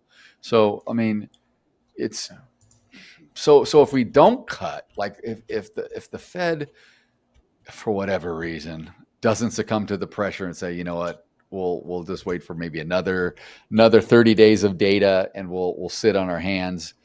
I don't know how the market could take that. That may definitely be a massive puke job. Who knows? But yeah, I mean, take it one day at a time, guys. Just take it one day at a time. Right. Yeah, for sure. I mean, and there's literally in the Fed Watch tool no percentage chance of them not cutting at this point. But like maybe the point is just to cut once, see how things go for a month, then possibly cut again, see how things go. But I'm with you. I mean, we've seen unemployment. I think it was back in the 2010 time, we were like somewhere close to 10% at one point. That was pretty crazy. They were more out of the credit crisis. Oh yeah. When I was in college, when I came out of college, it was in the early 90s. We had really bad unemployment here. In the U.S., but it just the unemployment, the labor. This is why the BLS stuff drives me nuts. We talked about this, I think, yesterday or the day before, and I know Trump wants to, appoint a new director and get what he thinks is better data or numbers, but they change everything all the time. But more than that, employment has changed in the last, certainly since COVID, and it was there before then, with so many people working out of the office, if not from home, at least out of an office, like a go to work, drive in, commute. All the employees are all together, right, kind of thing. And a lot of people are maybe working not full time 40-hour or 36-hour or 35-hour weeks. Maybe people are juggling multiple jobs. You've got a lot of people that have all these little side gigs, creative people that are, they're doing graphic work, they're designing websites, they're doing social media stuff. Collectively, they're making, a good income maybe with 3 or 4 things that they're doing. But that doesn't show up the BLS has a hard time tracking that, I think. So the numbers may not be traditional numbers still. I don't know. I don't know what, Yeah. Because if you're not receiving let's say you're not a W-2 employee, so you're at home, maybe you're collecting unemployment because you were laid off recently or something, but so they show you as being unemployed, but maybe you're not maybe you always had something on the side, or you're working from home, or you're selling crafts on Etsy that you're doing, or you started a business with your wife, selling food or making some item. You know what I mean? All these things that people are doing. Mm-hmm. So you're an independent contractor, you're 1099, that maybe doesn't reflect all this stuff. So these numbers could totally be different. Yeah. I just, I don't know. It's complicated. That's for sure. It's definitely complicated. It doesn't always, 4 years ago, people were looking for Armageddon, and look where we're at now. We're at all-time highs and everything. And so, like you said, expectations should always, you expect to not expect.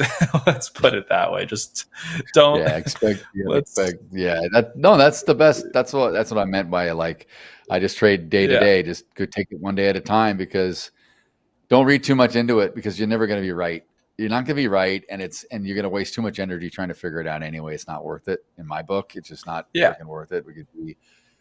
You could be more productive. You could be more productive by doing less, by doing nothing, by taking yourself away from the market and just going to watch Netflix or watch a movie or take a break somewhere. Do something to unwind. It's like addition by subtraction. Like we were talking about sports earlier and all these teams and stuff, right? You see teams do this all the time. We talked about the Guardians, or not the Guardians, the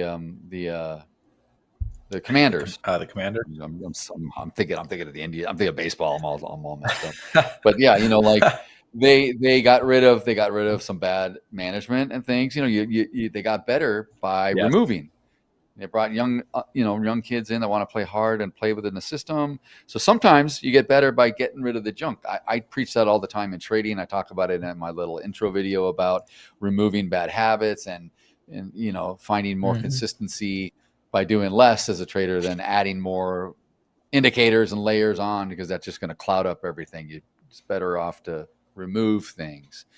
And I think the same is,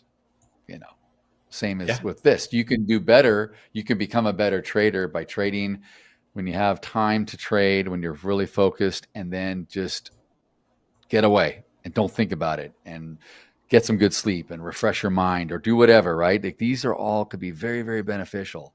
And it also can help spur the creative juices in your head if you're trying to develop an edge and you're trying to look at the markets a certain way. If you're sitting there,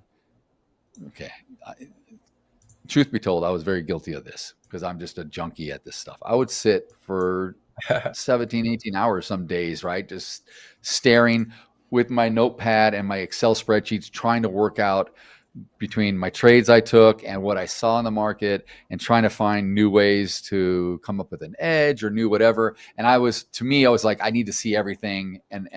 But you know what? I wasn't doing myself any favor. I was just burning myself out because I was so freaking dog tired. I wasn't getting any sleep. And I would have been better off to just get a full night's sleep, then come in with a new set of eyes and look at stuff and go, oh, now I see things. Now I recognize it. Whereas before it could have been doing the same thing. I just didn't see it because I was just so freaking burnt out and tired. Right. Yep. So it's just, I think it's a good piece of advice for people to just don't overdo it. Certainly in the beginning, don't overdo it. I know everyone wants to get in, make money. They're excited. They want to pass accounts. I know all this. I get it, but right. Right. Especially if like you are, especially when you have high expectations on yourself, just to like be able to, perform in the markets, and you're just like, so then you're just a work dog. Like you're just like working like a dog essentially. And you're just constantly want to be in front of, you think that you can handle it and everything. It's like, no big deal. I can sit in front of a computer for 12 hours. That's what I suffer from. I think I suffer from that big time. I really do. For sure. I mean, you see how I trade. Yeah. I'll trade all the way through the day. I'm just like grinding all the time. I can't help it. But at least I admit it, and I know it now. I know myself enough now to know, you know what I mean? Like I recognize what I'm doing, and I've learned as a trader, like this is just who I am. I shouldn't fight it. I just, you know what I mean? I don't know. Right. You do what you can to mitigate it, and on it. And man, I'm cut from a similar cloth of sorts. Like sometimes, my wife would be like, "Can you take a break?" Like it'll be, I'll get up at like 7:30, 8 o'clock. I'll be on the charts. 9:30 hits, and then the next thing you know, it's 4 o'clock. And then I'm still at my charts by 5:30 because I'm like, charting things and stuff and recording things.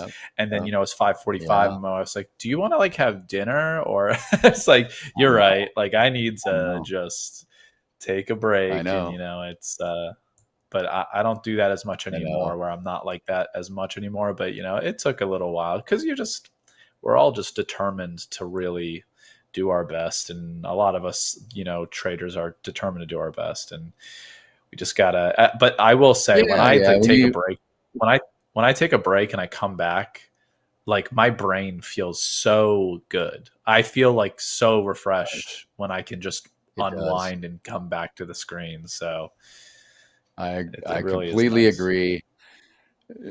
Coach Troy was talking with me about this yesterday here on the Prime Day wrap up. Same thing, because I think he said, I didn't know this, but he's going to be leaving like in a week. He's going to take off for a couple of weeks. I'm sure we're going to have some schedule shuffling to cover him, but he's going to be I think he's out of the country. He's going somewhere. And he was like, when I'm gone, I'm not taking my laptop.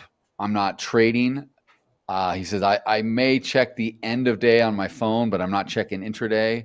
I don't want to do any of this. I want to spend time with my family. I want to enjoy traveling where I'm at with, and learning history or whatever they're doing, right? Just go and sightsee and do things and just get away, because it's healthy to get away. Yeah. When he comes back, he'll be ready to trade again, And I said, I'm the same way. I used a reference with him where I was like, man, and he was, because he was saying, yeah, because he trades out of his basement, and he's like, he has the same problem that you just described, man. He's like, his commute is like 10 seconds. It's like from upstairs to go down a flight of stairs, 10 seconds he's in his office. And when he's at home, he really struggles unless he's got something to do or fix around the house or do whatever.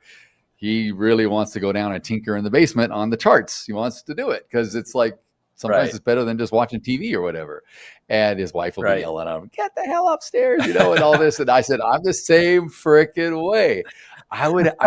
You have no idea how many nights I would because I oftentimes take 2 showers a day. I'll take a shower before I go to bed. And so I get ready for bed. I shower up and everything, right? And then I'll tell my wife, let me go check real quick, because London's opening. And for me, usually, in daylight savings, midnight for me is London open. So I'm still, and I go to bed fairly late, so I could still check it. So I'll come in, and I'm like, I'll be right back. Let me just go check for 5 minutes. And I sit down, dude, and that's the death knell. I sit down, and I'm sucked in here. 30, shit, an hour and a half later, it's like 1:30 in the morning, and she's texting me, and she's pissed off. She's like, are you going to get your ass to bed tonight or what? I'm like, okay, sorry. But I didn't know. I'm like, I thought I was there for 15 minutes.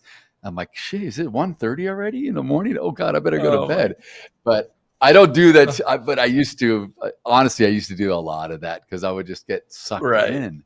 And I'm like, oh, wow, London's moving now. Let me put on a trade, and I got to watch the trade, right? I don't want to leave. And oh, my God, dude. That's funny, though, that you had dude, but being on the West Coast like you are and having that opportunity to be able to check it before it gets too late, that's pretty funny because there's no way I'm waking up at no. If I was 3, I'm not doing it at 3 a.m. Yeah, no, I'm asleep. No, of course. Totally. I probably, that's what I'm saying. I could, it's funny, even at 12 though, it's still that's you're on the borderline of I'm on the border. If I was if I went to bed early, 10, then I wouldn't even do it, but I usually go late. So I'm like, let me go look real quick. But Coach Daryl's a market junkie, and he just can't help it sometimes, Yeah, that's how it is. I know. That's not a bad, and I don't think it's a bad thing personally. I don't think it's a bad thing to having done that. It's more do you do it every single day for, have you been doing it every single day? No, I go through. No, of course not. You got to have balance, and I got to spend time with the family and everything. You got to have balance, right? You got to just of course. It's not. Okay. Yeah, no, it's not. It's just I know I would be doing it. There were years when I did it. Because when I made the decision to go full time and I wanted to make a living doing it, I was pushing myself hard, man, because I was trying to make serious money. I wanted to prove to my wife and my family I could do this. I was I kind of had that FU mentality. I'm going to show everybody. I know this. Yes. You know what I mean? So I was. I was doing all that, man. I was trading like crazy, like a dog. But especially when you started too, when you started, that was a different, back in the early 2000s, trading in that time, that's way different. Yeah, but I was doing that part time.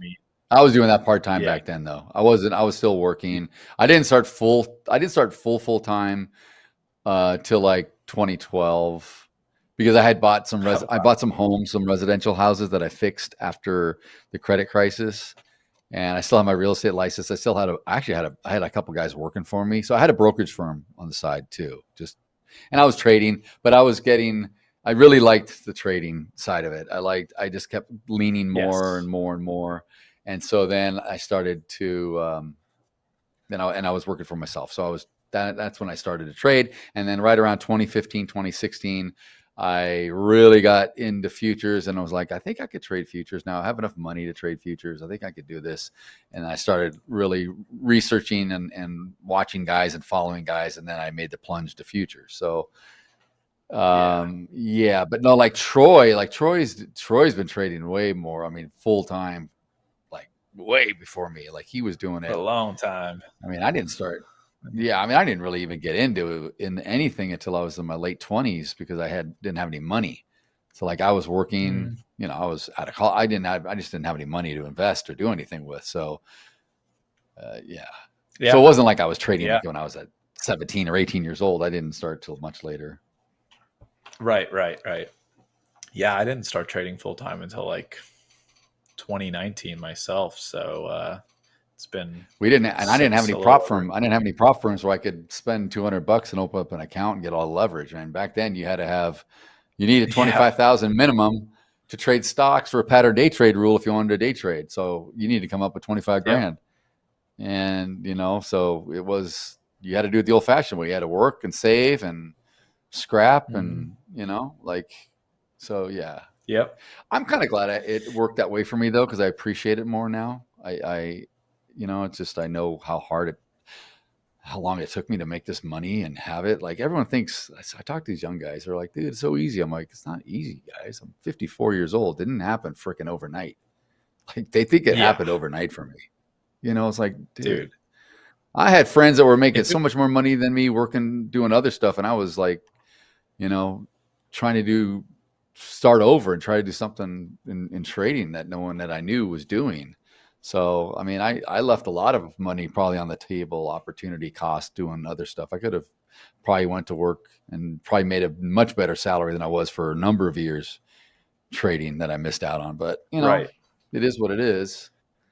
It's got to weigh that it is out, the opportunity cost. Yeah, exactly. There is an opportunity cost, of course. It's sacrificing time now to have the payoff expectation because you believe in your work ethic and know that you can, persevere essentially. So as long as you're doing, putting in the right kind of work, because, I hate that, it does. It's unfortunate to see younger people with trading being more popular now, younger people being trading futures seems easier. Trading options is easy. It's like, I know, dude, I know. It's crazy. If it's easy, I know. Like you should be in a penthouse then right now, because where's all your where's the stacks of money? Come on, consistently do it for a year, and then I'll consider. Yeah. So, my son's high school had this stock club. They call it the Stock Society Club, and he just kind of got it. He got into it not because he wanted to do what I'm doing, because I really don't. I don't do it. It'll take him so long. It'll take him years and years. I don't want him to go through what I went through to get here. But he is interested in the markets, and so he joined this club at school, and dude, it's like the most popular club on school, like the most popular of everything, of like 50 clubs. Yeah. And so then in his junior year, he was asked to be co-president and run the club, and then last year, his senior year, he did the whole thing, and then and dude, this is how crazy it is. They had a couple of these super smart whiz kids that they actually created some code, and they were doing stuff, but some of these guys were, and it was all fake money. I had to sign a minor, a TD Ameritrade account for him. All the parents had to do it just to give the kids play money, and they do a little contest and stuff. But so last year when he ran the club himself, there's I don't know, maybe the second week of school when it starts, they do a big club day or something, right? So everyone can go around to the booths and learn about the clubs, and then everyone signs up. Dude, he had something like 300 kids signing up for his club. It's the most popular thing. And they're all, and he said the same thing. All these kids are like, oh yeah, I'm going to trade. I'm going to make $1 million. I'm going to make $1 million before I get out of college or whatever. Like, and it's just like, so that's like the delusional craziness, right? These kids have today. Like they all think like, I think I had a stock club when I was in high school, but it was like the nerds, and I was never a part of it. I don't even know if we had more than a dozen people in the stock club. It might as well be called the chess club. I mean, for that matter, back in the 80s, we didn't do any of that stuff. Like, no, you didn't want to be part of the stock club. That didn't exist at my high school. That didn't exist at my high school either. But my high school was also like agriculturally heavy, so that's pretty funny. Now that I'm looking at the fact that I've traded ags, isn't that funny? My professional career. Yeah, it's funny How that all winded, and it's not even like, right. At my high school, you could like raise pigs and like cows and stuff, and then you would sell that's them cool. off to the like 4-H to auction, like 4-H kind of stuff. Yes. Mm-hmm. So I had plenty of friends that participated in that as well, and then there was also like a landscaping part of my high school was out in like literally in the country. It was genuine, a lot of country kind of kids. And was this in Pennsylvania or was this Florida? No, it was in Florida. It was in South Florida. Yeah. Oh, yeah, okay. It was in the like Indian town area. So where all the orange groves used to be and whatnot. But it was interesting stuff. I mean, like that stock clubs just didn't exist. Like that was more so. That wasn't really a thing. I mean, it's just. No, I wish it did. I know, but I'm just saying. I'm saying that because it just shows you what all these kids, like you talked about today, they're all into it. They all think they can make instant money. They all think it's easy. It's just this misnomer of I don't know. Like all I need is this. I just need this, and I can make money everywhere I go. I just need a little phone, and that's it. It's like crazy. It's I knew somebody in college that behaved similarly, which was interesting. That was like like I want this. I want to make this X amount of money before my senior year or whatever. But the guy was he was a relatively good trader, but it was like, okay, man, it was like a lot of money that he was looking for. I was like, all right, dude, well, hey, maybe, but maybe, who knows? It's good to have goals. It's good to have targets and goals. I agree, but I know. Exactly. Right. Man. Well, what else do we got here? I mean, I do have my tomorrow. Yeah, you can go to your. I have my switch over. I was just looking at. Yeah. We can share my screen real quick. I've got the gold chart up. I do want to. Oh yeah, we got to talk about gold. Go over gold a slight bit. So, this is like a 1 hour chart. I guess you could look at a 4 hour here. 4 hour would be nice. Kind of drew a little trend line for my own sake for going into the quiet sessions later. I'm just going to keep that there, see where it's trading in the overnight session, relatively speaking. But I drew this in the pre-market session. I drew this little horizontal line here where we essentially on September 9th, we came down, tested the 3650 area, and then we just this morning, early this morning, we tested that 3650 area twice and bounced off of it. But at the same time, we're like, there's support at 3650, but we're making lower highs. So it's like we made the all-time high of 3715, came down to 3650. Then we made another lower high at almost 3700, a little bit below it, came back down to 3650. Then we made another lower high of 3682. So I'm wondering, Coach James was also talking about this. He has more of a bearish expectation in the next like couple days, like day or two or so, trading in the next couple trading sessions before another larger run upwards. So he's thinking it's possibly going to break here and consolidate a little bit before going back up. So I'm kind of keeping an eye on that, maybe to be possibly a little bit short biased for a break through the 3650 area. Maybe we'll see. We'll see what the quiet markets looks like, and could take that trade. I could go long tonight, to be quite honest. It just depends on what it's looking like in literally 4 hours time, but it might be doing nothing, to be quite honest. So how was that this morning with him, by the way? How was that with James? It was fun. It's fun. I've been itching. I've wanted to, for a while now. I'm like, man, I would like to be getting on a session with Coach James at some point. And I was like, I just don't know when that's going to be possible, but would love to have him on at some point, like with us or something for a little bit or whatever. And then the opportunity came up to be able to have the morning session with him. So I was like, yeah, sweet. Awesome. So I'm excited for being able to, I was excited for this morning, and I'm also going to be a part of it tomorrow morning. So it'll be fun. Exactly. It's good. Yeah. I enjoy it. He looks at a lot of stuff that I don't look at too. Like I know he does. I know. You want to talk about the diversity king. I think Coach James is the diversity king. That guy is. Yeah. Everything. Crypto, everything. He's got everything. The metals. He's got all that. His charts, like he's got all that grid, like 8 or 10 little mini charts all on there, and he's got. But he's got to cover a lot of ground quickly in under an hour, right? So he's, you guys are moving. You're moving in that session a little bit. Yeah.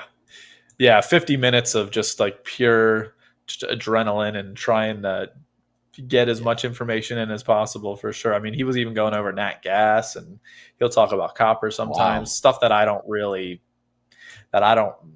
pay too much attention to. But there are people in the chat that like want to know about nat gas and everything, like some of those, a little bit more, volatile products and whatnot. They want to see it. So does he trade? He's there. Does he trade that, or does he bring it up just to show like his analysis on it, or is he actually trading a lot of this stuff? I think he does. He trades. I believe he trades nat gas. I don't know what I don't think his position sizes are. He hasn't. I haven't heard about like what his position sizes are or anything, but he definitely trades nat gas. I from what I gathered this morning, he just really seems to be like somebody that puts he looks at like a lot of macro. I feel like he has a good macro sense, and then he's kind of putting positions on in relation to general macro sense, which is pretty cool. So always, when I hear him, I get that impression as well. He's got a really good long-term fundamental view of things, and then he kind of breaks it down from there, which is good, which is what you want. Yeah, definitely for sure. I mean, I probably, if I was ever going to trade, I'm probably not going to be trading copper or nat gas or, those are a little bit, those ones are a little bit tough for me. Maybe he's swinging them. So maybe swinging them though, which is easier to do if you don't have to look at it. Just kind of set it and let it do its thing. Yeah. Let me look up the specs real quick on nat gas, because the futures, I think, are kind of it's a lot of risk, I think. I mean, let me see here. Nat gas futures specs. Come on. Internet's slowing down a little bit. Come on now. All right. Here we go. You're looking at like CME, like contract specs, like yeah. Minimum. Yeah, I mean the minimum price fluctuation isn't bad or anything. It's like 250 or whatever, but I need to see what the ticks are. I know the tick sizes are like super small. It's like out to the 10th, 100th, 1000th, 10,000th, 100,000th place, decimal place. Wow. So, really? So, I mean, I do know that people talk about like copper and nat gas being like, just difficult because there's a lot of, you have to take on a decent bit of risk especially if you're swing trading and stuff like that. So, but yeah. Yeah. What were you going to ask? Sorry. Well, no, I was just,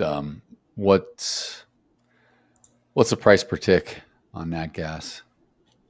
I don't think there's is there a micro? I don't know. I was actually going to look at that. I was going to try and look for that, but the minimum price fluctuation is $2.50, and the tick is 0.00025.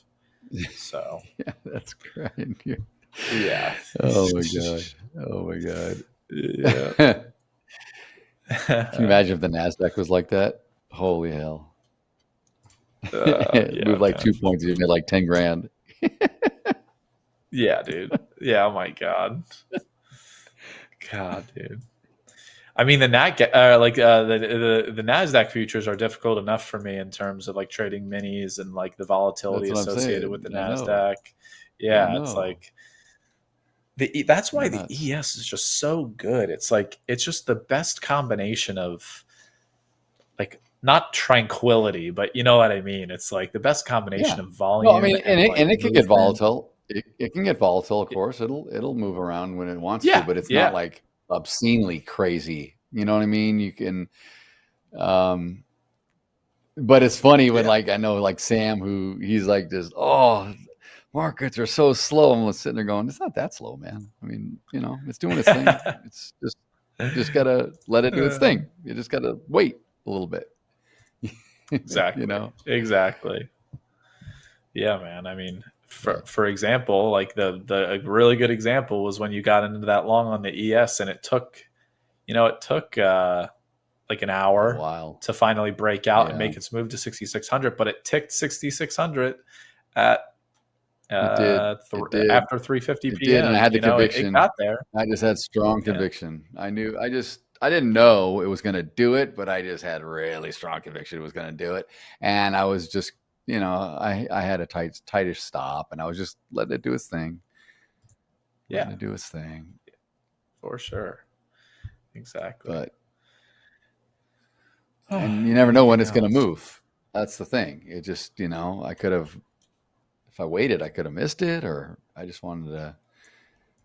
I don't want to say I want to get in just the fact of try to be in the market at all times. That's not what I really want to say. I just, when I see something like that and it's holding a consolidation area, it supports holding it up or whatever, it's fair for me to get in and just kind of, if it breaks down, then it breaks down and takes me out. But I kind of saw it. I just didn't know when it was going. And we had less than it was near the end of the day. So, it was going to move at some point.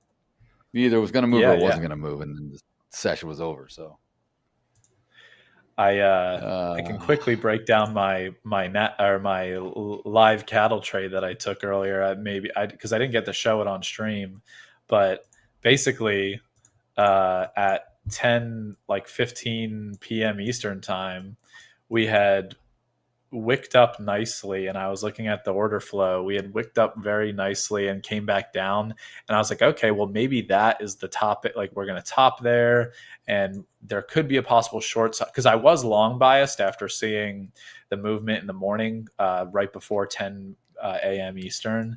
I was long biased after that dip and then an immediate reversal back to the upside. So after seeing that topping like doji kind of candle at 10 a.m. Eastern, I was like, all right, let me chill for a second. And then 3 minutes later, I started to really see the buyers like started coming in and the offers started getting pulled. So I got long at like 232.40, and I was playing for 233 because there was a bigger offer up at 233. And what do you know? We just popped up, took it out.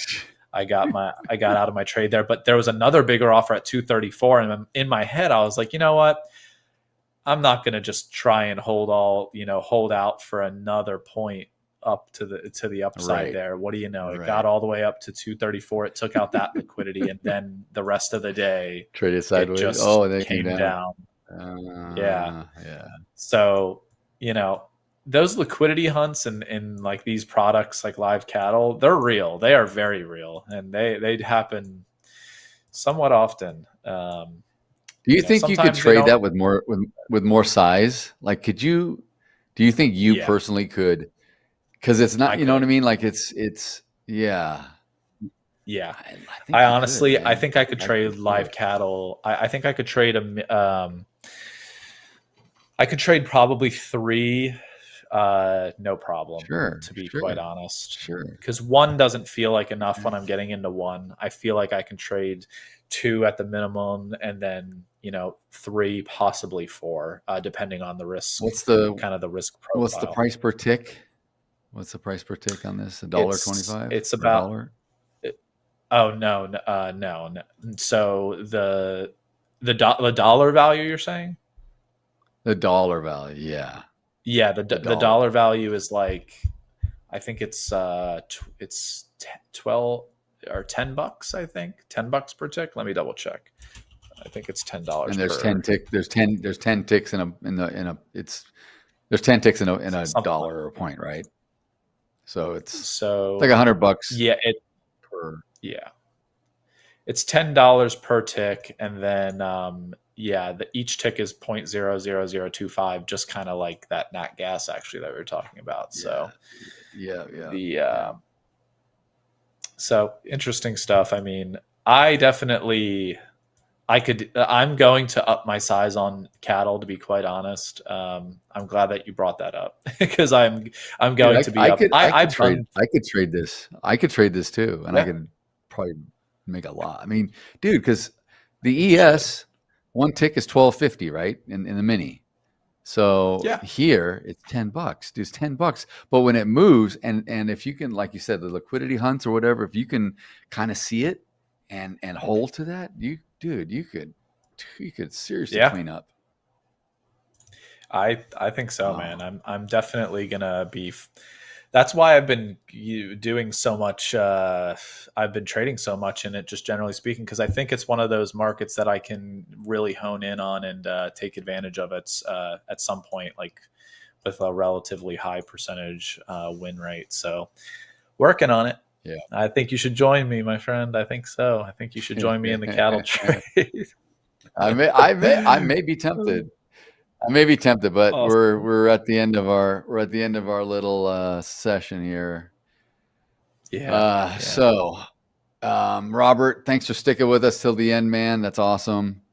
You got some good ideas, and I agree with you. And I will look at your Discord and comment on that. I will go back into there on your trend lines and all of what you were putting in earlier. But that does it for us, everyone. Thanks for being here. Great day.